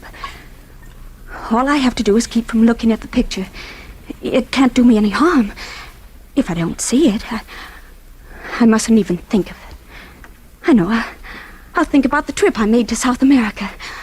Oh, it was a wonderful trip. The sunsets and... What was that? Footsteps. Those footsteps again. But I mustn't hear it. I mustn't hear it. It was a wonderful trip. The Blue Caribbean and Rio is a beautiful city, and Sugarloaf Mountain, and the music and the dancing. Why, it's not the footsteps. It's just my heart beating. I know. I'll close my eyes. Oh, please let me sleep. I don't want to look at the picture. I won't. I know what I'll see. He'll be closer to her. And maybe he'll have killed her. Oh, but I mustn't open my eyes. I mustn't. I won't. Oh, but I've got to look at it. Oh! He has moved. He's closer to the girl. I'm not dreaming. It's real. The girl... Why, it's me. That girl is me. Me, I can't stand it. I can't. Julia! Oh, you poor dear girl. Oh, well, it's the same thing, Laura, again and again. I tried not to look at the picture, Laura. I tried so very hard. But it was hopeless. I had to. And the figure with the black scarf was inside the room, a knife in his hands, very close to the girl. But this time, the girl had turned around, and it was my face. My face. Did you hear any footsteps? Yes, I heard them as soon as I got into the room, but the picture, it's the same. It hasn't changed. Look at it. Yes, the picture doesn't seem to have... What's the matter, Laura? Nothing. Nothing at all. There, did you hear it? Footsteps. It's probably a board creaking. Now you go to sleep. I think everything will be all right in the morning. Oh, and you won't leave me? No, Julia. I'll stay here till you fall asleep. Oh, thank you, Laura. Thank you very much.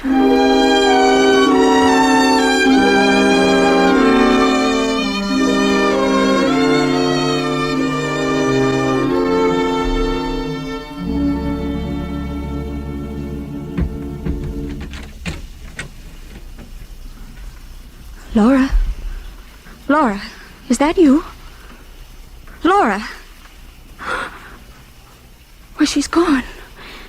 She's left me alone. But I'm not alone. something woke me. The picture. It's the picture. I must look at it again. If he's moved again. Oh, but I must look straight at it. I'll look straight at it. Oh! Why, he's killed the girl. He stabbed her. He stabbed me. I'm the girl. And I've got to get out. Out!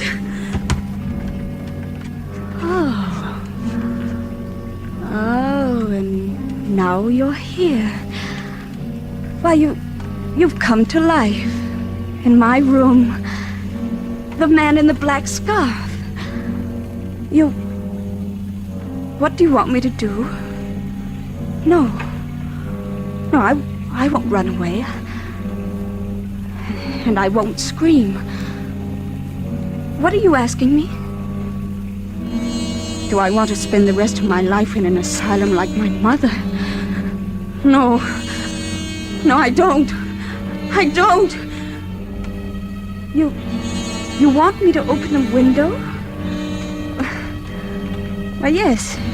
Yes, I'll open it. There. You say it would be best for everybody if I jump? Oh, yes. It's the only way out. The only way, and I'll do it. I'll do it now, without even thinking it. It will only take a moment. Julia, stop, Julia. Harvey, Laura, what are you doing? We came just in time. I've got her, Harvey. She's safe. I'm safe? You can come out from behind that chair, my friend. Friend? Come out, or I'll shoot. I don't understand. My head's going around in a circle. I can explain everything. I was merely observing Julia. The procedure was a little unusual, I'll admit. I'll do the explaining, Dr. Barrow. You tried to drive Julia crazy. He tried to drive me crazy. That's right. He tried to do it with the picture. You're all making a serious mistake. A mistake? Look at the picture. The figure is inside the room stabbing the girl. No, it wasn't your imagination, Julia. He painted several pictures, each one of them the figure closer to the girl.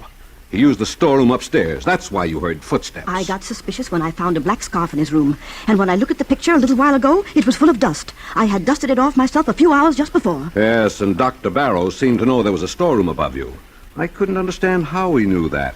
Because this old house of your father's had been closed for years. Oh, but why? Why should he want to drive me crazy? Because he's not Dr. Barrow. What? He's Ralph Powell, your cousin, who disappeared many years ago. Everyone thought he was dead. He painted the picture originally, so it was easy for him. His plan was to drive you insane, then contest the will, since he's the nearest blood relative. I had no intention of killing Julia. I swear I didn't. I just wanted to frighten her. Why, I almost jumped out of the window. I might have been dead right now, lying dead outside. Well, don't think about it, Julia, dear. It's all over now. You're all right. You mean I'm not insane? Why, of course not, Julia. Oh, I almost forgot. Why, it's Thursday. Why, yes. Happy birthday, Julia. Yes. How does it feel to be 23 years old? It feels wonderful.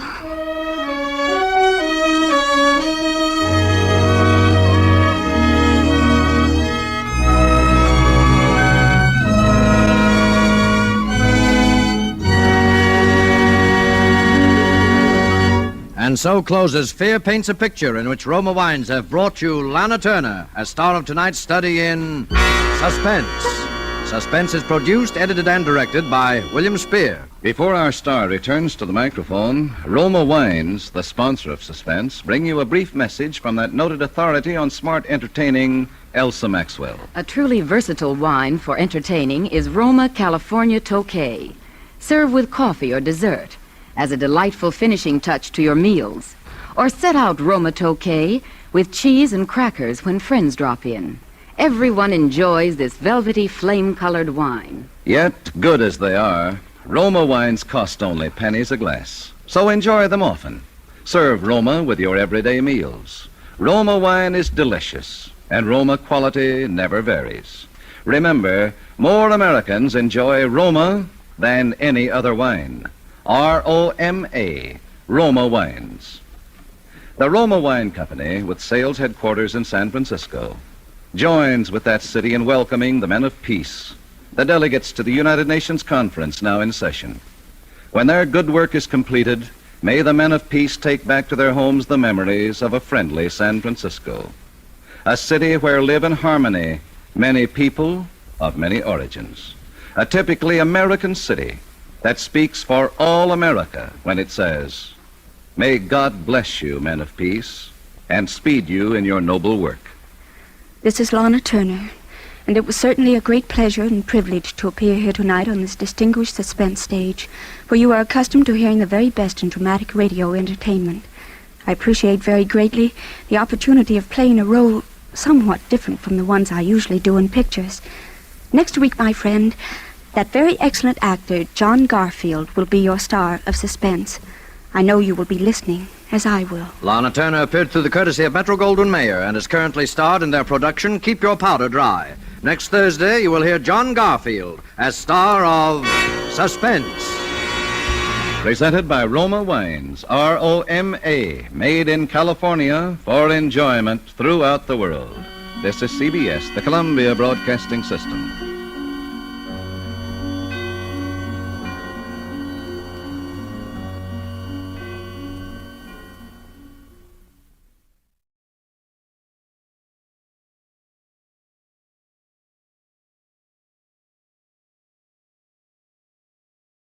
Now, Roma Wines, R-O-M-A, made in California for enjoyment throughout the world.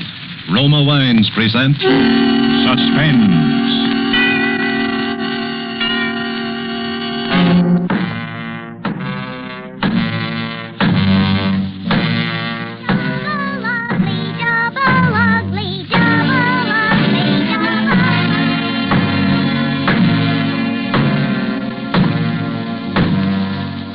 Ever hear of a man named Eberman? Matthew Eberman, his name was. He had his name in the papers quite a lot, Matthew did. There's kind of a funny story concerning Matthew, too. Had to do with murder. Matthew was an ugly guy. Ugly as a mud fence, and he hated that. He hated everyone telling him how ugly he was.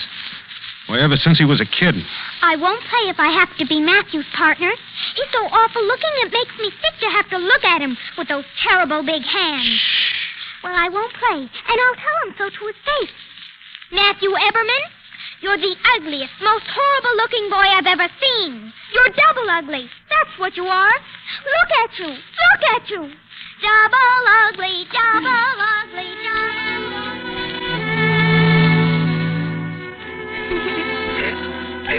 Sometimes Matthew would cry. He'd go home and beat his big fists into his pillow and nearly choke, getting the sobs out of him. Don't cry, Matthew. What do you care what they say? Friends don't matter unless they love you for yourself. Don't cry, dear. Mother loves you. Mother thinks you're a wonderful boy. There, now don't you cry. And then Matthew wouldn't cry. It was a funny thing, too. He came from a good family, enough money, education. And if he hadn't been so ugly... If he hadn't been, his voice would have been kind of pleasant to listen to.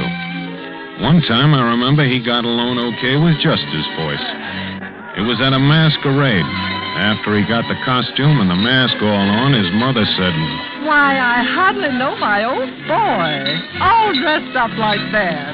Why he ever went, I don't know. He wanted to be with people, I guess. Anyway, he did go to the party, and he danced with all the girls in the place. And one girl was so beautiful. Some lovely duchess, maybe from 100 or 200 years ago. Like a soft cloud of ruffles and lace, and the scent of magic clung all about her. Who are you? Someone who's in love with you.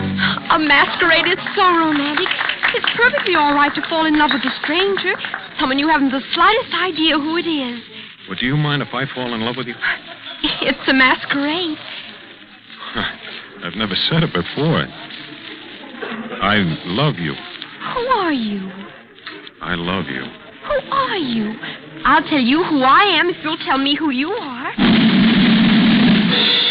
Ladies and gentlemen, unmask! Oh, come on, take off your mask. Well, it doesn't matter now. Here, I'll take mine off first. No. Well, remove yours. No. Oh, you silly, you must. Take it off. I'll take it off of you myself. No, don't, please don't. I will. Matthew Everman.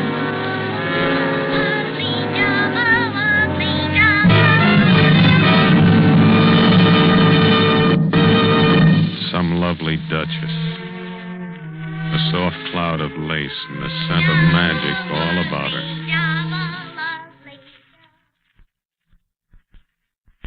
Matthew's mother died. Matthew went away from town. It was after that he had to do with murder.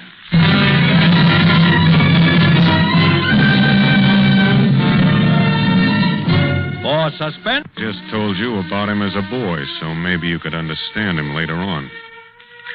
You see, he never knew a soul to talk to except some of the men who worked in the same plant where he did. He got a job there in this plant throwing sacks into a truck. At lunchtime, Matthew would listen to the other men talking, his big hands opening and closing regularly. You know what I think? I think it's better to be married no matter what. That's right, handsome. Still, lots of men don't get married. That's right. Hey, you ain't married, are you, Everman? No. Oh? How come, Everman? I don't know. I thought I'd never get married. I thought women married only good-looking men. Shucks, Everman, if a woman had married me, one ought to marry you. I never know anyone to marry. Well, my ball and chain will fix that. I tell you what, come up to the house Saturday night.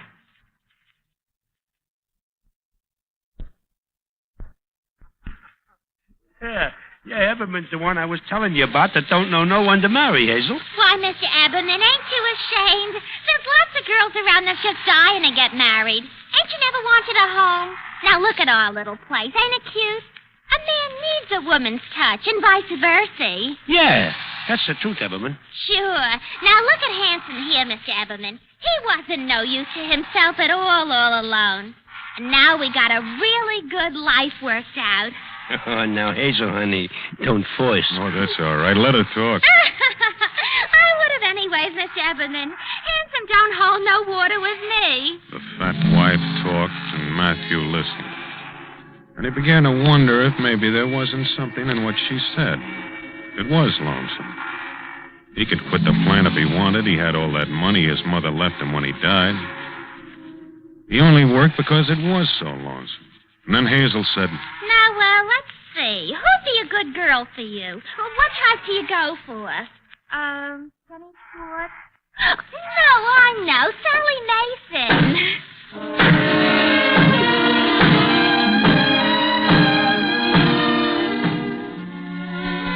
Sally Mason.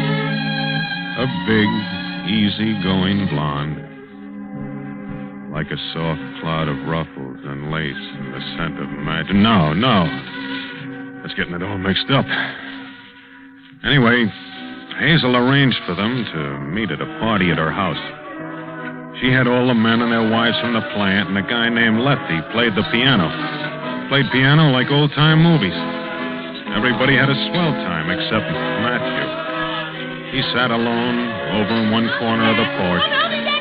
He heard the screen door open and close, and a big bunch of white that was Sally moved over to him. Oh, there you are, Mr. Everman. What do you mean by running away from the party? I'm your date tonight, aren't I? Sure, but I thought maybe you'd want to be with some of those fellas that talk more. You know, I'm pretty quiet. Oh, I don't mind. I think that's the mark of a gentleman. Gorgeous night, huh? Isn't it? You know, I think nature's just about the grandest thing in the world, don't you? Huh? Oh, trees and flowers and all. Ain't so many flowers around here, though. I like sunshine and clean scenery all around. Don't you? Huh? I get so lonesome here. Lonesome for a girl. That is, of course, if you aren't married. I get lonesome, too. You do? I never thought men got lonesome. I thought it was only girls. Men can get out. I get lonesome. Oh, Sure, I remember now. Hazel told me. You're afraid you're too ugly looking. What are you laughing at? I do get lonesome, and that's a reason, only you're not to laugh. Well, my goodness, I wasn't laughing. Except it's funny to think of a man being so... Say, I didn't mean to hurt your feelings. I'm lonesome too, ain't I? You've got the biggest hands I ever seen. Do you think I'm pretty? Do you? Oh, I get so lonesome. Matthew couldn't get it out of his head about this funny girl. Do you think I'm pretty? He didn't even know. He couldn't even remember what she looked like when he went to work the next day. And when he started to get his lunch, there was something over by the gate that he'd never noticed before. Something pink and fresh. His big hands opened and closed. It was Sally. All in pink organdy, like a pink balloon at a children's party. I guess you're surprised to see me, aren't you, Mr. Eberman? Yeah, I guess I am. I thought maybe you might like a little home-fixed lunch. Does I look good, huh? Hell, we can eat over here in the shade if you don't mind having a lady as company. I was all alone today. That's why I come. Looky here. I even got some chocolate cream for after. You like them? Uh-huh. I do myself. Say, ain't this a cute bracelet? Huh? Little tiny bells. Must be hard work to make a thing like that now, don't you think? Oh, say, have one of those sandwiches, Mr. Eberman. They're gorgeous. Sally chatted away, all in pink, and self-consciously turned her wrist to make the little bells tinkle. Matthew ate steadily, silently, big, thick sandwiches. Just like a party, ain't it? After a while, it was time to go back to work. Matthew stood up and didn't know what to say, just looked. Sally's face was kind of shiny from the heat, and the pink had gone limp and bunched. But a breeze picked up the loose strands of her hair. Her foot twisted like a little girl. You know, you never once called me by name. It's Sally. I know. Oh, call me by name. I like being called by name. I will. Can't you do it now? Oh, it won't hurt none. I gotta go back to work. Okay. So long. So long. You look pretty in pink. Why, say I'm awful glad you like it. It's one of my favorite colors in all this world.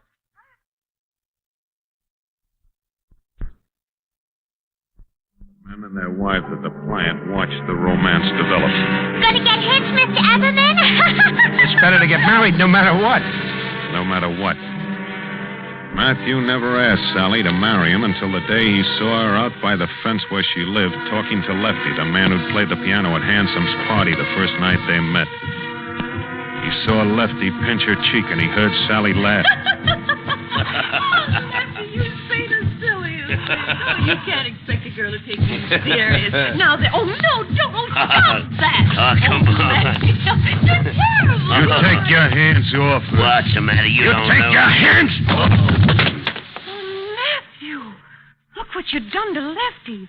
Why, you knocked him out cold. You're not to fool around with guys like that. I don't like the woman I'm going to marry fooling around with guys like that. Mary? Oh, Matthew. Why, that's the one thing in the whole wide world I always wanted to be.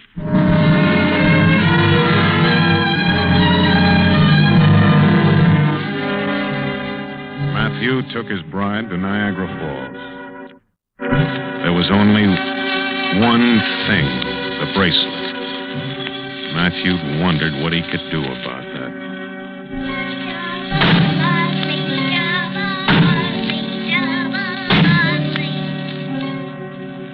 The little house was a white cottage, located pretty much by itself, quite a distance from the plant. Sally had to walk a good way to see any of the people she used to know. How's married life, Sally? Oh, say, it's the grandest thing. You should come by and see us. Pay us a social call. Yeah, I hear you got a nice place to live. Yeah, flowers and a tree. You simply got to come and see it. And the men and their wives at the plant did come and see it. They sat around the house and put their feet on things and spilled cigar ashes on the floor and talked loud and common. Matthew didn't say a word. He just sat, listened, looked at the mess they made. Stayed a long time. Matthew thought they never would go. Now that you know the way, don't be strangers. Don't worry. Yeah, we'll be back real often now that we know the way. Good night. Well, good night. Good night. Good night. Night. Matthew looked at the rugs and the footmarks on the chairs. The place looked ugly. Oh, imagine entertaining folks in your very own home. They won't come again. Well, why not? Look at the rug. Oh, that ain't nothing. I'll just run the sweeper over it and you'll... They're not coming again. Oh, but a house ain't nothing without folks coming in. We got each other. Oh, yes, but... They never had another party. Maybe Matthew saw his own face in the ashes on the floor. The house grew quiet, and Sally got nervous. Oh, it's just that we sit here and don't say a word, Matthew. I get lonesome. Can't we have a party? Huh? Oh, can't we go to other people's parties then? Oh, can't we do that?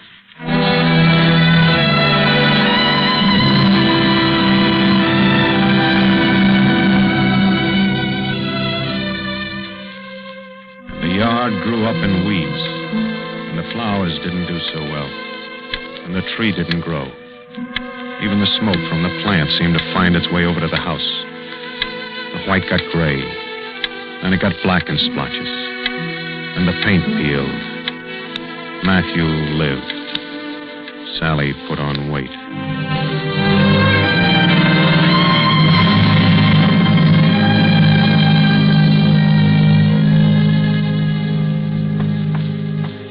Pink ribbon I got to match my hair.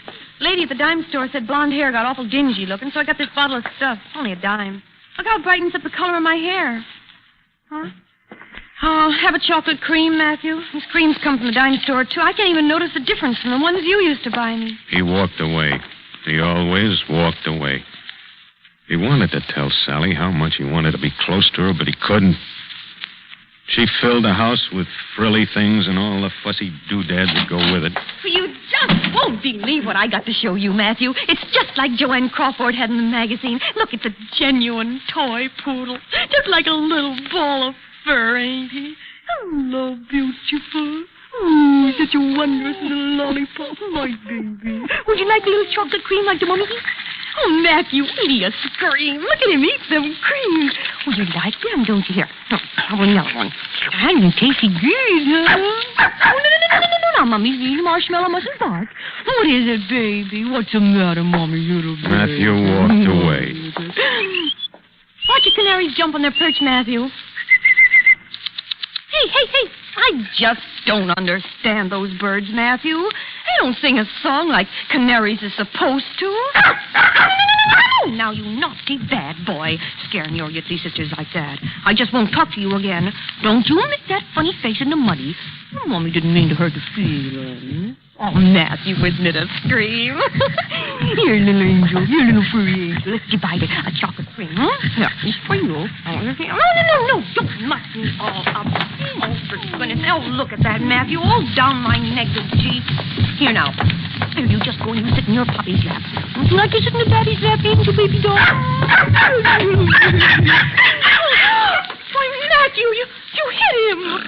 Oh, Matthew, don't do that way, Matthew. What are you crying for, Sally? You shouldn't have hit him. Oh, look at him. Don't you cry away your face, or Mommy won't either. No. Looky, Matthew. He's just like a kid, ain't he? I think maybe kids wouldn't make it so lonesome. No. Matthew got up, went and stood by the window and looked out. I like the house, but I get lonesome. Lonesome? In your own home? Why go to those awful parties with ashes and footmarks on the chairs and the men with their arms around Sally? She shouldn't have allowed that. She belonged to him. She was the only person who ever did belong to him. Hadn't she come to him in the plant yard that day? Sure she had. She liked him. You're the only one that's afraid you're too ugly. She shouldn't be singing that song that Lefty plays. That Lefty pinching her cheek and laughing at him. She shouldn't have allowed that. Momsie's got the angel head. Ooh, little baby. And you wanted her to leave that dog alone. Why couldn't she treat him like that? Matthew looked out the window. It's too bad about the paint and the smoke that came over from so far from the plant. The weeds all around. He was surprised to see the tree look bigger. Maybe he hadn't noticed the tree for a long time. Matthew! Yeah? What are you doing, Matthew? Thinking? Oh. He looked at her. Where was that pink and fresh thing he'd seen before at the plant? The face shining from the heat and the loose strands of hair caught in the breeze. Everyone's called me by name. I like being called by name. A big, fat, blonde lump. Oh, these creams come from the dime store, and you can't even tell the difference. Where was that pink and fresh thing by the gate? Sally was standing by the canary cage and wiggling her wrist again. She hadn't done that for a long time, since Niagara Falls. Look, Matthew, I found that bracelet with the bells on it. I thought it might make the canaries sing. Come on, birdie doos. Do you think they're sick, Matthew? I've never seen them so quiet before. Listen to the bells, birdie babies. Tinkle, here, tinkle, tinkle, tinkle. Matthew's hands were opening and closing at his sides, like they were grasping for something to hold and never finding it. I just don't understand those birds at all. You've gotten fat, Sally. It don't matter. I don't care. Nobody cares if a married woman gets fat. That's what Hazel says. I like Hazel. She's good company. I don't get down her way much now, though. Her ankles swell up from these French heels. Cute shoes, though, ain't they, Matthew? Makes the foot look small. Her ankles swell up, but it does make the foot look small. Hers swell up, too. I don't know what's wrong with them, I do. Oh, I wish I could get these birds to sing. Oh, I'm bored. Aren't you happy with me, Sally? Yeah, but we never do anything. Oh, I get crazy here all the time. I just get so I can't stay still another minute or I'll scream. If we had some kids, then maybe we'd mean more to each other. Have something to talk to each other about. And kids is awful good company, and then conversation about kids is good company, and good talk between a man and his wife. Matthew wanted to run. He wanted to kick the walls, tear the house down, anything. Mommy's little baby now, almost in No. Where was that terrace that he'd seen once upon a time? Some lovely duchess, maybe from 100 or 200 years ago. Now, there's no reason you can't tell me who you are. Your mask. I'll do it for you. Look at you. Maybe if he grabbed Sally, held her so close, that would make a difference. Ugliest, funniest boy I've ever seen. Have you ever? Why did it have to turn out this way? They said that a man ought to be married no matter what. No matter what? I think nature's the grandest thing in the world, don't you? No matter what? I get so lonesome. Can't we mean more to each other? Can't we go out? Oh, can't we go out? Can't we go out? You could only stop all that noise. If you could only just get a minute to think without all that noise, then you could get it. That what? Sally was so fat. Matthew stuffed his mouth full of dime store chocolates, one after the other, one after the other, one after the other. The whole room began to turn.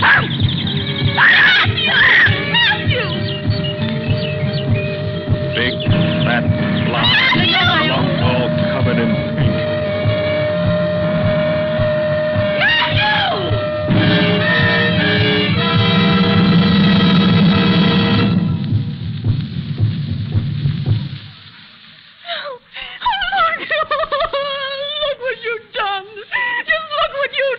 Matthew looked around the room. No trees, no flowers. The canaries and the dog were quiet. Oh, Matthew, they was like kids to me. Little helpless babies. And you, just look at your hands. They're red, all red, wet. You're so ugly. The big blonde was still as could be, except her wrists. But her face hated him. She said he was ugly. Ugly. Can't you even say that you're sorry, Matthew? Matthew! Don't do like that with your hands. No! I don't want you near me, hear me? You get those awful hands of yours all over my negligee.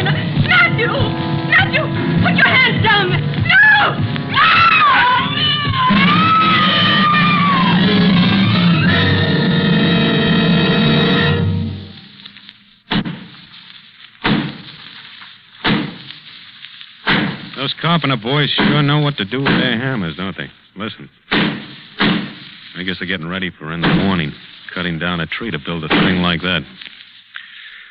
Well, that's the story of Matthew Eberman, I guess. There's just one thing that I'd like to ask you, please. Sure. Anything you want? What can we do for you? Well, my name, it's all right to print that, but... Sure. I guess maybe you wonder how I could tell you all this, like I was talking about somebody else. Well, it's because Matthew Eberman wasn't ever a person I really wanted to be. He was somebody I knew and I didn't like. I hated him, just like everybody else did, because he was ugly. There's no excuse for what he did. Poor old Matthew. Hate he makes so many lonely people. And it makes ugly people, too. Ugly and mean on the inside. I guess the best thing would be if everybody would... Wouldn't it be a nice world if people would... My name, see, that's all right, but no pictures, please. No pictures in the papers, huh? You know, it mean an awful lot to me. You understand, don't you? There won't be any pictures in the papers, will there? Just promise me that and I'll be so grateful. No pictures.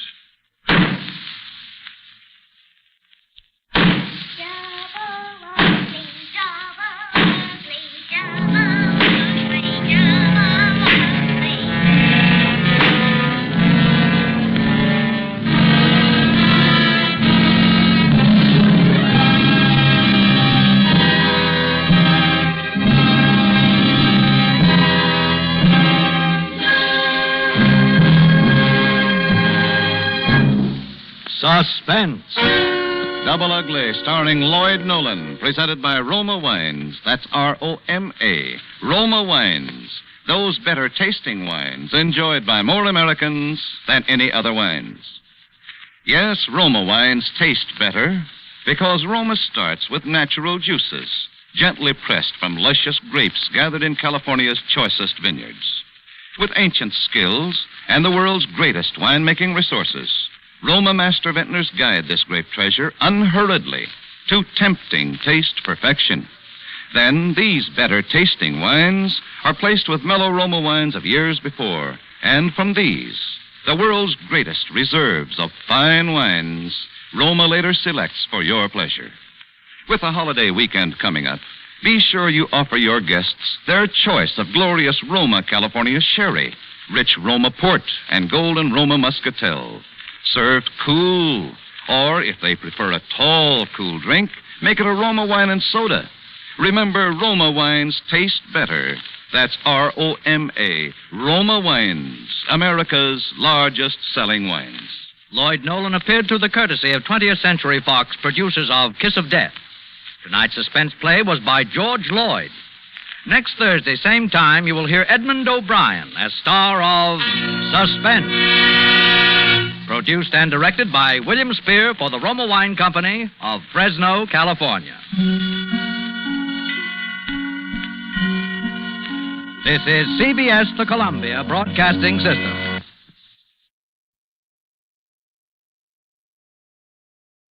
Now, the Roma Wine Company of Fresno, California presents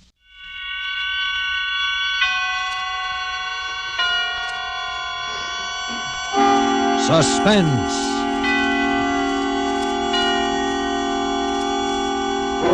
Tonight, Roma Wines bring you Mr. Lloyd Nolan as star of Murder for Myra, a suspense play produced, edited, and directed for Roma Wines by William Spear. Suspense, radio's outstanding theater of thrills, is presented for your enjoyment by Roma Wines. That's R-O-M-A, Roma Wines. Those excellent California wines that can add so much pleasantness to the way you live, to your happiness in entertaining guests, to your enjoyment of everyday meals. Yes, right now a glassful would be very pleasant, as Roma Wines bring you Lloyd Nolan in a remarkable tale of suspense.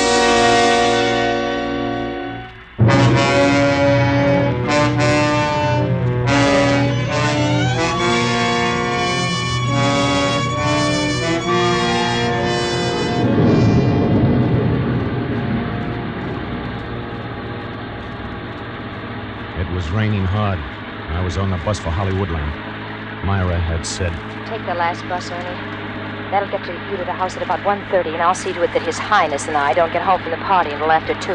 That ought to give you plenty of time to get set. well, I had taken the last bus, and it was 1:10, and we were coming to Beechwood Drive. Don't ride all the way. Get off at Beechwood and Franklin and walk up just in case. I pulled the cord. I was following Myra's instruction to the letter.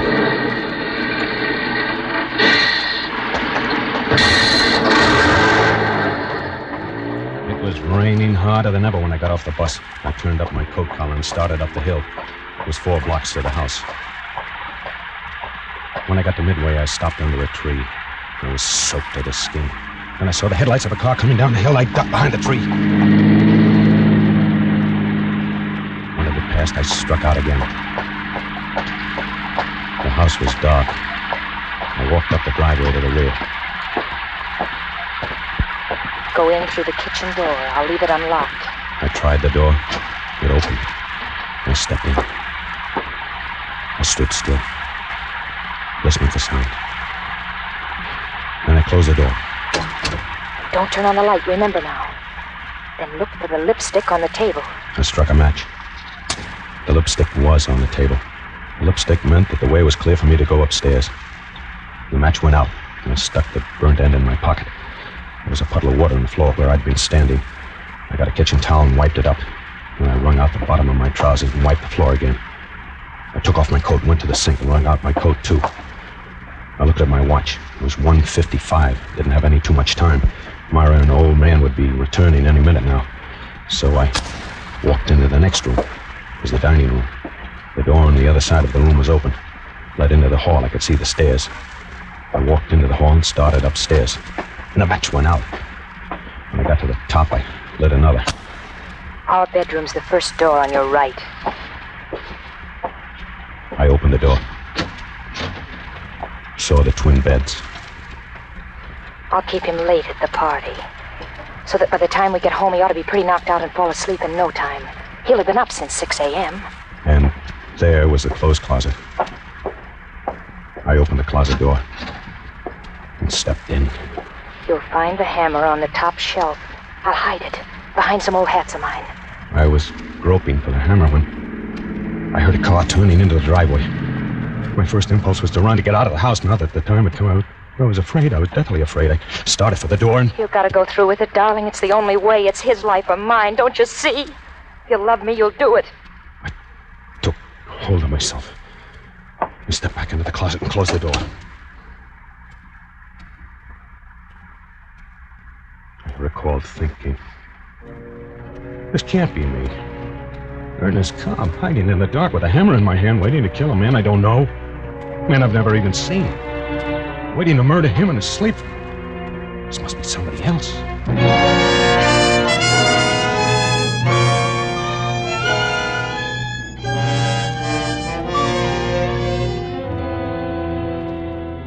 For Suspense, Roma Wines are bringing you as star Lloyd Nolan in Murder for Myra by Lee Horton and Paul Bernard. Roma Wines' presentation tonight in radio's outstanding theater of thrills, Suspense.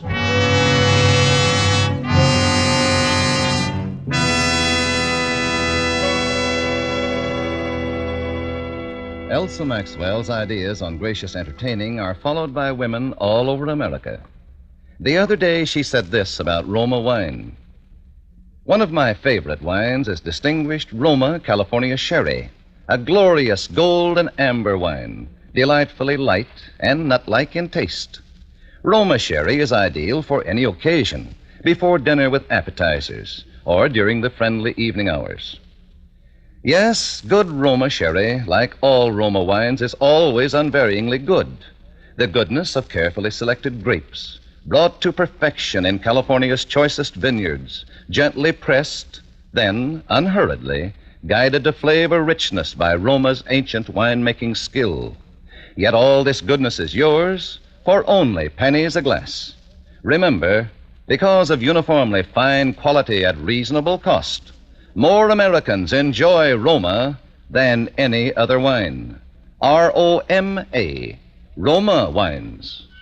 And now Roma Wines bring back to our Hollywood soundstage Lloyd Nolan in Murder for Myra, a narrative well calculated to keep you in suspense.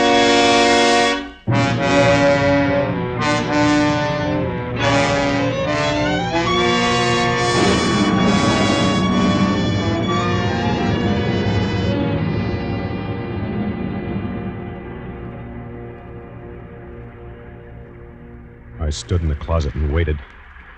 I could hear voices outside in the driveway and the slam of a car door. The hangers loaded with clothes are poking me in the back, tipping me off balance. I was standing on a pair of man's shoes. His shoes. I kicked the shoes out of the way and shoved some of the hangers back and closer together. I listened. There was some sound from below. But everything was quiet again. And then I remembered Myra saying that they shared the driveway with the folks next door. I put down the hammer. It must have been the neighbors coming home. I opened the closet door and stepped out. Still a little time yet. In the darkness, I noticed that Myra had left one of the windows open. It was raining in. I crossed the room, closed it. There was a nightstand by each bed, and an alarm clock on one of them. I never heard a clock that made so much noise, just ticking. It was cold and damp, and I was shaking from head to foot. I couldn't tell whether it was from the cold or from fear. I sat down on the edge of one of the beds.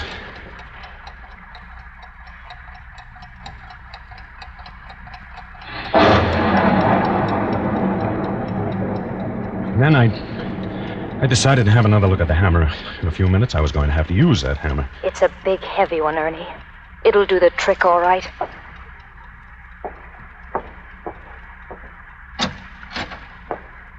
I felt along the floor of the closet for the hammer.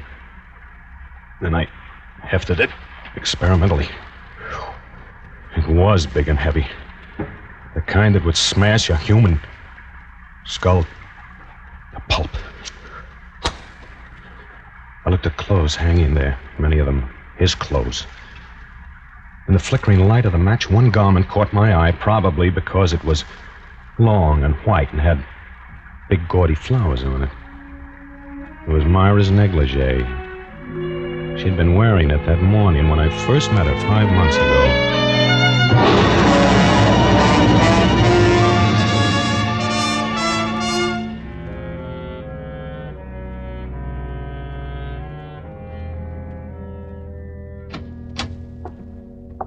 Hello. What can I do for you? Oh, good morning. I hope you'll excuse me for bothering. You see, I'm taking a poll of homeowners. What kind of poll? Well, it has to do with your post-war plans. I don't have any. My husband does the planning in this family. I just go along for the ride. Oh, I see. Well, still, if you're not too busy, I would like to ask you a few questions. Why not? I'm just sitting around twiddling my thumbs. Come on in. Thanks. Thank you. It's a beautiful day outside, isn't it? Is it? I hadn't noticed. I sat down on the sofa and opened my portfolio. I felt ill at ease. Bare emotions do that to me, and Myra's emotions that morning were as bare as her throat in that low-cut negligee. I knew right away that she'd had a row with her old man. In my business, you get so you can figure out things like that. And it was as plain as the nose on my face. My nose was pretty obvious that day. I'd been to the beach and I was burned to a fiery red and my nose was peeling. She laughed then, at me, I guess. You got quite a case of sunburn, Mr. Cobb. Ernest Cobb. Yes, I have, haven't I? That's too much beach, I guess. I haven't been to the beach in 2 years. Oh, don't you like it? Sure, but what difference does that make? His Highness doesn't. His who? My husband. Let's have the quiz. Oh, yeah. Yes, of course. Now, first, your name is... Blair. Myra Blair. His name is Ray. And his business? He's an aircraft engineer. A scientist. And you don't work? No, I'm just the housewife. The little homemaker. You don't sound as though you fancy the role, Mrs. Blair. I hate and despise it. No, that's a shame.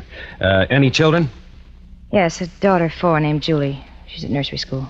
And now for the questionnaire. Are you Do you know whether or not your husband is planning any extensive repairs or remodeling on your home after the war? I haven't the foggiest notion. It's like I told you, I'm part of the decorations here. What I think and how I feel doesn't count. Oh. I suppose you think I'm talking out of turn. Well, I am. I'm sick and tired of the whole mess. He comes home and smokes his filthy pipes and tinkers around his workshop down in the cellar, and I just sit here. Night after night, it's the same thing. Look at me. Am I so hard to take? Well, he's probably just got his mind on other things. Yeah, I know. Planes, planes, planes. That's all I hear. That's the war, Mrs. Blair. He's phooey. The same before the war started. I'm not getting any younger. I want to have some fun. Do you blame me? But no. I think everyone's entitled to some fun and good times, Mrs. Blair. Call me Myra. I never did like being called Mrs. Blair. About the questionnaire. Now, perhaps you can answer me... Phooey to the questionnaire. I'm sorry.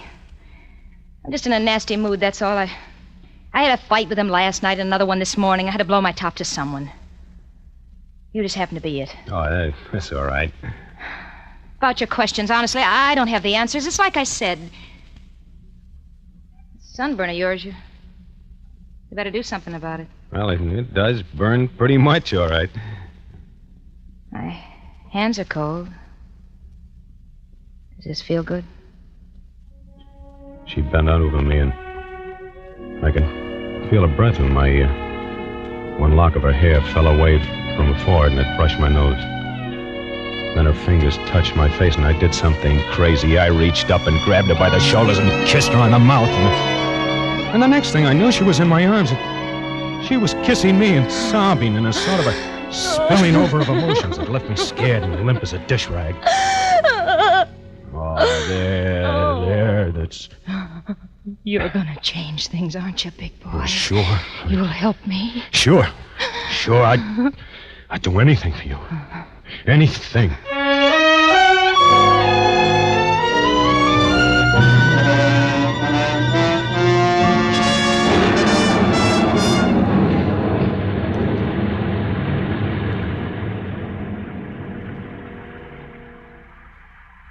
The match went out. The negligee merged back into the other clothes there. I stuffed the hammer back into the corner and came out into the room again to wait for Myra and His Highness to come home from the party. His Highness. He's unbearable, Ernie. Every time he puts his filthy paws on me, I go all raw inside. No matter what we did or where we went, he was always there, in her mind. We had another fight this morning, Ernie. Do you want me to show you the black and blue marks? And then one night when we were having dinner, it all spilled out.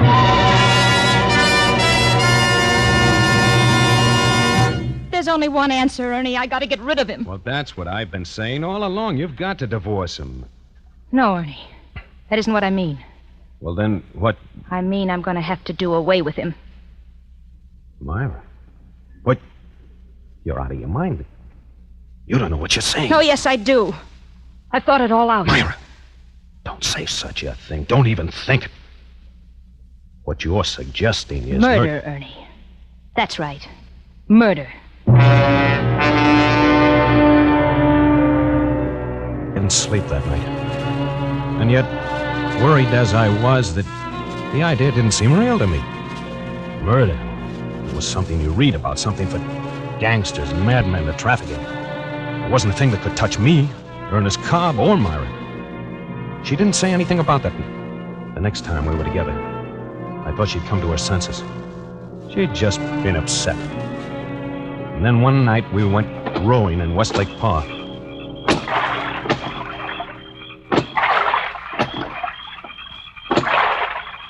He's bought a gun. He's threatened to kill me. He wouldn't dare. It's him or me, Ernie. I gotta get rid of him. Well, get rid of him, yes, but not the... What other way is there? I don't know, but... What other way is there? Name it. Well, how are you going to do it, Myra? I'm going to poison him. You'll help me, won't you? No, I couldn't. I'm not asking you to feed it to him. You can help me get a little poison, can't you? I don't know anything about poisons. I don't know anything about murder. Well, you can learn, can't you? If you're that dumb, maybe I can find someone else. Myra. There are others who'd be glad to help. Please, don't talk like that, Myra. Well, you know I'd do anything for you. There's a better way, Ernie. What? He's got a big, heavy hammer down in his workshop, Ernie. You could do the trick easy. Oh, no. No, Myra, not me. I'd do anything in the world for you, Myra. Anything. But the one thing that'd help me out of this mess. It's his life or mine, Ernie. If you love me, you'd do it. I can't do that. I can't. You'd leave it for me to do. No, It'd be a cinch, Ernie. You could sneak into the house some night when we were out and hide until we get home. With that hammer, it'd be all over in a second. And then we'd say a burglar came No, Myra, no. Oh, you don't love me, really. It's all just talk. No, it isn't. You know better than that. I worship you, Myra. I couldn't live without you. Ernie, if you want me, you've got to do it. You gotta, Ernie. All right, Myra. I suppose I knew I'd have to. It's just a little hard to get used to the idea, that's all. But I'll do it.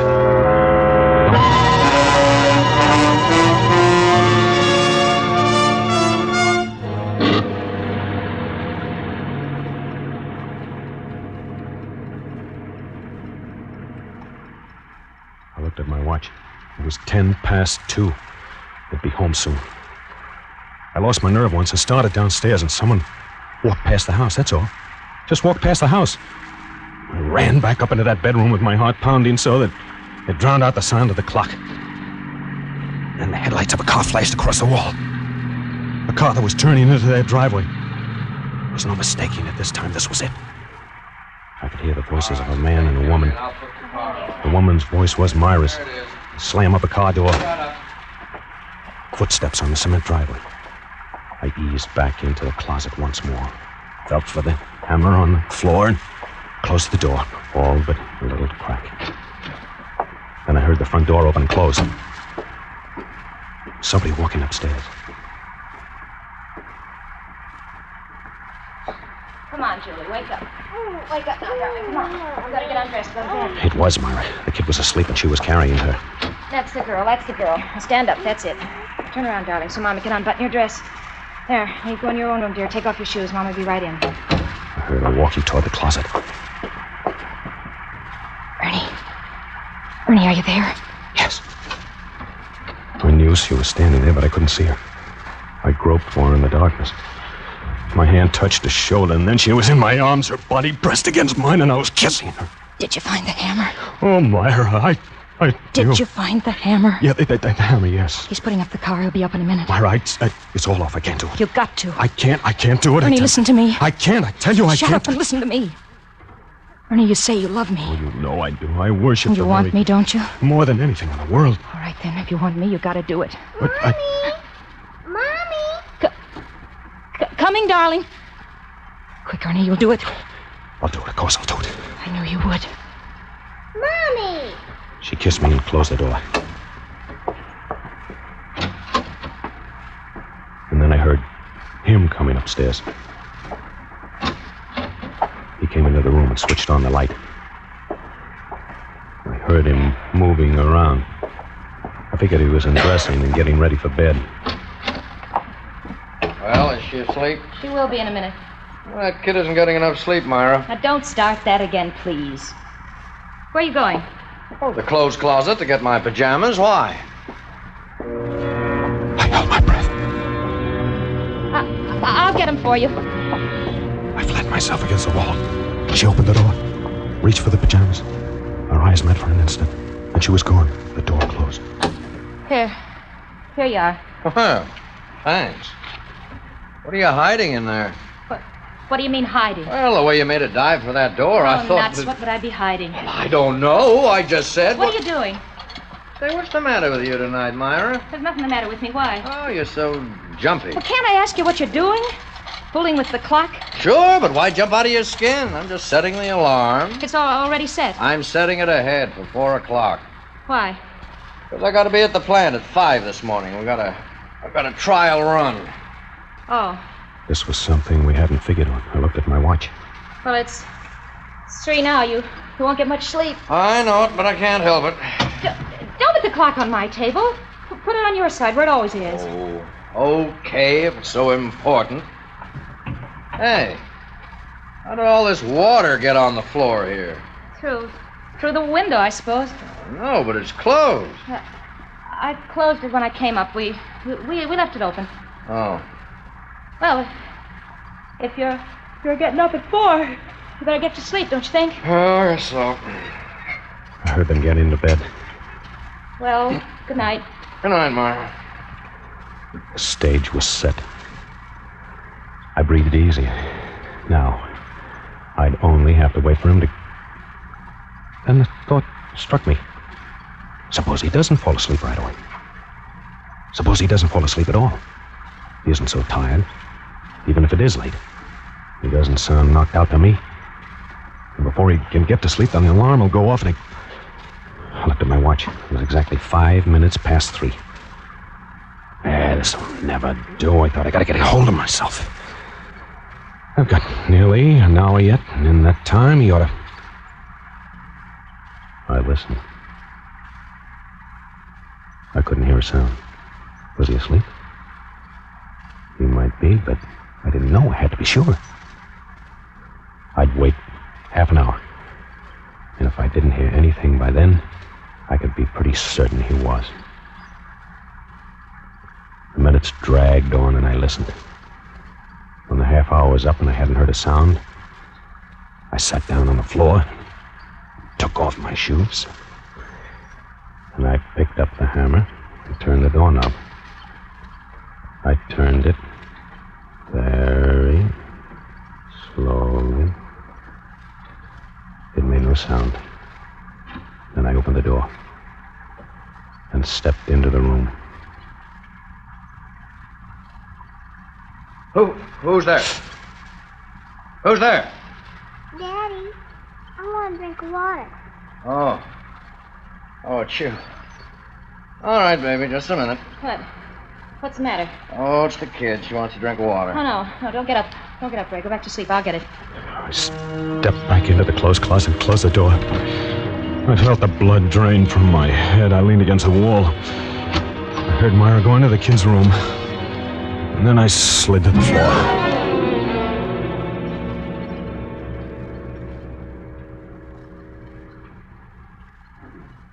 I guess I must have passed out then, or fainted, or something.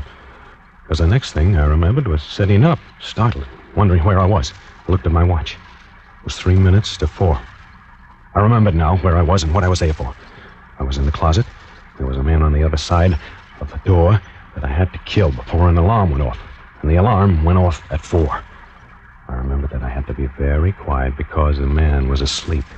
Everything I did from that time on was automatic. I acted like a man in a dream. I picked up the hammer and stood up. I opened the door and crept into the room. I could see the hands of the clock by his bed. It was almost 4. I didn't breathe. I only listened.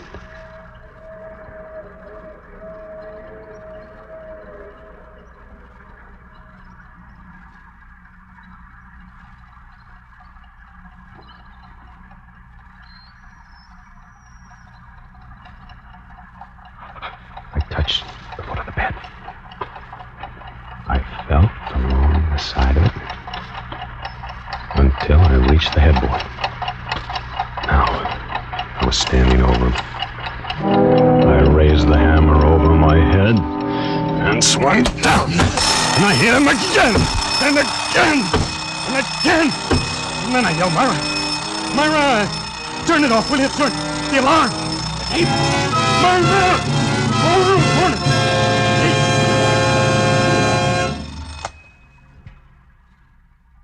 And then the light went on. And I was looking at a man sitting up in the other bed.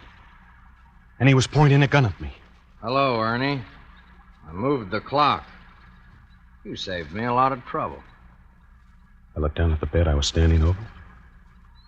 And I saw Myra. And blood.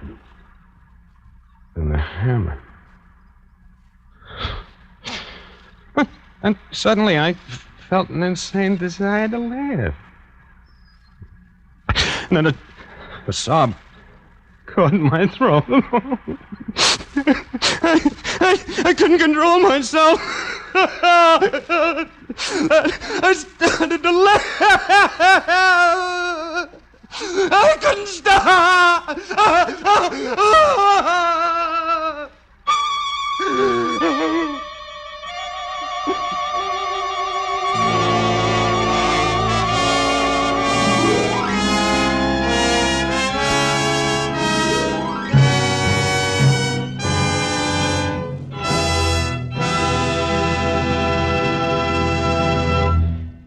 Roma Wines have brought you Lloyd Nolan as star of Murder for Myra. Tonight's study in Suspense. This is Truman Bradley for Roma Wines, the sponsor of Suspense. August, one of the warmest months, calls for tall, frosty iced drinks. And famous hostess Elsa Maxwell recently said, "I've discovered the perfect hot weather drink. Wonderfully cooling and refreshing. One that guests really go for. I mean, Roma Wine and Soda, made with distinguished Roma, California Burgundy, or Sauterne. Yes, Roma Wine and Soda is simple to prepare. Half-fill tall glasses with Roma Burgundy or Sauterne. Add ice cubes, sparkling water, and a bit of sugar. And for a decorative touch, garnish with cherries or fruit. And be sure to use Roma wine, always uniformly good, yet costs only pennies a glass, so you can serve it often. And next time you use vermouth, choose Roma vermouth, sweet or dry. Zestful, full-flavored Roma vermouth is blended and developed with all the traditional wine-making skill of Roma wineries, is made and bottled in the heart of California's famous vineyards, yet surprisingly low-priced. Try Roma vermouth soon, won't you? Lloyd Nolan appeared through the courtesy of 20th Century Fox and will soon be seen in their production Captain Eddie. Next Thursday, 3 of radio's most distinguished actors, whom you have heard often in this series, will be stars of Suspense, radio's outstanding theater of thrills. Presented by Roma Wines, R-O-M-A, made in California, for enjoyment throughout the world.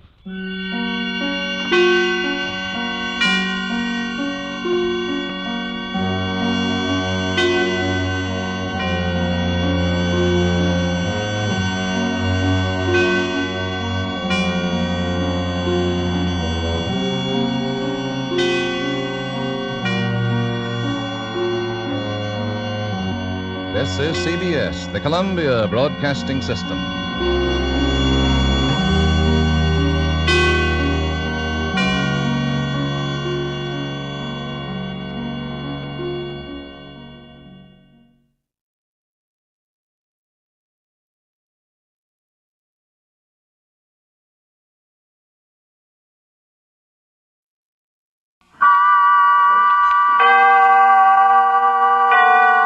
Autolite and its 98,000 dealers bring you Mr. Lloyd Nolan in tonight's presentation of Suspense.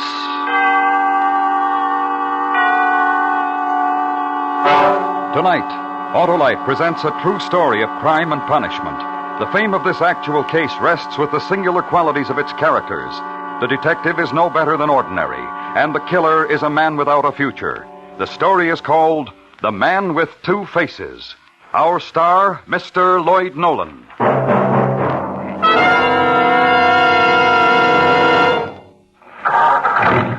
Hello, Mr. Wilcox. Hi, Sam, my friendly Autolite spark plug man. How's the advocate of those able, admirable, and advantageous Autolite spark plugs? Oh, I'm fine, Mr. Wilcox. You sure are, Sam, and that's why I tell car owners to bring their cars into you for a spark plug checkup. You know, Sam, that unless spark plugs are operating properly, you won't get the smooth and economical performance you expect from your car. It pays to have spark plugs checked every 3,000 to 5,000 miles, Arlo. Right you are, Sam. And if cleaning or adjustments are needed, your friendly Autolite spark plug dealer has the latest equipment to give you the best spark plug service money can buy. And if he finds your spark plugs are worn out or wrong for your style of driving, your Autolite spark plug dealer will replace them with the world-famous ignition-engineered Autolite spark plugs, either standard or resistor type. To locate him, Look for the Autolite spark plug sign, or just phone Western Union by number and ask for Operator 25. She'll tell you the name of your nearest Autolite spark plug dealer. And remember, from bumper to tail light, you're always right with Autolite. And now, Autolite presents The Man with Two Faces, the documented story of an actual crime, starring Lloyd Nolan, hoping once again to keep you in suspense.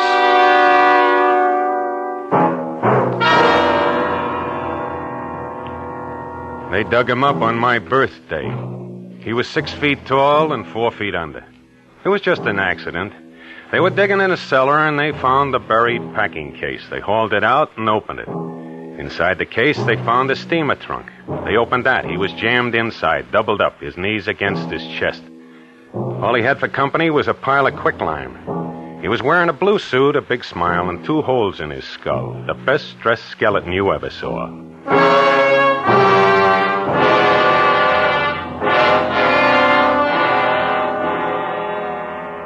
My name, Palachek, Gus R. Detective Lieutenant, badge number 1416. I've been a cop for the city of Cleveland for 19 years. The last 14 of them I've worked out a homicide. I'm not a chowderhead and I'm not a Sherlock Holmes. I'm strictly average. I try to make it with what I've got. If that doesn't do, they call for a smarter man. They should have had one around the day they dug up the skeleton.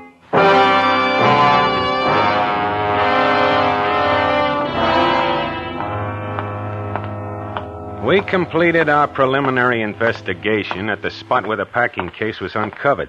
There wasn't much. I drove back downtown to check with the medical examiner. Hi, Sam. How's it going? Oh, hi, Gus. Happy birthday. Yeah, sure is. You about done with him? Just finished. Don't envy you. Find anything at all? No question it's a homicide. Where'd they dig him up, anyway? Basement of an empty building out on Euclid Avenue. Hey, by the way, how long would you say he's been dead? About 3 years. And they had to dig him up on my birthday. There's a few things here that might help you. What's that? Possible description of the victim. It's only partial. I figured it out from the skeleton, size of the bones, general structure. Uh-huh. What else? This piece of bridge work here. Put in a little leg work. You might find the dentist who made it. You go through the clothing? Here's the label that was sewed inside the coat. Custom tailors since 1885, 10th near Parkway. That's it. Dead at least 3 years. That's the way I figured, 3 years. Looks like a long hike for you, Gus. Let's hope it's not for nothing.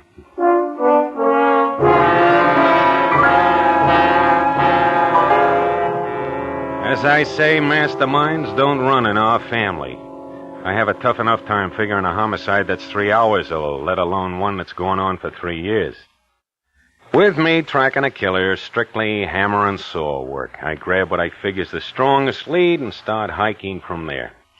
The next day, I checked with the custom tailors who had their label in the suit we find on the skeleton. This suit here? That's right. It's got your label on it. You remember who you sold it to? What's the matter? This some kind of a joke? I don't pound the pavement for laughs. What are you talking about? Well, this isn't my suit. It's a fake. Huh? Look, in my whole life, I never made a suit like this. It's a fake. Somebody took my label and sewed it into a cheap store suit. You sure of that? Well, naturally, I'm sure. Here. Look. Yeah? Look at how it's made. This is not hand stitching. It's stitching made by a machine.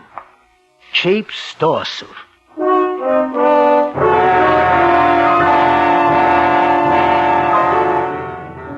The label on the suit was an obvious plant, something the killer figured throw us off the track. This being true, then why did he leave behind something as telltale as a piece of bridge work in the mouth of his victim? I had another talk with the medical examiner. We double-checked the victim's remains. I don't see what we're going to prove from this piece of bridge work. Say, what's the average number of teeth a man has? See? Full-grown male, 32. Uh-huh. And how many did you count in the victim's mouth? 31. Only had one extraction, a molar, I could tell that. Oh, I see what you mean. Only one tooth pulled. Yet he had a bridge loose in his mouth with 4 molars in it. That's 35 in my book. Yeah, 3 more than any normal man could possibly have. Yeah. Well, why would the killer plant a piece of bridge work? What for? When I find him, I'll ask him.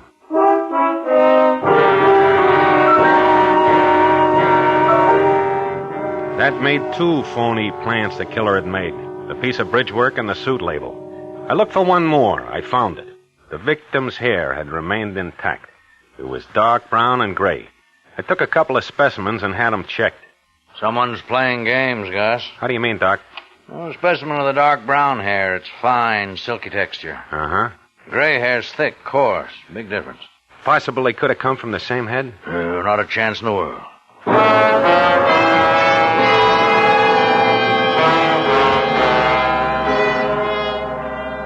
3 phony plants. The bridge work, the label, and the hair. I began to wonder about the packing case and the steamer trunk the skeleton had been found in. The trunk was a cheap, mass-produced item. 3 years' worth of mildew wrecked any chance of picking some kind of a lead from it. The packing case which contained the trunk was a little different. There was block lettering on one side of it. It spelled out the name of George Gallagher. Below that, it read Harrisburg Avenue. But where the street number would have been, the surface of the packing case had been scraped away. I started to work on the packing case angle. I had the manager of one of the factories in town that makes them look at the case. It wasn't standard size. It was a custom-made job, built to hold the murder trunk and nothing else. That's when the legwork began. Weeks of it, months. February, March, April, May. I covered every factory that made packing cases for 100 miles around. It got me nothing. I kept at it. June 5th. I checked a small box factory about 15 miles south of town. The manager's name was Higgins. Let's see now. I thought I recalled it. Huh. Oh, yeah, here it is. The same dimensions I gave you, Mr. Higgins? Exactly. An odd-sized case. That's why I remembered it. Yeah, this is it, all right. Did you take the order for it? No, Carl did. Carl Pearson. He was the other clerk. How do you mean he was? Well, Carl is dead. Poor fellow. Sick for a long time and passed away 3-4 months ago. Well, do you have the name of the man who ordered the case, Mr. Higgins? Yeah, right here. It was George Gallagher. Yeah, Gallagher. And you people delivered the packing case? Uh-huh, that's right. Where? Harrisburg Avenue, number 6913.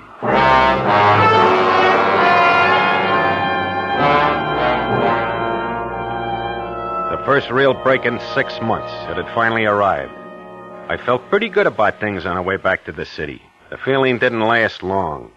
When I got to the right block on Harrisburg Avenue, I found out that the delivery address for the packing case did not exist. 6913 Harrisburg Avenue was a vacant lot. I started canvassing every house in the neighborhood. No one had seen a packing case of any size delivered anywhere near the vacant lot. It took a week of climbing stairs, pushing doorbells, before I found a neighborhood gossip who claimed that she had seen the packing case delivered. Her name was Emma Mackenzie. Why, yes, of course I remember it. I remember seeing it standing there that day. Standing where, Mrs. Mackenzie? Well, right at the front of that empty lot down the street. Large packing case. Half of it blocking the sidewalk. Oh, certainly made me mad. Well, how do you mean, ma'am? What made you mad? Well, there were a couple of nails sticking out of the case. And on my way to the store that afternoon, I happened to pass by it, and my coat got caught on one of the nails. My good black coat. Oh, it made a terrible rip. I see. Yes. I turned to this young fellow standing next to the case, and I really told him. I remember very well. It was just last year. Excuse me, ma'am. You said last year? Yes, that's right. Happened about a year ago. Well, maybe a little longer. You're sure that it wasn't 2 or maybe 3 years ago? Oh, no, I remember distinctly. At the most, I'd say it couldn't have been more than, 14 or 15 months ago. Well, now, this young fellow that was standing next to the packing case, you happen to remember what he looked like, ma'am? Well, not in any detail, no. He was tall, though, on the thin side. And he had buck teeth, I remember that. Used foul language. About how old would you say he was? Oh, not more than 28 or 30. Uh-huh. Now, how about his hair? You remember what color it was? Why, yes, it was blonde.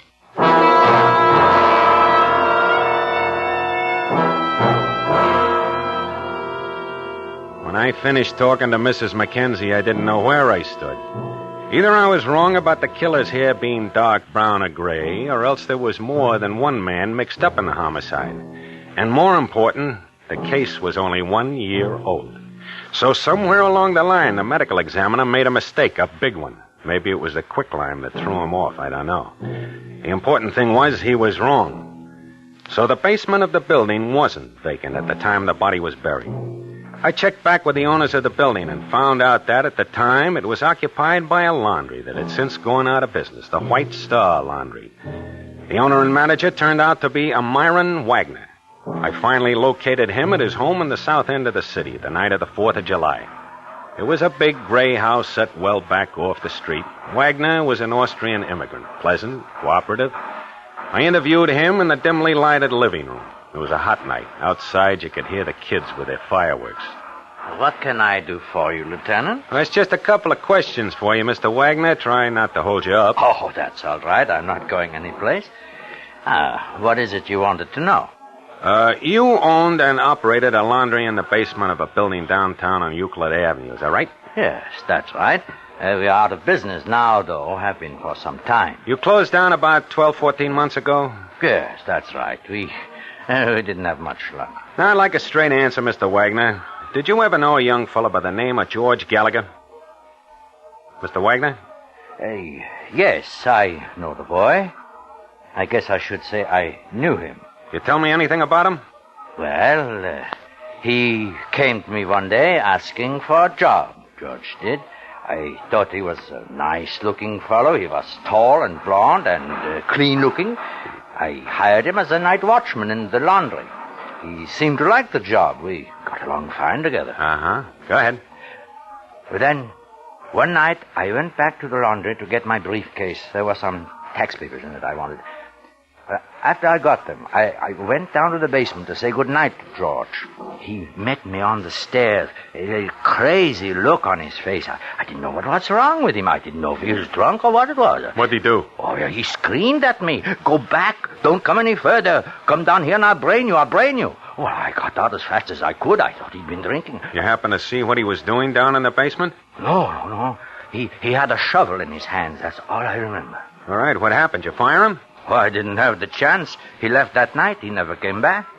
Did you read in the paper about the body that was dug up from the basement? Yes. You think Gallagher's responsible? Well, I don't know what else to think. I can never forget it. He came up the stairs toward me, screaming at me, holding that shovel, screaming. And his hands. Yeah? Both his hands. Covered with blood.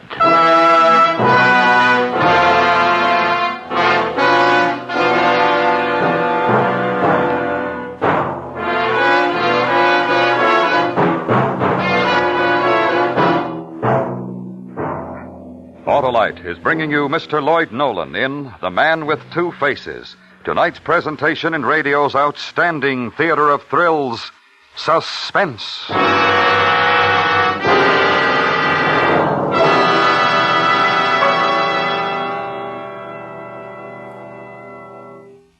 Say, Harlow, you want smoother performance, quick starts, and double spark plug life? I sure do, Sam, and I know you're talking about the outstanding advantages of the Autolite resistor spark plug. The greatest advancement in spark plugs for automotive use in the past 20 years. I sure am, Harlow, because... Because the Autolite resistor spark plug is original equipment on many leading makes of our finest cars. And, like the complete line of ignition-engineered Autolite spark plugs, is famous throughout the world for quality and performance. And you get something extra with the Autolite resistor spark plug. And that's the exclusive Autolite 10,000 ohm resistor built right into every Autolite resistor spark plug to make possible such extra advantages as smoother performance, quick starts, and double spark plug life. So, friends, see your nearest Autolite spark plug dealer. Have him check your spark plugs, and if replacements are needed, he'll install ignition-engineered Autolite spark plugs, either standard or resistor type. And remember, from bumper to tail light, you're always right with Autolite. And now, Autolite brings back to our Hollywood soundstage Mr. Lloyd Nolan in Elliot Lewis's production of The Man with Two Faces, a true report well calculated to keep you in suspense.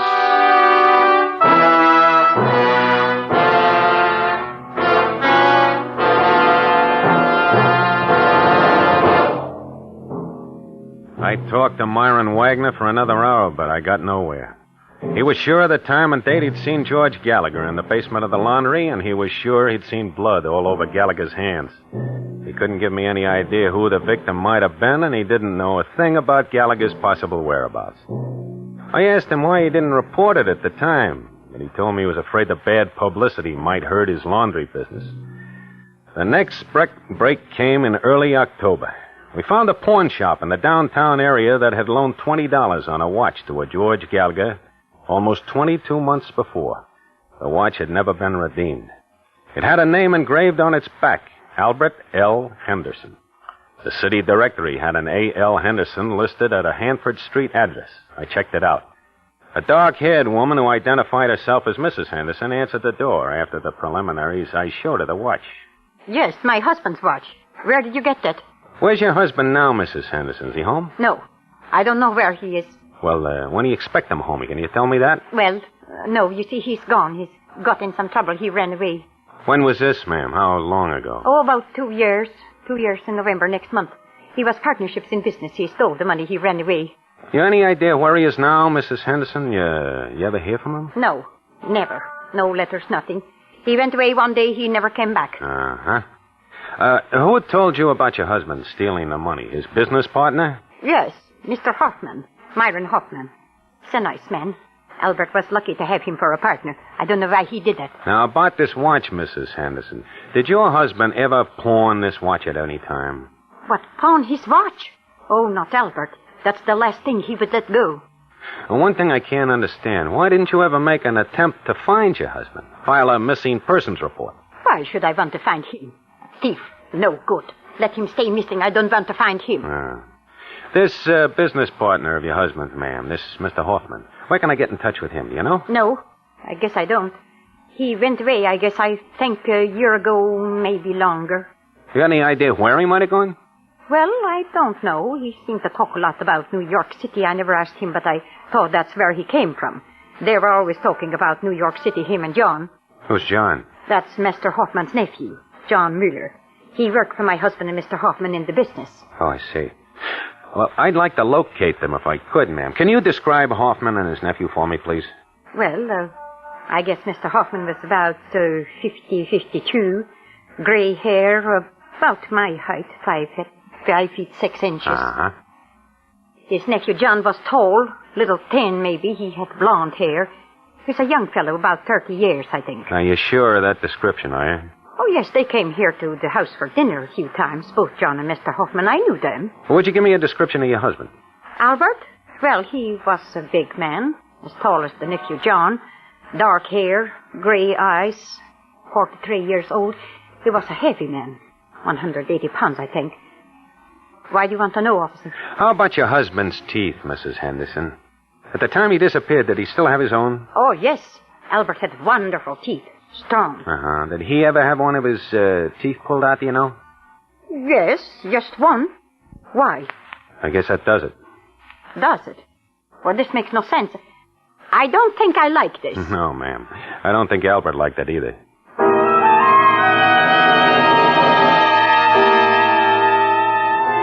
The next day, we got out an all-points bulletin on Myron Hoffman and his nephew, John Mueller, alias George Gallagher.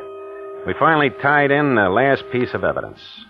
The day after, I took a train for New York City. I spent the better part of a month there. Legwork, phone calls, more legwork. It didn't go for nothing.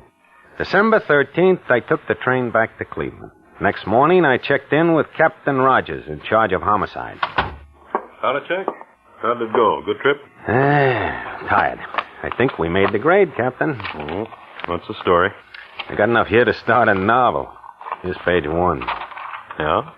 Mr. Henderson's business partner, Myron Hoffman. He's from New York, all right. He's got a record there long as your arm. Bunco, forgery, narcotics, grand theft, robbery, everything but murder. Here's a collection of his mugshots. Oh. None of them too recent. No, I know. That's the only drawback. Last one taken 12 years ago. It's pretty interesting, though. Here, take a look at those profile shots. Yeah. All the difference in the world. See? Left side of his face. How about that, huh? Looks pious enough to pass for a saint. Huh. Queer one. Put it next to his right profile shot of him.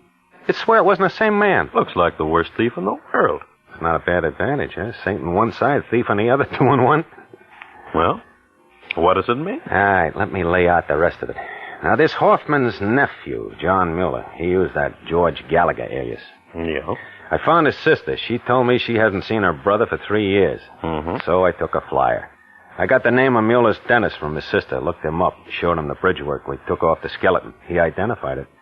He made it for John Mueller, Gallagher, 5 years ago. All right. Oh, where does that leave us? I'm still guessing. Now, nobody gives up their bridge work, not without a struggle, anyway. I think we got another body to look for. Yeah, fair guess. Hoffman and his nephew killed Henderson. Then Hoffman killed the nephew, took his bridge work, planted it on Henderson's body, and buried it. Anything to throw us off the track. That's my guess.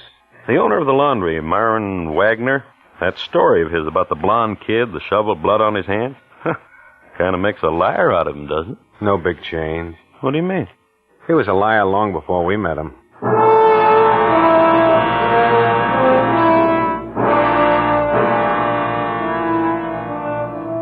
December 15th, my birthday, 1 year, right to the day. I left the office, got in a car, and drove to the south end of the city. I pulled up in front of the same gray house, got out, and walked up the stairs to the front door. The name on the mailbox was still the same, Myron J. Wagner. He answered the door himself, ushered me into the same dimly lighted living room. He was calm, relaxed, perfectly at ease. It was very good of you to come, Lieutenant Palachek.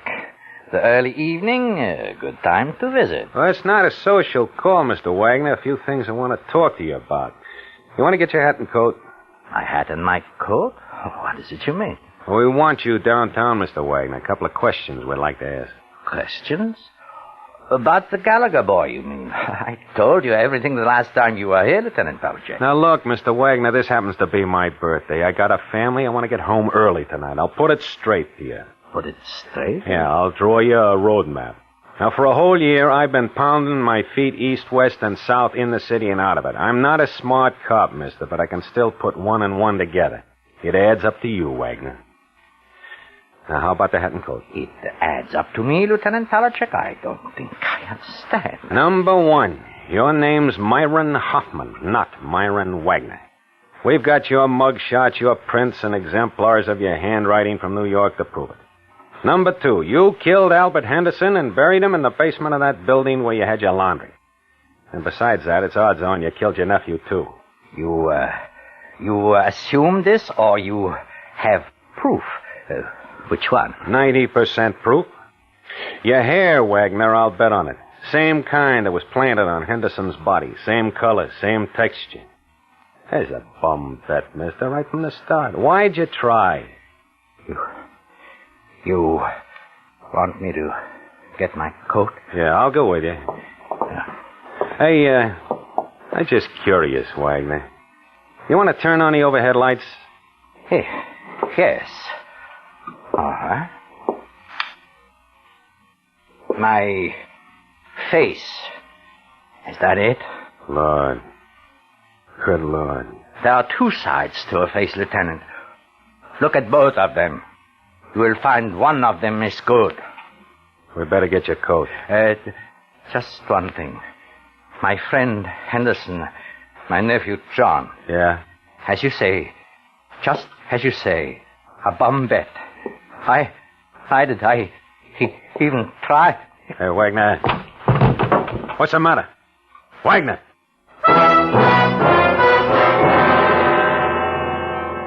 The deputy coroner got there a half an hour later.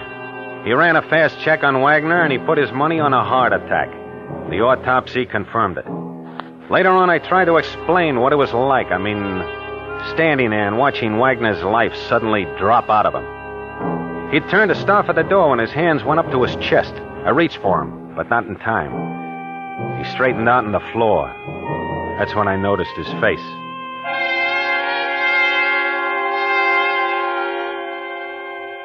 The left side. The side that made him look like a saint. It was changing. In front of my own eyes. The whole face, the whole side of it, fading all into one. Like a thick brown stain over the skin. The same look as the right side of the face. Dirty, dark, twisted. It was all there. It was frozen into his eyes and his mouth. All the evil in the world in one face. I saw it happen. I saw it with my own eyes.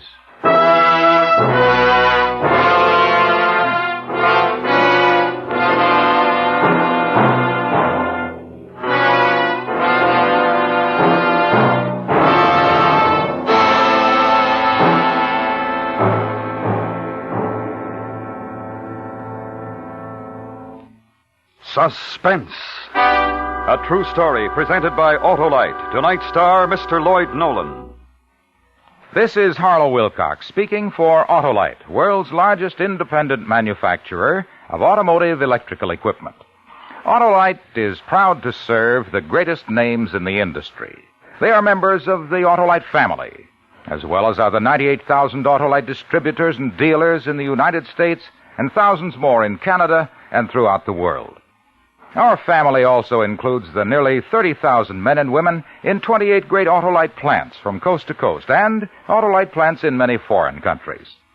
Every Autolite product is backed by constant research and precision built to the highest standards of quality and performance. So remember, from bumper to tail light, you're always right with Autolite.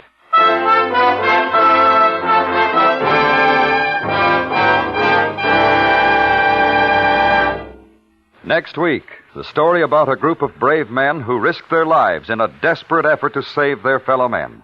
The true story entitled Arctic Rescue. Our star, Mr. Joseph Cotton. That's next week on Suspense.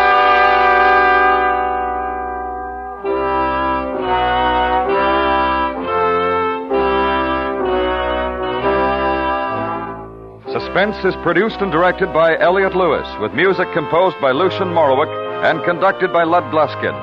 The Man with Two Faces was adapted for Suspense by James Moser from the recent book Alan Hines' Murder. Featured in tonight's cast were Jeanette Nolan, Martha Wentworth, Tom Tully, Ralph Sedan, Joseph Kearns, Lou Merrill, and Eddie Fields. Remember, next week, Joseph Cotton in Arctic Rescue.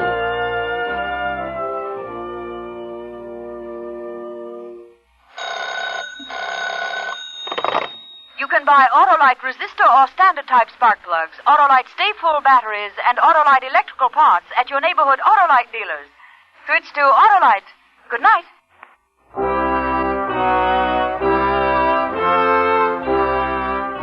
This is the CBS Radio Network.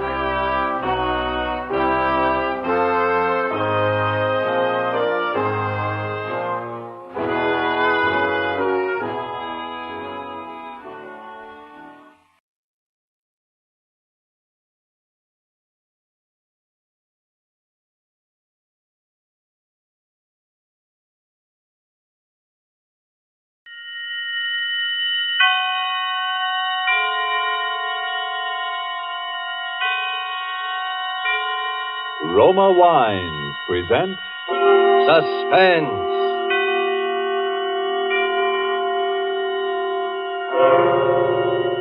Roma Wines, made in California for enjoyment throughout the world. Salud. Your health, senor. Roma Wines toast the world. The wine for your table is Roma Wine, made in California for enjoyment throughout the world. This is the Man in Black, here for the Roma Wine Company of Fresno, California, to introduce this weekly half hour of Suspense. Tonight in Hollywood, Roma Wines bring you the MGM star, Miss Lucille Ball. The suspense play which stars Miss Ball, which is produced and directed by William Spear, is called Dime a Dance. It deals, as you will presently know, with Broadway life and sudden death, both set to music. And so with Dime a Dance and with the performance of Lucille Ball as a red-haired young lady named Ginger Allen, Roma Wines again hope to keep you in suspense. Have you ever danced with a murderer? Doesn't cost any more for the extra thrill. It's only a dime. How could I do it, you say? I had to save my own life. I'm a taxi dancer from the Joyland Palace. One of the places just off Broadway in the 40s. You know the kind of place. Second-rate dance bands like Frankie Froman's 15 Frolickers. I was late to work that night. I ran down Broadway, scrambling through the crowd to the entrance of the Joyland. 50 beautiful girls upstairs, boys. Come in and count them yourself. No admission, 10 cents to dance. Come in, we're just getting started. The music is the very... Hello, Max. Hey, Ginger, you better step on him. Marino's looking for you. You're late. He's burning. I know it. Has Julie come in yet? Not yet. 50 beautiful girls waiting to dance with you. Step right in. No admission, please. Walk right in the bed. Well, good evening. So you finally decided to come, did you? Hiya, Marino. Sorry I'm late. Yeah, you ought to be. And so should Julie. All the cash customers are waiting. I send out the girls before all of you are here, and you say I'm playing favorites. Well, blame it on Julie. She gave me a stand-up tonight. All right, so I'll blame it on Julie. Where is she? Isn't she here? No, and she ain't home neither, because I phoned her there 15 minutes ago. Thought she was with you. And I thought she was here. Hey, if this is no gag, what happened to her?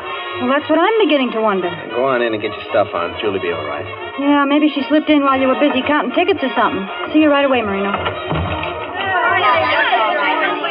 Thanks for being late and being teacher's pet. We've been entertained by Mom here while waiting for All right, lay off. Mom, throw me that foot powder. Looks like a heavy night out there. My feet still hurt from last night. Here you are, dearie.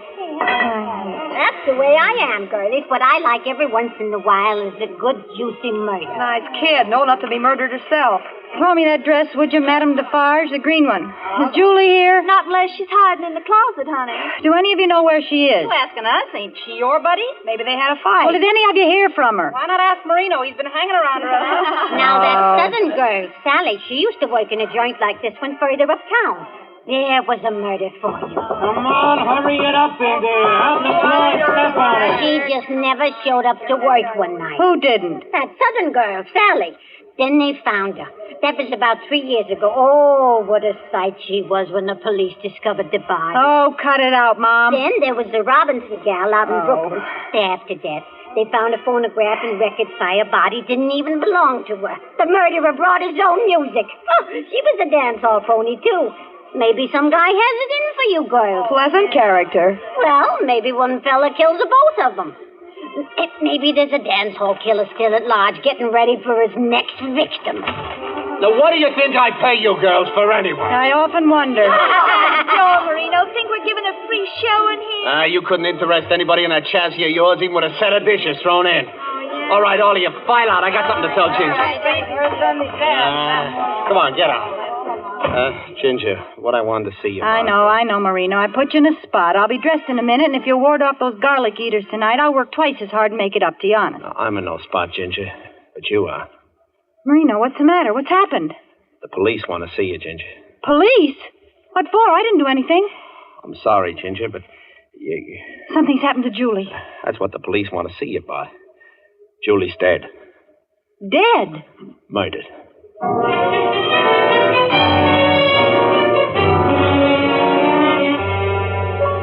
Tonight in our Suspense Theater, death is a dancing thing.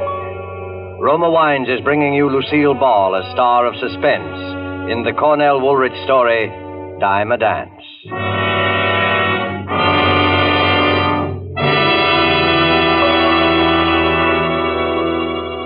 You have heard the prologue for tonight's tale of Suspense.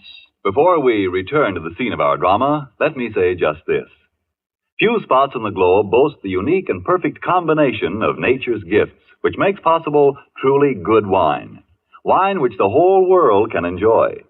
But wine experts will tell you that among those fortunate spots, none can surpass the vineyards of our own California. From these renowned California vineyards come Roma wines. Wines so perfect in flavor, so delightful, that they are enjoyed in many countries of the world. To us in America, Roma wines are an everyday treat, for we may buy them at an astonishingly low price, since we pay no import duties or expensive shipping costs. Do you enjoy a delicious tangy sherry? Tomorrow treat yourself to a glass of Roma California sherry. We're sure you will agree you've never tasted finer. With your first sip, you'll understand why Roma wines are America's largest selling wines. Tomorrow, ask your dealer for your favorite type of Roma wine. Made in California for enjoyment throughout the world. And now it is with pleasure that Roma Wines bring back to our soundstage Miss Lucille Ball in Dime a Dance, a tale well calculated to keep you in suspense.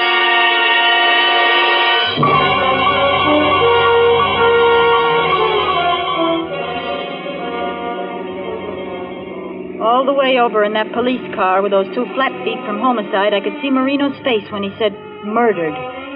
Poor Marino. We got out and walked up to the third floor of the building, to Julie's room. Marino never said a word. All right, sister, in here. Is she still in there? No, you won't have to look at her. Oh. How did it happen? Strangled. Well, why didn't she yell out? There were plenty of people around. Now, look, Ginger, we're asking the questions. Yeah, but since you raise it, we figured the person who could get close enough to kill her was someone she felt safe with. She was murdered by someone she trusted, by a friend. Well, I was the only friend she had. Yeah, so they tell us. Unless she had a boyfriend. And who was her boyfriend? Yeah. If she was strangled, where did all the blood come from? Flatfoot didn't answer Marino. He shut up all at once, as if he didn't have the heart to tell us the rest of it. His eyes gave him away, though. I got the whole score just following his gaze around the room. First, he looked at the little phonograph. By using bamboo needles, she could play it late at night. Soft, so no one could hear it. The needle was worn down halfway, all shredded as though it had been played over and over. Then his eyes wandered to a flat piece of paper that had 8 or 10 shiny new dimes on it. Some had little brown flecks on them.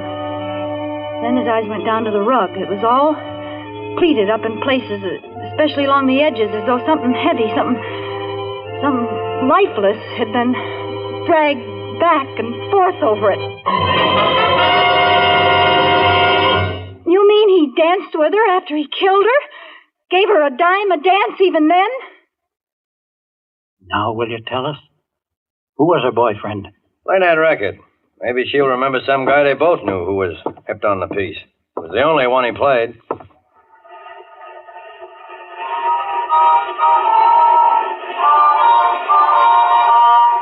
You just must die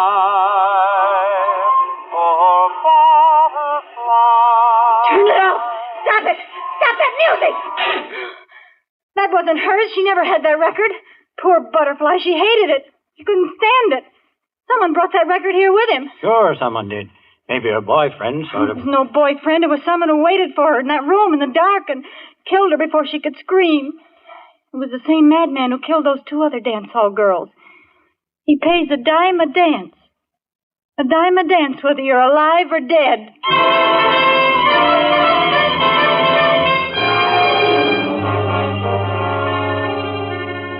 Back at the grind. The flat feet let me go. Nobody told me anything. Sometime when you have nothing better to do, you try dancing with a couple of 100 guys a night, asking yourself each time one of them wraps his arms around you, is this the killer? Has he a knife in his hand behind my back? Say, can I see you a minute? Got a ticket? Yeah, but I don't want to dance, Ginger. I want to talk. Well, it's your dime. Say, how do you know my name? What, just happened to? Who are you, anyway? Recognize those 2 guys leaning against the wall? The 2 flat feet? And I'm the third. Nick's the name. Well, what about about her boyfriend? Relax. We have proof it wasn't her boyfriend and wasn't you. Oh, then you expect him to show up again after what he's done already, huh? We just got the report on those other 2 girls. They were killed by a maniac who played poor Butterfly. Also, the fingerprints in all 3 cases match. He'll keep it up until we get him.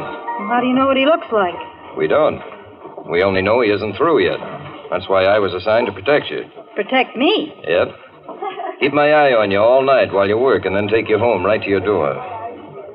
Marino knows about the other 2 dicks, but no one knows about me. Fact is, headquarters told me not to tell even you. Then why did you? I just saw how touchy you are. I don't want you to misunderstand my intentions. Well, what if someone asks me who you are? Say I'm your new boyfriend. Oh, don't get smart. I never had a boyfriend. Good, now you've got one. Oh, 35 girls on this musical chain gang. Why do you pick on me? Because we found out one more thing about the killer's habits. The two girls that were murdered before Julie both had red hair. Julie had red hair. Yeah. And so have you, baby.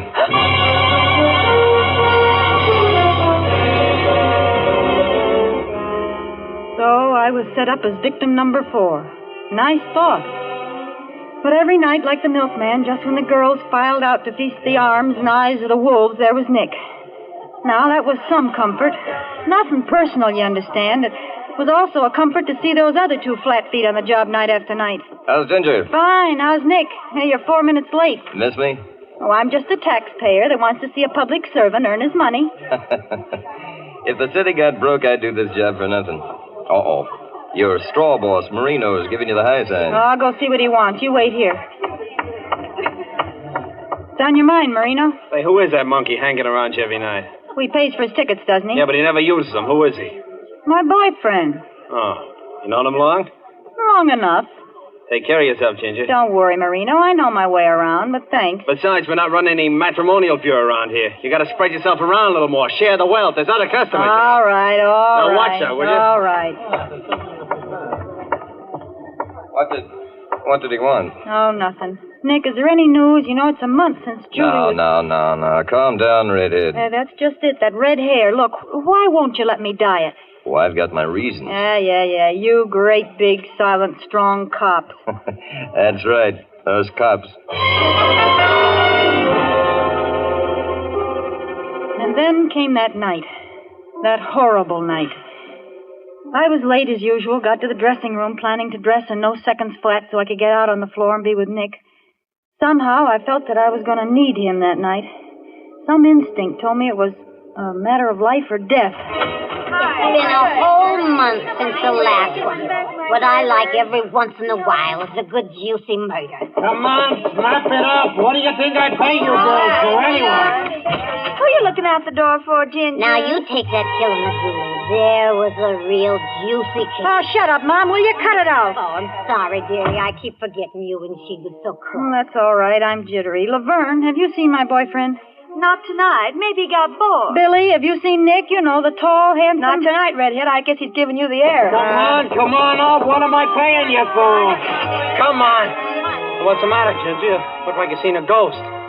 What are you looking for out there? What's so fascinating about the clock? Marino, they're not there. Where are those two flat feet? How'd you know about that? Never mind that now. Where are they? Called off. Called off? That sounds screwy to me, but police headquarters figures they frightened off whoever they was looking for. But that's crazy. I'm going to phone... That won't do no good. I told them that anybody would wait till it cooled off before trying again. Now is when we should have protection. Well, come on, get out on the floor. Come on, Ollie, out on the floor. All right, I'll be out in a second. Really, I will, Marino. Laverne. Yes, honey? As soon as Nick comes in, tell him to come right here. Tell him to tap on the door, will you? Sure enough, sugar. Hey, what are you looking at me like that for, Ginger? Look, Mom, I got to talk to you. I can't go out there on the floor. I'm scared. But what are you staring holes in me for? Mom, you and I were here in this room the last night Julie was alive. The night she must have been killed, remember? You poor kid.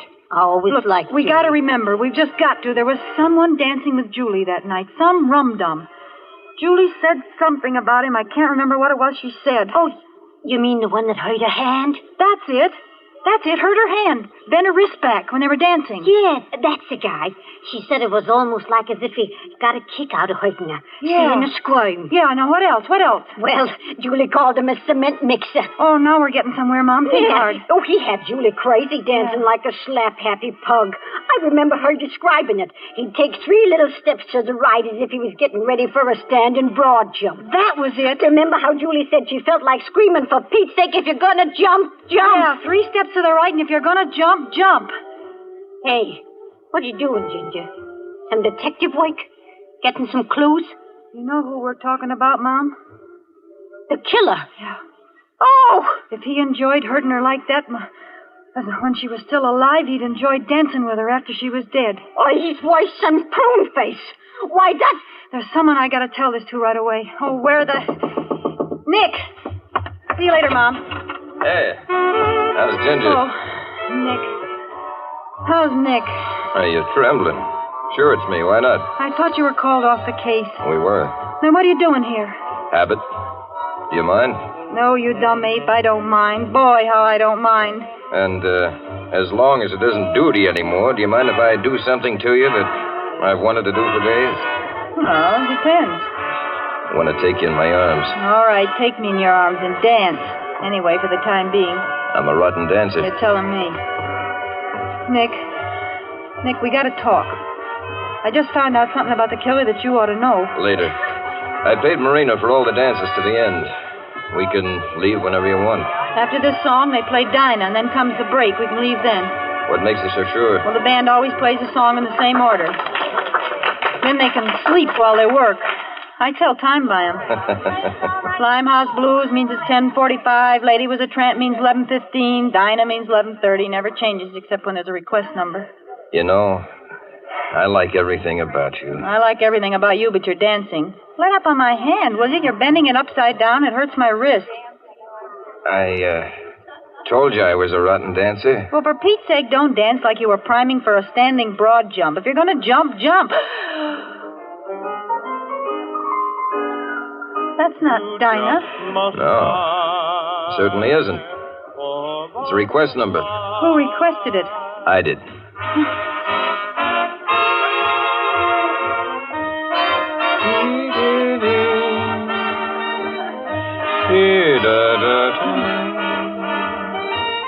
What's the matter, baby? You look sick. I feel just awful. I do feel sick. Am I dancing that bad? No, Nick, I'll have to stop. It's the air, I guess. I'll go in and get a drink of water. Yeah, drink of water in the ladies' room. Oh, I'm sorry. I'll wait here for you. I'll just be a minute.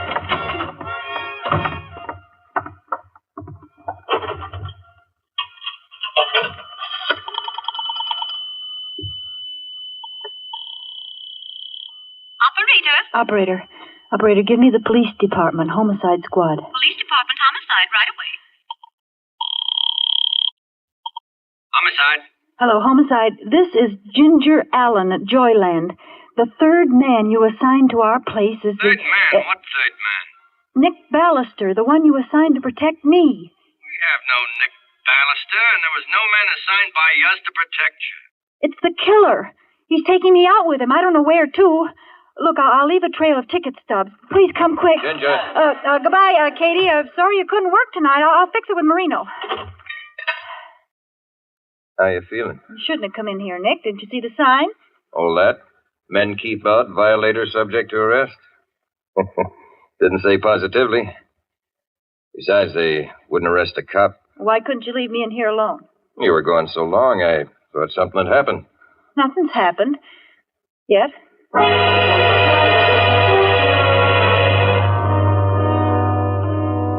Don't ask me how, but I kept up a patter while we walked. All my brains were in my right hand to clutch those ticket stubs in my coat pocket. I kept dropping those stubs, making sure he didn't see. I tried to stay on the bright streets, but he led me to the lonely ones. The one we were on now was like a graveyard. No lights, no people. Suddenly, I felt my blood run cold. My fingers in that right-hand pocket fished around like a drowning man clutching for straws. The last ticket stub was gone. Ginger. Yes, Nick? I'm hungry. Would you like some chop suey? Like it? Oh, I'd love it.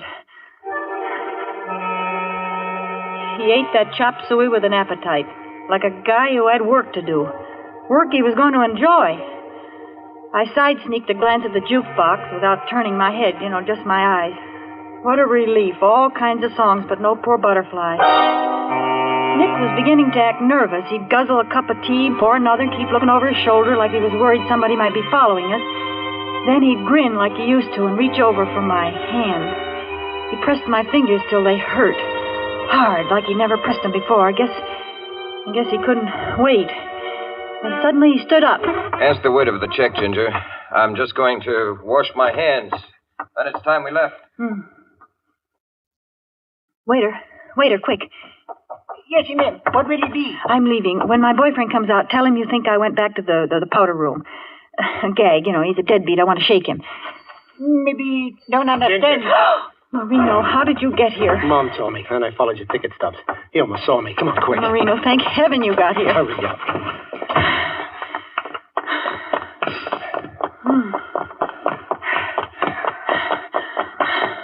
Marino, I can't run anymore. I won't last the block. You won't have to. There's a vacant house in the middle of the block. Here, inside. Fast, I think I see him coming. It's all dark in here. Well, no one lives here, that's why. Here, I'll light this searchlight. Yeah. There's a stairway leading upstairs. Oh. Go ahead. Now, watch it. Now, don't trip. Them stairs is broken. Yeah. Now, through this door. Oh. Here's a candle and a match. There.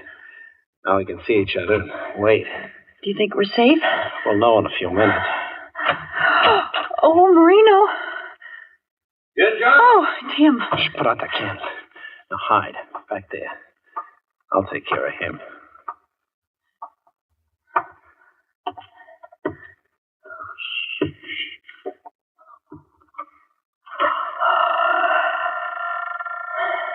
Ginger. Tim. All right, you asked for it. We'll see about that.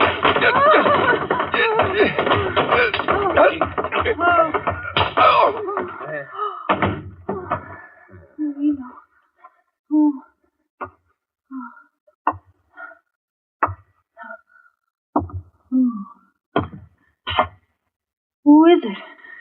Who is it? Answer me. Answer me, please. Oh.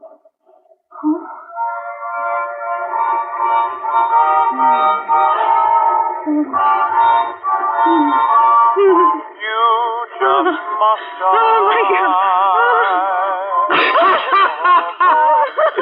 Oh, go on. Kill me. Get it over with. Oh, why did you stop the music? We danced from the beginning of the record. Marino. Yeah, Muriel. You think you could hide from me with different names and different faces? Marino. Why do you call me Muriel? What are you doing? I'm Ginger, don't you remember? I'm Ginger Allen. Each time you tell me a different name, Muriel. But you can't get away by changing names. Marino. The first time you changed your name was when you married me before I left for Europe with that operetta company. You remember? The orchestra played Poor Butterfly when you promised to love me forever. Help me. Somebody help me. Yeah, well, the next time you changed your name was when you thought I was dead. Lived on my insurance and married another man. Oh, please. No matter how many times you change your name, Muriel, I'll find you. No, not me. You killed her. You killed her, Marino, again and again. You only killed her last month, Marino. Each time I think I have, she rises again. This time I'm going to kill you and your lover. This is the last time. Oh, Nick! And now we dance. Now we dance. Here are your dimes. The one you were doing right. Yeah. And now we dance. And then you just must die.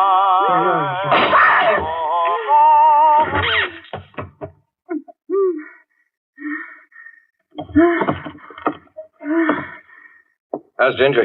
Oh, Nick. Oh, Nick. I thought he killed you. I got an awfully hard head. Police will be here in just a minute. Oh, Nick. How do you fit into this? Headquarters never heard of you. They were instructed to say that in case you called. Well, what was the idea scaring me to death? Well, I figured Marina would follow Ginger and her boyfriend once he thought the police were off the case, and when he did, I had to have you thinking I was the killer, so you'd run off with him willingly. Why, you no good. It was the only way to find his hideout and the evidence we need. The phonograph, the record, and the attempted murder. At my expense, you big piece of... another thing. How'd you know about dancing like a broad jumper and turning up my wrist? Oh, I listened outside the door to you and Mom talking about that in the dressing room tonight. Oh. Gave me a couple of neat pointers. Yeah. I put them together with Poor Butterfly so I could scare the daylights out of you. Oh, you did, too. I ought to ring your... Now, calm down. No wife of mine is going to have a red-headed temper. Wife of yours. You'll do anything to learn how to dance, won't you? Yeah, it looks that way. No wonder you didn't want me to dye my hair. You wanted that nice, premature gray color.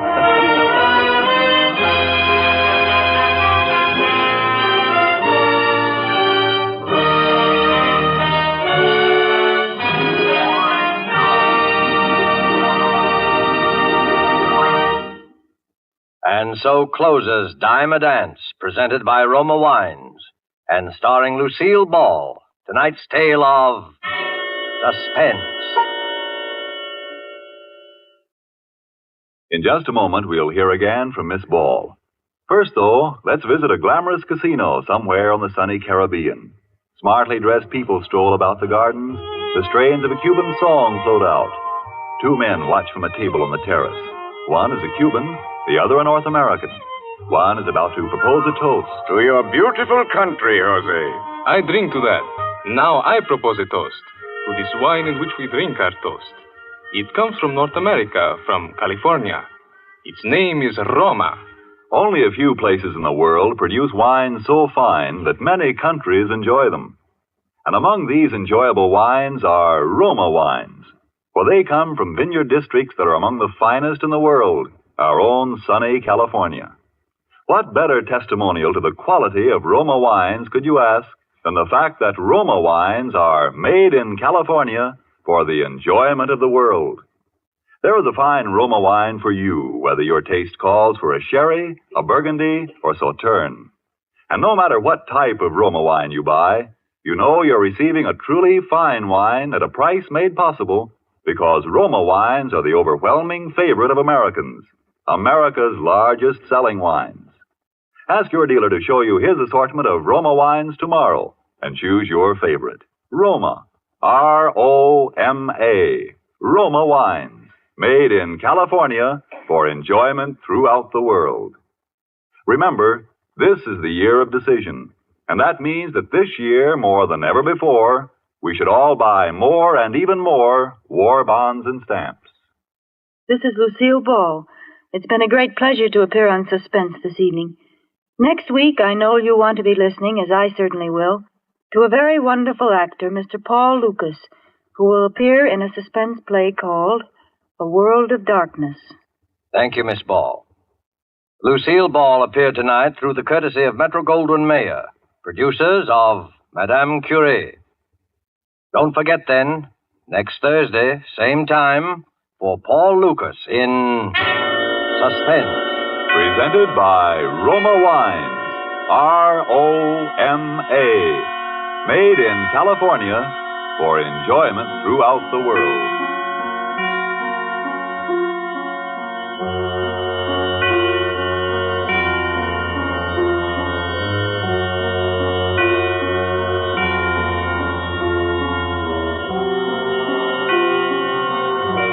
This is the Columbia Broadcasting System.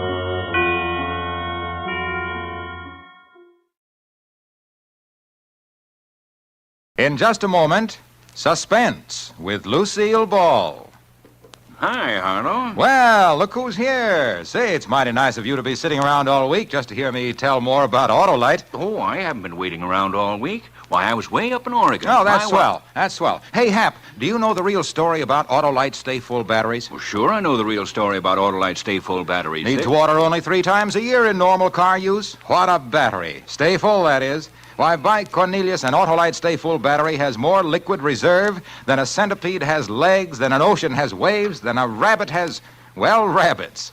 Water, whales spout it, geysers gush it, people drink it, but Autolite Stay Full batteries carry good old Aquapura so long and so well, they take a drink about as often as you have a birthday, a wedding anniversary, and a New Year's celebration. Only 3 times a year in normal car use. And let me tell you something else. You'd better get an Autolite Stay Full battery before... Before you go on some more, Harlow, let's listen to Suspense.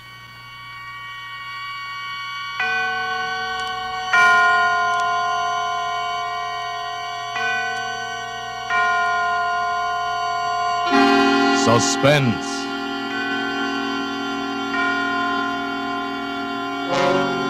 Autolite and its 60,000 dealers and service stations bring you radio's outstanding theater of thrills. Starring tonight, Miss Lucille Ball in Anton Leder's production of A Little Piece of Rope. A tale well calculated to keep you in suspense.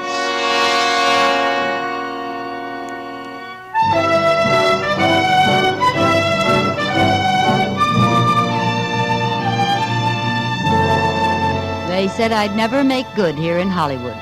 Everywhere I went, it was the same story.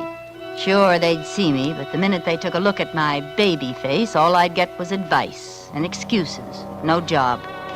My last try was for a schoolgirl part. I was too baby-faced to even land that one. I was walking home, still wearing the school uniform that I'd bought to help me get the part, when I got the idea. Then I remembered another thing.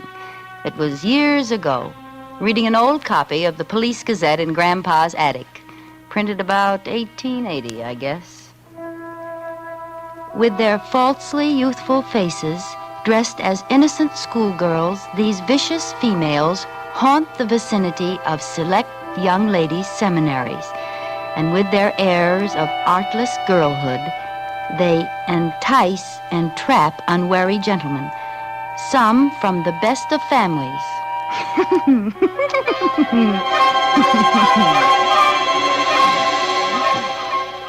It was funny then, but now, well, those gals were suckers. I take the exclusive gents for all they've got and give absolutely nothing. That's how I made good in Hollywood, up to $1,000 a month good. I just take a little walk.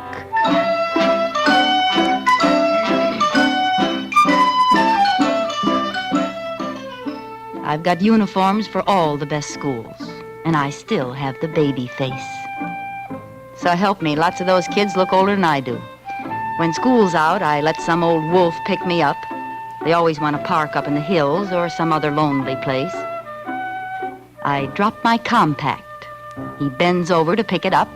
I let him have it with a special little blackjack I carry.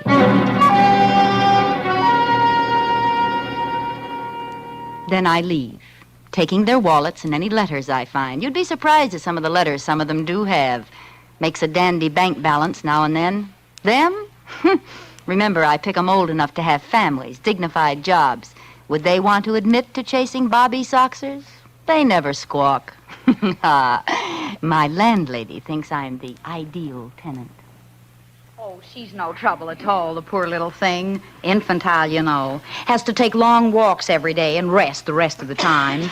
Never any fun or dates like other pretty girls.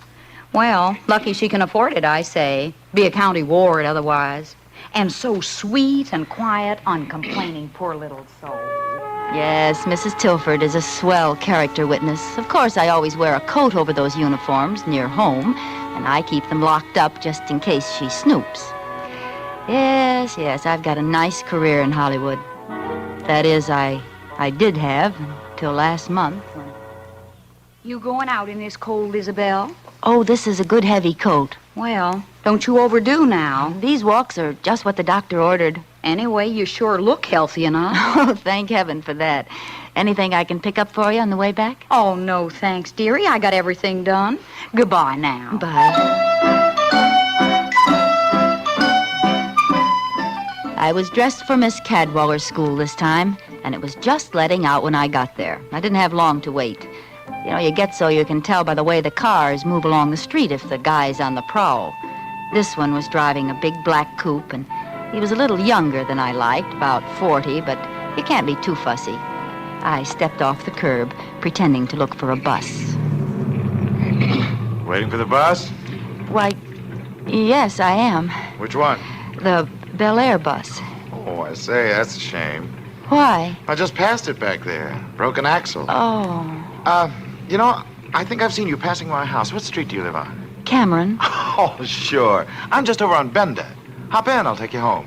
Oh, well, you're a neighbor. I guess it's... Gee, thanks, Mr. Rice. Alex Rice. Insurance. How do you do? Like school? I hate it. School's no fun. I'd like...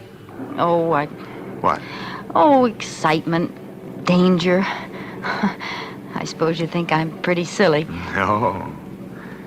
No, I think you're the kind of girl who'll get excitement and danger. Really?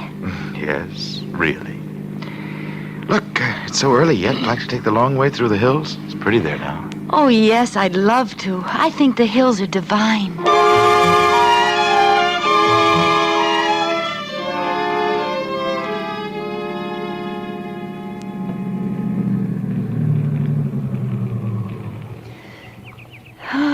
isn't it just out of this world? Yes. Yes, indeed. What's the initial on your bag for? The initial? Yeah. Irma? Oh. Inez? Ingeborg? Oh, Ingeborg. You made that up. No, it's Swedish. Imogene? No, Irene. Irene Taylor. A pretty name for a pretty girl. I'll bet. You have beautiful hair and eyes and a beautiful throat. Wow. Throat. Irene, you're very... Oh, Mr. Rice, I dropped my compact. You don't need it. But it might get stepped on. You won't need it. But I want it now. All right. Don't yell so. Here, I'll get it for you. Oh! Character, huh? Well, here, roll back a little. There. Well, what do you know? Rope. Now, why would a guy carry a piece of rope in his inside breast pocket? Nice wallet. Well, goodbye, Mr. Rice, and thanks for everything.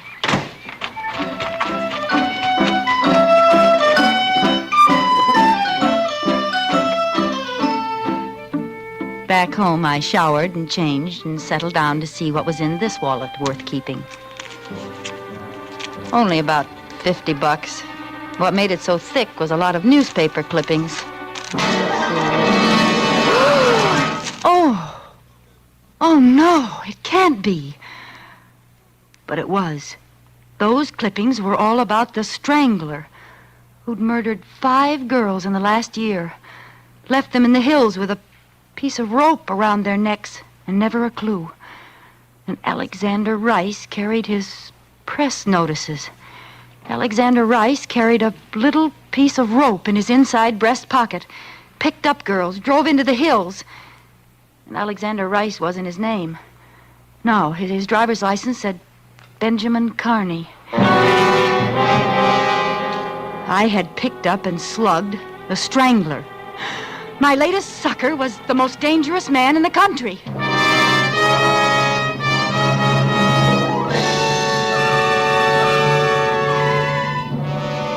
For Suspense, Autolite is bringing you Miss Lucille Ball in radio's outstanding theater of thrills, Suspense.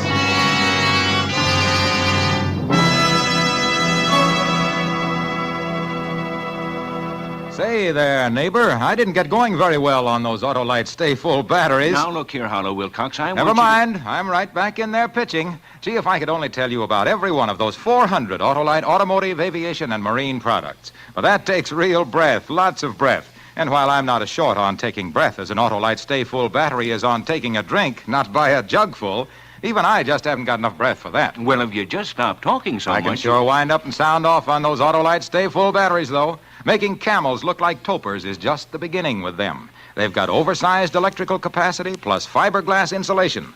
You know what that means, my friend? Well, sure, I know what that means. It means you should find out for yourself how long these batteries are bound to live. You'd have to hibernate like Rip Van Winkle. I guess you could at that if you had an Autolite stay-full battery in your car. I've got an Autolite. Why, the way those Autolite engineers designed that Autolite stay-full battery is so darned ingenious by Cornelius that you could pay as little attention to your Autolite stay-full battery as Rip Van Winkle did to old Father Time. Go down to your Autolite dealer and get one right away. There's no better buy in batteries, my boy, because no better batteries be behind the byline of Barlow Bilcox. Now, look, Wilcox. You got bees in my bonnet now. If you'll only pipe down, we'll hear some more of Suspense. And now, Autolite brings back to a Hollywood soundstage Miss Lucille Ball as Isabel in a little piece of rope. A tale well calculated to keep you in suspense.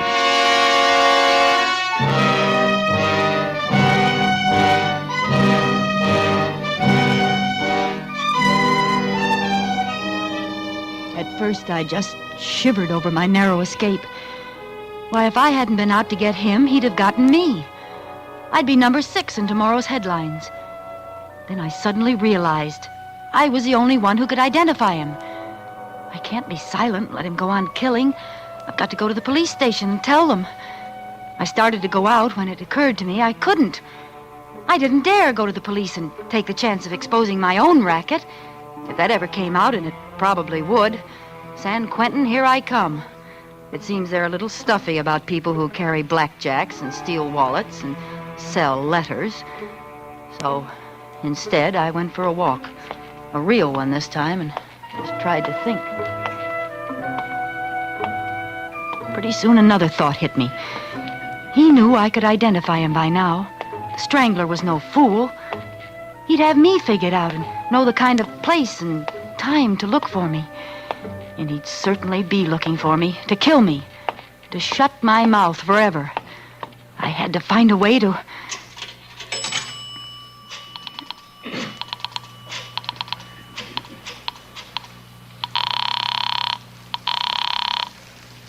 City desk, Thompson.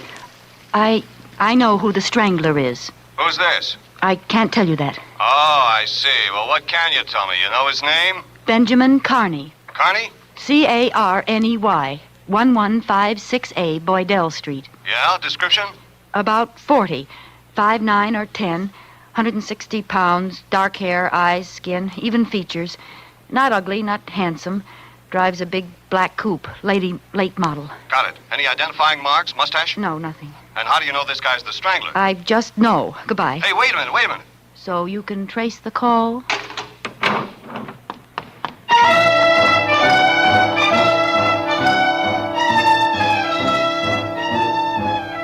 There'd been hundreds of phony clues, and he thought mine was another. But surely they'd check that name and address. All the way home, I had a creepy feeling he was around somewhere, following me, waiting. The evening paper barely mentioned my call, just listed it with several others. Radio wasn't very much better. An unidentified woman phoned in a description of the killer as a 40-year-old brunette, medium height and weight, with no distinguishing features, driving a new black coupe. Police checks revealed that such a man, with the name she gave, had moved from the address given several months before the first of the Strangler murders, but there is no further trace of him. Investigation continues, but it is believed this is another spite accusation.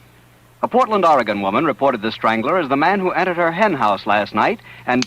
No use phoning again. I didn't think a letter would help much either, but I tried. Being careful it couldn't be traced to me, and mailed it to a newspaper that night. Hey, Mike, you going to the courthouse? Take this to O'Shea, will you? Another Strangler letter telling all. Why can't he just strangle letter writers? One more and I'll strangle somebody.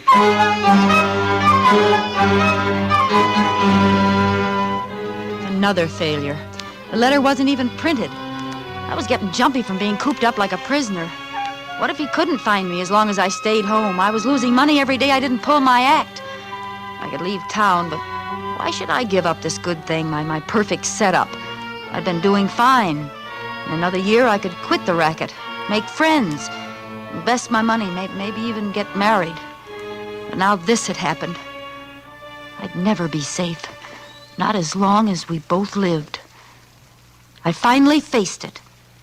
I have to find him and kill him.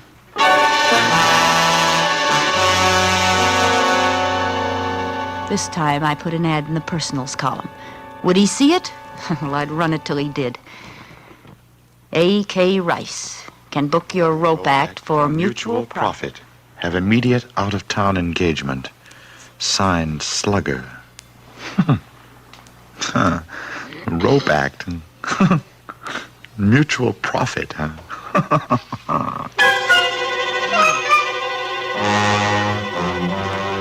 I knew that would get him because it sounded like blackmail. And by pretending to fall for a shakedown, he'd hope to get close enough to kill me. Only it was going to be the other way around. And so our strange correspondence began. He answered right away. Slugger, interested in offers. Send details, Box 047M298, Rice. I had him hooked. I didn't lose any time writing. Dear Mr. Rice, I have an invention which I think you'll want for your rope act. It's expensive, but remember, it's completely silent. And yours exclusively if we agree on terms. Signed, Slugger. Mm-hmm. Completely silent. It's delicious. And expensive. Yes, indeed.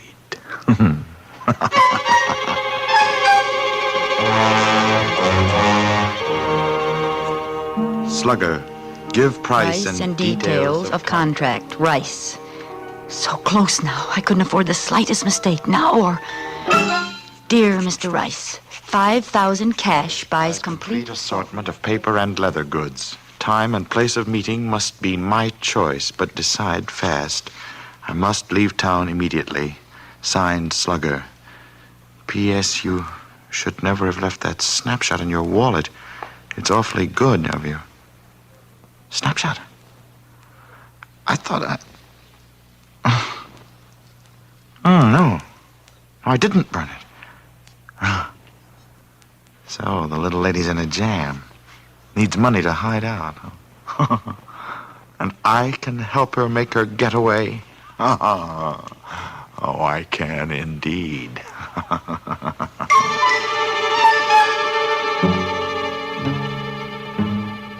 Slugger, price okay.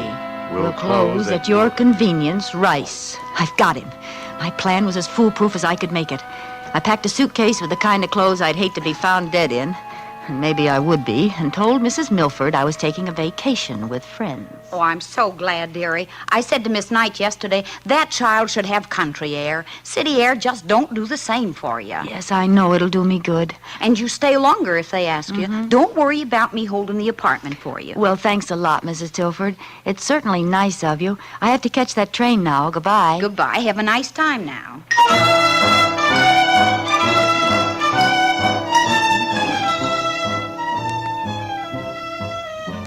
I took those awful clothes to the bus depot, changed, washed, and let the soap dry on my face till it was white and shiny and 10 years older. With my hair skinned back tight under an old beret, I saw a stranger in the mirror. Baby face was gone. Good. No one had noticed me, and looking like this, nobody would. Then I walked to another apartment I'd rented by phone last week. It was in a dingy neighborhood.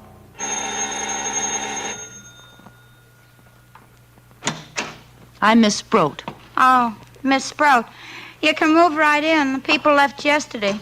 Here, this is the key. It's the first door at the head of the stairs. Fine, I'll go right up. It ain't clean yet.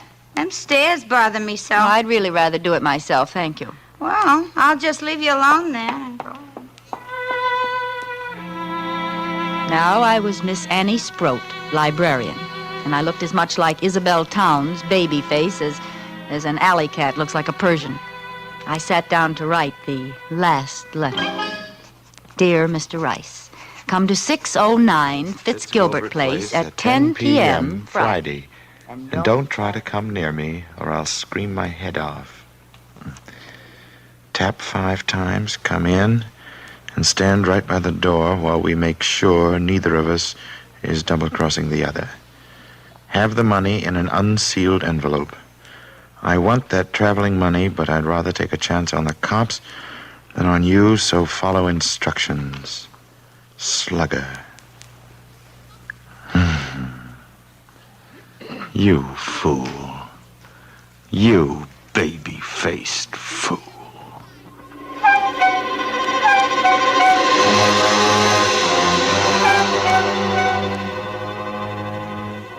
He'd have to make sure the layout was right before he'd dare attack me.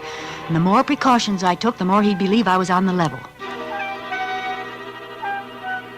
Near the door where he'd stand, I put a chest with a lamp on it. That was my booby trap, that lamp. The room was so dimly lit, he'd have to light my lamp to look at the wallet. And when he pulled the light chain, he'd shoot himself. I had a gun fixed where the bulb should be, and the chain pulled the trigger. It was set to get him in the chest. Heart, if I was lucky. Dead or not, I'd leave him there for the cops, with his wallet and clippings. Pretty cute, huh? And I'd skip out the back way with all that beautiful money, go to the depot, become Isabel Towns again, safe and free.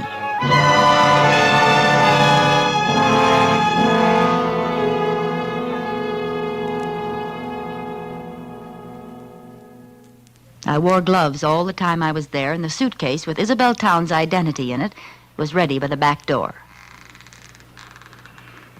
The hours passed like centuries, and the old house creaked like a sick old man in a squeaky bed. Of course, it might be the house, or it might be someone on the stairs. And then it was 10 o'clock. I was standing at the other end of the room, facing the door. The light was very dim. I heard the feet coming up the stairs, or was it just the creaking of the old house? No.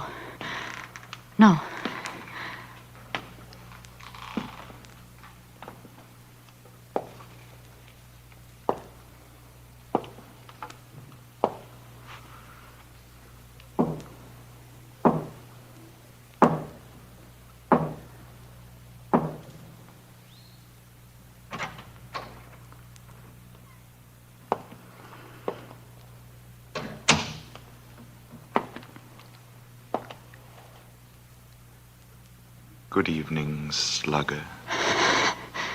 You see, I'm prompt, Slugger. Stand where you are.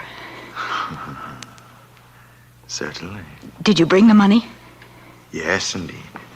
Here, this envelope. Throw it down in the middle of the room, between us. Go ahead, throw it down. It'll stay there while you examine the leather goods. Do you have the wallet here? Yes. Throw the money. I can't reach it from here, you know. It's quite safe. All right.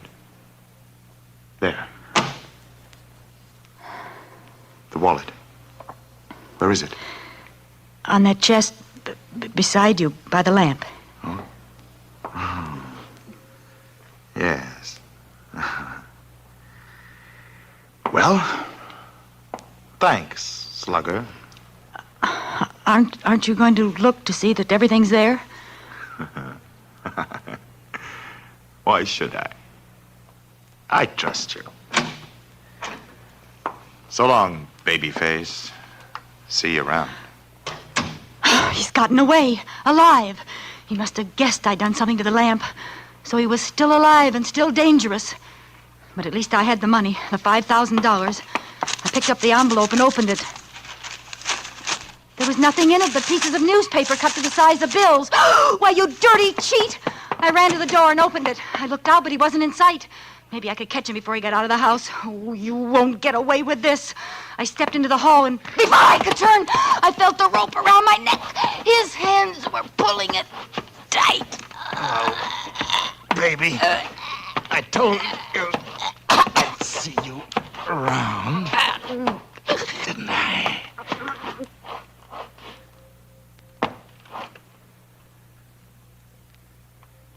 There you are, baby. You're paid off in full. Now, we'll just go back inside.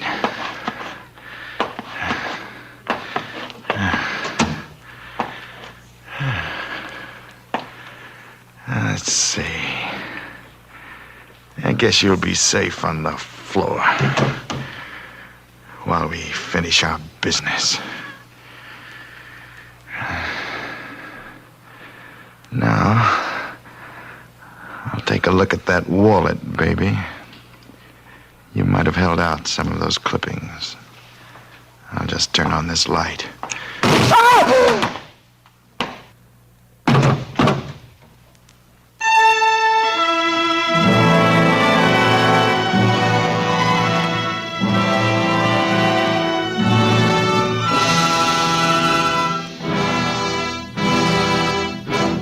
Thank you, Lucille Ball, for a splendid performance.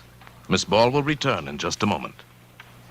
Say, Hap, you going back to Oregon? Well, how long? It's a nice trip if you can get it with an Autolite Stay Full battery. You know, I'd advise you to get a sign for your thumb saying, any car with Autolite Stay Full batteries can carry me. I forgot my canteen. But how long? Of course, you could buy an Autolite Stay Full battery and simply insist that whoever picked you up use your battery. But you couldn't get back to Oregon that way. No, sirree, they'd never let you out of the car just so they could keep that wonderful Autolite Stay Full battery.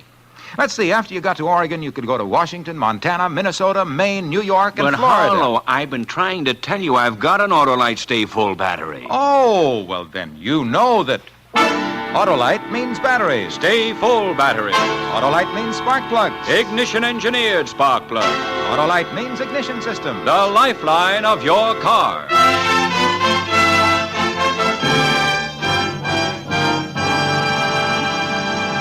And now here again is Miss Lucille Ball.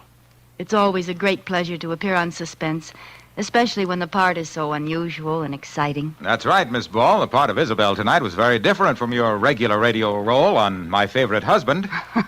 Plug? Why not? Why not? Something like, listen to Lucille Ball as Liz Cougat on My Favorite Husband every Saturday night. Over your favorite CBS station. All right? Wonderful. And I hope all of you will be listening next week when Suspense presents William Powell in a role that's also different from the parts he's been playing lately. He's playing a man who's just stolen $250,000 and then finds out that... But you'll hear about it next Thursday when Suspense brings you Give Me Liberty, another gripping study in... Suspense.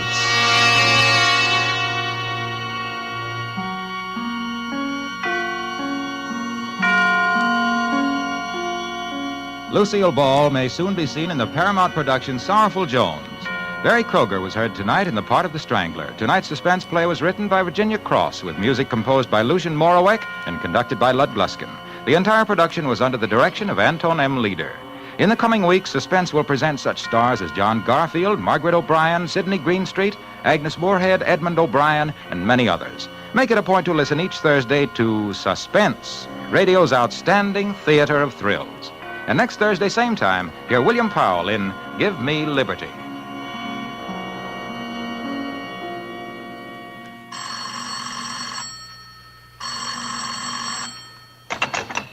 This is the Autolite Suspense Show. Here's your party, Miss Ball. We should all support our local community chest in their drives for funds. Money is badly needed for aid to the handicapped, child care, hospitals, clinics, and a host of other humanitarian services. Subscribe to your local community chest. Everybody benefits, everybody gives. Thank you. This is CBS, the Columbia Broadcasting System.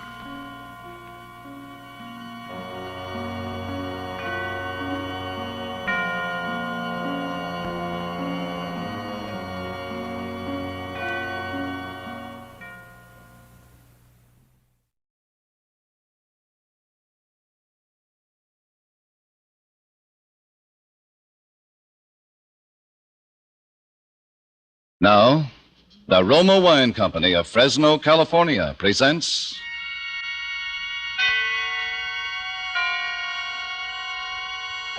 Suspense.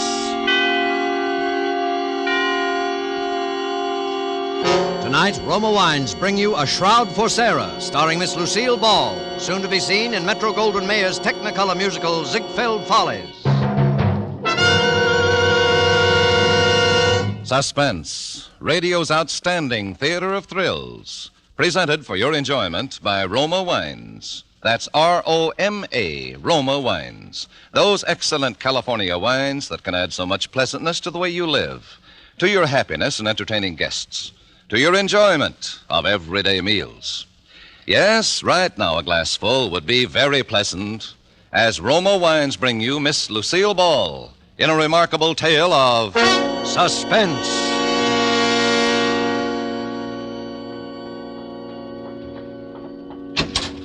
Oh, Sarah? Sarah? Come in, George. How did it go, darling? George, you're trembling. Something went wrong. No, nothing went wrong. You got it then? Yeah, I got it stuffed in all my pockets. Here, I'll dump it on the bed. Here you are, Sarah. 17 grand. 17,000? It's more than we expected. Yeah. George, you're acting queerly. Did everything work out all right? Sure it did. It was duck soup, just like old times, Sarah. Remember how every job clicked? Sure fire when we used to plan them together. George. Yeah? You're lying, aren't you? Sarah, you really love me, don't you? Do you have to ask? Would I have come back otherwise? 10 years is a long time. I thought you'd be changed. I never thought you'd come back like this out of nowhere. I don't even know what you've been doing, where you've been living, what name you're using. You haven't told me a thing about yourself. I will, George. I will, as soon as we get out of this apartment. As soon as we're really together, darling. That's the way you want it, isn't it, Sarah? Of course. Why do you think I never got a divorce? I didn't, you know. I didn't even consider it. No, you didn't. And you could have. You certainly had a right with me up for 5 years on a felony. I'm glad you waited, Sarah. You won't regret it. I'm sure I won't, George. But let's not talk about that now. We have a train to make. You know, Sarah, you're as good to look at as you were 10 years ago. Oh, you're just making talk, George, and you haven't answered my question. I want to know what went wrong. I'd given up hope, Sarah. I didn't expect to see you again. But I came back. I've done 2 stretches, Sarah. 9 years in jail out of 10. I wouldn't have pulled another job if you hadn't shown up. You won't go away again, will you? Only with you, George. Sarah, the scent of your hair. I used to dream of it. Those long nights in jail. Now it's real. Holding you like this. With your hair in my face. George, you're hurting me. Your arms. I'm sorry. Just that I'm so afraid it isn't true having you again. I want to hold you tight forever. George, what happened? What went wrong? Sarah, I had to kill a man. Well, haven't you got anything to say? Only the obvious. It's murder, then. That changes my plans. Your plans? My plans for us. You're going to stick with me, aren't you? Of course. I didn't come back after 10 years only to run right out again. And we must think this out carefully. Are you sure you left no clues? Only the gun. I wiped it off clean and left it there. It's a gun I picked up years ago. No way to tack it on me. Fingerprints? Gloves. Well, then there's nothing to worry about. Only if they happen to pick me up on suspicion. I see. Are they after you now, George? Of course not. Nobody heard the shot. There was nobody in the building but that bald-headed bookkeeper. He hadn't gone home. Must have stayed to get his books in shape for the morning. My luck. And you weren't followed or chased? You don't think I'd have come here if they were after me? I'm sorry, George. I know you wouldn't. You're not sore at me, then? We can go ahead just as we planned? Our train leaves in an hour. We'll pick up the tickets at the station. Sarah, it's hard to believe in an hour we'll be on the way to Florida, you and I. Yes, George. Just the 2 of us. In the warm sun. It's a dream I've had for 10 years in and out of jail. I figured it would always be a dream. You know, it's funny. What's funny? There's a bald-headed man lying dead over there at the finance company. He's finished. And we're just beginning. I never killed a man, Sarah. Never before. You'll do all right from now on, George. You'll forget about that thing. I'll help you forget it. Yeah. But we've got to hurry now. Put your hat on. And I'll go over and pick up the tickets. Oh, I thought we'd go to the station together. Well, silly, I've got to dress. Yeah, well, the Sunset Limited leaves at 8 o'clock. There's only an hour. I know. I'll dress and pack and meet you in 30 minutes at the train gate. Have you any money? Here, take some of this. I'll put the rest in the valise and bring it in a cab so it won't be found on you if anything happens. Why didn't you come back before, Sarah? I didn't realize it till this minute. I've been like an orphan for 10 years. Kiss me? Now, that's all, George. You've got to hurry now. Yeah. Remember, the Sunset Limited at the gate. I'll remember. And don't forget to clean out the desk. I'll take care of everything, George. Now, hurry.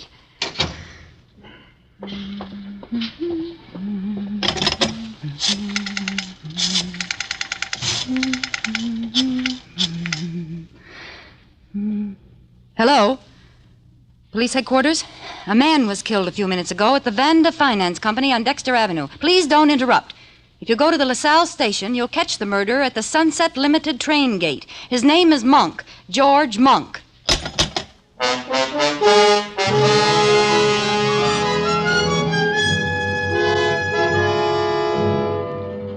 For Suspense, Roma Wines are bringing you as star Miss Lucille Ball in A Shroud for Sarah by Emil C. Tepperman. Roma Wines' presentation tonight in radio's outstanding theater of thrills, Suspense.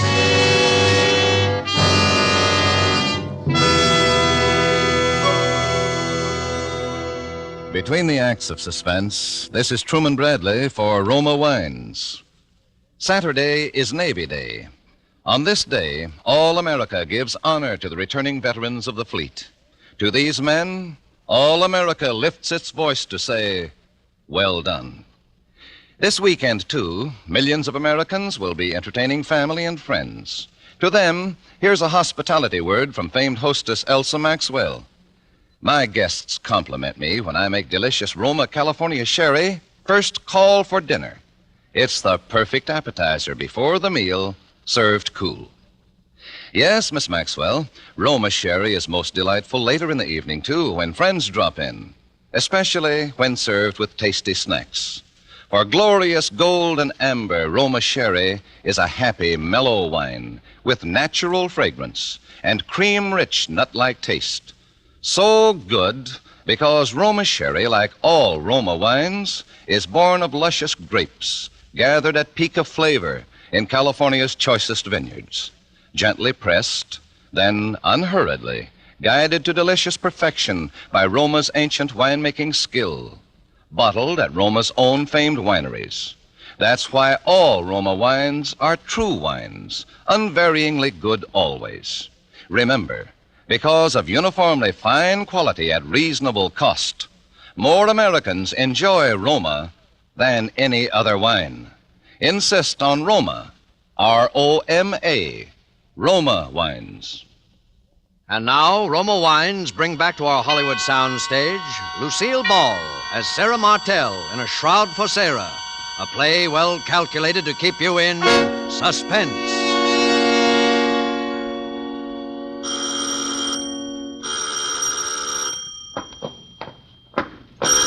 Coming. I'm coming. Oh, I knew it was you, Sarah. Only you would ring so insistently when you know I'm handicapped by this infernal crutch. Good evening, Peter. How's our next governor? Aren't you going to kiss me? I've been away 3 days. Is it necessary, my dear? Peter, are you going to let the neighbors see me standing out here with this valise? Kiss me, you idiot. You can stand it if I can. Very well. Satisfied, my dear? Now that we've performed for the neighbors, shall we go in? The city's underworld, it appears, has broken out again with a new wave of violence, robbery, and potential I see you've moved the radio again. I moved it nearer the easy chair. This crutch makes it hard for me to get around. I hope you don't mind, my dear. I mean, it's being more convenient for me. Is that the news? I want to hear it. Police are seeking George Monk, an ex-convict who shot and killed the finance company bookkeeper and escaped with $17,000 in cash. What do you want to turn that up Bookkeeper for? had It's evidently nothing been but a surprised sordid by the murder. Oh, shut up. and shot without warning. But there's a mystery angle here which sets this case apart from the ordinary holdup. Police are seeking an unidentified woman who tipped them off a few minutes after the murder, naming George Monk and telling them just where he could be picked up. Unfortunately, one of the officers sent to apprehend the murder was recognized by Monk, who made his escape in the crowded railroad station. What's the matter, my dear? Why did you turn the radio off? You look as if you'd seen a ghost. Leave me alone, Peter. Well, well, what sort of villainy were you up to in Chicago? Sarah, come back here. Where are you going? I'm going up to my room. I want to unpack. Good night, Peter. Burglary in Chicago. A mysterious woman who tipped off the police. Just a moment, Sarah. I said good night, Peter. $17,000. Sarah, I want to know what's in that valise. Why are you hanging on to it like that? Stay where you are, Peter. Don't come up these stairs. What's wrong? Are you afraid to let me see what's in that valise? No, I'm not afraid. Just don't come up any closer. Well, that same little pistol of yours. Would you shoot me with it again, my dear? If you come a step further. Drop the gun. You're not going to shoot me now, just before election. You want to be the governor's lady, don't you? Stand still, Peter. I'm sorry, Sarah. I've got to know what's in there. Take another step, I'll shoot. You're a fool, Sarah. Clever and ruthless, yes, but nevertheless a fool. Look at all the terrible things you've done to satisfy your ambition. Even murder now. And it's all been a waste of time. What do you mean? Did you know that the results of the popular poll were published today?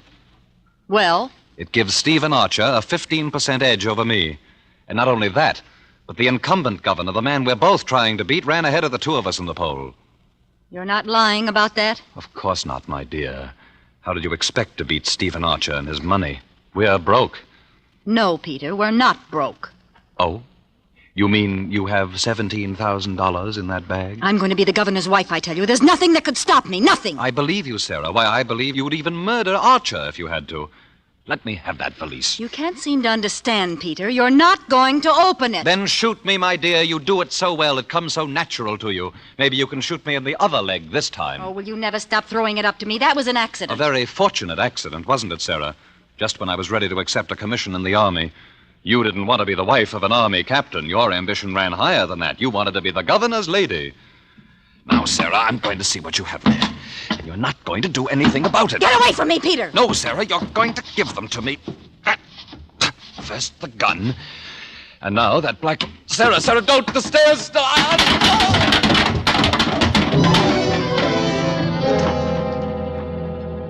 Sarah. Oh, Sarah.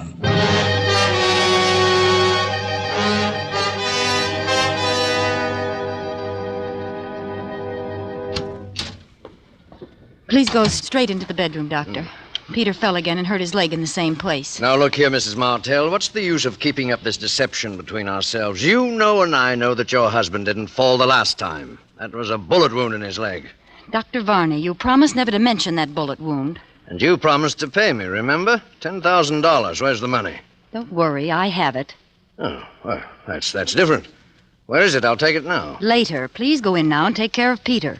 Did you shoot him again? Of course not. That was an accident the last time. I was examining the pistol and it went off. Yes, of course. That's the story, Mrs. Martell. And for $10,000, I'll gladly subscribe to it. But I must have that money. I need it. I won't touch that leg till I get the money. All right. I have it here. Oh. There. That's $10,000. Now hurry in there and take care of Peter. Afterwards, I'll want to see you in here. There may be another matter that I'll want you to handle for me. Yes, there's $10,000. Another matter? You are also the physician for Stephen Archer, aren't you? Yes. You've been attending him every day during the campaign. I understand his heart needs attention. Look here, Mrs. Martell. Stephen Archer's running against your husband for governor.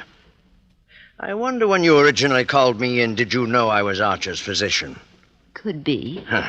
Well, I'm sorry I can't discuss Archer with you. Why not? Why not? Why, the ethics of my profession. The ethics of your profession. Please, Dr. Varney. If your fellow practitioners knew what I know about you, you wouldn't have any profession. I won't listen to any more from you. I'll take care of that leg of your husband's, but more than that, no. Oh, but I'm sure you'll change your mind, Doctor. Whatever your proposition is, the answer is no. Even if I were to offer $50,000? $50,000? There, now, I knew you'd be interested. Now run inside like a nice fellow and tend to Peter. I must go out for a few minutes, but please wait for me. There's an appointment I must keep. I won't be long.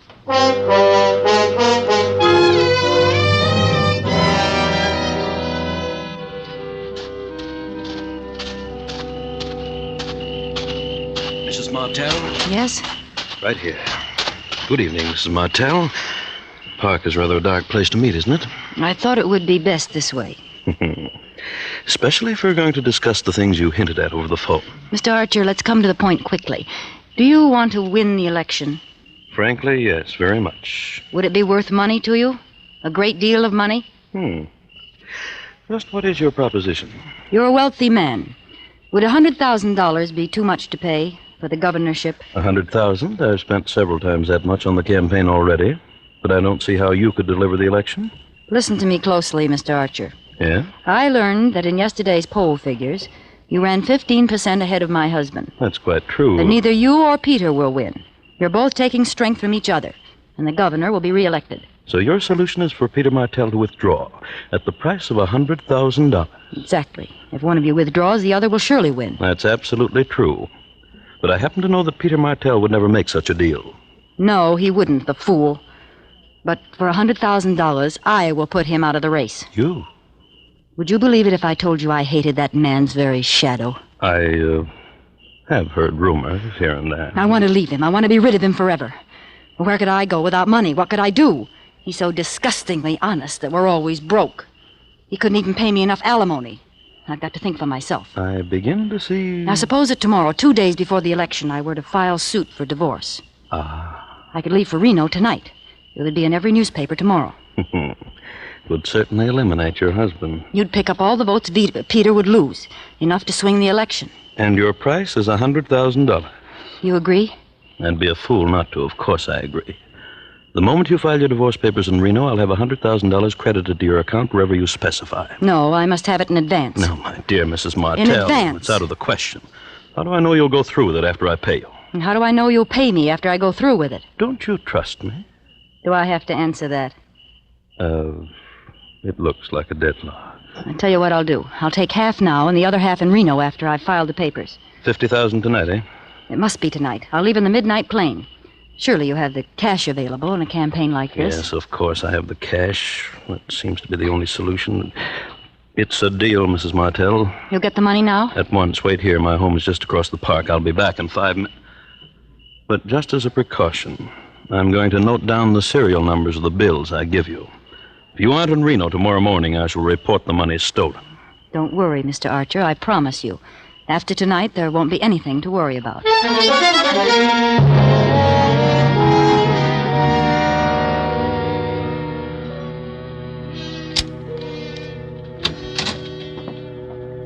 Still waiting for me, I see, Dr. Varney. Well, it took a long time. I was just deciding to leave. You took care of Peter all right? Yes, the wound opened up again. It was painful, but not as bad as it looked. He'll be up again by tomorrow. Thank you, Doctor. Oh, you said you wanted to talk to me. Yes, I have a little proposition for you. You mentioned $50,000. Yes. Yes, I have the money in my handbag. Here. Go on, take it. Now count it. Yes. What do you want me to do? Doctor, have you ever murdered anyone? What? I said, have you ever murdered anyone? Why, you're joking. You'd hardly call murder a joke. What are you suggesting? You are Stephen Archer's physician. You stop at his home every night and check his heart. And you give him a sedative. No. I'm going out of this house, Mrs. Martell, and I'm never coming back. Before you go, Doctor, I'll take that money back. $50,000, Doctor. It's a lot of money. Yes, I know just how deep you are in the red. 50,000 will put you on your feet again. Well, it's... And you'll have the friendship of the wife of the next governor. You want me to give Archer an overdose of sedative, huh? I knew you'd be reasonable, Varney.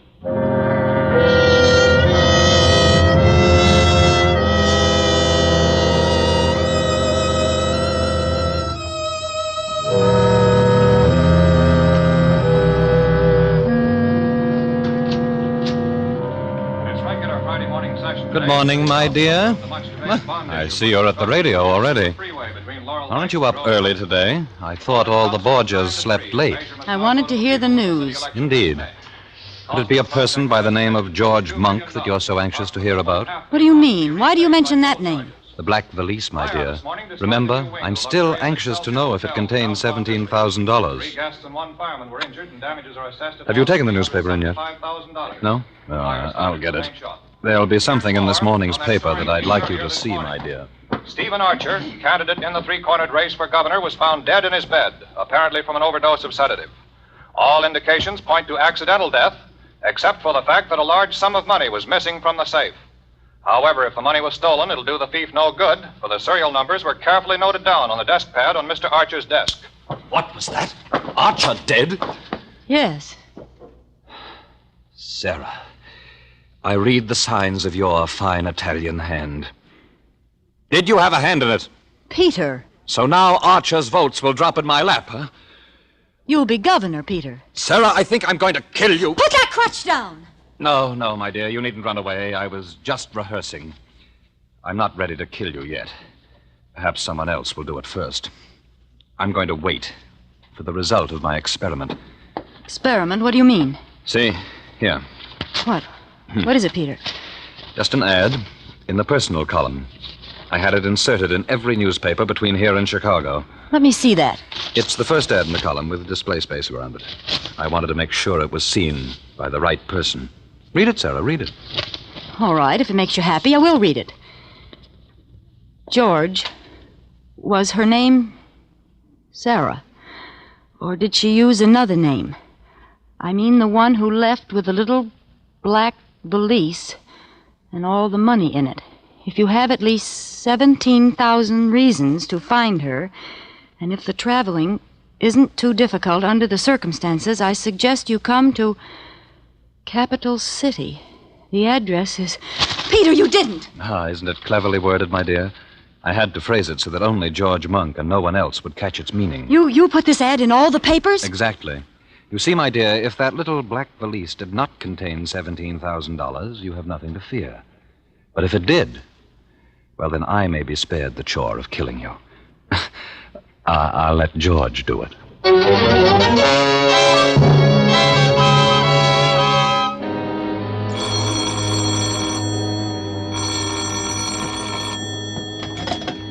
Hello? Mrs. Martell? Who is this? Dr. Varney.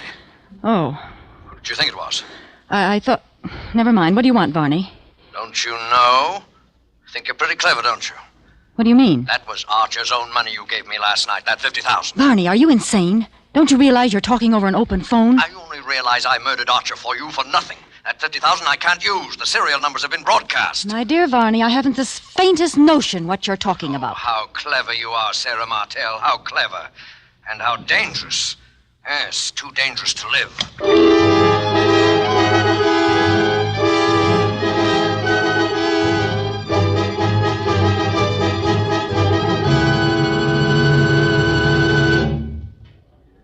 The medical examiner's all through with the body, Inspector. All right, O'Connor, all right. Then I guess we're finished, too. Tell Mike to be careful with the body. And put down in your report, dead on arrival, murdered by person or persons unknown.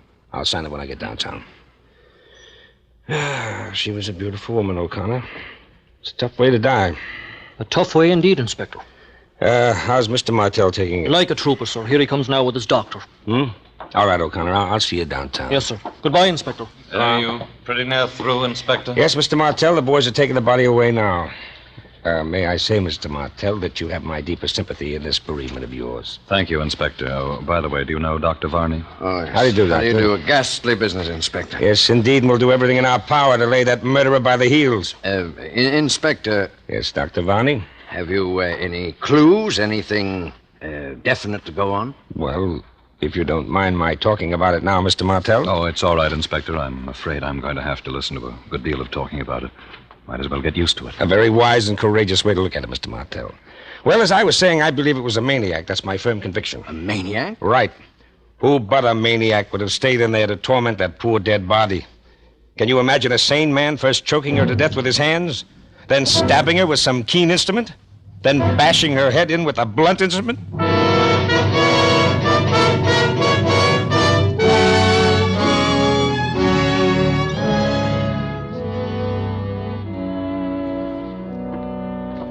Well, Varney, that was quite an ordeal. It was terrible. Varney. Yes? You hated her very much, didn't you? No more than you did, Mr. Martell. I won't deny it. It's true. You haven't been using your crutch this morning. No? What made you think of the crutch? Oh, nothing. Blunt instrument, huh? That's all right, Varney. I don't mind your asking. I was thinking along the same lines myself, only it was the keen instrument I had in mind, say a scalpel. Now, look here. Skip it, Varney. I was just making conversation. Oh. You know, there's something I don't understand. Yes, Varney? Yes? Nothing at all, nothing. I know what you want to ask. You want to know who was the third man. Well, I'll show you, Varney. Where are my keys? Here. What do you got in that closet? A guest, Varney. Shall I say, an invited guest? You can come out now, George. The coast is clear. Thought you meant to bury me alive in there. Tell, who's this man? Dr. Varney, George Monk. Shake hands, gentlemen. No? Very well. I thought it would be right for all three of us to be together for a moment. What are you talking about, Martell? Listen carefully, Varney, and you, George. Each one of us was in her room last night. The cumulative effect of our individual deeds has convinced the inspector that a maniac murdered my wife. But we three know better. However, there is one of us who knows more than the other two. One of us killed her first. I say first because the other two were not one whit less murderers for the fact that she was already dead. The three of us. We all did it. Yes, George. And I suppose that by checking each other and comparing notes, we could determine, to the satisfaction of all of us, just who took precedence. For instance, when I heard you move about in the closet this morning and turn the key on you, I had no way of telling how long you'd been in the house. And I don't want to know. Then two of us will always be in doubt. Exactly, Varney. Do you agree to it? Yes. And you, George? Yes. Then, goodbye, gentlemen.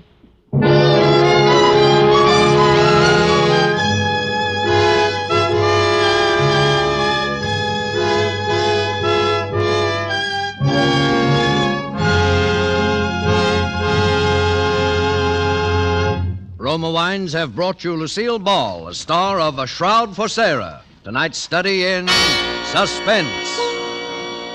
This is Truman Bradley for Roma Wines, the sponsor of Suspense. When unexpected guests make a mealtime call, well, anything can happen. Famed hostess Elsa Maxwell makes this timely suggestion. Invite them to stay for potluck and make the dinner exciting by serving Roma California Burgundy. For no matter what the dish, the fruity fragrance and piquant taste of robust red Roma Burgundy. makes the food so much more enjoyable, adds friendliness to the table talk. That's right. Glassfuls of good Roma Burgundy, served cool, makes any simple meal more exciting, more delicious. But don't wait for unexpected guests. Try Roma Burgundy with dinner tomorrow. You'll enjoy this vintner's masterpiece. Like all Roma wines, this is wine at its best in uniform quality, yet costs only pennies a glass. Always insist on Roma wines. No other wine offers you so much for so little. Next Thursday, you will hear Ronald Coleman in Suspense, radio's outstanding theater thrill. Presented by Roma Wines, R-O-M-A, made in California for enjoyment throughout the world. There is an immediate need in most hospitals for auxiliary and non-nursing personnel. Approximately 90,000 men and women must be recruited if hospitals are to provide patients with even minimum services. The present critical lack of hospital workers of all kinds is substantially reducing the amount of nursing care per patient because nurses must spend so much of their time on non-professional tasks. Although the need varies in different sections of the country, there is an overall need for orderlies, laundrymen, chefs, electricians, plumbers, janitors, and so forth. Men and women, both skilled and unskilled, who want to work in a hospital in any capacity, can now get secure, well-paid jobs with a post-war future.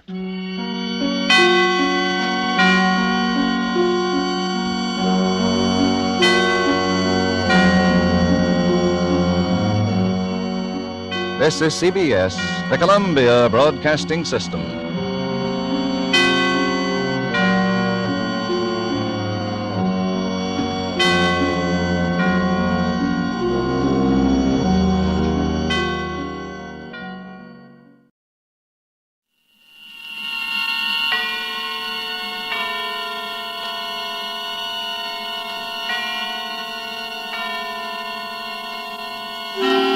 Suspense.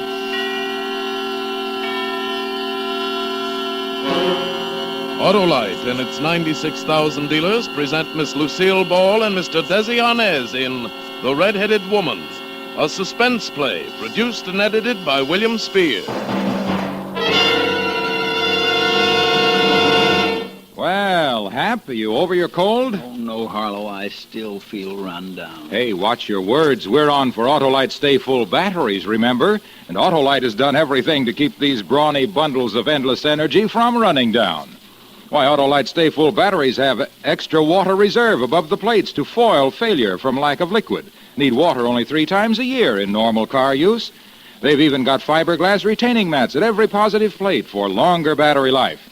Why, in recent tests based on SAE life cycle standards, Autolite Stay Full batteries gave 70% longer average life than batteries without Stay Full features. So, friends, see your Autolite battery dealer and get an Autolite Stay Full battery for your car. You're always right with Autolite.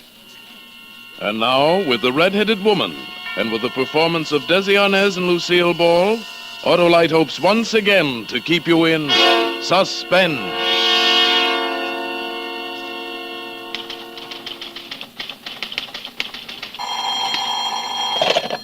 Jensen Corporation. Hello? Hello, Linda? Yes. Oh, hello, Frank. Oh, look, darling, I thought I told you not to call I know. me. I shouldn't call you at the office. I'm sorry, Redhead, but I had to talk to you. You see, Well, darling, you sound so grim. Is there anything wrong? Oh, this is going to be tough, Linda, but you see, it's kind of hard to explain, but... Well, go on, dear. You can tell me anything. You know that. Oh, you're sure swell, Linda. That's why it's so hard to tell you. Frank, you haven't committed a murder or anything, have you? Oh, no, of course not. Well, what is it then? Linda, please, I tried to tell you last night. I know it's hard to justify, but... But what? Frank, you've met someone else, is that it? Yes, Linda. I'm sorry. Oh, it's quite all right. Is she blonde or brunette? Oh, honestly, honey, Linda, I couldn't help it. It was one of these things. It just happens. Sometimes things do. Well, you don't have to explain, Frank. I'll send your ring back this afternoon. I hope it fits her. Good luck.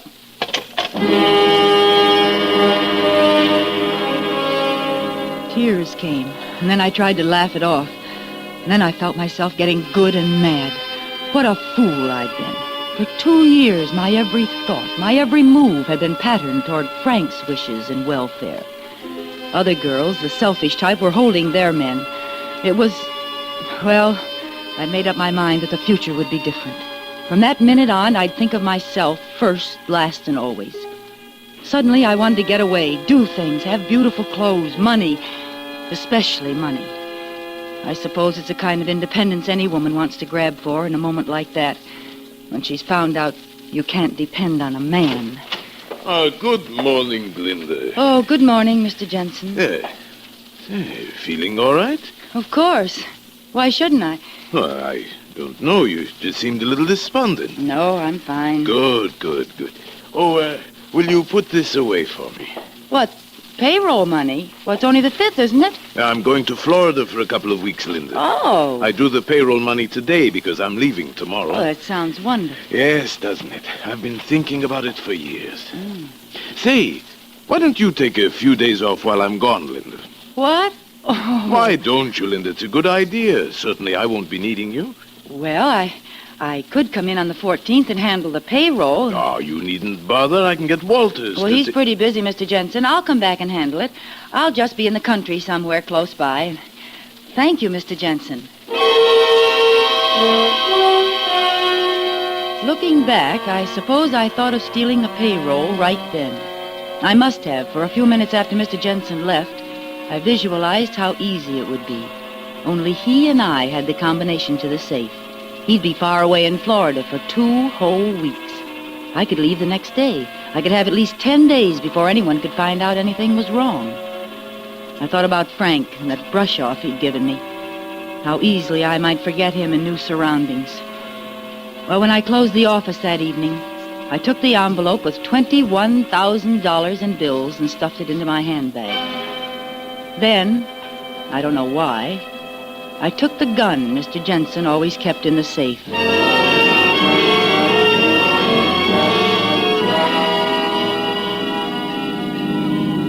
Next morning, I left Kansas City and began driving west.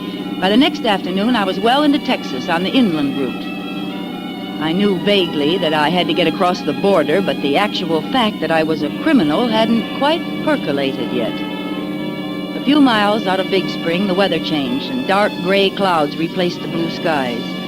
Then I came to a roadblock, and I had to detour. It was a winding, makeshift road of dirt that stretched on and on for miles. I hated going so slow, but there wasn't anything I could do about it, so I switched on the radio and tried to feel comfortable and forget what I had done. Then a few drops of rain splashed against the windshield, and I hoped that I'd make the main highway before it really let loose. It was then that I heard the announcement. This afternoon, in one of the most daring daylight holdups in Texas history, the 7th Bank of Abilene was robbed of $40,000. As far as is known, only 2 persons participated. A tall, dark-complexioned young man wearing a light gray suit and hat, and an attractive red-haired woman dressed in a green suit. In effecting their successful getaway, one of them shot and critically wounded an elderly bank guard, a veteran of World War I. The couple left in a green panel truck and are believed headed in the general direction of El Paso. More news after our next music. Well, these were worse criminals than I was by far, and they'd made a getaway. I shut off the radio. To my right, black letters loomed suddenly against the yellow background of a sign. Midland, Odessa, Pecos. I slowed down to 30, rounding a series of blind curves. Coming around the last one, I saw a man standing in the middle of the road. I jammed on my brakes to keep from hitting him. He started walking toward me. I'm very sorry to bother you this way, but my car is out of gas, and I was wondering, could you perhaps let me siphon a little from your tank? Well, sorry, but I'm low myself. Oh, please, don't be like that. I've been waiting here for hours. You're the first car I've seen. I would just take a little. Well, I can't. Honestly, All right. Then perhaps you would be so kind as to give me a little lift to the next gas station? Well, Oh, come on now. Don't you believe in the good neighbor policy? Well, all right. Get in. Thanks. Thanks a lot. We'll find a gas station right on here someplace. I won't even take you out of your way. Well, that's all right. I'm going in the general direction of El Paso? El Paso. It all came together suddenly. The radio announcement and this man who was just sitting down beside me. He fitted perfectly. Dark complexioned, light gray suit. I glanced at the car parked by the side of the road. Yes, it was a green panel truck. Well, senorita? Look, I'm terribly sorry, but I don't think I can take you after all. You see, Oh, now, please. I have been marooned here for 2 hours. It's very important that I get to Pecos in the next 2 hours. Oh, and where are you going after that? Me? I'm going to travel all over. After Pecos, I'm going to beat it down to Juarez. That's across the border. From there, we're going... Yeah, that's what I thought. Look, I would like to pay you for helping me. He drew a sheaf of new bills from his pocket and dropped a fresh 20 into my lap. I opened my handbag and my fingers closed around Mr. Jensen's gun. He looked down at it. Hey, what? I said I've changed my mind. Okay. If that's the way you feel. I don't argue with a girl who's got a gun. I didn't even wait for him to close the door. I let out the clutch, stepped on the gas, and got away fast. When I finally reached the highway, I speeded up still more. I'd had a bad scare. I wanted to talk to someone about anything and forget that man. Maybe that was why I was so relieved when I came to the little town of Pecos and saw the carnival a short distance ahead, and why I stopped to look at it. Even from the car, the bright lights and the people and the carousel, gaily painted horses going round and round made me feel less lonely. I wanted to get out and mingle with the people and drink some pink lemonade and buy a red candied apple. Go in one of the midway tents and see Tortoro, the sword swallower, and Lopez, the ventriloquist. But instead, I ate a hot dog in the car and bought a silver ashtray from a little Indian girl. And a sudden burst of thunder reminded me of the approaching storm. I started the car and left the carnival behind me. Soon afterwards, it began to rain. Then a cloudburst hit.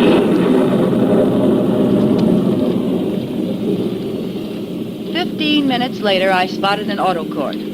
As I came to a stop, a gray, mustached man in a rubber hat and raincoat came out to meet me. Hello there. Hello, how far to El Paso, please? Not planning to go there tonight, are you? Well, you never make it. A lot of bad spots in the road. I know because in rainy nights I always pick up a lot of money pulling stalled cars out of the mud. Well, maybe I'd better spend the night here then, if you have a vacancy. I got more vacancies than anything else. I'll fix you up with the best cabin on the place. Used to live in it myself. Come on, I'll show you. It's number 3. Oh, it sounds fine. Do you mind if I use your phone first? No, go ahead. There's a booth over there right next to the office. Thank you. I'll open your cabin door and leave the key on the dresser. You can put your car in the shed there. I was going to phone the El Paso police and tell them where I'd last seen the man answering the description of the Abilene bank robber. I dialed and waited for her to answer.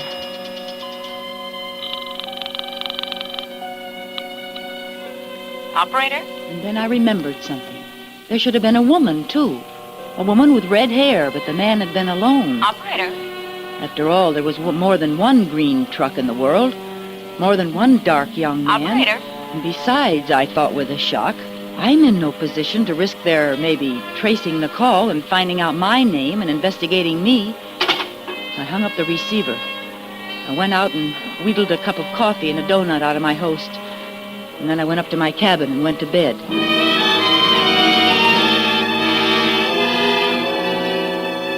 I woke up about 10 o'clock. A car had driven up and stopped right outside my window. The headlights were shining in.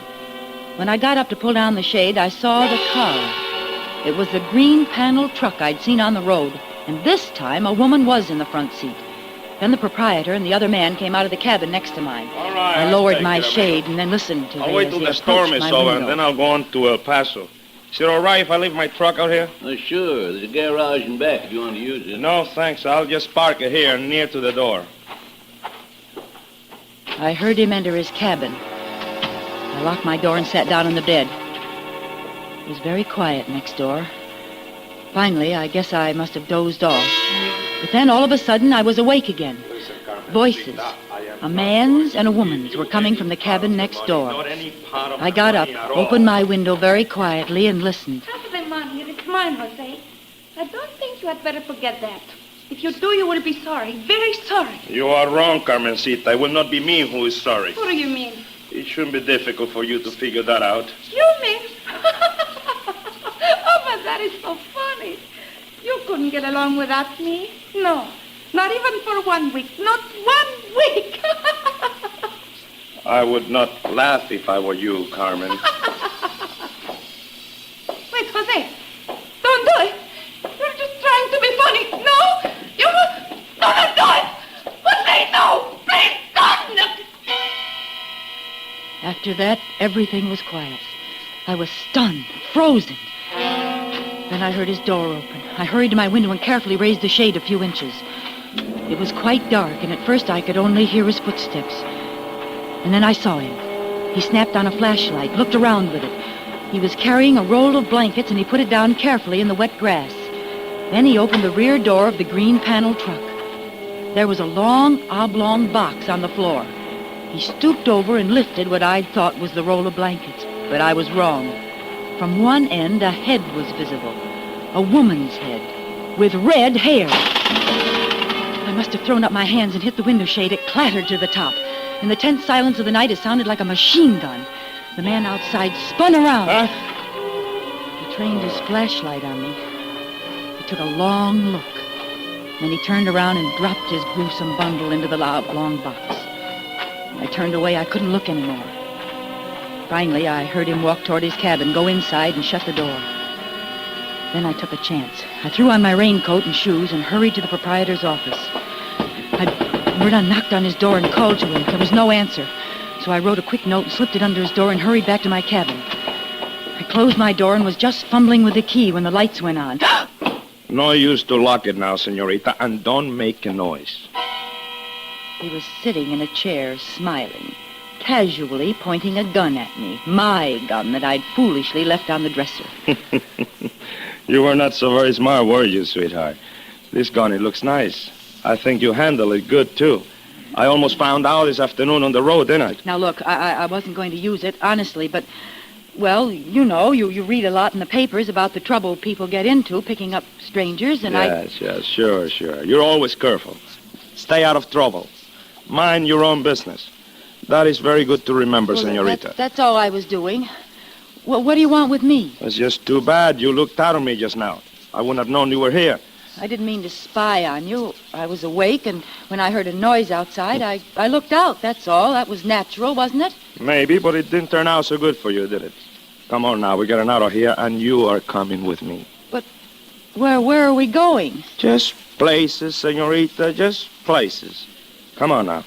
But what do you want with me? You don't want me. Don't want you? Why, I'm crazy for you.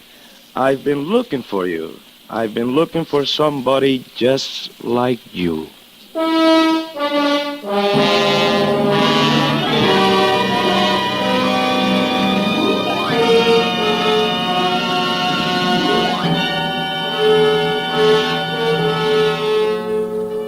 Autolite is bringing you Miss Lucille Ball and Mr. Desi Arnaz in The Red-Headed Woman, tonight's production in radio's outstanding theater of thrills, Suspense.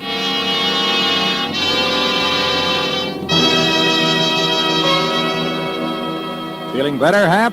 No, Harlow, I think I'll take the vacation my doctor advised. Decided where you'll go? Not yet. Well, how about the Atlantic Ocean, or the Great Lakes, or the Mississippi River? Say, that's a lot of water. Right. It'll remind you of Autolite Stay Full batteries, that they have longer and larger liquid reserve above the plates as compared to ordinary batteries.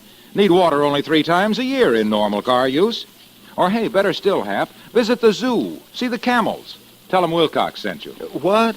And get tossed out on my ear for suggesting that Autolite Stay Full batteries can go without water longer than camels can? Well, tell them about those fiberglass retaining mats protecting every positive plate for longer battery life.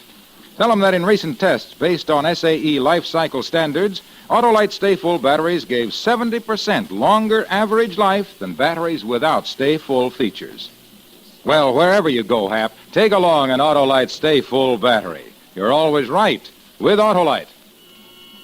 And now, Autolite brings back to our Hollywood soundstage our stars Desi Arnaz and Lucille Ball in The Red-Headed Woman, A tale well calculated to keep you in suspense.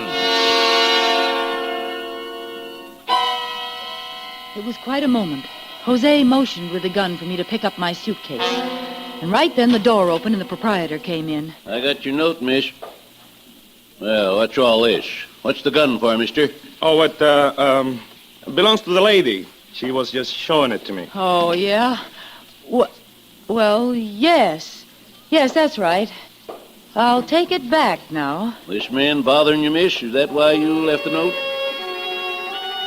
No, I'd remembered my position again. I'd thought of the $21,000 in my handbag. I wanted this murderer locked up, but I didn't want to risk too much investigation. I wasn't bothering her. No, I just thought I heard someone at the window.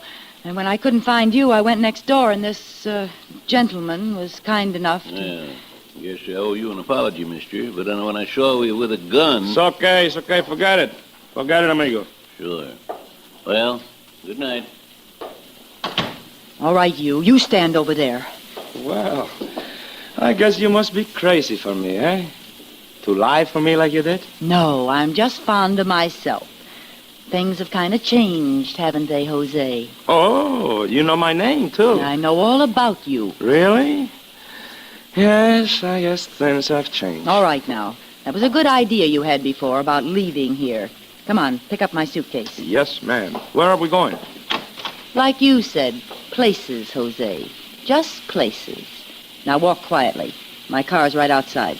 Anything you say, senorita.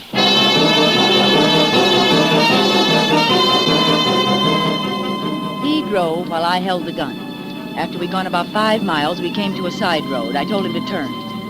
It's a pretty deserted neighborhood, no? Yes. Please tell me, where are we going? Oh, you're not going very far. You know, I wish you didn't make me leave my truck back there. Oh, you're worried about what's in that pile of blankets, huh? Yes, that's right. Somebody might find her. Senorita, please. Not a chance. Oh, look, now, why don't we talk this thing over? I think maybe we could. I'm not buying a thing. Well, I certainly hope you know what you're doing. Uh-oh. I'm sorry, but we're stuck in the mud. Oh, well, that's a very fancy trick, but it won't work. You don't believe me? No. Well, then get out and see for yourself. And have you drive off and leave me? Oh, no, thanks. Come on, start the car. But I'm telling you the truth. We're stuck in this ditch. You better start the car, mister. Okay. Anything you say.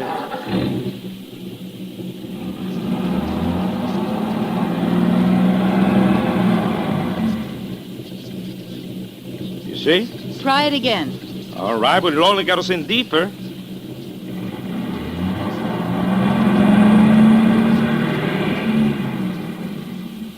Well, what do we do next?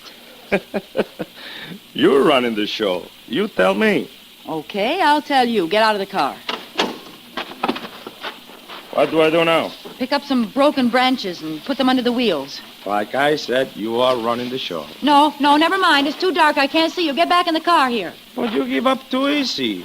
Why don't you think of using a flashlight? I don't have one. Well, maybe if you ask me real nice, I will let you use mine. Where is it? It's here, in my coat pocket. All right, senorita, drop the gun. Quickly. It was over in a second. Before I knew it, he'd reached in his pocket and jumped behind me. I'd forgotten the most important thing of all. I hadn't searched him. I could feel the gun against my back. Now you're going to get into the car. Hurry. Yes, sir. Now you will drive for a while, no? But I thought we were stuck. That is exactly what I wanted you to think. Good, eh? Start the car.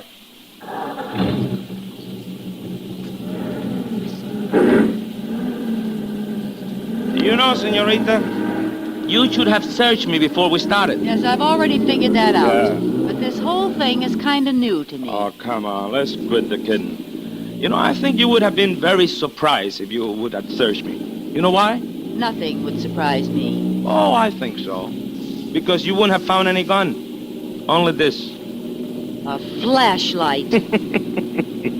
It feels very much like a gun against your back, doesn't it? Especially when you're very frightened. Look, let me go. I swear I'll never bother you again. You won't bother me. Not where you're going. You won't bother anyone. Drive a little faster, please. I drove for several miles without saying a word. Then I took a chance. I speeded up to 60, then jammed the brake to the floor. Jose's head banged against the windshield. He dropped the gun. I grabbed it almost before it hit the floorboard. Now, out again, Mr. Finnegan. We're going to change seats. Oh, my head. That was very smart, baby. Very smart. Almost as good as your flashlight gun trick, It's better. Your trick wins. Oh, well. What cooks now? We're heading straight into El Paso Police Department. But, baby, you can't do that. Why can't I? Because it's too foolish. And the senorita is not a fool. No, the senorita isn't. That's why you're driving straight to El Paso and the police. Yes, ma'am. Whatever you say. I certainly hope you know what you're doing. Yeah, the senorita has learned a lot in the last few hours. Drive carefully. He shrugged his shoulders and settled back behind the wheel. I decided I'd been needlessly concerned about the police. After all, no one knew I had the $21,000 in my handbag. No one even knew it was missing. When I handed the police the man they were looking for, they wouldn't bother about me. They would accept my statement that I was just a secretary on my way to Mexico for a vacation. As we entered the outskirts of El Paso, I switched on the radio and settled back to enjoy it. And now our Texas roundup of the latest Texas news. Texans who expect quick and speedy action when it comes to lawbreakers in our state won't be disappointed when they hear the outcome of the bank holdup and killing of a guard in Abilene 2 days ago. What? What's that? Be quiet, Listen. Manuel Milani, a non-Texan, and Betty Murphy, a red-haired Californian, were apprehended today in Big Spring, only 61 hours after their spectacular holdup of the 7th Bank of Abilene. Both freely confessed to the crime. The bravery of our Texas... Hey, wait a minute. You wait a minute. Stop the car. Now, I don't believe it. Neither do I. You don't? All right, then. Who was it you killed? Me? I didn't kill anybody. Oh, stop it. It was your accomplice. I heard the argument, and then you killed her, and then you... Oh, you're crazy. What do you mean I'm crazy? Right this minute, there's a red-haired woman dead in the back of your truck. What? Oh.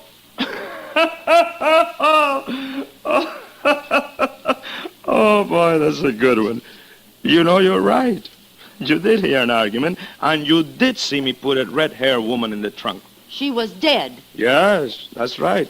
She has been dead all her life. She's... The argument, as you say you heard, went something like this. Half of the money? It is mine, Jose. I don't think you had better forget that.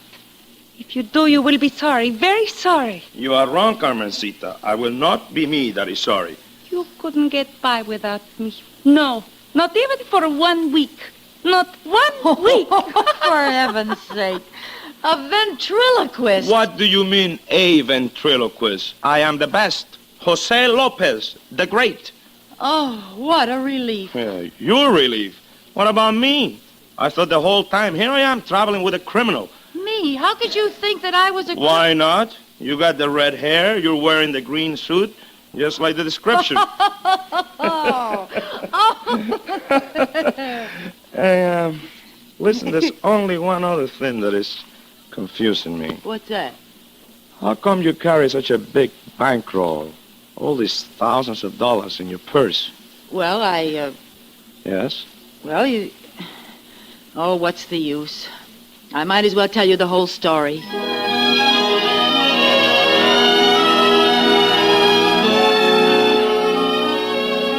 And you know, I found myself doing it. And Jose explained to me how silly I'd been to ever try such a thing. And then it struck us that it was still only the 13th of the month. So we drove back to Kansas City together. I put the money back and the payroll went off just like it always does. And oh, that Jose. He's so cute and so wonderful. Hey, baby, come on. Hurry up with that dinner, will Yes, you? Jose, dear. Hey, what are we going to eat tonight, baby? And it better be something good, you know. A husband can testify against his wife. Same as usual, amigo, baby. Enchiladas with tacos and hot sauce. Yum, yum, chili yum. with tamales.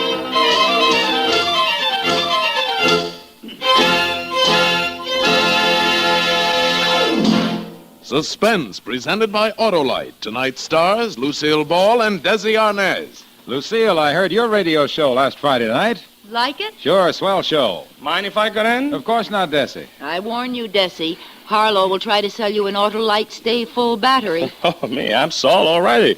That's just what I was going to tell Harlow. His product is terrific. Why, thanks, Desi and Lucille. Autolite Stay Full batteries are, as Desi says, terrific.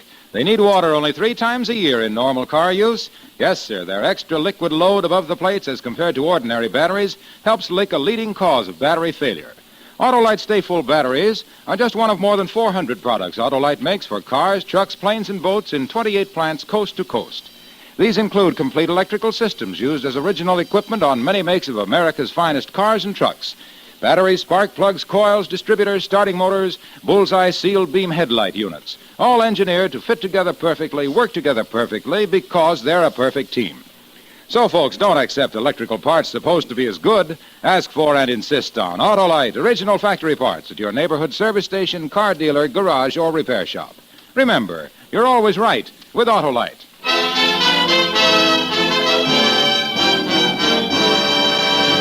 Next Thursday for Suspense, Burt Lancaster will be our star. The play is called The Long Wait, and it is, as we say, A tale well calculated to keep you in suspense. Tonight's Suspense play was produced and edited by William Spear and directed by Norman MacDonald. Music for Suspense is composed by Lucien Morawek and conducted by Lud Gluskin. The Red-Headed Woman is an original play by Nancy J. Cleveland. Lucille Ball will soon be seen co-starred with Bob Hope in the Paramount picture Fancy Pants, and may be heard in her own Jell-O show, My Favorite Husband, every Friday night over most of these same CBS stations. In the coming weeks, you will hear such stars as Burt Lancaster, Mickey Rooney, and Lana Turner. And don't forget, next Thursday, same time, Autolite will present Suspense, starring Burt Lancaster. You can buy Autolite Stay Full batteries, Autolite resistor spark plugs, Autolite electrical parts at your neighborhood Autolite dealers. Switch to Autolite. Good night. This is CBS, the Columbia Broadcasting System.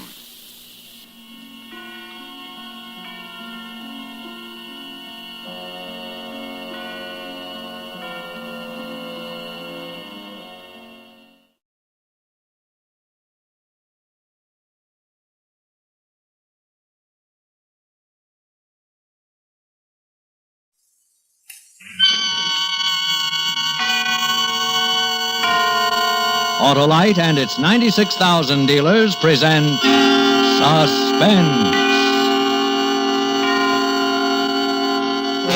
Tonight, Autolite brings you Alibi Me, a suspense play starring Mr. Mickey Rooney.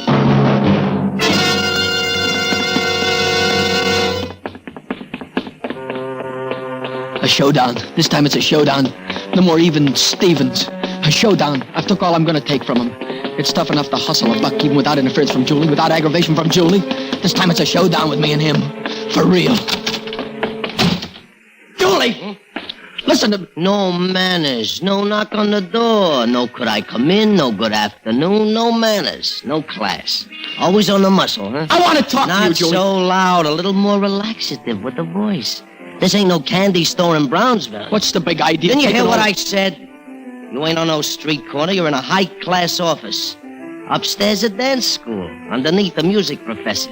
You hear him? Yeah, I hear him. So keep it quiet. Keep it class. I want to know what's the big idea, you hear me? I just came from Pitkin Avenue. There ain't a candy store. There ain't a pool room. There ain't a bar that'll handle my punch boards anymore. Not one. We now take from Julie, they said. They said correct. But that's my territory, Julie. I built up that punch board I know, business there. I know. I watched. You'd hustle good. You build it up real nice for me. And I appreciate it. I already sent you the biggest lollipop I could find. The biggest lollipop in town for the town's biggest sucker. Julie, I'm warning you. You're warning me what? What? What'll you do? Give me a double whammy like in the funnies? Ever since we were kids, you hate me, I hate you, and it's like a kind of mutual life insurance for both of us, huh? There's not a cop on the force that don't know how we feel about each other. You're forgetting what Larkin said to us years ago. If ever one of you punks get knocked off, he says, my first suspect will be the other. So what are you warning me? Grow up, Georgie, grow up. I'm not going to let you get away with it. That punch board business is mine. I need it, see? I need the dough, too. You need the dough. Well, I'll tell you what. This is just your speed. Here. Here's a $50. Run down, get me a corned beef sandwich, and keep the change. Here, catch. Julie, Look at the face on him. If looks could kill, huh, kid? Go away now, huh? I got 1,000,001 things on my mind. I need you standing there like a hole in the head. Larkin, 6 o'clock, I gotta report to Larkin on my parole. What? Georgie, put down that phone. They'll know you done it. Georgie, Larkin will know. it's done. I put my hand on the big vein in his neck. Can't feel nothing. Not a flutter. He's dead. In just a moment, Mr. Mickey Rooney in the first act of Alibi Me. Hi, Harlow. Got any New Year's resolutions? Sure have, Hap. First, I'm going to get away fast. Goodbye. No, Hap. Get my car away to quick starts with ignition-engineered Autolite spark plugs. Oh? What else? Smoother performance, Hap. You an actor, Harlow? No, smoother engine performance is what I mean. And the formula is to replace faded, fatigued, worn-out spark plugs with fresh, flawless, ignition-engineered Autolite spark plugs. Sure, but any more pledges, Harlow? Well, I'll save gas. Less driving, huh? No. More driving, Hap. Because when you replace worn-out spark plugs with ignition-engineered Autolite spark plugs, you get quick starts, smoother performance, and gas savings. Why, you just can't buy better spark plugs for your car than Autolite. But your resolutions, Harlow. Oh, yes. Friends, resolve now to see your neighborhood Autolite spark plug dealer soon and have him replace worn-out spark plugs with ignition-engineered Autolite spark plugs. And whether you choose the resistor type or the standard type, you'll be right because you're always right with Autolite. And now with Alibi Me. And the performance of Mr. Mickey Rooney, Autolite hopes once again to keep you in suspense.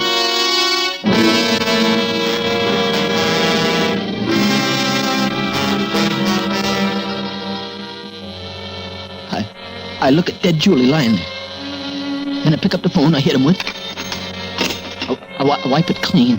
No fingerprints. And I stand still and listen. No screams, no whistles, no pounding on the door, only the music professor underneath playing like nothing happened. Nothing much has, just one stinker less in the world. I look down at Julie and I remember standing next to him in Larkin's office in the precinct station house years ago, and Lieutenant Larkin saying, "If ever one of you punks is knocked off, my first suspect will be the other. Better have a good alibi, whichever one of you does it. Because I'm warning you now, once I get you down to headquarters, you're a hot seater." Good alibi. How much time do I have to set up a good alibi? 10 after 4. And at 6, Julie was supposed to report to Larkin till 6. An hour and 50 minutes to set up an alibi. That ain't much time. Come on, kid. Come on, get going. I leave Julie's office. Julie Moore. Promotions. Wipe my prints off the knob and hurry downstairs. Hurry down for an alibi I need. Yeah, I need people, too, for it. But who? Who'll alibi him for me? Leo. He's the one. He'll alibi me. Leo!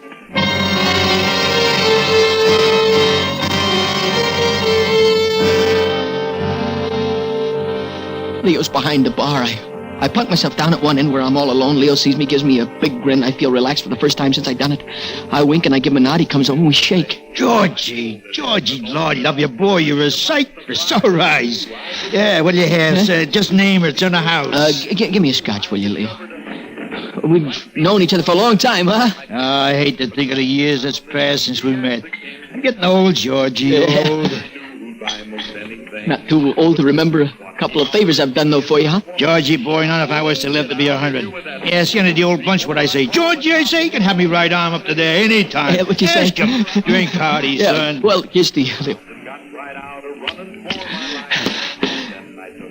Thanks, Leo, I want you to do something for me. Well, I'm a little short right now. Huh? I had a gallstone cut out last summer. No, it ain't money. It ain't money, Leo. It's just, well, in case you should be asked. I've been sitting here since 3:30, huh? Yeah? Yeah. Why? Well, what's the difference? Why? Anybody special you want me to say it to? What, are you going to do it or not? Look, George, I got a right to know what I'm getting into. You want me for an alibi? I don't know why. Well, let's not make a production out of it. Chances are you might not even be asked. But if you are, I I just been sitting here since 3:30, see? Okay? Would Lieutenant Larkin maybe be one of the ones who might ask? Could be. What makes you think of him? I just seen him going to Andy's place across the street. He's on the prowl. Just now. Leo, you gotta do this for me. You've got to. Not on your life. I ain't alibiing you. Not with Larkin in the picture. You ain't the guy to forget favor, are you, huh? Look, you want money, I'll find money. I don't know where, but I'll find it. You want food, I'll feed you. No, Want clothes, I'll clothe you. Just say the word. No, Leo, but no alibi, George. No alibi. Excuse me, I got custom.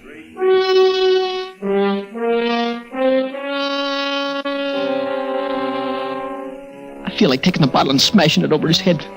Leo, just wait till he heats off of me this once. Now come a day, Leo, when I remind you what you just said to me. Georgie, take a hold of yourself. It's 4:25. You got only 95 minutes left till 6 o'clock. When Julie don't show, Larkin goes looking first for Julie, then for you. I gotta get ready for Larkin when he finds me. It's gotta be a good alibi.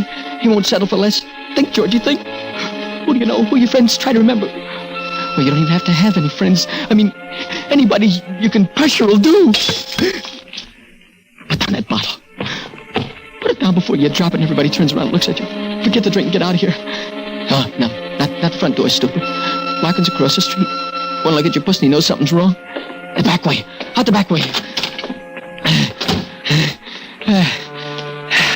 Hair feels good. I'm hot all over. I can feel sweat running down my legs. It's like an electric current. It's juicing through my body. An electric... George, breathe deep. Take good deep breaths. Oh, that's good. That feels better. Now it's gone. Feeling's gone like it was never there. That's all right, Georgie. That's all, Moxie. You're not... You got brains. You're not like... You get an alibi.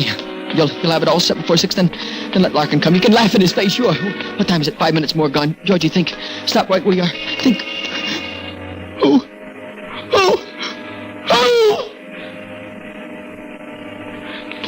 Aha. You see? It works. The second thought and everything comes to you. Joni. That's who, Joni. She'll be your alibi.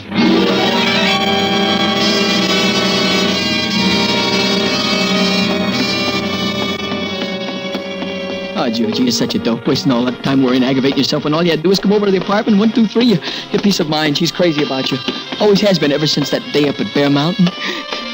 Which apartment was hers? E, F, G, no, J. Yeah, J for Joni, huh? Let her be in. Please let her be in. I'll never ask nothing again. Just let her be in it. Well, look what the baby. Kiss her, Georgie. Kiss her. Kiss her hard. That's right. That's it. Now pick her up in your arms, carry her in the living room. Set her down on your lap. Good. You ought to be in the movies. Oh, Joni. I don't know how I managed to stay away so long, baby. I shouldn't talk to you. I really shouldn't. It's more than 2 months. You want to know why? You began to mean too much to me, kid. So stay away from her, I says to myself. Just don't ever see her. She'll wear off. I was wrong, Joni. You mean much more to me than ever, though. I couldn't hold out no longer. That's why I'm here. Oh, Georgie, yeah. Baby, don't ever stay away again, no matter what the reason. Don't ever stay away from me. Shh. I'm back for good. Honest? Oh, sure. You mean that? Look at me and the answer. You get it, huh? Take a good look. Oh, Georgie. See? Satisfied, huh? Oh, it's been terrible without you. All the time singing the blues, not feeling like going out or seeing anybody. Just slopping around the apartment and listening to the radio. I thought I'd go crazy. Yeah, that's over and done with, honey. Happy times are back now. You know what? We're going to celebrate. Tonight, yeah. Put on the fancies and we'll go stepping, dinner, a show, dancing after. How does that sound? I got a new number I've been dying to wear. Yeah, good. Anybody here today? No, not a soul. I was all alone, feeling just awful. Until you came. Yeah, Joni, look, in case anybody asks you that... Anybody's... Not that anybody's going to... but in case they should, do me a favor, huh? Will you tell them I was here with you all day? I'll tell the world you were here with me from the rooftops. I don't care who knows. Will you do that, honey? I love you, Georgie. Oh, baby, I love you, I too. just love you and love you. You... Swell. But look, Joni, in case anybody wants you to be definite, will you say I was here since 3:30 and stick to it no matter what? 3:30? I'll say I... What? Huh? Just wait a sec. What are you trying to get me to do? Well, relax, honey. What are you sitting up for? No, Georgie. What's the matter? What's the matter? Plenty. Huh? Plenty's the matter. You dirty, no good, miserable piece of humanity. Joni, listen. I'm beginning to get it. I know I'm not the smartest girl ever lived, but how smart do you have to be to get this picture? You ought to be... You stayed away because I was getting to be a habit, Look, will you huh? stop, honey, You can't please? live without me. Isn't that the way it went? You want Lay off me. of me. You want to spend the afternoon here. Look. Well, isn't that just too touching for words? Trying to sucker me to give yourself an alibi. Now, Johnny, stop yelling. Listen to me. What I said was true. I need you. Honest, Sure I do. you do, to give you an alibi. That's why you came here. Just so I'll say you were here with me since 3:30. You want to use me. What have you been up to, Georgie? Huh? What have you done since 3:30 that makes you need me like that? No, don't tell me, because it's no good. I don't care what you've done. I don't care what's done to you either. Huh? An arrest, jail, the electric chair, I don't care. Yeah. You get no alibi from me, Mr. Wise Guy. Now pick yourself up out of that chair and get out of here.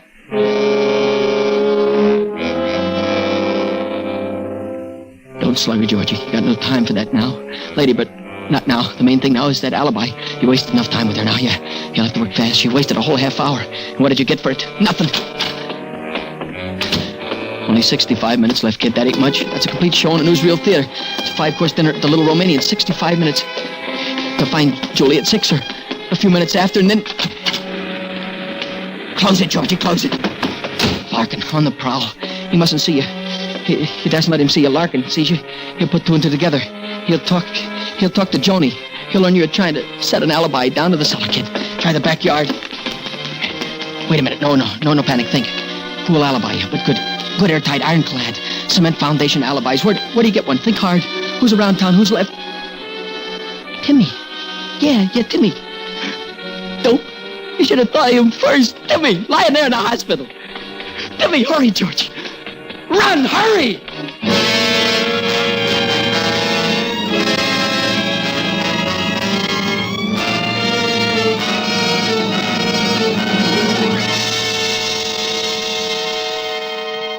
Autolite is bringing you Mr. Mickey Rooney in Alibi Me.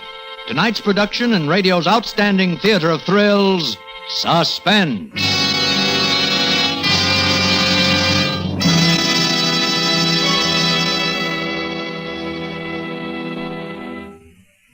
Hey, Hap, help me spark a plug. You mean I can help tell about... I do, about Autolite spark plugs. The spark plugs that are ignition engineered to work as a perfect team with your car's ignition system. You know what they'll do for your car, don't you, Harley? I sure do, Hap, because when you replace worn-out spark plugs with ignition-engineered Autolite spark plugs, you'll get smoother performance, quick starts, gas savings. You rang the bell that time, Harlow. Well, that's because ignition-engineered Autolite spark plugs are designed by the same Autolite engineers who designed the coil, distributor, and all the other important parts of the complete ignition system, used as original factory equipment on many leading makes of our finest cars. Why, Autolite spark plugs are world famous for quality and performance. Go on, Harlow. Well, friends, see your neighborhood Autolite spark plug dealer and have him replace worn-out spark plugs with ignition-engineered Autolite spark plugs, either the resistor type or the standard type, because you're always right with Autolite. And now, Autolite brings back to our Hollywood soundstage Mr. Mickey Rooney in Elliot Lewis's production of Alibi Me, a tale well calculated to keep you in suspense.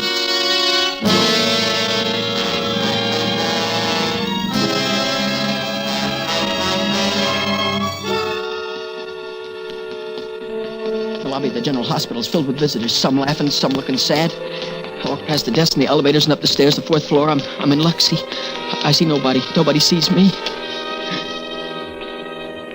And a quick dash from the corridor to Timmy's room, and I just... Georgie. Oh, Georgie, it's good to see you. Hi, Timmy.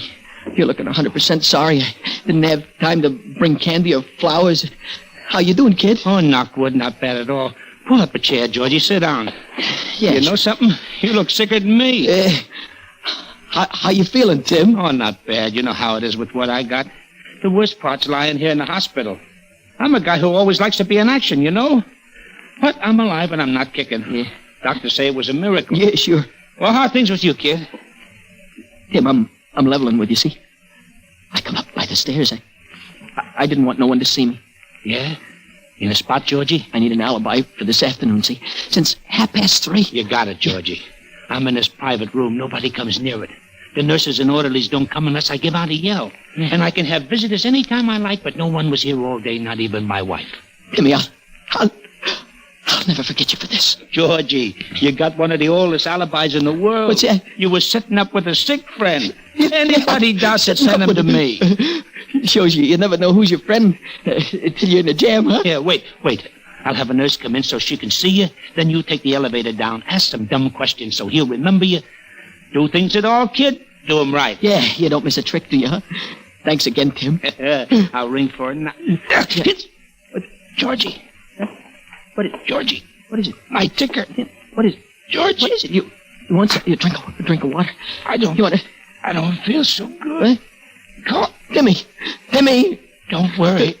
Don't worry about the alibi. Timmy, don't die now, Tim. Tim, don't answer me, please. Don't. He's dead. My alibi is dead.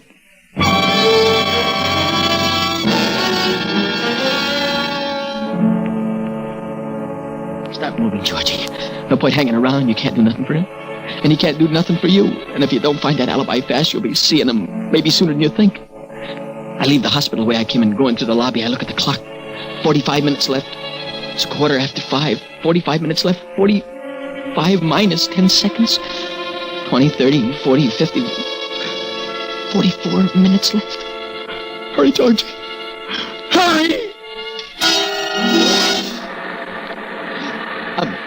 I'm sunk. It's 5 or 6 and I'm sunk. And in 10 minutes maybe Larkin will be here and I got nothing in the way of an alibi. I tried now, I'm tired of trying. What's the use? Wash out, I got no alibi. So I come home. I'm walking upstairs, see? And I hear a sound. My landlady, Mrs. Edinger, is nailing down linoleum in the hallway. Mrs. Edinger, yeah. How does that song go? Castles in Spain. Through the window, pane back in your own backyard, sure. Yeah, Mrs. Edinger. Here, honey, let me do that for you. Give me that hammer. Oh, it's you, Georgie. Thanks, but never mind. You just come in? Yeah, but if anyone asks you, especially Larkin, you tell them I was in all afternoon. Understand? Larkin? Lieutenant Larkin? Yeah, that's him. Oh, I couldn't do that, Georgie. I won't lie to that cop. Don't count on it. I do count on it. I do. And you'll do it, too. Don't shake your head. No, I say you'll do it. You'll tell Larkin I'm in my room all day. No, Georgie. Mrs. Edinger, you don't tell Larkin I'm in all day, and I'll tell him about Charlotte. I don't have any idea what you mean. Is that a fact? Not even one? Please, Georgie, I don't want no trouble. I'm honest. I work hard to keep my kids honest. You keep your kids honest, huh? So honest that Charlotte lifts a fur jacket right out of the department store. I made her give it back. I marched her into the store myself. We gave it back to the manager. Sure, I know, but a crime's a crime, whether a store prosecutes or not. Georgie, You take something. She's only 15. You wouldn't tell. Her life would be ruined, Georgie. No, Mrs. Edinger. What's to cry? Am I going to tell on Charlotte? Of course not. I'll keep my mouth shut just like you want. And you'll open your mouth just like I want, and everything will be fine. If Larkin asks you, I wasn't out of my room all afternoon. Agreed? You won't tell him about Charlotte? Not a word. I take an oath. Look, I swear it. All right, Georgie. All right. But not a word about Charlotte. My memory is terrible. As long as yours is good.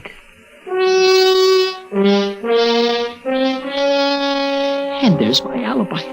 Safe, sealed, and delivered. Yeah, the best alibi in the world.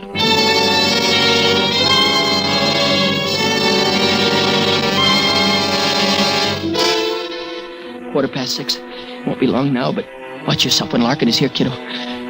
Just the right attitude, remember? Not too anxious, not too casual. Just right, you know. Yeah? Who is it? Open up, Georgie. It's me, Larkin. Who is it? Oh, well, what a surprise. Yeah. And to what do I owe this great pleasure? Remember I once told you, Georgie, if anything happened to Julie or to you, my first pickup would be the other one? Yeah, I remember. So what? Oh. You mean Julie is... He's been made dead. No, kid. No. What do you know? And you come over to me and with your shoulder to cry on, huh? You're not surprised? I'm not the only guy who hated Julie, you know. Let me know who did it when you find out. I'll contribute a sawbuck to his defense, see? Save your money, Georgie. You might need it. How come? Remember I told you at the same time you better have a good alibi, because once I got you down to headquarters, I'd prove you did it. Yeah, that word seems to strike a bell. I'll give Georgie. Where were you today? Huh? I was nowhere. Oh, that a fact? That's a fact. I was right here all afternoon. Can you prove it? It ain't easy to prove. You was somewhere alone all day, you know. Can you prove you were here? Well, I didn't see anybody except, yeah, Mrs. Edinger, my landlady. Yeah, all right. Let's hear her version. Mrs. Edinger? Hey, Mrs. Edinger! What is it? Come on up here a minute, will you? Now? Yeah, right now. All right, I'm coming. Now what? Always something. I'm up here, they want me down there. Yeah. Down there, they want me up here, Georgie. All right, please. all right. If it's a complaint, I don't want to hear. Tell me tomorrow. Today I can't take another This is one. Lieutenant Larkin. He wants to ask Sit down, you. Mrs. Edinger. You must be tired. I won't keep you long. Were you in all day? The whole day. Was Georgie in all day? Georgie? This Georgie? Well, how many you got in the place? Yes, sure, he was in. You're positive? I'm positive. What makes you so positive? What makes me so positive? I cleaned his room. That's what makes me so positive. Yeah, that's what she cleaned it. Yeah. And I pressed a suit for him later. That's what makes me so positive. Yeah. And when I was sweeping the hall, his door was open and I saw him. And when I was downstairs, he yelled down to me a couple of times. You're prepared to swear to that in a court of law? Go ahead, Miss Edinger. Swear by your daughter's head. I swear it. Yeah. All right. Thank you. You can go. I worked hard all day, all night. I went to bed. Well, that's it then, Georgie. Meaning? Meaning your alibi stinks, as far as I'm personally concerned. But for the record, it lets you off the hook. Hate that, don't you? You'd like to hang the big one on me, wouldn't you? I'll see you around, Georgie. Keep your nose clean. Yeah, sure thing. Lennox, Mr. George Lennox. Yeah, that's me, kid. Yeah. I got a package for you. Blue Arrow Delivery Service. Sign here. Yeah, good. Who's it from? Mr. Moore. Mr. Julie Moore. Open it, Georgie. I want to see. Yeah. Yeah, I'll open it up and see. It's a lollipop. I never seen such a big one. That's your opinion. Beat it. Will you get out of here? Look, kid, go on, beat it. What are you waiting for? What do you think he's waiting for, Georgie? Stake the kid. You stake him. What am I, the mint? You stake him. Go ahead. Okay, cheapskate. Okay, keep your lousy tip. Fine thing. I'm here twice this morning and 3 times this afternoon, and you're not in. 5 times up and down them stairs, and not even a nickel tip. Shut up! Shut up! Shut up! Hey, thanks, man. Shut up. A whole buck, thanks. Don't mention it, kid. You deserve it. You earned it. Shut up. Thanks. Oh, I almost forgot. There's a message goes with it. To the biggest sucker in town. That's all there is to the message. It's enough. Get your hat and coat, Georgie.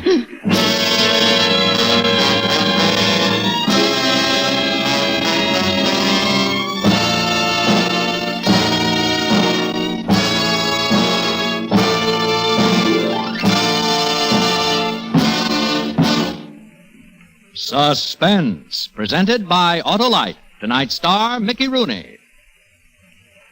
Hey, Hap, do you know something? They're a great group. Who, Harlow? Why, the more than 400 products made by Autolite for cars, trucks, planes, and boats in 28 plants from coast to coast.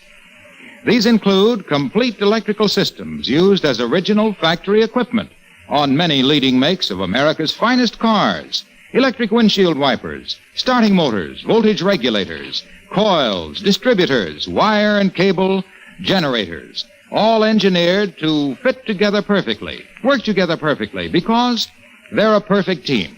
So, friends, don't accept electrical parts supposed to be as good.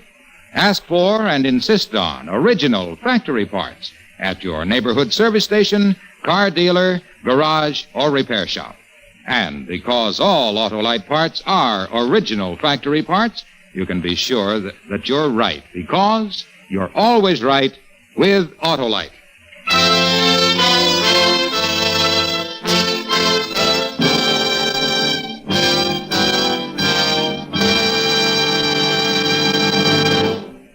Next week on Suspense, Miss Ginger Rogers as star of Vamp Till Dead. And in weeks to come, you will hear such famous stars as Eve Arden, Ezio Pinza, and Paul Douglas, all appearing in tales well calculated to keep you in suspense.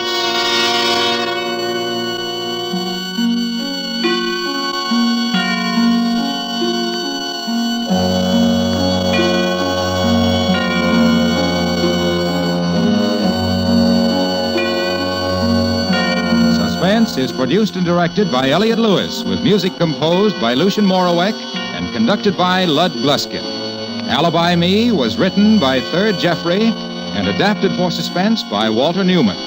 Mickey Rooney is appearing by arrangement with MGM, producers of the Technicolor production Pagan Love Song, starring Esther Williams, Howard Keel, and Mina Gomble.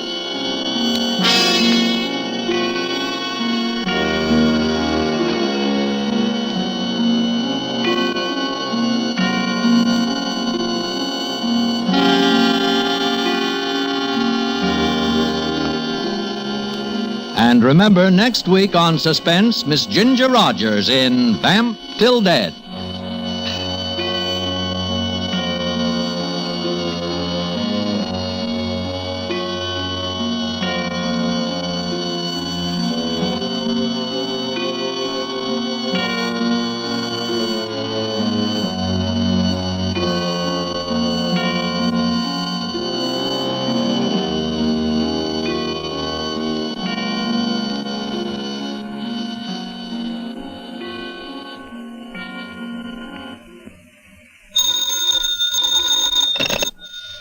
Buy world-famous Autolite resistor-type or standard-type spark plugs, Autolite Stay-Full batteries, Autolite electrical parts at your neighborhood Autolite dealers.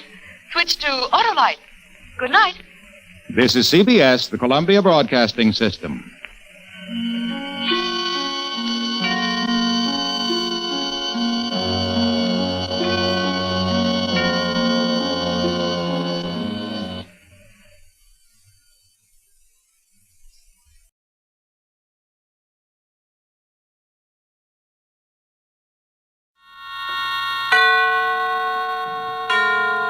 And now, tonight's presentation of radio's outstanding theater of thrills, Suspense.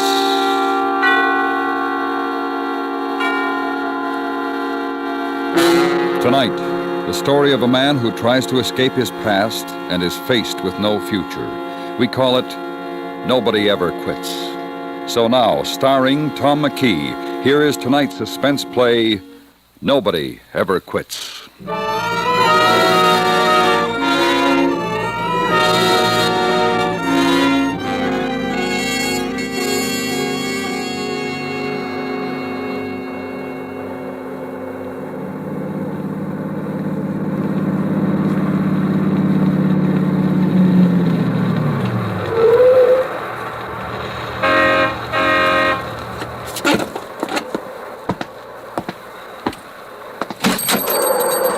Come right up.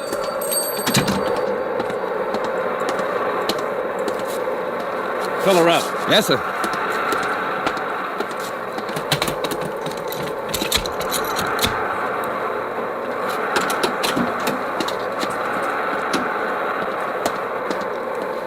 Well, you better check the oil and water, too.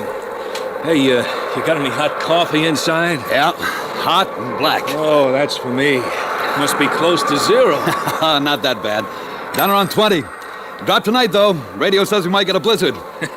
And they call this sunny California. Well, we're more than 5,000 feet here. 6,500 at the top of the pass up the road a piece. Yeah, I know. I just came over it. Heading north? Yeah, Vegas. How far is it from here? Well, let's see. 260 from Victorville. Victorville's 32 from here. What's the matter, you lost? What makes you think so? Well, Cajon Pass is the direct route. Not many cars come over the mountains in the winter. Say, ain't I seen you someplace before? No, not unless you've been through here before. No, never. I mean back east someplace. You come from back east? Never been. Come from up north. Wairika. Yeah, that's funny. You take that mustache off and you'd be a ringer for a kid I once knew back in Jersey City. Joey Perino. Funny. Yeah. Lookalikes. You run into him sometime. Yeah. You sure you were never back east? Yeah, sure. That's funny. Without that mustache, I'd swear You'd be mistaken. Yeah, I guess so. Well, where do I find the coffee? Right inside, sir. Sally will take care of you. Oh, you better check the battery and the tires, too, huh? Sure thing.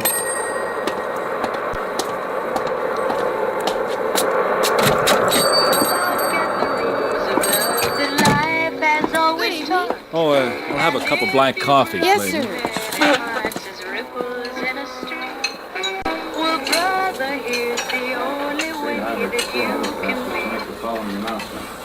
Change will be required on all sides. In the mountain regions, tonight's storm is expected to bring at least 6 inches of snow down to about the 3,000-foot level. Now let's get back to the music. Here you are. Oh, thanks. This coffee feels good. It sounds like you might be snowed in. Oh, won't be the first time. That might be dangerous considering Oh, that- no. I'm not expecting until April. We never get any snow that late. Not even when the weather's unusual, like they say out here? Well, it's never that unusual. You better get Walt to put your chains on. Oh, I haven't got any. Well, then watch your step going down the hill, particularly Mooshoe Curve. It's bad in the snow like this. Oh, thanks. I'll remember that. Is, he your husband? Who? The fella gassing me up, this, Walt. Yeah? You two all alone up here? Oh, there's my dad. He'd better get a move on or he won't get up that mountain tonight. Oh, where is he? Went down to Victorville this afternoon for supplies. Seems to me you're asking a lot of questions. Yeah, well, maybe I am. I'm sorry. Just that traveling alone like I am, you get lonely. It's nice to talk to someone. Sure, I know it is. You born around here? No, up north. Wairika? Yeah. How'd you guess? Well, your husband said that's where he comes from. He did? Yeah, doesn't he? We said he did, didn't he? Yeah. Say, you ever hear of a guy named Joey Perino? No. Why should I? Your husband looks like him. What if he does? Nothing. You ever been east? Nope, never outside the state. You ask more questions than a cop. Don't worry, I ain't no cop. Well, it's all set to roll. Oh, I need any oil? No, full up. How much do I owe you? Let's see, 12 gallons, that'll be $3.95. Was that plus the coffee? Compliments to the management, the policy of the establishment. Free coffee during blizzards. All right, Sally? Yeah, sure. Yeah, here you are. I get your change. Hey, don't bother. $3.95 for the gas and 10 cents for the coffee.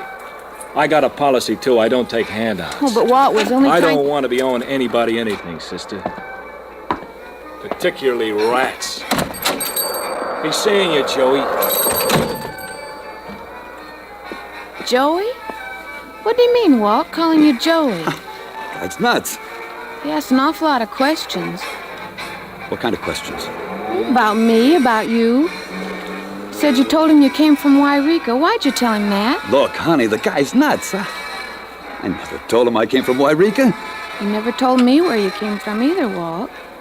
You just said you came from back east. Well, what difference does it make? Well, it didn't then when we first met. It doesn't now if you tell me it doesn't. All right. I tell you it doesn't. Okay. Forgive me for being foolish. That man had me scared. The way he asked questions, the way he looked at you. He called you a rat. He called you Joey. Oh, he's nuts, honey. Come on, you better get to bed. It's gonna be a long, cold night. All right. You coming? Yeah, in a little while. Won't be much more business in this storm. You know something, Walt? And what? I love you. I love you very much. Is that a fact?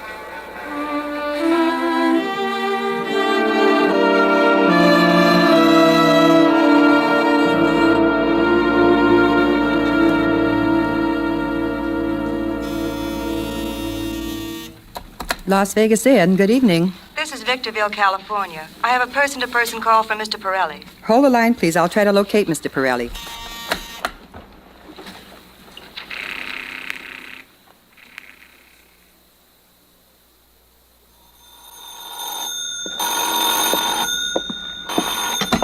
Hello. Mr. Pirelli, Yeah? I have a long-distance call for you from Victorville, California. Who's calling? Just a moment, please. Who's calling, Mr. Pirelli? Mr. Battaglia. Okay, operator, put him on. Go ahead, sir. Hello, Pete? Yeah, Bat, what are you doing in Victorville? You're supposed to be here by dinner time. Yeah, I know, but I sort of got lost in the mountains. Yeah, figures I know you get lost in Jersey City. Yeah. But wait till you hear what I found. A gold mine, I suppose. No. Joey Perino. You're kidding. Where? In a gas station back in the hills. You sure it's Joey? Well, sure I'm sure. He's got a mustache and he's got a wife and he calls himself Walt something or other, but it's Joey, all right. Did he recognize you? Well, sure he did, but he didn't let on. I thought I'd better tell you. Hey, wait a minute. If he recognized you, he'll take it on a lamb. Oh, not a chance, Pete. He's up there all alone with his wife. She's in a family way and it's blowing up a blizzard. He wouldn't risk getting her out in this kind of weather. Hey, where are you? In a joint called, White Spot. All right, now you sit tight. I'll be there in a couple hours. Well, how you gonna do that? I'm gonna charter a plane. But, boss, I'll be glad to handle him for you. Hey, I'm sure you would, Bat, but this one I want to take care of myself, in my own way, if you get what I mean. I get what you mean. I'll wait for you here, huh? What's the name of this place where he's at? Walt Summit Service. Why? I thought I might give him a ring before I leave. Tip him off? No, I'm gonna offer him another chance. Are you kidding? What do you think?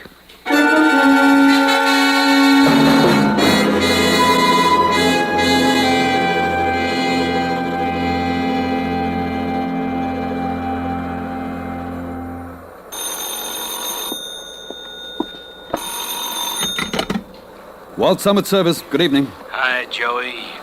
You must have the wrong number. This is Walt Summit Service. No, Joey, I got the right number. This is Big Pete, remember me? Bat just told me he was by your joint a little while ago. There's some mistake. I don't know what you're talking about. This is Walt Summit Service. Okay, Joey, if you want it that way, it's Walt Summit Service and you're Walt, but back in Jersey City, you're still Joey Perino to all the boys. And Joey, the boys miss you. All of them. But me in particular.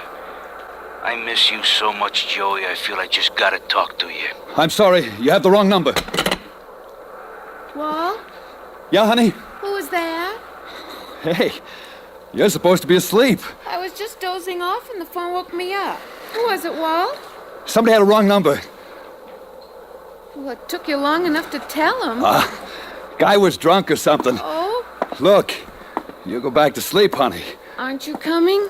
Nah, I don't feel very sleepy. I'll sit up a while and wait for your dad. Oh, I don't think he'll try to come up the mountain tonight in this storm and all. I'll sit up a while anyway. Keep the coffee hot in case he does. All right, honey.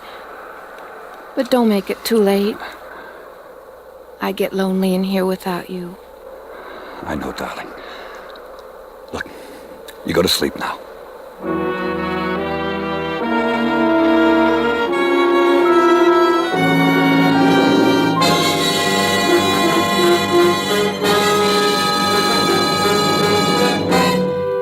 You are listening to Nobody Ever Quits, tonight's presentation in radio's outstanding theater of thrills, Suspense.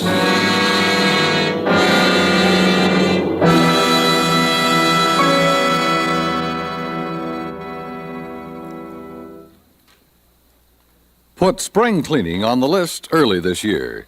If you do, you're bound to put a crimp in those home fire statistics. Clean out all accumulated rubbish. When it's gone, it can't burn. Another thing, if you have frayed electrical wiring anywhere, have it replaced. Be fire-sighted about your home, and it'll always be there when you want it. Prevent home fires. It's cheaper and safer than putting them out. And now we bring back to our Hollywood soundstage Tom McKee, starring in tonight's production of Nobody Ever Quits, a tale well calculated to keep you in suspense.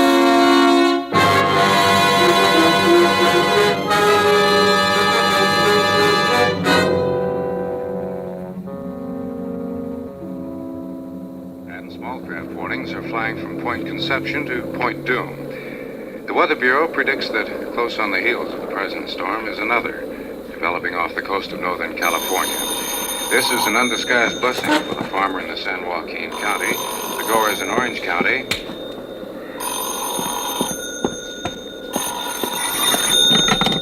Wild Summit Service. Hi, Joey. Wrong number. You should know to hang up on me, Joey. Wrong number. You listen to me and you listen good. I want to talk to you and I'm gonna. You got the wrong number. Okay, Joey, okay. And now you listen. You know a joint in Victorville called the White Spot? Yeah, I know it. Good. I'm at the airport in Vegas. I'm taking off of here in 5 minutes. You take off in 5 minutes too, Joey. Look here. Don't hang up on me again, Joey. You listen to me. Take you about the same time to get down off the mountain as it'll take me to fly to Victorville. You meet me in the White Spot. Now, that's an order. I don't take orders from you anymore. You'll take this one or I'll come up there and shove it down your throat. Listen. Highway patrol car just pulled up outside. Are you kidding, Joey?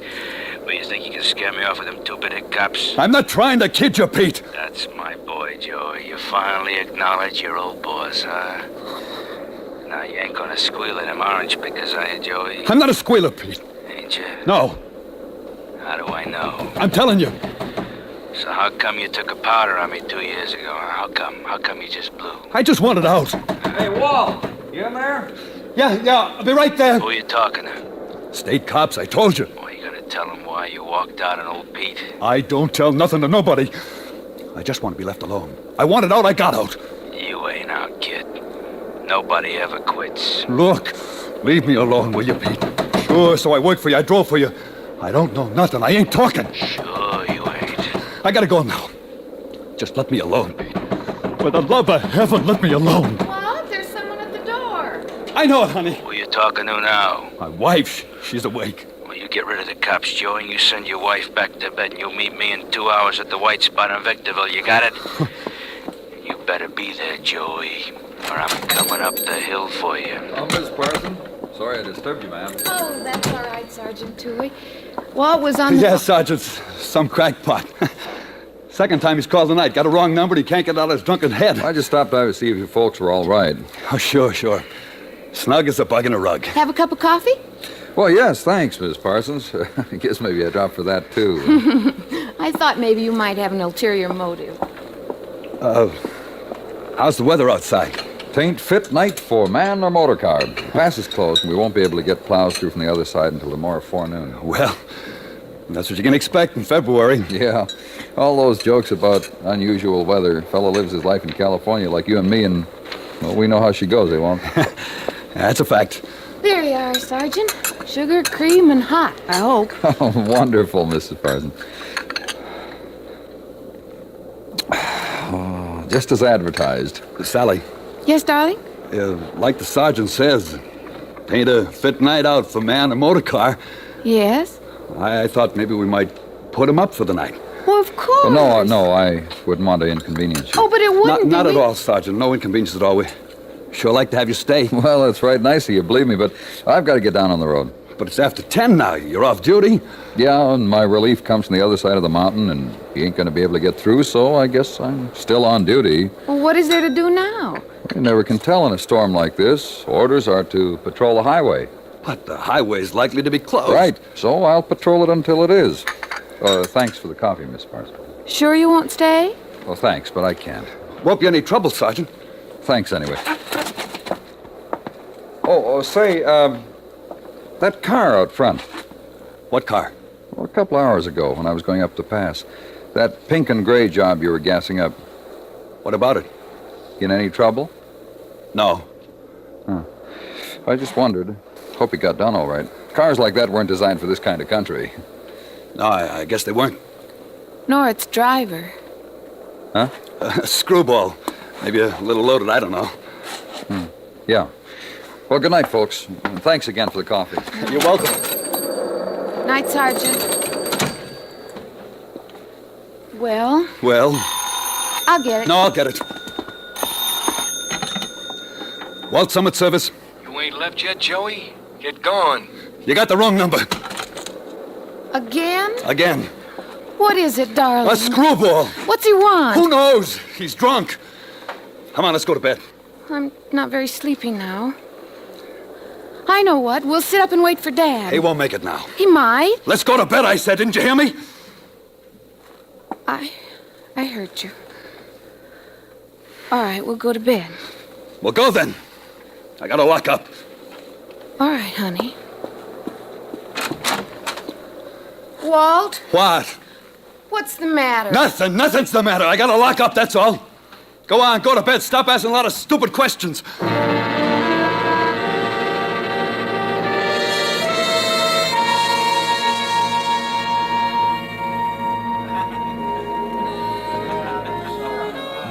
That'll be 20 cents for 3 minutes.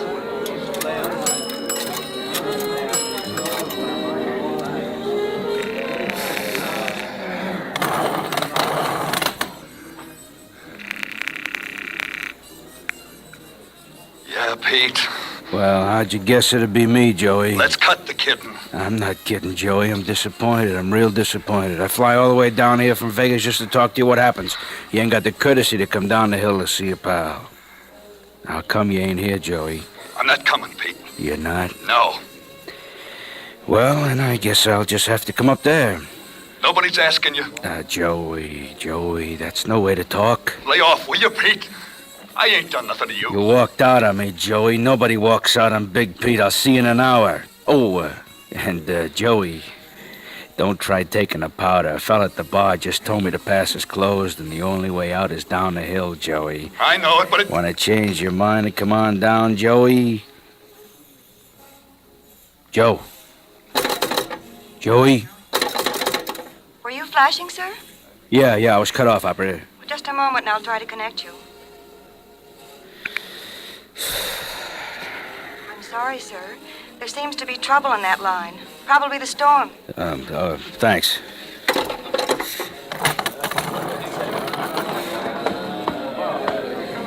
He ain't coming? Don't worry, it couldn't be better. Line just went out in a storm. And the pass is blocked. Oh, what a sweet setup. Yeah, ain't it? All right, come on, let's go. A pleasure.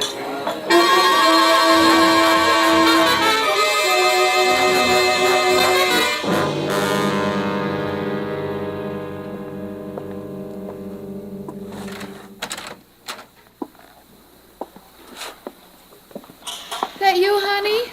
Yeah, Come to bed. I can't sleep. Why not? I'm worried. About what?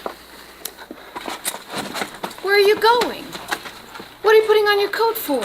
I gotta go down the hill. What's the matter, Walt? I'm worried about your dad, honey. I'm going to look for him. Now, you know he's probably staying down at the Rances. If you're worried, telephone him. No, I tried. Line's out. I gotta go look for him. But, Walt, you can't leave me here alone. I gotta, honey. I gotta. But, Walt, I'm afraid. There's nothing to be scared of. You'll be safe here.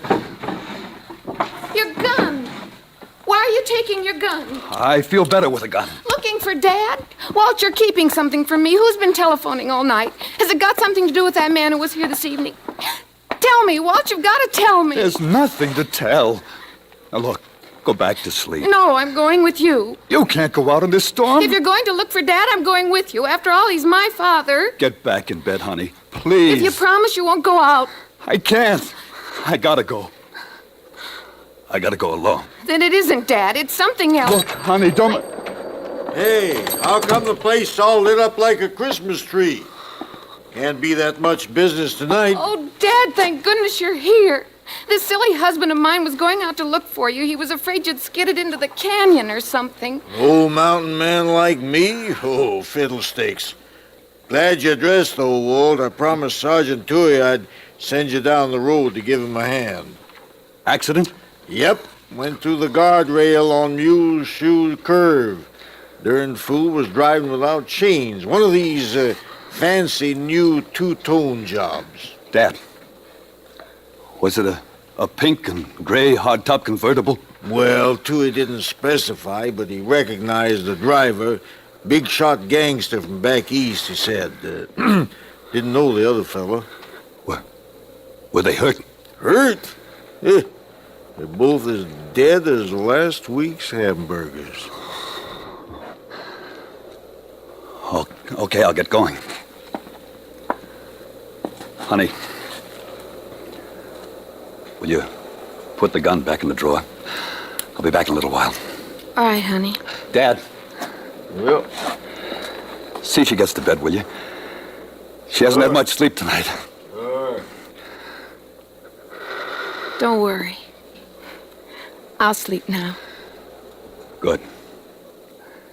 You know something? What?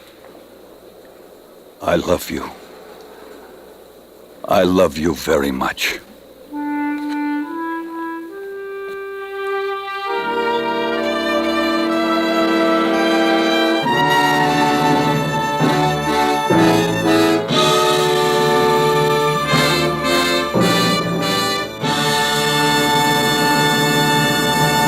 Suspense, in which Tom McKee starred in tonight's presentation of Nobody Ever Quits. Next week, the story of two young men and a frightening dare. We call it The Game. That's next week on Suspense.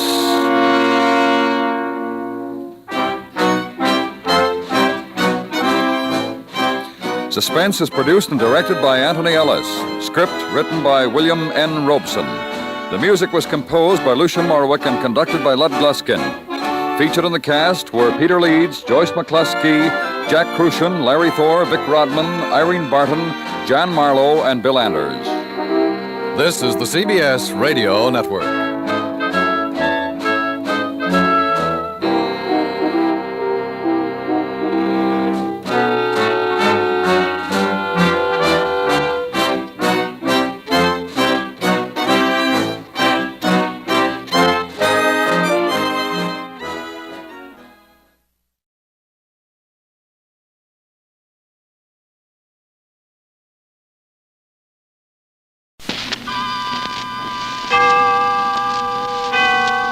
Autolite and its 98,000 dealers bring you Mr. Broderick Crawford in tonight's presentation of Suspense.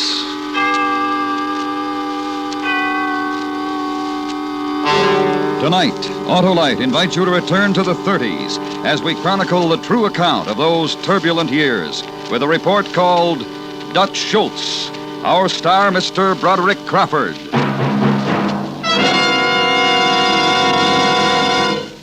Say, Harlow, October's great, isn't it? Yes, sir, Hap. Great for football, long drives. And for checking spark plugs, too. That's right, Johnny Plug Check. Now's the time to get that car winterized. And along with that antifreeze, change of oil and grease, don't forget the spark plugs. Well, how could anyone forget, Harlow? Spark plugs are the very heart of the car's ignition system. They sure are, Hap. And when they're right, you will start quicker and surer every time, even in the coldest winter weather. So don't delay, friends. Visit your Autolite spark plug dealer now. He's a specialist in spark plug cleaning and adjustment. If replacements are needed, he'll recommend a set of ignition-engineered Autolite spark plugs, like the amazing double-life resistor spark plug. To quickly locate your nearest Autolite spark plug dealer, phone Western Union by number and ask for Operator 25. And remember, from bumper to tail light, you're always right with Autolite. And now, Autolite presents Dutch Schultz, starring Mr. Broderick Crawford, hoping once again to keep you in suspense.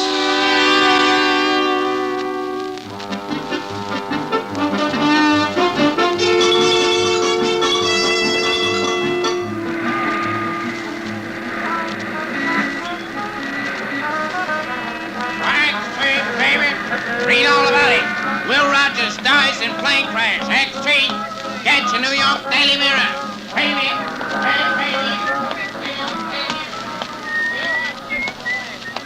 Give me a packet of cigarettes, sir. Yes, sir. That'll be 11 cents, sir. 11 cents. Yesterday there was 10. Sorry, mister. As of midnight, all major brands went up to 11 cents. This is 1935, you know, not 1932. Yeah. Things are looking up and going up, that's what I say. You say that, huh? Yeah. Ginch. What? Outside, I got something. Okie dokie.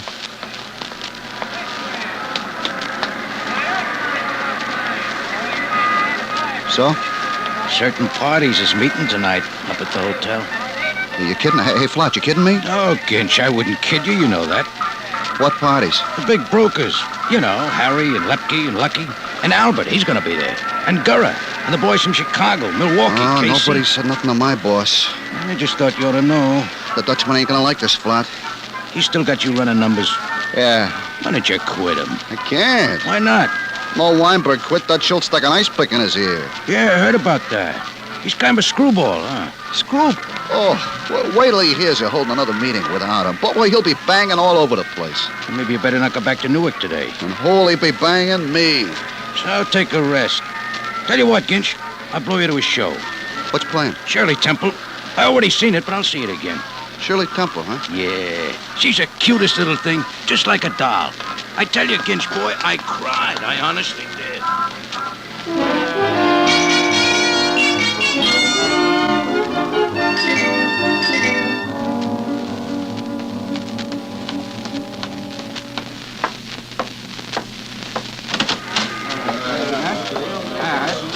Are you Harry, Lucky, boys? All right, gentlemen. I think we are all assembled. Somebody turn that radio off. Hey, you're looking just fine. Hey, Harry, how was the vacation? It was very charming, very charming. The missus enjoy herself? Her back gave her a few, twinges, but taken by and large, it was a charming vacation. That's nice. But enough of this pleasantries. To business, gentlemen. The question we have met to deliberate about is this new fella in the DA's office. That bum has got to be banged in the head. Please, a little consideration? Hey, girl, don't be interrupting Harry. Sorry. Apologies accepted. Now then, this new fella has been investigating some matter which might prove embarrassing to we fellows if all the facts should become known. I am referring in particular to the stuff he is investigating about the numbers business.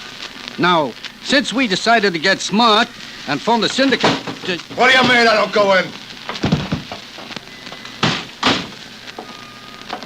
How are you, boys? Dutch Schultz. Yes, Albert, it's the Dutchman. How come all of my good friends here, the people I've been doing business with for years, how come they're holding councils without the Dutchman, huh? Please, act like a civilized being, will you? Act like you didn't grow up in a barn or somewhere. And you, Harry, you my pal, what is this? This is a matter concerning New York City, Mr. Schultz. Not New Jersey or Newark, which is why you weren't invited. Well, the way I heard it was you was going to discuss the new guy in the DA's office. Which is correct, but please, no names. That DA, he done a lot of bad things to me. I think I ought to be in on the discussion. Frankly, I didn't think you'd be interested, but since you see fit to come busting in here, you can stay. Yeah, that's Take a more seat. like it, Harry, thanks. One thing, though. What? What's that? You're not on the board of the syndicate, Mr. Schultz, so you don't get to vote. Wait a minute, what is this? A bunch of lead pipe hoods and you're trying to make like big businessmen, big operators. We are businessmen, Dutch. You can sit down and shut up or get out of here. All right. That's more like it. Now then, Harry, you were saying? Ever since that runaway grand jury took out Mr. Dodge, we have had great difficulties keeping the DA's office in line. We got plenty grease, but nobody will pay it to. This new fella, he's incorruptible. So the question is, what are we going to do about him? Just give him a treatment he wouldn't forget, that's all. That's what I say. The bum has got to be banged in the head. Now, please, gentlemen, a little consideration. Thank you. You see, Mr. Schultz, times are changing. We don't operate with those tactics anymore. This is big business. We got to operate with a modicum of intelligence. Modicum? What gives with that there modicum? It means a itty bit. All right, why didn't he say so? A itty bit intelligence. That I can understand, but modicum. Please, Mr. Schultz, let me remind you, you're here as an observer only. Oh, please proceed. I was carried away, a modicum. Oh, yes. Operate with intelligence. It seems to me that there is a definite possibility that we may have to resort to drastic measures in dealing with this fella. Yeah. And so I am deputizing Albert here to investigate the situation. This is no ordinary contract, Albert. I want you to figure out how it can be done so nobody gets fingered and nobody gets hurt. Excepting for that fella, I mean. Will do. The perfect contract. Yeah, and I'll help you. I got a lot of ideas and experience in that line. No. Harry, listen, you don't know how much I hate that new DA. N-O. No. This calls for finesse. And please, no names. Albert, I'm counting on you. Gentlemen, we'll meet here in 1 week for Albert's report. And in the meantime, don't worry about the future. You know the old saying? Keep smiling.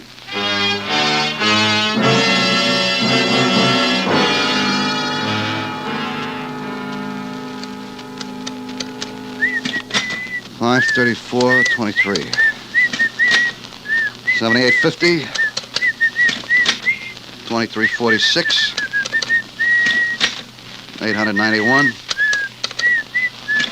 And 415.67. And that, my good friend, winds it up for the night. Really a very nice little take, Ginch, if I do say so myself. Yeah, well, just don't you plan on taking any of it for yourself, Abba-Dabba. Who can be so stupid? You needn't speak to me like that, Ginch. I know Mr. Schultz. Yeah, but you don't know him like I know him. Yeah, what's the food on the table for? Mr. Schultz. He's back from the meeting. I was hoping he'd stay in New York, see a show or something. Hi, boss. Hello, Mr. Schultz. Hi, boys. Okay, Berman, what's the tally? Oh, very good, Mr. Schultz. $13,561.13 for the day. That's because of you, Abba-Dabba. It was nothing. Yeah, so they think I'm slipping, do they? You, Gitch, what do you think? Oh, I think you're on top of the world, Dutch. Yeah, and you know why? Because I use my brains. When I ain't got 'em, I buy 'em. Those knuckleheads in New York, those big businessmen, they got a numbers racket. Me, I got a numbers racket. Mine pays off the players, but hardly ever. Theirs, it's paying off all the time. And why? Because mine is superior, that's why. Because I use my head. I went out and bought me Abba-Dabba here. Oh, but I was glad to get the job. I like the money. Shut up! I think, why isn't the numbers paying me more money? Because it's too honest, that's why. It's like a bad slot. When a slot's bad and paying off too much, what do? You fix it. So I went over to that college there, and I bought me a student, a mathematical genius. I said to him, kid, you fix this, and I'll take care of you. You were very generous. And was really a fascinating problem. Ginch, what's the matter with South Bayonne? The school kids. We're losing that business. One of their principals is working against our runners. Oh, principal, huh? I hate principals. I had a principal once. His name was Jeff C. Condon. Did you ever hear of him? By the Lindbergh case? Yeah, that's the one. He used to beat my ears off, and I was a defenseless kid, too. Look, I'll tell you what. Ginch, you give this principal a workout. Oh, Dutch, he's an old man. I don't think you heard me good, Ginch. I heard you, Dutch. Only working guys over. Well, you got plenty of guys who do that sort of stuff. But I want you to do this one, Ginch. Let me show you a trick, Ginch. Come here. Put your hand on the table. Oh, Dutch. Put it on the table there. All right. Dutch, you broke it. You broke my thumb. Yeah, that was pretty neat, wasn't it, huh? I know a lot of those kind of tricks, Ginch. So I tell you what now. Every week that passes without you doing what I tell you, like when I tell you to give the principal a workout, I'm going to break another finger for you. What are you staring at? Nothing, sir. All right, that's good. I don't like people to stare at me. Well, how about it, Ginch? How do you feel? Oh, Dutch. Shouldn't he get that fixed, Mr. Schultz? Yeah, he should. And Ginch, here's 50. Go down to the drugstore and get that fixed up. Oh, Ginch, do me a favor. Get me a present for my mother. Something nice, a big bottle of Toujours l'Amour. You know what I mean? Yeah, for your mother. Sure, Dutch. Do you want I should get her some perfume or toilet water? I'll kill you for saying that! Where does he take he is? Where does he get off talking like that? Stop that! Everything's going crazy around here. My own boys are talking out against me and those businessmen. Just a simple contract. Hit the DA on the head and they gotta meet with the board of directors like... Oh, that's a big deal. Keep smiling, he says. Keep smiling.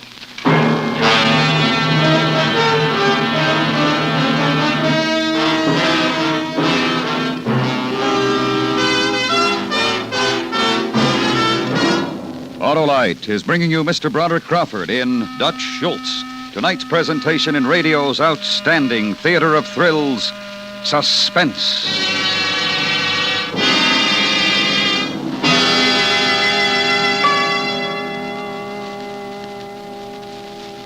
Say, Hap, have you had your car winterized yet? Well, no, Harlow, I haven't. Winter weather doesn't wait. Get on the ball, man. Agitate. Ah, Johnny Plug Check's right, Hap. There's no time like now to get that car into your Autolite spark plug dealer for a change of oil and grease, antifreeze. And check those important spark plugs, too. Right, Johnny Plug Check, because they're the very heart of your car's ignition system. And when the spark plugs are right, you'll always start quicker and surer, even in coldest weather. If replacements are needed, your Autolite spark plug dealer will recommend a set of world-famous Autolite spark plugs, like the resistor spark plug, which gives a double life of smoother engine performance and quick starts. And the resistor spark plug is only one of a complete line of Autolite spark plugs, ignition engineered for every use. So decide now to have your car winterized this week And check those important spark plugs, too. at your neighborhood Autolite spark plug dealers, because from bumper to tail light, you're always right with Autolite. And now, Autolite brings back to our Hollywood soundstage Mr. Broderick Crawford in Elliot Lewis's production of Dutch Schultz, a true story well calculated to keep you in suspense.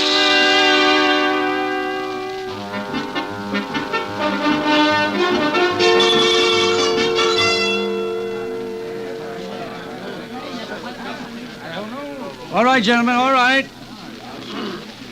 All right, Albert. Let's hear it. And Albert, don't give us none of that keep smiling stuff, huh? Look, Schultz, I don't want no trouble with you tonight. Okay, Mr. Businessman, okay. Let's hear the report, huh? All right. I want quiet. I don't want to have to tell this twice. Here it is. The subject under discussion is no DA. This guy's got it 24 hours around, 2 plainclothesmen all the time. They watch his building, they escort him everywhere. There's no way to get at him. I mean no ordinary way. Use a truck. You get a big garbage truck. See it come speeding down the street? Mr. Schultz, do we have to have you ejected? All right, go on. My cousin.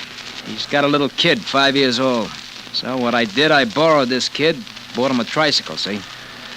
Every morning when this fella comes walking out with his bodyguards, there I am, Joe Citizen, typical square, taking my morning physical with my little boy right there by the door. Very nice. Good, yeah. Yeah. A good idea. He comes walking out. He smiles at the kid, sort of tips his hat to me. I swear that guy's gonna be a politician someday. And then he walks down to the corner drugstore. Drugstore? Yeah.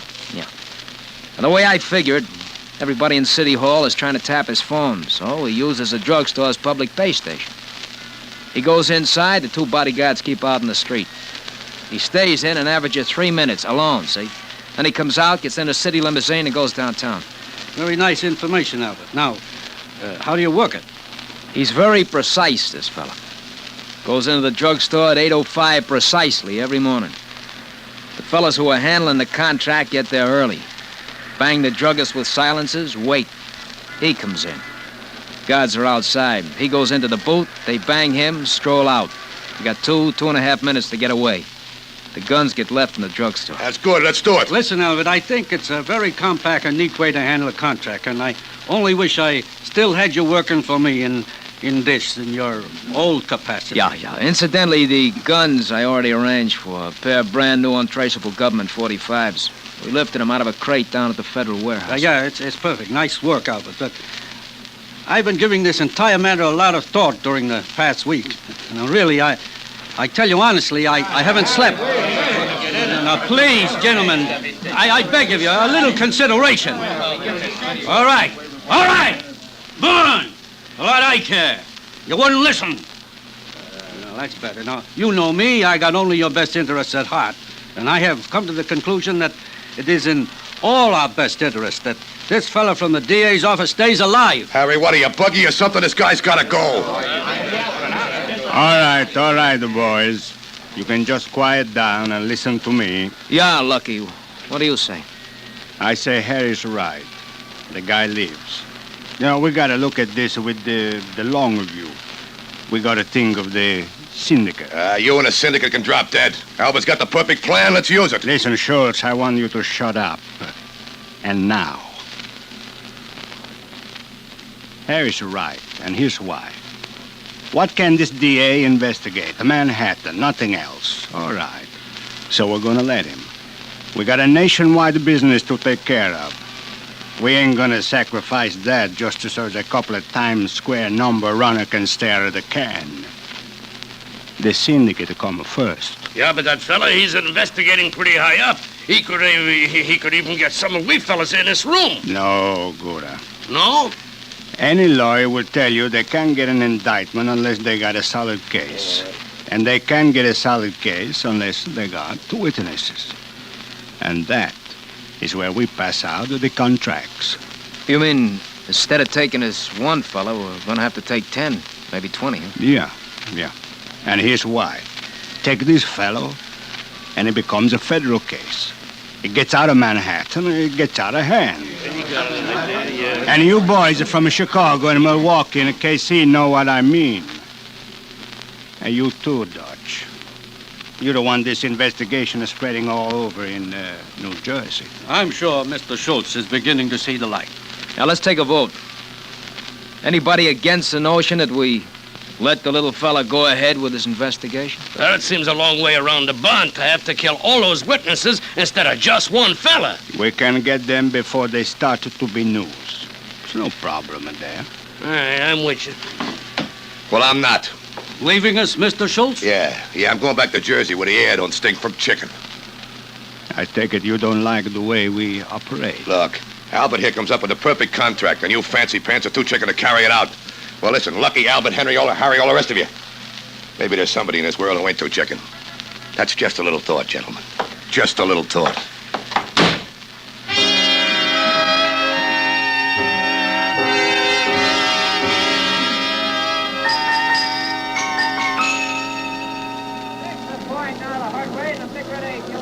Punch straight, baby. Punch, baby. Hopkins goes to death house. Get your New York Daily Mirror here, baby. They're over there, Dutch. Those fellas. What you want, Skinch? Standing by the shoe store there? Yeah. Are you gonna want me any more today, Dutch? No, I'll go back to Newark. Sure, Dutch.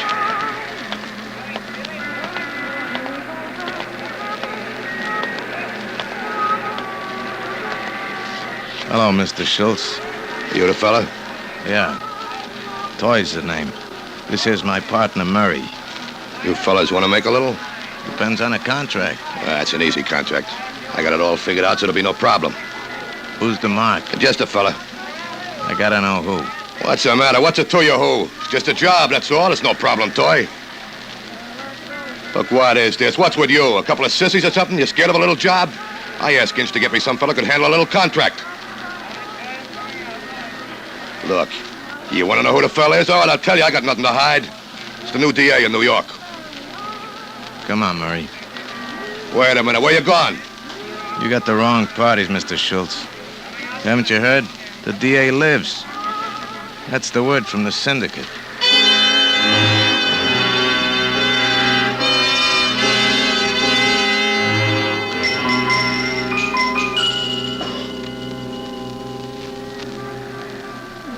Hey, Ginch.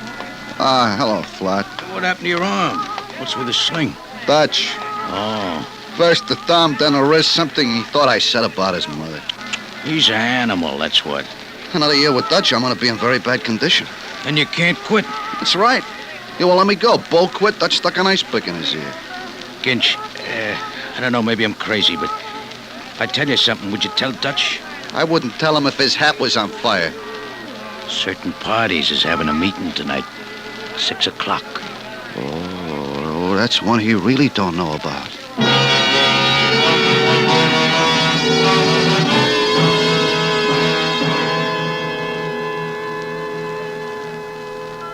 Gentlemen, the situation is fraught with danger to us all. I don't know. If it was anybody else, I would say forget about it.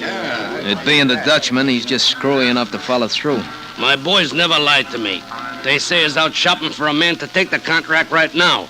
Been talking about it for almost a week. There's only one thing to do. We got to take Dutch before he takes that fellow from the DA's office. Albert, you got any ideas? Dutchman is kind of screwy, but he ain't crazy. You know what I mean. He's not the kind of a fella you just walk up to and do it. He's covered all the time. I know where he's hanging out this week. Where's that, Lucky? The Palace Chop House over in Newark. I know that place. It's got a little private dining room in the back there. That fella'd have to be screwy to try it in there. Yeah, I got just the man. Bug, Mandy, in here. Got a job for you, Bug. Contract. Yeah. Who? Dutch. Okay. It's gotta be fast. Sure. Fast. I mean tonight. Okay. Tonight. Mandy, you drive. Come on. Walk you down to the car. The probable business. Yeah. Well, gentlemen, we got nothing more to talk about tonight, so I would suggest we get out and get seen, if you follow me.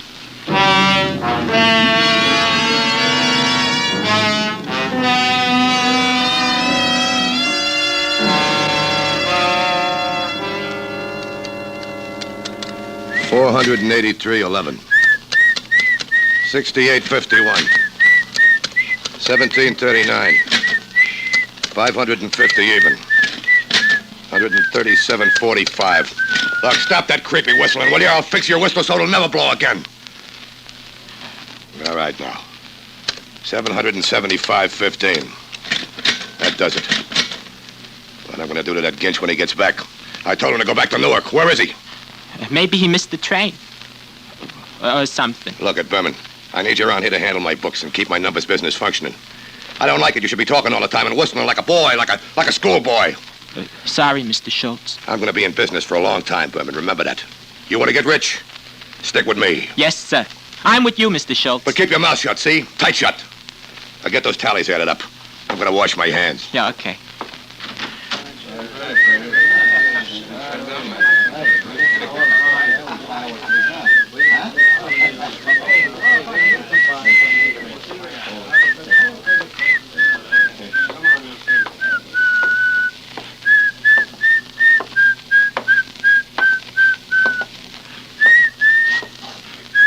Hey, kid. You with the glasses. Whom are you addressing, may I ask? Where's Dutch? He went to the bathroom. But you haven't answered my question. Kid, you bother me.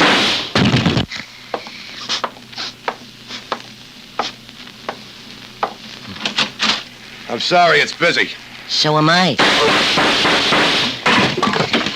Busy. Busy as a bee.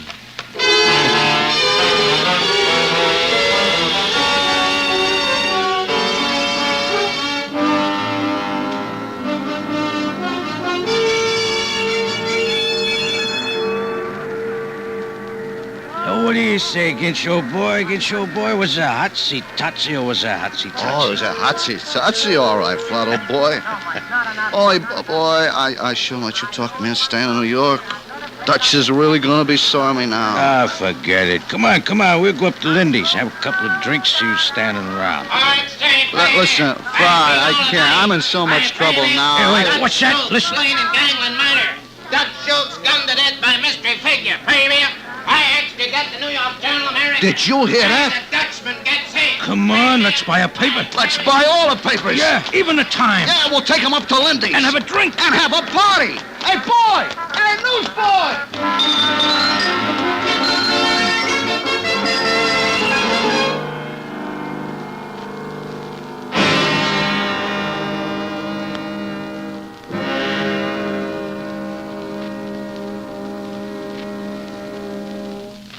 Suspense.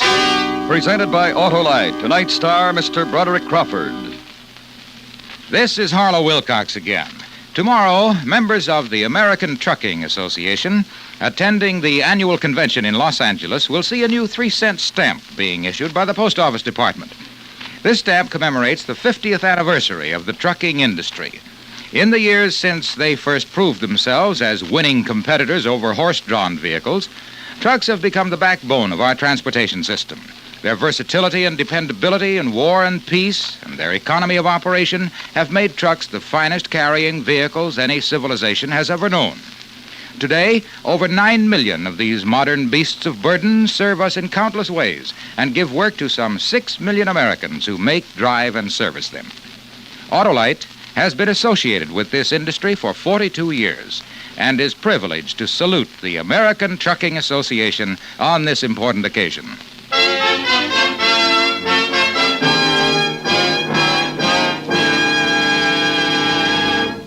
Next week, another true story as we dramatize the diary of a man whose unfortunate task it was to set down a report on the death of his friends. Ordeal in Donner Pass. Our star, Mr. Edmund O'Brien.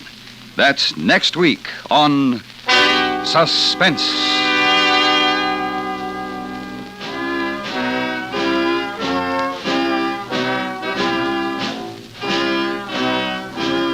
Suspense is produced and directed by Elliot Lewis, with music composed by Lucian Morowick and conducted by Lud Gluskin. Dutch Schultz was adapted for Suspense by James Poe. Featured in tonight's cast were Jay Novello, Herb Butterfield, Hy Averback, Paul Frees, Sidney Miller, Jack Moyles, Benny Rubin, and Anthony Barrett. Broderick Crawford will soon be seen in Night People, a 20th Century Fox picture. And remember, next week, Mr. Edmund O'Brien in Ordeal in Donner Pass.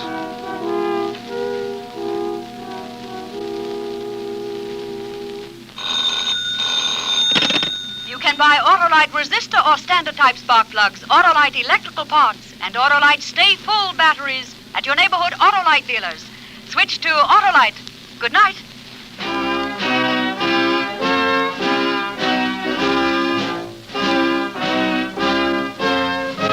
This is the CBS Radio Network.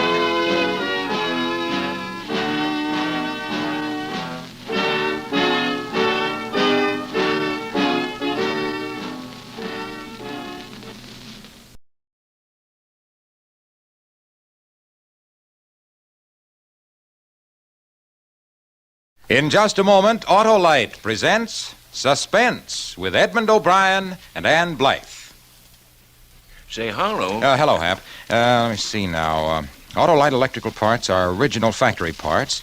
When your car's electrical system needs attention, place safe. Get Autolite original factory parts, the choice of car manufacturers. Harlow. Gosh, I wish I could get a super simple slogan to sell all owners of Autolite-equipped cars on how important it is to replace worn parts on their generator, starting motor, or distributor, or for that matter, their complete coil and voltage regulator with Autolite original factory parts. Mm-hmm. You see, Hap, me hearty, here's the point. Whenever your car needs attention, whenever you need replacement parts, the smartest, safest thing you can do is drive down to your nearest Autolite service station or the dealer who sells your make of car and ask for Autolite original parts and service. Well, naturally, Harlow. Let's hear some more about it later. Here's Suspense.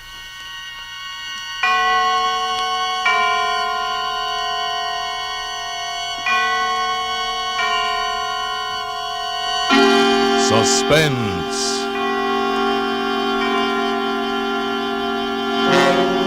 Autolite and its 60,000 dealers and service stations bring you radio's outstanding theater of thrills. Starring tonight, Mr. Edmund O'Brien and Miss Ann Blythe in Anton Leader's production of Muddy Track, a tale well calculated to keep you in suspense.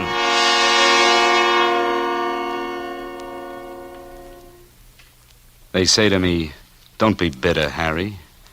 Well, I'm not bitter. They say, "Forget it, Harry." That I can't do. I'll never be able to forget it, or her. How did it happen? Well, like practically every important thing that ever happens to anybody, it just happened. I was in the bar, see? Got a match? I said got a match. Who, me? What's the matter? Girl shy or just match shy? I thought you were talking to the bartender. Here you are. Well, I'm glad we got that straightened out. What are you drinking? Coke? At this hour? Clear me up on something, Angel Face. Are we trying to get acquainted with each other? You're cute. I'm broke, flat, busted. Go pick yourself another target. Have a drink on me. I only take a round when I can buy one back. I'm not trading. I'm buying. You could have fooled me. I repeat, you're cute. Eddie, give my friend a bourbon. What's the matter? Been playing the nags? Oh, you read minds, too, huh? Simple. Track's open. That's a good suit you got on, and you've been nursing that coke for 20 minutes.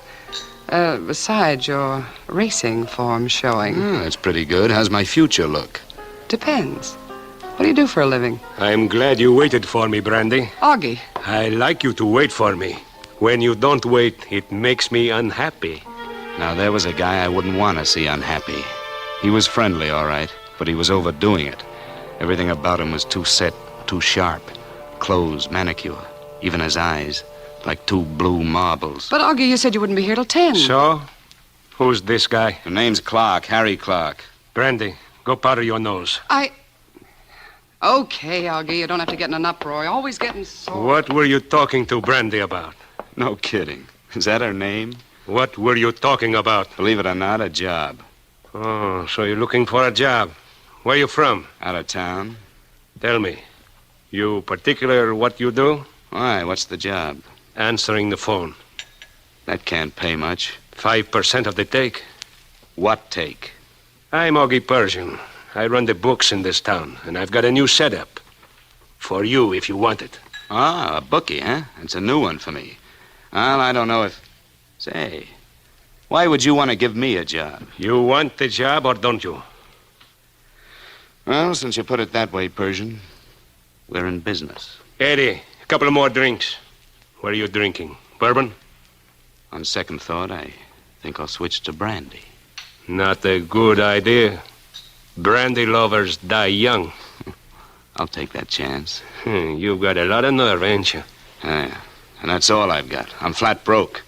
How do you feel about advances? I don't mind them at all, so long as you keep them in cash. I should have walked out then. It was too easy, but I couldn't kick too much. I had 25 of Persian's bucks in my pockets that guaranteed he'd pick me up in the morning like he said. He was punctual. At 10:30 a.m. sharp, a big black sedan pulled up in front of my rooming house. Persian was all smiles as we drove across town to a small apartment house. He took me up to the third floor to apartment 3B, opened the door, and handed me the key. Well, this is where you work. Here's the scratch sheets, and there's the phone. Ah, nice place. By the way, who's Eleanor Grayson? Why? Well, that's the name over the bell. Oh, she lives in this apartment. She know you're using the place? You just answered the phone. Yeah, but suppose she came in. Look, you get here at 11 and pull out at 4. She'll never see you. That's the way I want it all the time, understand? But how do She I... thinks Brandy uses the apartment. Does she? You're too nosy, and you talk too much. Is that advice? Yeah, let's call it that. The boys have passed the word around about the new phone. You ought to be getting action pretty quick. Write up all the bets you take. I'll call you up from time to time with results. So long. It was one of those small apartments with a pull-down bed, but it was kind of nice. The sun came in at the windows of the living room. I had it in mind to explore the kitchen for a cup of coffee, but Persian was right. The word had got around. Hello? This is J.K. Give me 5 win, 5 show on oatmeal in the third at Pimlico. 5 win, 5 show, oatmeal. Okay, J.K. By the way, how's the track there? Let's see. Pimlico? Raining, but still fast. Okay, thanks. I was in business. I still had the coffee on my mind, but I had something else on my mind, too. The picture of a girl smiling at me alongside the telephone. It was good to have company, even if it was only a picture frame, because I was beginning to develop a queer, creepy feeling. And again I thought, maybe I ought to get out. But they kept me too busy. It was almost 1 o'clock, and I still hadn't had that cup of coffee. The phone kept ringing, and the girl in the picture kept smiling. I felt kind of cold all of a sudden, maybe because I hadn't eaten all day. I headed for the kitchen, thinking there'd be some eggs at least, maybe some bacon. There was one of those swinging doors to the kitchen. I pushed it open. She was lying at the end of the kitchen, near the sink, all lumped up, her blonde hair matted with blood. I grabbed the stove to keep my legs from buckling. I was glad I hadn't eaten, but I turned her over just the same. It was Brandy. She was dead. So that's why Augie Persian hired me. And I'd called him a sucker.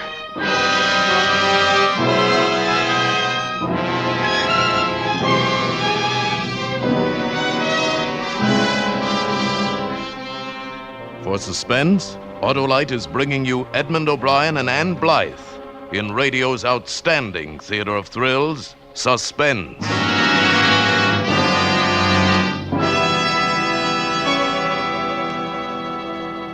Say, Harlow, is it really as important as Autolite says to replace worn-out electrical parts in my car with original factory parts? Important? Why, by Cornelius, the Autolite people are the world's largest independent manufacturers of original factory parts for automobiles.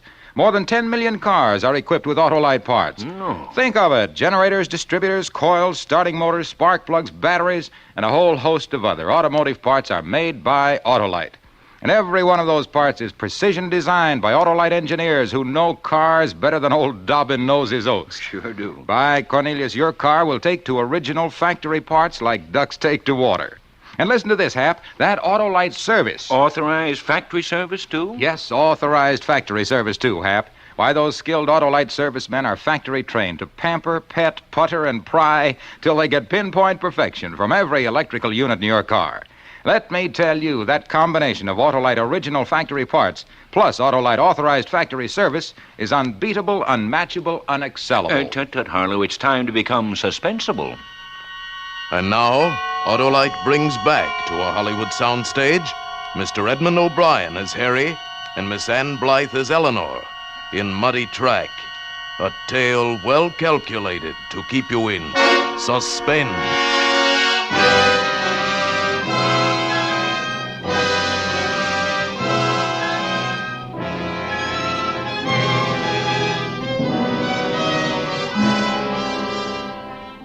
Brandy looked a whole lot different than she had last night. Her mascara had mixed with tears, and her face was bruised. Somebody had given her the backhand treatment. It had all the earmarks of a fine Persian hand. But the thing that had put her out of circulation was a blow on the back of her head. So Augie Persian had fitted me out for a murder rap. That's why he was so anxious to hire a guy he didn't know anything about. The doorbell.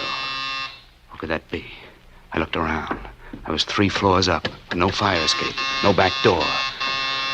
All I could do was hope they'd go away. Too late. Oh, I didn't think anybody was here. What do you want? Well, this is the day I clean up and change the lights. Not now. You can let it go until tomorrow. But I don't usually come here tomorrow. I said let it go. Say, who are you? Never mind. Here's a $1 for your trouble. Well, thank you, but I don't think I should take it. Make it next week. I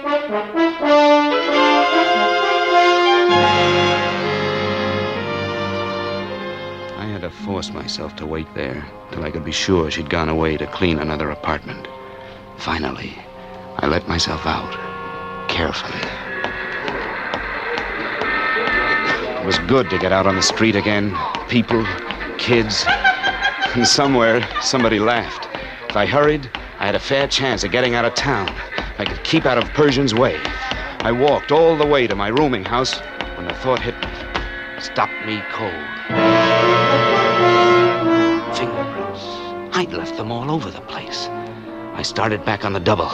Ran all 3 flights up to the apartment. Opened the door with the key Persian had given me. Fingerprints. I had to get rid of them all. I picked up the phone. Wiped it clean. The kitchen. I tried to keep my eyes away from her. But I couldn't help it. She looked so pitiful there on the floor. And then I noticed something clutched in her hand. A pasteboard. I carefully forced her hand open. It was a pawn ticket. I put it in my pocket and started to get up. It was the girl in the picture. She was leaning against the kitchen door, her face white with shock. Is she dead? Yes. Who are you? What are you doing here? How did you get in this apartment? I live here. Oh, and you're Eleanor Grayson. Yes, who are you? I'll ask the questions. Come on, I'm a detective. Let's get out of here. I herded her out of the apartment. She thought I was taking her down to the station, but I steered her into a chop suey joint. I ordered some tea for her. She looked like she was going to faint. She drank it.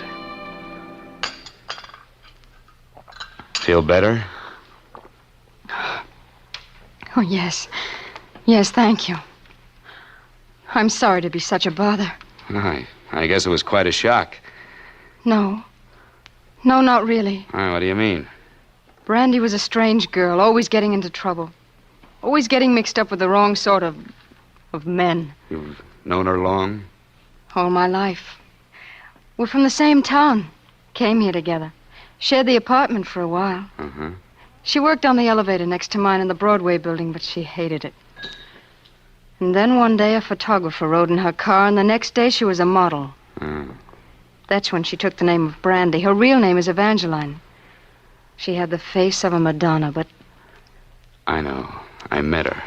Looked like uptown, talked like downtown. That must be... Yeah. Now, take it easy. Take it easy. Now, tell me, what was she doing in your apartment today? She paid half the rent. Well, she said she needed to use the phone for modeling appointments, but I never really believed that. I needed the money. I shouldn't have let her. Now I'll get into trouble. She was killed in my apartment. Now they'll blame it on to me. Look, why don't you go away and stay with a friend tonight? You're in no shape to go back there. You're very understanding for a policeman. You'd be surprised about us policemen. You'll help me. Well, I'll do what I can. You promise? Yeah, sure. Don't bank on it too much, but everything I can. It was a lousy trick to lie to her like that. Poor kid. She'd be all right. And I needed time. That siren meant that the chase had started. It was my skin I had to worry about. I put her on a streetcar, and I headed in the opposite direction on another one. I had to transfer twice to reach the spot I was bound for. The safest way to get out of town. About an hour later, in a diner on the outskirts of town, I found my boy. Yeah, I'll give you a ride, Mac, but I ain't highballing out till midnight, and I can't pick you up here. Insurance spotters around. Know where Fremont turns into Kelso by 101? Yeah, I'll find it. Well, look, be there by the signal a little after 12. I'll pick you up. I went back to my rooming house to get my stuff. My rent was paid. I wouldn't have to see anybody. I'd sure be glad to get out of this town. You made me lose a bet, Clark. He was a fat man, and he was holding a cigar. He put the cigar in his mouth, and I was conscious of dimples, 3 of them, one in his chin, one in each cheek. I had never seen him before. Yeah, I bet you wouldn't be fool enough to come back here. What do you want? I'm the contented type. I hardly ever want nothing. But Augie does. Augie Persian. He wants to see you. Bad.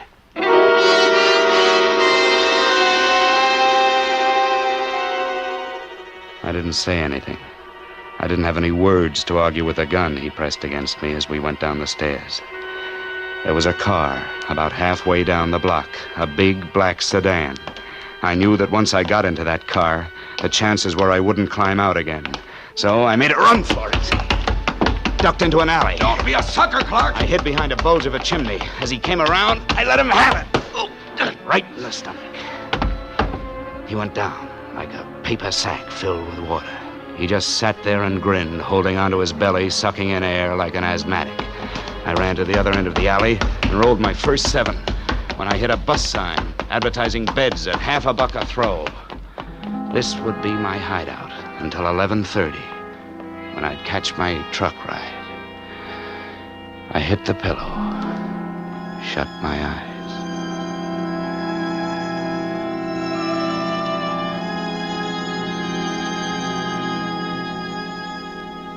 When I woke up, the sun was coming through the dirty windows. There were 2 old men talking close by. No, sorry. You don't catch me leaving town with that dragnet the cops got spread. What time is it? Huh? About 7 o'clock. 7 o'clock in the morning? Well, that ain't the moon shining out there.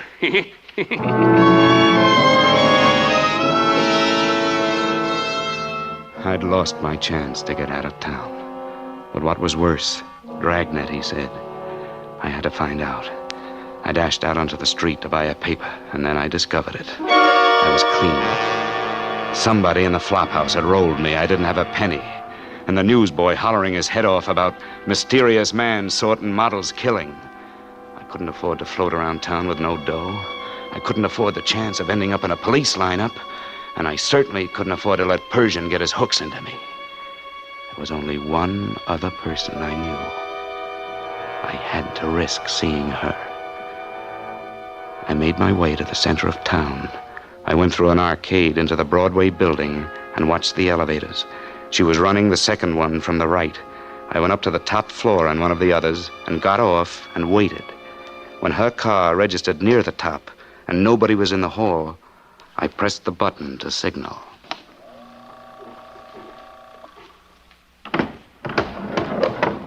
Down, please. I've got to talk to you. You're not a detective. You didn't fool me for long. I know, I'm sorry about that, but... Did you kill her? What? Why would I want to kill her? I just met her last night in a bar. But you were in the apartment leaning over. I know, it looks bad, but you gotta believe me. That's the starter signal. I have to go. Please, wait. Wait, I haven't got anybody to turn to but you. They're looking for you. I know. The cleaning woman told... I wouldn't want you to think that I'll lose my job. Please. Police have been in the building all day. You'll get caught here. You gotta believe me. I didn't kill Brandy. I've got to go. Please, they'll catch you. Look, I'm broke. I haven't got a nickel. You gotta help me. I gotta talk to you. Well, here's $1. I'll try to get you more later. I get off work at 6. Meet me at the Chinese restaurant where you took me yesterday. Okay, thanks. The buck was crumpled in my fist till I got out of the building. Then I stuck it in my pocket and discovered a little piece of paper that got there first. It was the pawn ticket. The ticket I'd taken out of Brandy's hand when I found her in the kitchen of the apartment. It might be nothing. It might be something. I had to find out. Hey, Bud. Are you talking to me? Yeah, can you tell me where the Acme pawn shop is? Sure, right down the block there. Oh, thanks.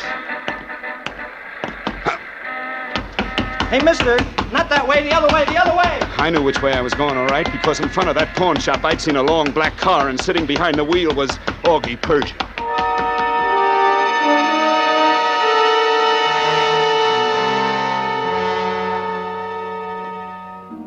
I spent the next 2 hours in a movie, but I don't know what the picture was about. That pawn ticket kept bothering me. And Eleanor, was she really on my side? Could I depend on her? I decided to go to the Chinese restaurant, all right, but I wouldn't go in. I'd wait a few doors down the street. If she was on the level, she'd come alone. Here I am. What? You said the restaurant. Hi. Are you hungry? No. Let's walk. It won't be safe to walk. They're looking for you. Oh, come on. We can't stand here. Well, there's the park across the street. It'll be dark soon. All right.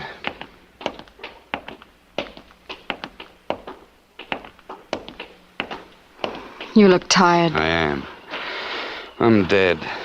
Here's a bench. Why don't we sit down? Okay.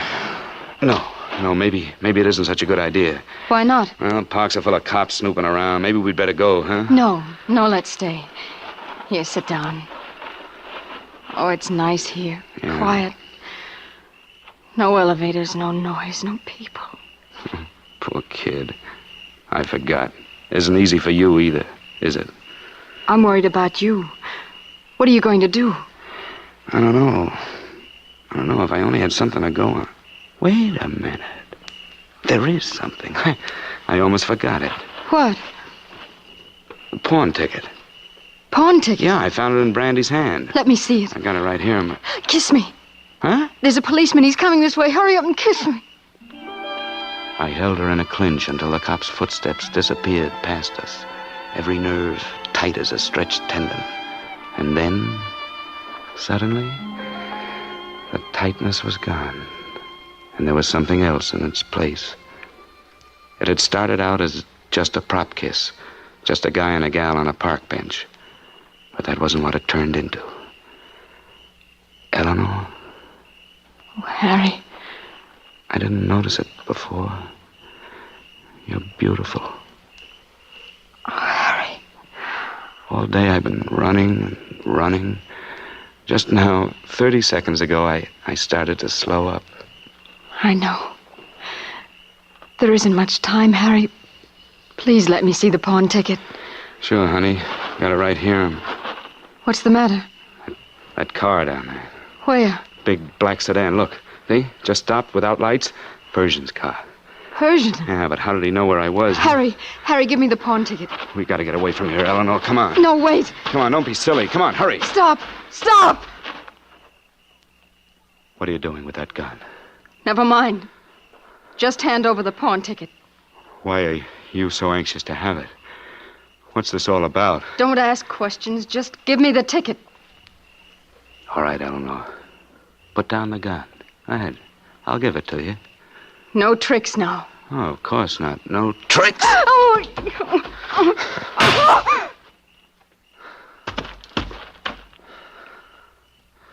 Don't move, Clark. This is a gun I got, too. See if she's dead, Dimples. Okay, Augie. We were fighting for the gun. It went off. I don't understand why Don't she... ever trust a dame, Clark. Any dame. Eleanor told us you'd be here, in the Chinese restaurant or the park. She called me. What? She called you? She ain't dead, Augie. But she ain't gonna live very long. Looks like crime doesn't pay, Eleanor, huh? Don't kill him, Persian. Me kill Harry?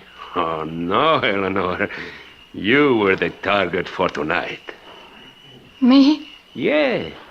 But you saved me the trouble. Persian, you're crazy. You're crazy. No, you are, Clark, for trusting her. Why don't you tell him, Eleanor? Tell him why you killed Brandy. How you'd been hacking her clothes, her jewelry. How she finally caught up with you. I didn't mean to kill her. She found a pawn ticket. Threatened to have me arrested. She slapped me and we had a fight. She fell and hit her head on the sink. I didn't know what to do. Ran away. And just then a perfect fall guy turned up. Friend Harry here. Oh, that's why she needed this pawn ticket. What pawn ticket? This one. Huh? Well, this ties it all up.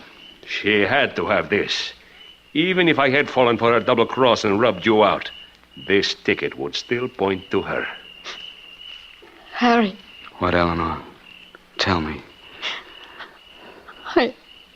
I didn't want to. If only we'd met before,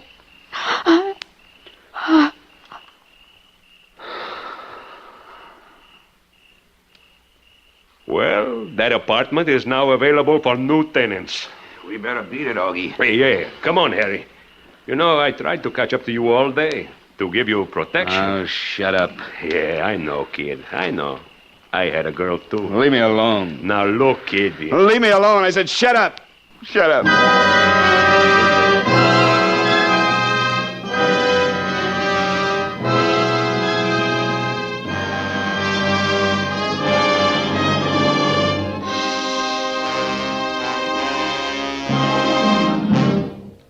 Thank you, Edmund O'Brien and Ann Blythe, for a splendid performance.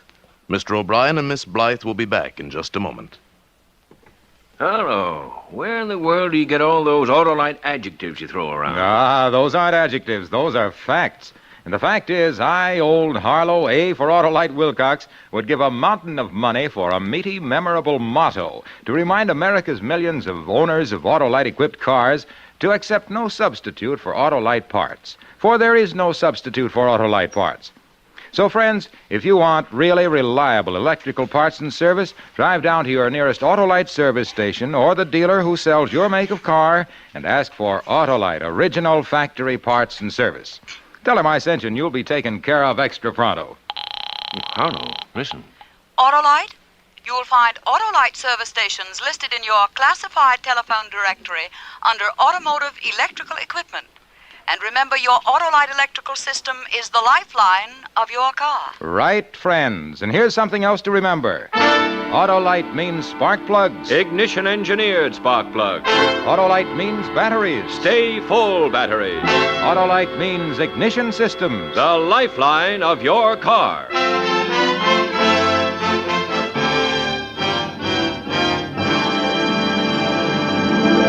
And now here again is Mr. Edmund O'Brien.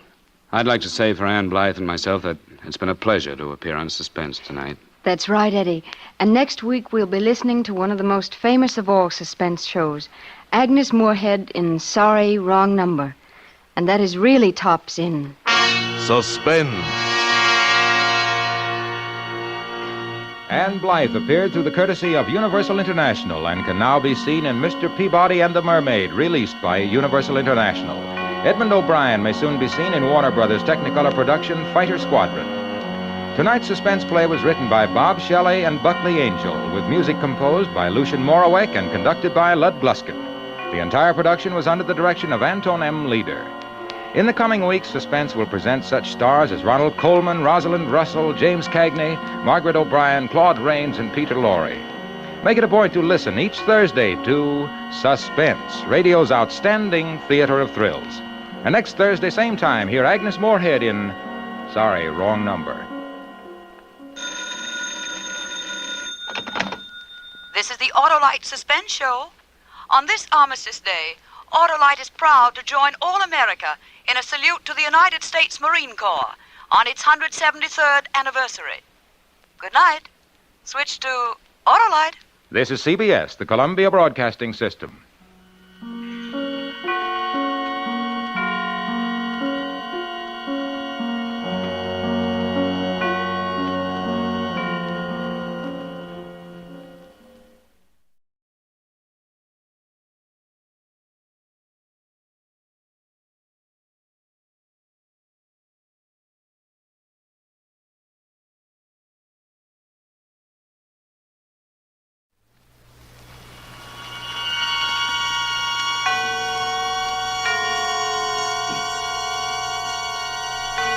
Now, Autolite and its 60,000 dealers and service stations present... Suspense.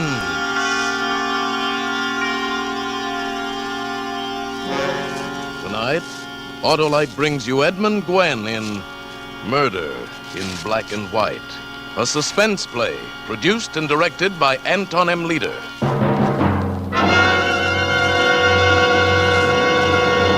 Friends, have you got that faraway look in your eye for faraway places? Well, it's spring, so let's get going. Replace old narrow-gap spark plugs with wide-gap Autolite resistor spark plugs. Your car will idle smoother, give you better power and performance on leaner gas mixtures, actually save gas. You see, Autolite regular-type spark plugs have long been standard factory equipment on many leading makes of cars and trucks. And now 6 of these leading makes of cars and trucks have switched to Autolite resistor-type spark plugs for factory installation on their new 1949 models. The new Autolite resistor spark plugs are tomorrow's spark plugs today. Remember, you're right with Autolite. And now, Autolite presents Edmund Gwenn in a tale well calculated to keep you in suspense.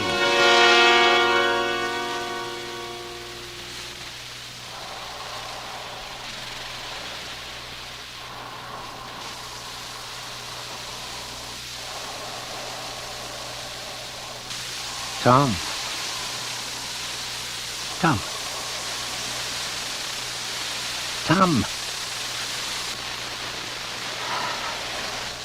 He's asleep at last. Now, let's see. I wrap this blanket around the gun to muffle the sound. Aim about there. Then... Tom!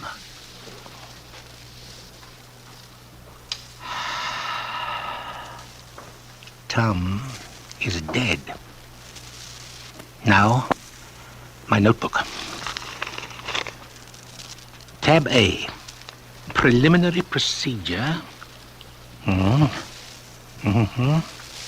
Yeah. Tab B, performance of murder. Yeah. Yes, everything has been carried out exactly as I planned it. Tom is dead.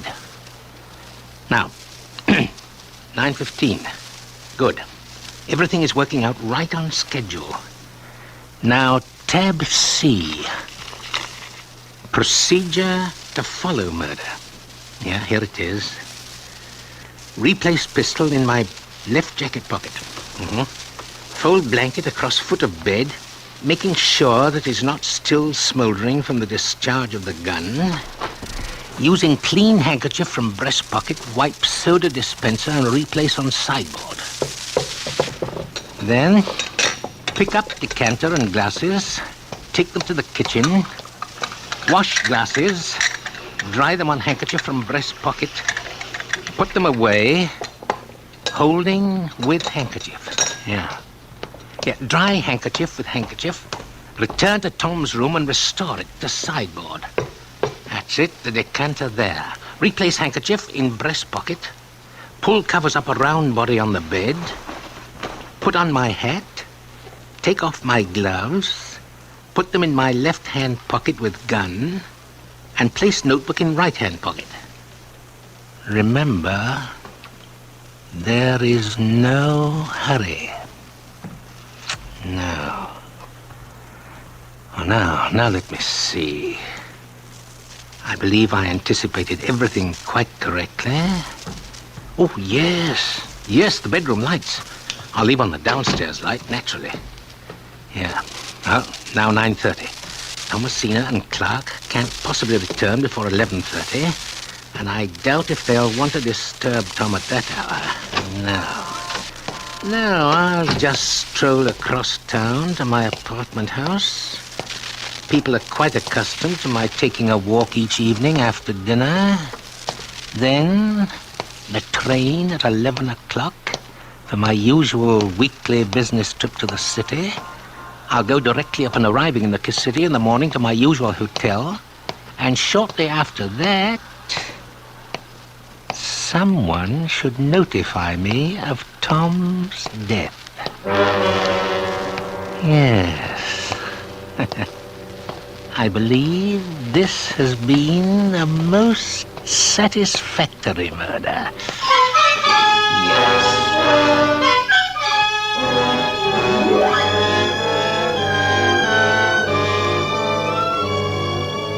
For Suspense, Autolite is bringing you Edmund Gwenn in radio's outstanding theater of thrills, Suspense.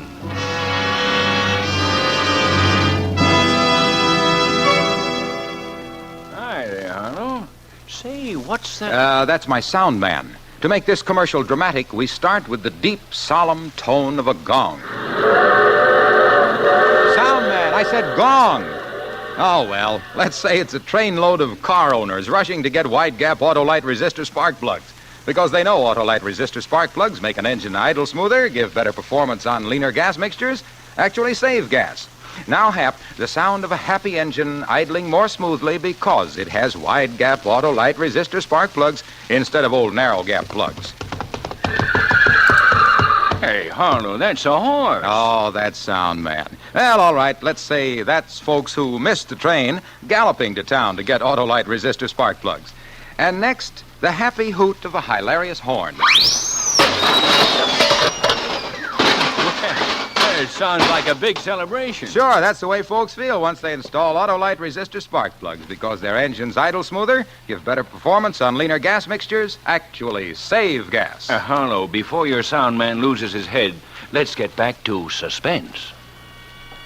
And now, Autolite brings back to our Hollywood soundstage Edmund Gwenn as Rice Archer in Murder in Black and White. A tale well calculated to keep you in suspense. I hope you had a nice trip, sir. Yes, very pleasant.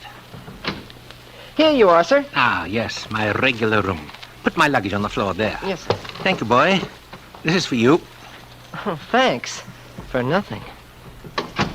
My train was 2 minutes late in arriving, so it must be, yes, 8:32. Now, my notebook. Tab C, item 4. Procedure upon arrival in the city. Yes, excellent. Your order, please. Room service, please. Just a minute, sir. Room service. This is room 459.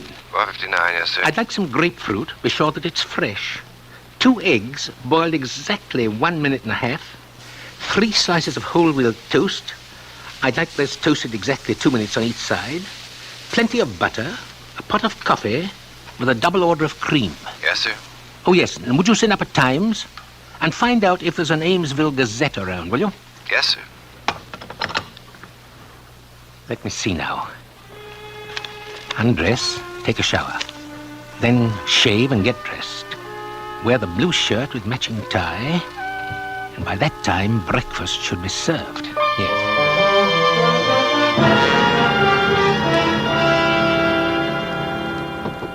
Come in. Room service, sir. I'm sorry, sir, but there was no Amesville paper. It's not important. I have a niece who lives in Amesville. She works for an aircraft factory, the Hannigan Company. Why, that's our company. Well, that is, I'm a junior partner in the firm. The senior partner is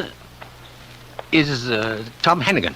Well, I must remember to tell my niece. Will there be anything else, sir? No, thank you. I'll just sign the bill. I'm adding your gratuity to the bill. Thank you, sir. Perhaps you know my niece, or her name is Evie... I'm afraid I'm not familiar with the names of the employees. That'll be all, waiter. Yes, sir. I must be more careful. Almost referred to Tom in the past tense. I believe I should make a note of that. Yes. Be sure to speak of Tom in present tense until after the notification of his murder. Too bad I couldn't get the Amesville paper, but to have made an issue about them sending out for it would have been too pointed. Oh, perhaps the city paper. They must have discovered the body by this time. They probably haven't called or wired out of consideration of the hour, yes. Yes, now let's see. Cold War gets warmer. President fishing in Gulf Stream. New highway. Politics. Benefit. Prominent citizen dies. Yeah. No, the wrong one. Society, sports, drama. Oh, nothing. It must be that it's just too early, of course. Of course, that's it, yes. Fortunately, I've prepared for every possibility. All I have to do is to look in the notebook. Should be right here. Yes. If nothing in the morning paper and no notice received by time breakfast is served, eat breakfast leisurely. Yeah, then proceed with normal business calls, checking back with hotel at frequent intervals. Yes, that's it. Normalcy. Normalcy is the proper note. Now, let's see. Plenty of butter, toast, just right. Fine.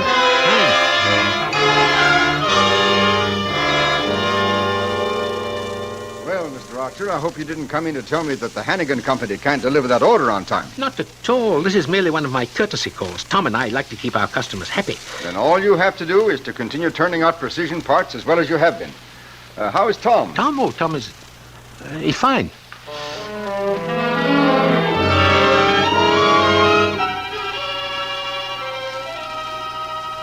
Hotel Sherman. Mr. Archer speaking. Mr. Rice Archer, room 459. Are there any messages for me? Just a minute, Mr. Archer. I'll connect you with the desk clerk. Thank you. I must be sure I have this right. Tab C, yes, here it is. Procedure with hotel clerk.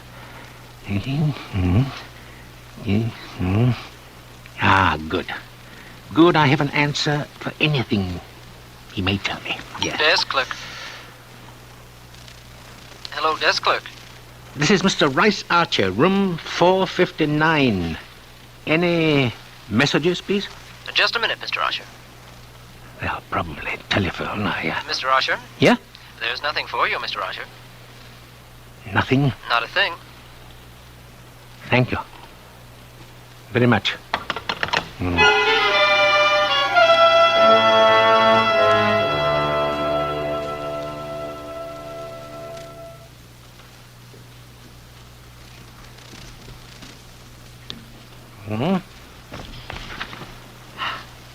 I'm really in town on business, Mr. Whitcomb. But I couldn't resist stopping in long enough to see if there was anything new in jade on the market. I don't know if you're interested, Mr. Archer, but I've just heard that Joyner in Philadelphia is willing to sell his snuff box from the Ming Dynasty. You know, it's white jade with an inlaid green dragon.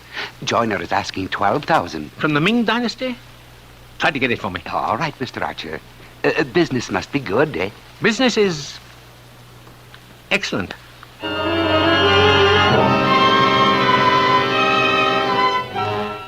No one is called, Mr. Archer. And how's that old son of a gun, Tom? Well, Tom, I believe he's fine. Not a thing, Mr. Archer. There's nothing for you, Mr. Archer. And be sure the eggs are 1.5 minutes each.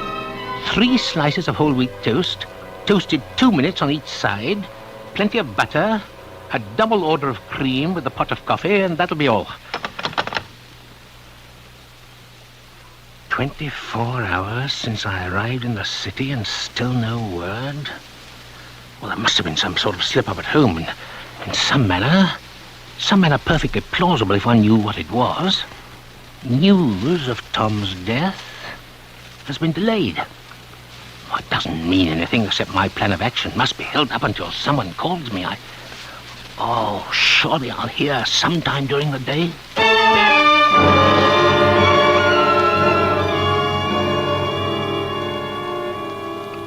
It's nice of you to take me to lunch, Archer. I must say I look forward to your regular visits. How's Tom? Tom, I haven't... I mean, he's fine, very fine.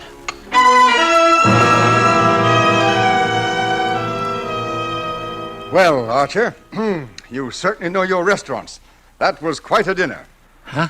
Thank you. You know, the last time I was talking to Tom, he mentioned you had a lot of bomber clips ordered by the government and then canceled. He said you'd sell them cheaply since the government paid for the cancellation if someone could figure out a use for them.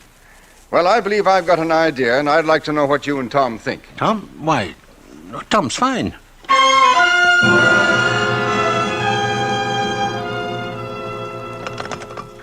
Your order, please. Desk clerk, please. Just a minute. Desk clerk. This is Mr. Rice Archer, room 459. Any messages? No messages, Mr. Archer. I see. I'll be checking out in a few minutes, clerk. Taking the midnight train back to Amesville. You might send the boy up in 15 minutes, and if there are any messages before I check out, you will call me. Won't you?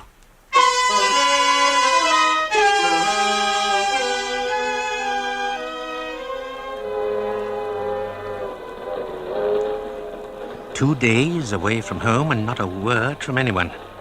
Well, they must have discovered the body. Well, I'll be home in the morning. I'll go straight to the factory, and then someone will tell me, surely. Of course, it's entirely possible that everyone thinks I've been told by someone else. Of course, that's it. Things have been very strange today. Why, there have been times when I almost felt as if I hadn't killed Tom. That I'd imagined the whole business. Yes, it's really most fortunate that I wrote everything down in the notebook. I only have to reread it to remember that Tom is dead and that I killed him. I'll be home in the morning. Nothing to worry about now. Now I have everything in the notebook, ready to say and do when I at last hear the news.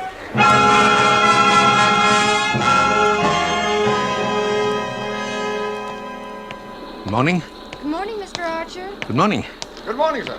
Good morning. Good morning, Mr. Archer. Strange. Everyone seems to be acting quite normally. Perhaps because they're only employees. Of course, that's it. The workers would feel no sorrow. They didn't know Thomas, as I did. Now, let me see. Normal procedure would be to let Clark Henley know I'm back. Yes. Miss Gordon, would you inform... Oh, never mind. Morning, Clark. Good morning, Mr. Archer. How was your trip to the city? Excellent, Clark. I managed to get a couple of orders increased substantially. Everything go all right here? Sure. That's, fine. How's Tom? Great. He'll probably be back to work in a day or two. He will? Fine. Excellent, in fact. Yeah, it'll be great to have him back, won't it, Mr. Archer? Huh? Oh, yes. I was thinking about the additional orders. Well, Tom will be glad to hear about those. You know how he worries about the business. Yeah. Well, gotta get back to work. See you later, Mr. Archer. Yeah. Procedure following murder. What to say if notified of Tom's death by Thomasina, by Clark, by police, what to do if read of death in paper before personal notification. Everything. Everything except... Uncle Rice, you're back. Yeah. How was the Wicked City, Uncle Rice? Like it always is. Everything is normal. Uncle Rice. Yeah. What is it, Thomasina? Purple lipstick. See? I'm going to leave lathers of it on Clark's cheek. You know why? He proposed last night. Congratulations. I suppose your father will be pleased. Tom, he was delighted. We're going to have an engagement party tomorrow night. Couldn't have it until after you got back. Tom wouldn't hear of it. Tom? How is he? Fine. Tom's fine.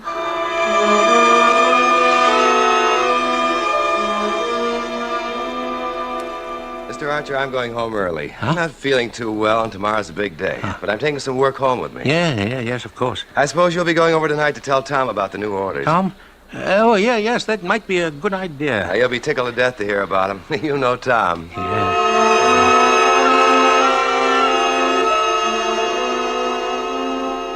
Oh, Mr. Archer. Yeah? What is it, Miss Gordon? Clark Henley just called. Oh? He said he'd taken one of the account books home with him, and he suddenly thought you might see it was missing and worry about it, so he just wanted you to know he had it. Oh, which account book? Mr. Henley said he had the one covering our old government contracts. Why? Well, Mr. Henley ordered a general audit for tomorrow, and he said he wanted to go over that book tonight, so... Why, Mr. Archer, what's wrong? You've turned as white as a sheet.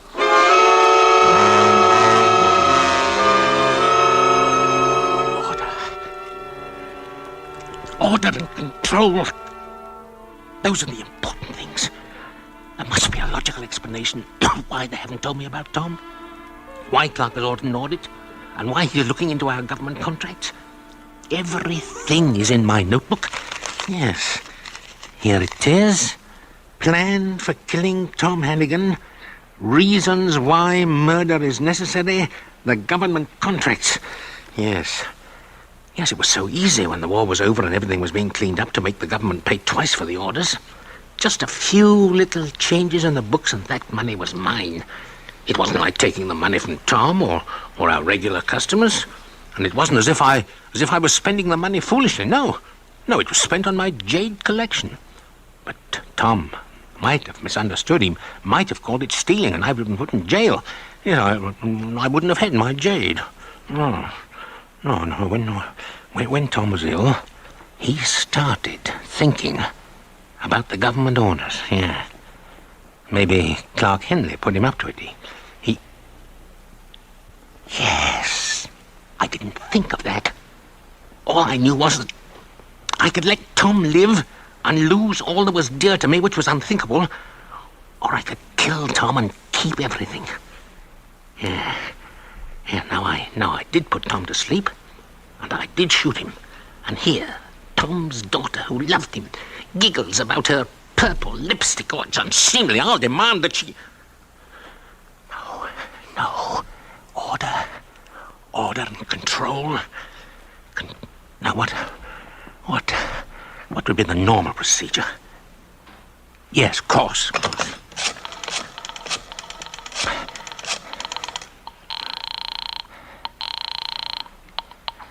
Mr. Hannigan's residence? Evening, Ethel. This is Mr. Archer. Well, hello, Mr. Archer. Is Mr.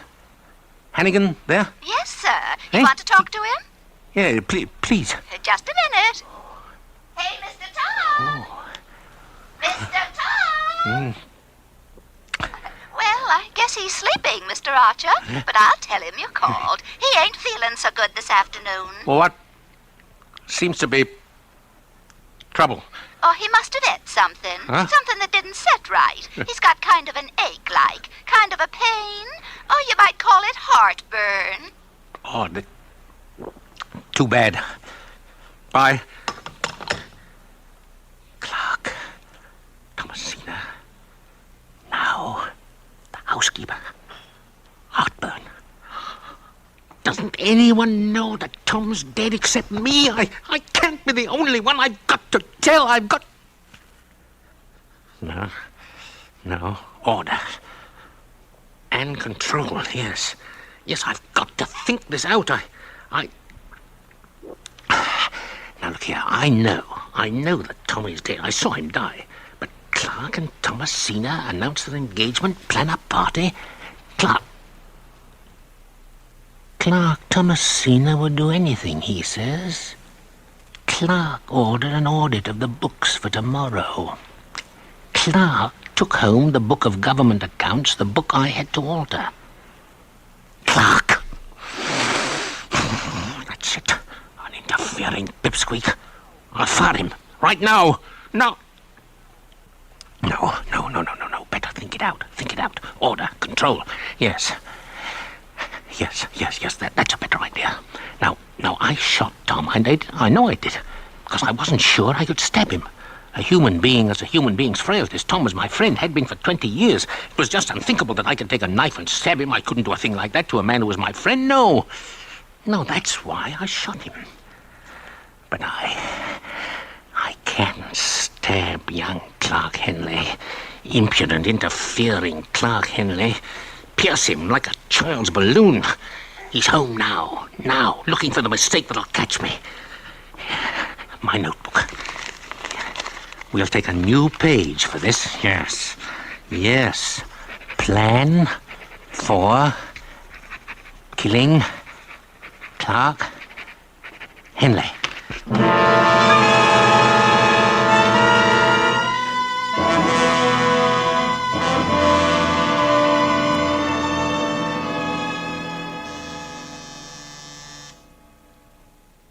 Evening, Clark. Well, hello, Mr. Archer. How are you? I wanted to talk to you about something. I hope I'm not intruding. Not at all. Come right in. In fact, I'm glad you came. We were just talking about you. Yes, Tom and I. Tom? Yes, he's in the kitchen mixing a drink. Huh? Come on out, Tom. Mr. Archer's here. No, he can't be. Tom! Tom's dead. What did you say? How did you know Tom is dead? Well, it was either... my notebook, it's right here. It's tab... it must be one of them. I'll take that notebook. No! Yes, just as I thought. All right, officer, here's the whole story in this little notebook. I guess you were right, Mr. Henley. But I never thought I'd see anything like this. No, you can't do this. It isn't the way I planned it. I knew we'd trap him this way. He's never been able to do anything without preparing a notebook. Yeah, but... Tom told me he couldn't even hire a secretary without planning all the dialogue in advance and writing it out. Right. That's why I made everyone pretend Tom was still alive. I knew if he didn't have all the answers in his little book, he'd have to break. Break! Well, come along, Archer. No, it really wasn't fair. Not killing me. And I had it all written down in black and white.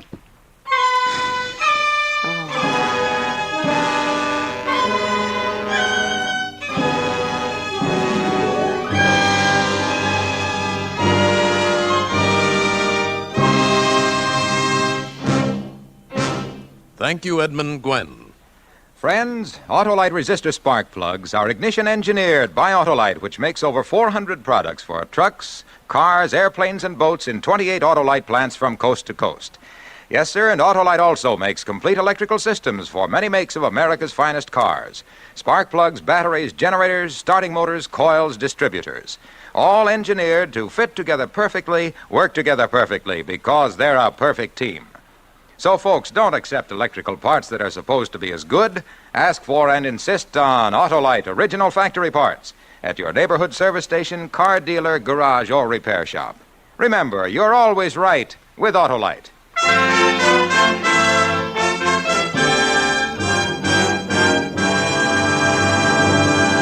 Now here again is our star, Mr. Edmund Gwen. I really enjoyed returning to the Suspense Playhouse. This program is a favorite of most Hollywood actors, and much of their enthusiasm comes from the opportunity Suspense gives them to play a different kind of part. See? Well, for instance, I'm sure you're going to want to hear next week's show, when Betty Grable appears in an unusual role in a story called The Copper Tea Strainer. Another gripping study in Suspense. Edmund Gwenn appeared through arrangement with MGM, producers of the Technicolor picture Little Women, starring June Allison, Peter Lawford, Margaret O'Brien, and Elizabeth Taylor. Tonight's suspense play was adapted for radio by Eli David from a story by Ann Wormser and Jess Oppenheimer. Music was composed by Lucian Morawek and conducted by Lud Gluskin. The entire production was under the direction of Anton M. Leader.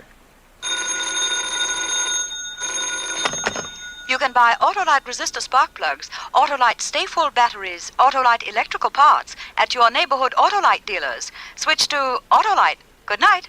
This is Cancer Control Month. Do your share in the fight to control this vicious killer by generously supporting the American Cancer Society.